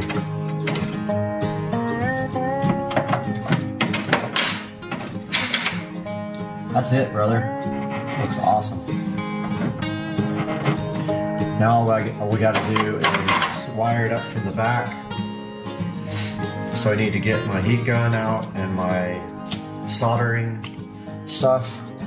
And we have a 48 volt right there. We're going to solder it to. This should be easy peasy. Lemon squeezy. These are 48 volts, but unfortunately they don't fit this type of spade. They're too small, so I'm going to actually cut them unless I have some spades that fit them. I might have some. I'm going to check real quick. I got my collection of spade connectors out here. I have a whole box of them, and what we are looking for is a female, and I don't know what size these would be, but they're pretty small. I got the key off now, so we're looking for a male. These things suck, by the way. They are hard to crimp and they come off easily. Those are too big.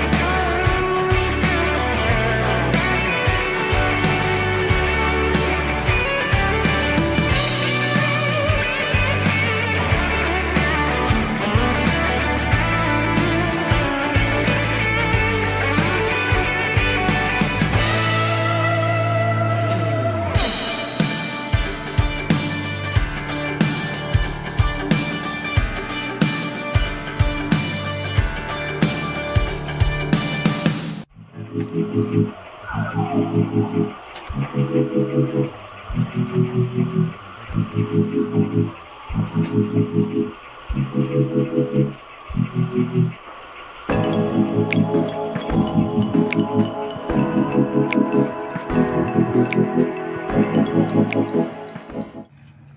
right, we're just going to finish it up with some electrical tape.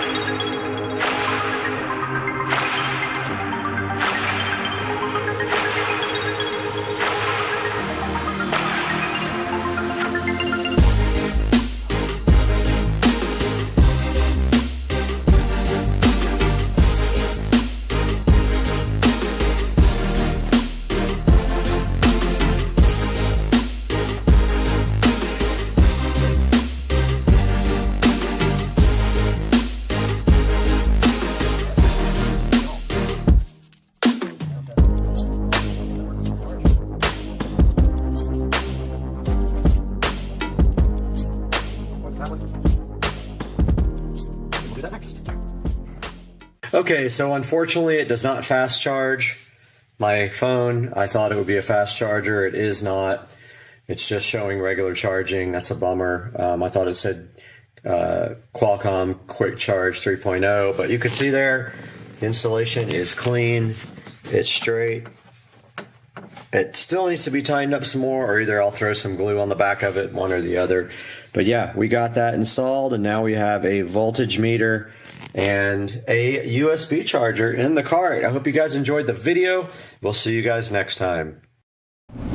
Okay, I just got a notification that this package was delivered, and sure enough, here is the Marantz Cinema 70S. So let's get this thing inside and get it hooked up.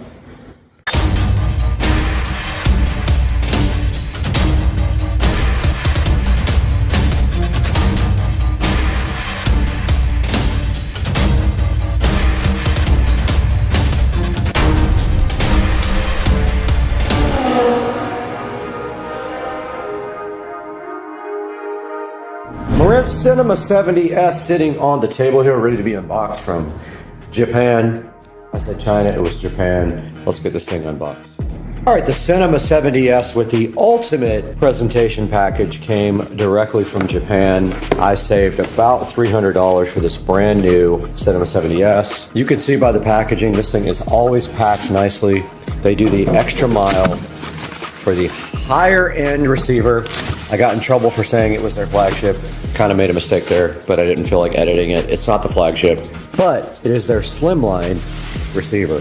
Let's get this thing out and on the entertainment center.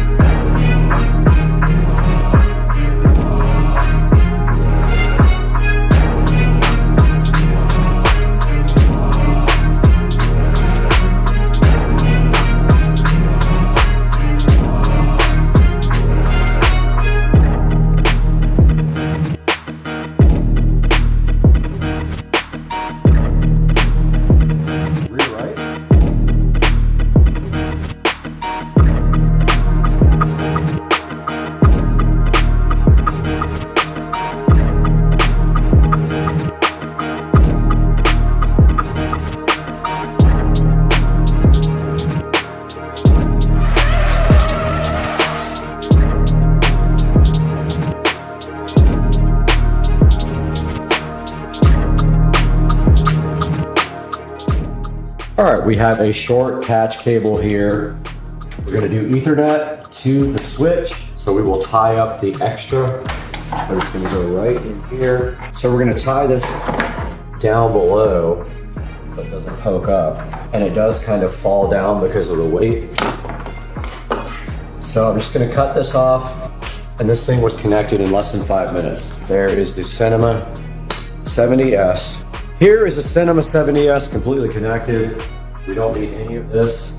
They give you labels and all that, but I had already done that part with my label maker.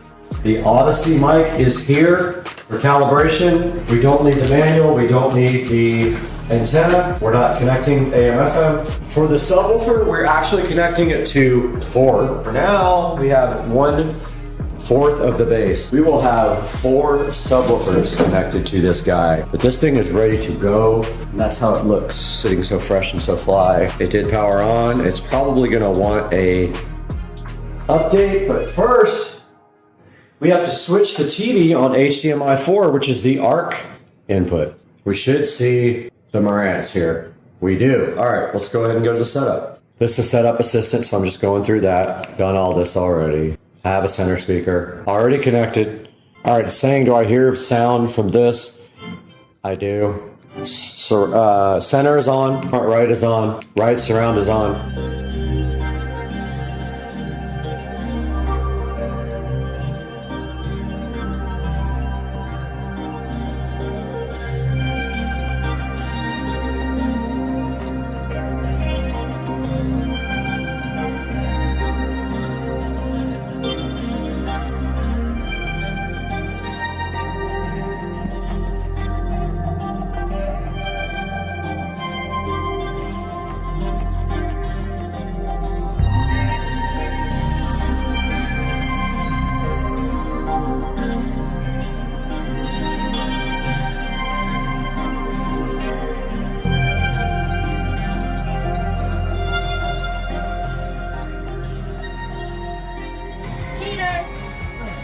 I went all the way down, dog.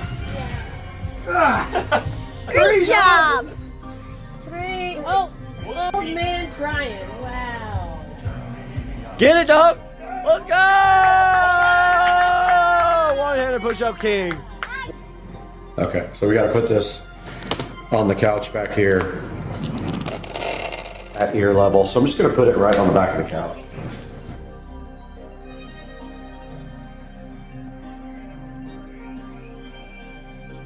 Guys, we are wrapping up this project now in the Supercar Street Racing living room, but I wanted to show you guys how this looks with nothing on.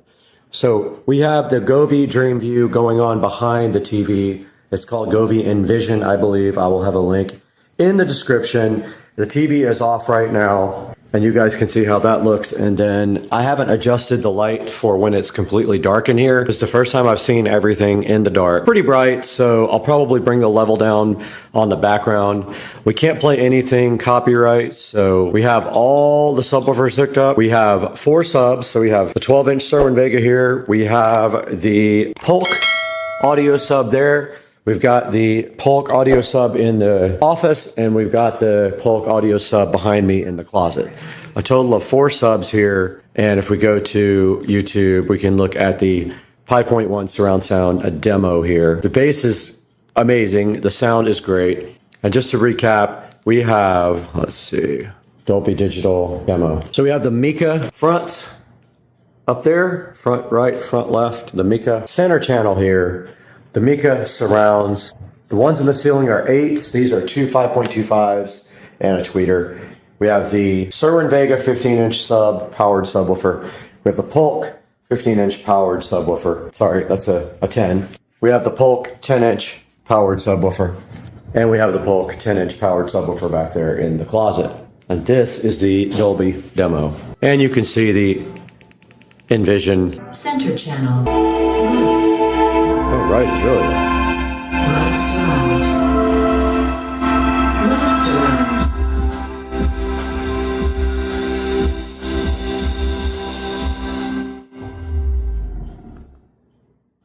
Yeah, so it looks like the right channel's a little bit low.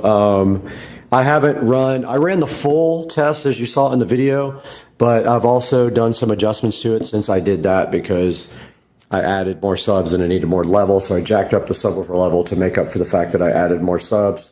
And that's going to wrap up this project. I hope you guys liked everything. It came out amazing. I hope you guys ordered the Govee LEDs for the back of the TV, the Amazon Omni 75-inch 4K TV, the Marantz Cinema 70S, looking so fly. And we'll see you guys next time on the channel. Have a great day, guys.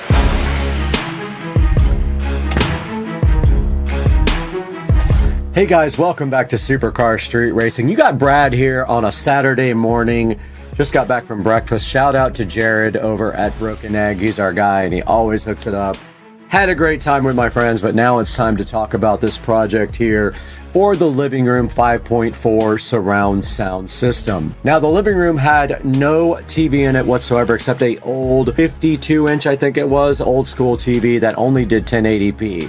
Now what we did is we went ahead and bought a new television. We got the Amazon Omni. When we did that, we also decided to go ahead and put surround sound in the living room. Now we could have done 7.1 or 7.2. Decided to only do 5.1, but we can always upgrade that later in the future.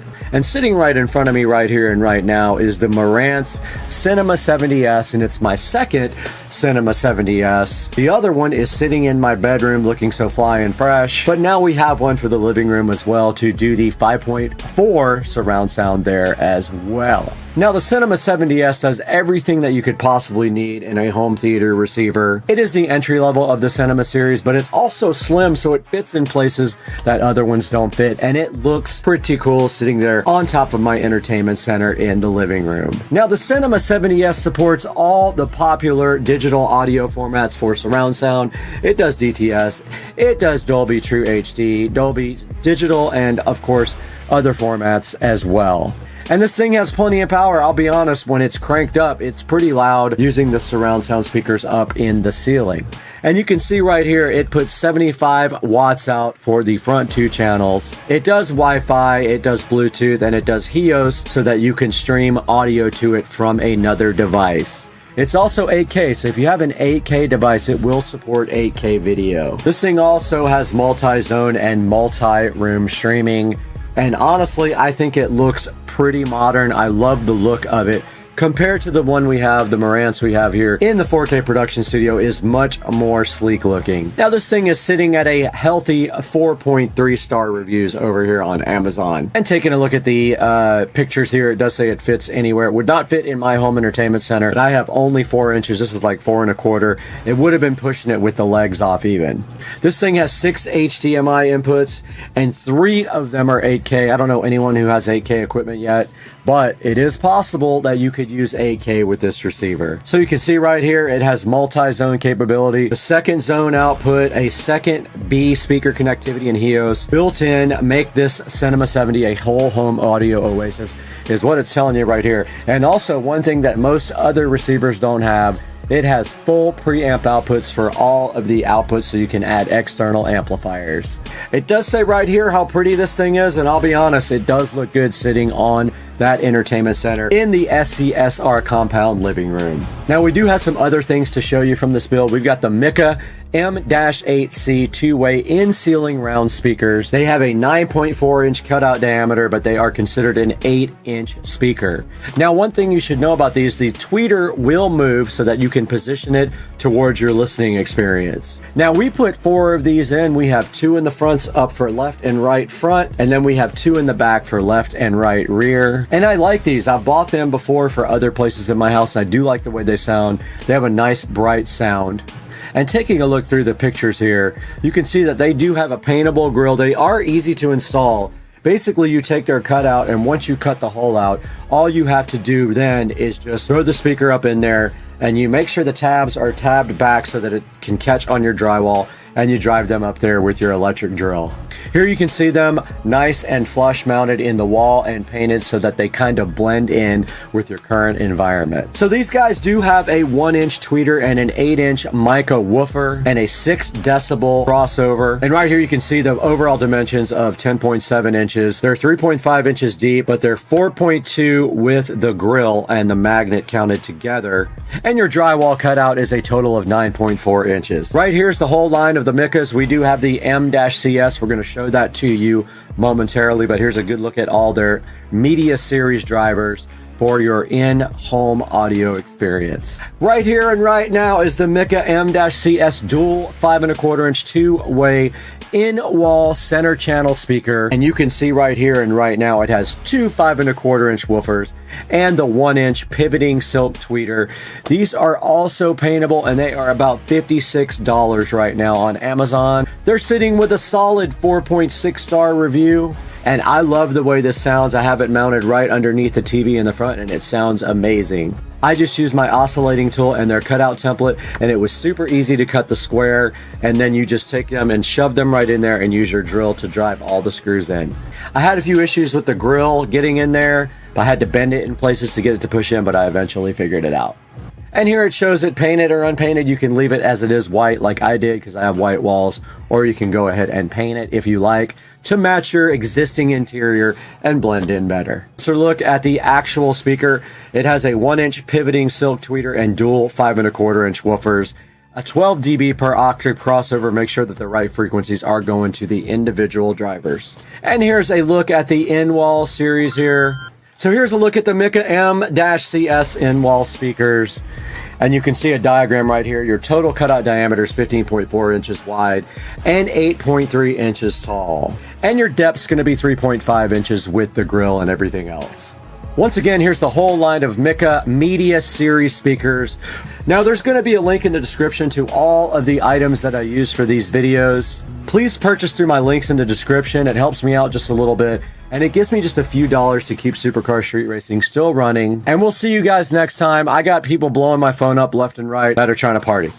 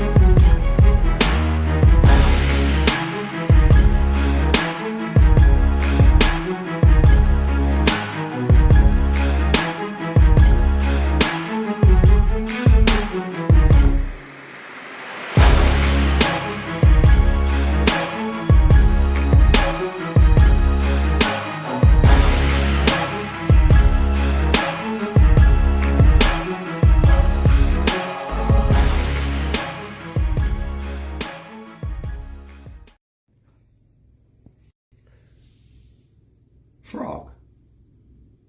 Climbing up the window.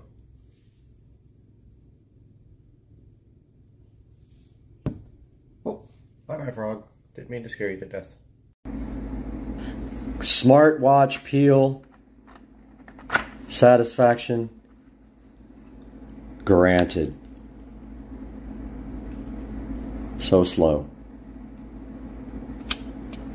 Hey guys, supercar street racing early in the morning. It's cold, freezing, and here is the club car. Club car precedent. Can't talk this morning, still half asleep. But we are actually going to be plastic dipping this guy today, and that's going to take some prep first. And I haven't decided whether I'm going to spray the trim while it's on the cart. That means if the cart was ever taken apart, the trim would peel off the dip, which may not be great for a lot of things. But if I don't, if I do the trim separately, I have a ton more taping and all that. So I'm thinking of just spraying the whole thing and just not worrying about it. I'm not going to take the back off either. Just try to spray underneath there as best I can. But I do have some taping off to do on the taillights, or either remove them, one or the other. So probably removing them is the best bet. It only looks like there's a couple of screws there. Looks like they're actually held in with like wood screws. But yeah, I'm gonna get busy on that and prepping right now, and that's what's happening on the channel today.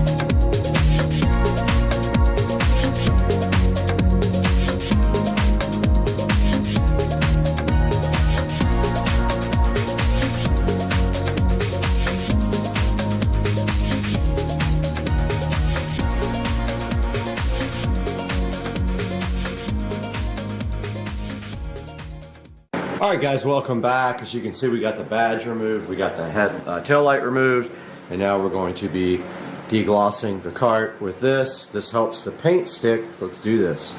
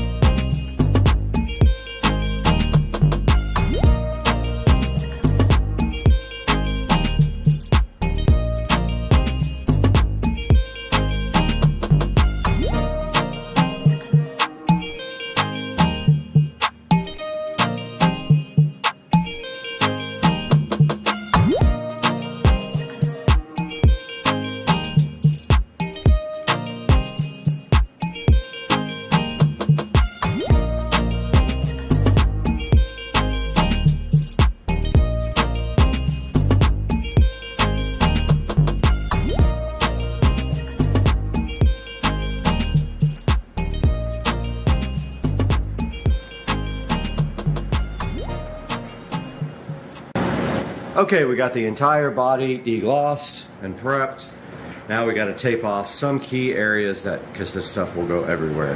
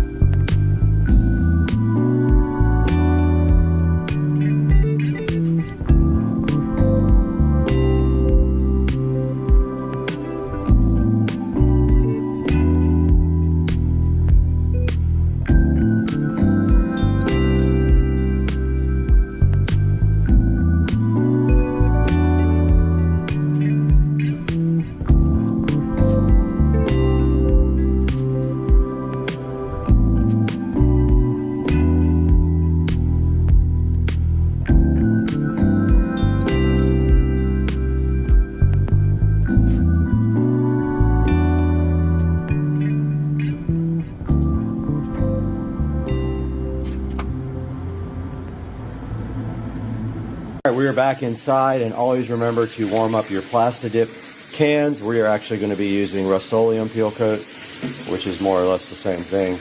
I'm doing some hot water here, and while I give these about 5 minutes to warm up in the water, I will take a break.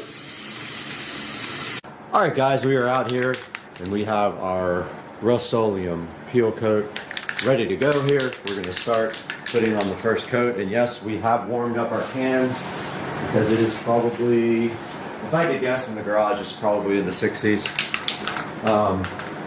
maybe upper 50s at the coldest, but I've had the heat on in here for about 3 hours, and I've got a fan blowing on the garage from the inside the house, and the heat is on in the house.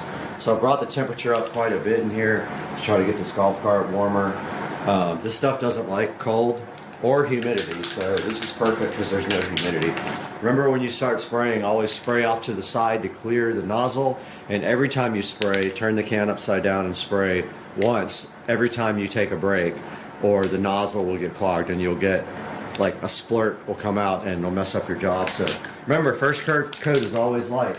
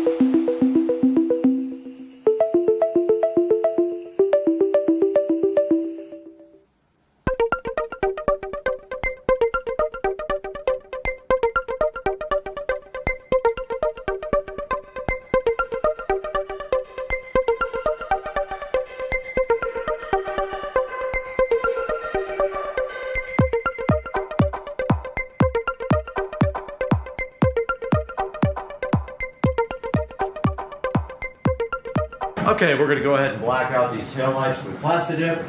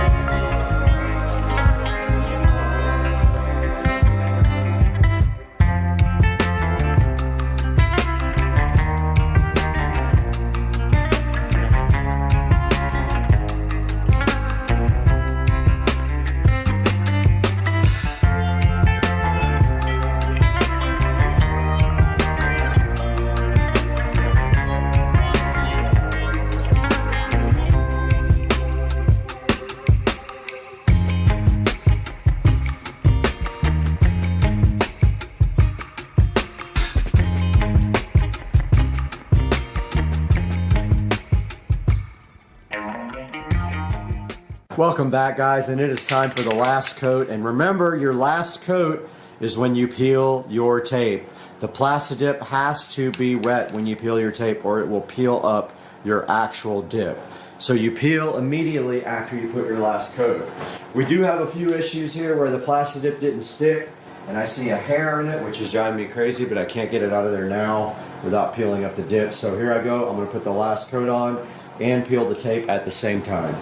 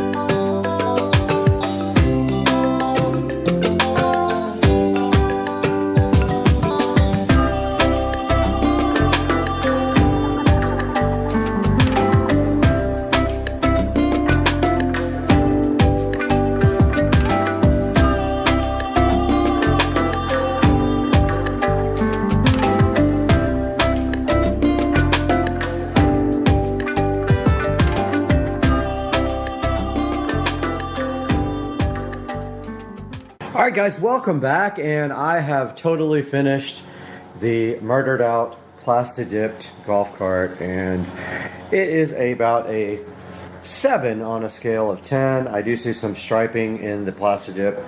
You can see there, not sure why that happened.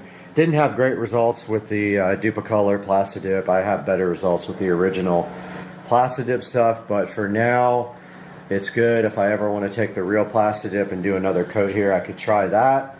And I got the taillights all murdered out as well, and it looks awesome. And I did get the windshield back installed, so here is a look. I went ahead and dressed the seats, and I dressed the tires. The dash is not fully in yet. The mat is on order, so that'll be here within 2 or 3 days. And this is the murdered out Batmobile cart. And I hope you guys enjoyed this. If you want to try it yourself, I did prep the cart completely, but there are some troubling spots that didn't stick. I don't know why, but it's probably best to sand very lightly the entire cart. I did not do that. I used deglosser instead, and I have mixed results with the deglosser. But overall, the cart is completely black now. There's no white anything. There's no brown anything. And wow, what a transformation. I hope you guys enjoyed this, and I will see you guys soon. Guys, live in the Supercar Street Racing kitchen, and you can see right here and right now that this refrigerator has some sort of issue. And today we got to figure out why it has issues and give it some tissues.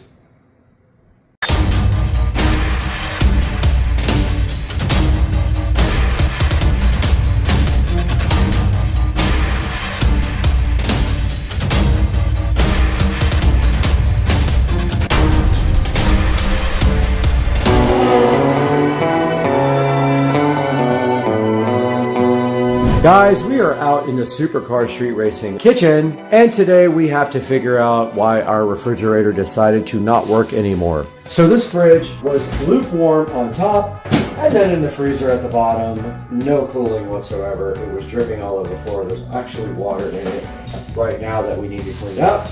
And so our mission today is quite simple. We're getting this out and getting the new fridge in 2 days. And we have to figure out this old ancient LED light configuration. So let's get busy and get to work. People, any number of years ago, I invented this solution for a backlighting for my fridge. And you can see what I did right here is I took a regular 3400K LED strip. I used a smart plug right here, and I built a frame to diffuse the light to the right and left. Now you could just use the back of the fridge and put the LED strips directly on there. But I decided that I wanted it to diffuse more, so I built a frame that would house the LED light strip directly on the sides, and you don't have to bend it. You just have to make that turn there instead of going this way. But today we have ordered a Govee RGB IC LED neon strip, and we're going to be removing all this and replacing it with a more high-tech solution. So right now the power comes from this, and then there is a extension cord on here with a flat plug, and then it feeds up into the cabinet to feed the other under cabinet LED strips right there. Today we're removing this LED strip, and we did order a neon RGB IC Govee strip, which is 10 years newer than this technology, and so we don't need this anymore. Let's get this removed. All right. So first things first, we're gonna get this out of here. And of course, it is going to erase that. And it also did delete the strips on the countertop. So we gotta figure that out next. And so we can't power our under the counter LED strips and our new strip at the same time anymore. Or maybe we can. We got that out. We don't need this anymore. We're throwing all this stuff away, and we need our cutters. Let's get some scissors out. These are trash. But instead of having to cut all the zip ties, let's just go ahead and cut the actual ends off. And now these will come straight out. We don't need this where we're going. We're not using old school anymore. We're doing new school. Now, all this is an expander for this plug. So let's get this out of here right now. But down here at the bottom, you can see we have the old power supply, and it does have dust and stuff on it from way back in the day. It's not plugged in. Let's cut it. And cut it. You got to cut it! And we will go get our screwdriver so we can get the rest out, but this can come out completely. And this was just 3M taped to the back of this frame that I built on the wall. It was just literally like trimmed from Home Depot, but it has been there for probably 10 years. Maybe less, maybe 5, I don't know. I don't know when I decided to do this insanity level. Actually, it doesn't matter at all. I'll put another screw in that, it's fine. I broke the bottom, you guys didn't see it, but I put it back immediately. And earlier today, I replaced this ice maker valve. It was stuck like stuck open, and when I tried to remove the little line, it flooded my kitchen. And so this can go directly into the trash hole. And now let's get our screwdriver and get rid of that old ugly power supply. So back when I bought this, there was not a lot of good solutions for this, but now there is so much more that we don't have to worry about it. Or this old plate that we took off today, we need to re-glue or caulk. But all this old wiring can come off. Yeah, this is gonna have to be like super glued back on, and this screwed back on or glued back on. But all this, I'm so happy to put in the trash can. The new solution will just literally be a smart strip. This guy just needs regular power. So we will plug our extension back in, plug that in, plug our new power strip in, and then we should be fine. But we do have to glue this back on or caulk it back on. And then also, we do need to clean the wall.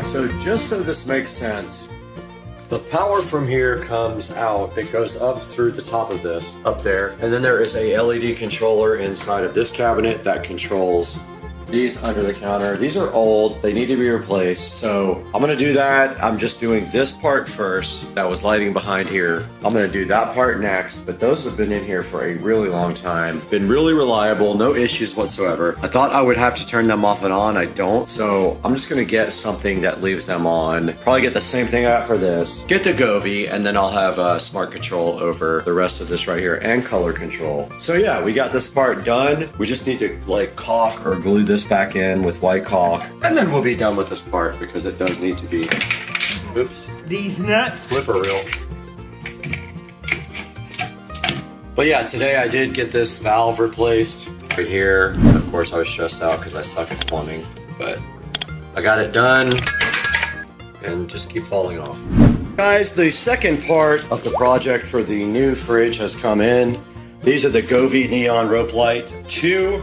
They are RGB, IC, and smart, and they are going behind the fridge right here, and they're gonna make the fridge glow like nothing you have ever seen before. So what we're gonna do right here and right now is unbox these guys and get them installed. And the first step to unboxing is actually being smarter than the packaging. So what you do is you put your knife right there, hopefully, and then you proceed to open these Govee strips, or you just break the packaging.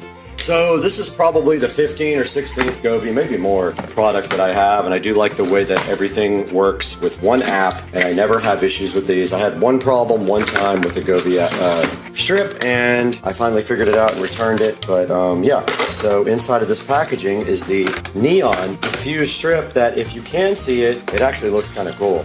So it doesn't matter if you can see it from behind the fridge. And here they are in all their glory sitting on my fridge, and these are the attachments. They are 3M strip attachments, and we're just gonna go ahead and put them on that frame right there and then link it to the app and see what happens. Let's do this. Okay, we do have our Govee strip out, and I love the way it comes with these cool, this is awesome. Guys, attention to detail, Govee. Way to go, man. You pay a little more, but you get a quality product that actually has tech support, and we gotta figure out where we're starting. So we need a starting point. Now let's not forget that we have this big bulky thing that back here that we may have to figure out. I think probably there is fine if it's just like this. It's about 1.5 inches, maybe an inch. So if that's an issue, we'll probably throw it down in this somehow and put a extension. But for now, all we have to worry about is where we're gonna start. And remember guys, these don't have sticky backs.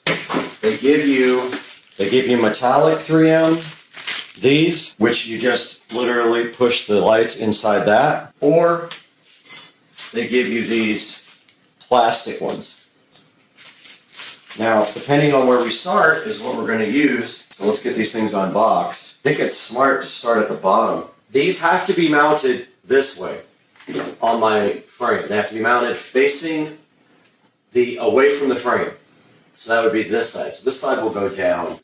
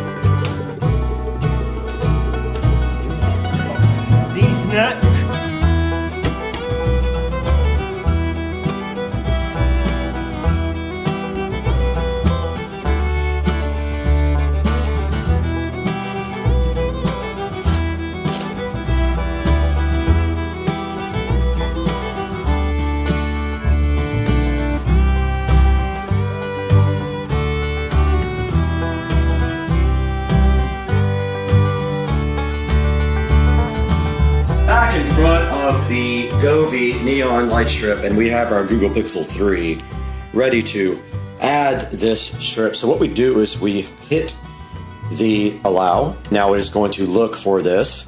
It did find it. We go ahead and click add. Short press the on off button. All right, device name. Let's call this fridge lights. Call it done.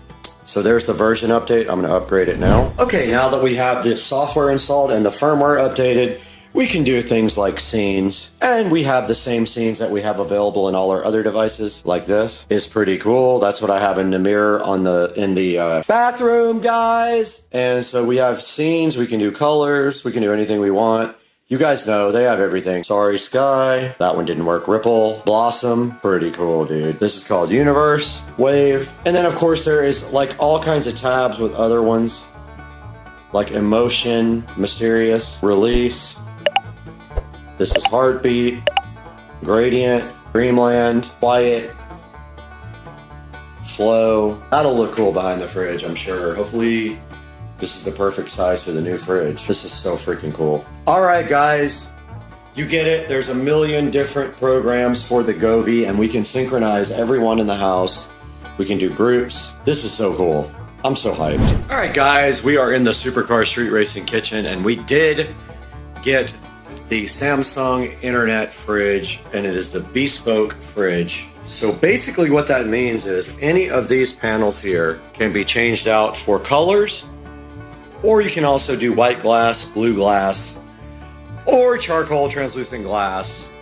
And you can see right here and right now, we go to this YouTube, we got Supercar Street Racing available right here in the rear wall. And that's gonna be for my irrigation system controller and also for our landscape lighting. So let's take a look at what I did here next by patching and painting the back wall, which was never painted. All right, so I did get it into 1080p. That was pretty easy, and that's what it looks like. It kind of looks like maybe I don't know how to lower the volume. Obviously, I have a lot to learn. I have no clue how to lower the volume on this thing. That was pretty cool, though. Dude, I'm hyped. And here is a good look at the inside of the Samsung bespoke fridge. And you can see right here and right now, I don't know how to use this thing yet, but it still has everything inside of it from the factory. That is the fridge part, but also, if you close this here, and you do open this, that is your beverage center right there. And then for the freezer, it's double those 4 French doors, there is the freezer section of the Samsung Bespoke, and you can see the nice doors right there. And there's nothing in it because I threw all my food away. And also, it shows me what's inside the fridge from the app, which is crazy. The washer, microwave, and stove are ordered. It'll be mid-May, so it's going to be a minute before we get those. But guys, the hype train's real on the Samsung Bespoke fridge. All right, we are here in front of the Samsung Bespoke fridge. Just taking a quick look at this today because we're going to do a full video on this fridge. But you can see here, it does have an Android-based internet connection and does all kinds of cool things like YouTube. It does a whiteboard so you can draw. It actually has AI to order food for you. It has cameras inside of the actual fridge, and it can see what you have. Now, this guy also has the Bespoke panels. You can remove all 3 of these panels and make them either colored or white glass, blue glass, or charcoal glass. And the charcoal you can see through, I think. So I have a free set of panels that came with this that I'll be adding something to this. I want to see how the charcoal looks first. But if you look inside the door opens 2 ways. There's this way, where you have the beverage center, which has a pitcher and a water dispenser. Or if you close it and open up the full door, you have the actual inside of the fridge here. And you guys can see it's a super, super nice fridge. Lots of space here. And then down on the bottom, it's got 2 more doors for the freezer. And all that is controlled up here with the fridge manager. But there's the freezer, one side. And the other side, and you can see it's already making ice. So yeah, we're going to do an entire video on this Samsung Bespoke fridge. I did buy the stove as well. It will be here along with the other appliances, the dishwasher and the microwave, on around May the 14th, I believe it is. The card just came just in time for this video to get posted, so we are going to be loading up our fridge with all new stuff because I threw away all the old stuff when the fridge died. So let's get busy, get all this stuff unbagged, get it into the new fridge.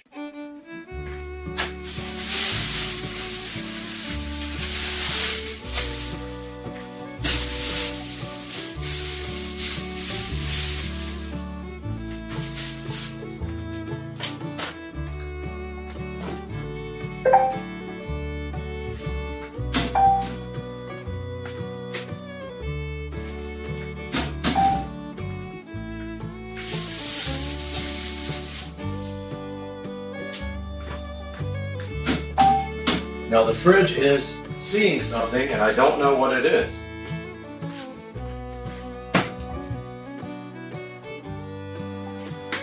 It found the soda. Set food name and AI vision inside.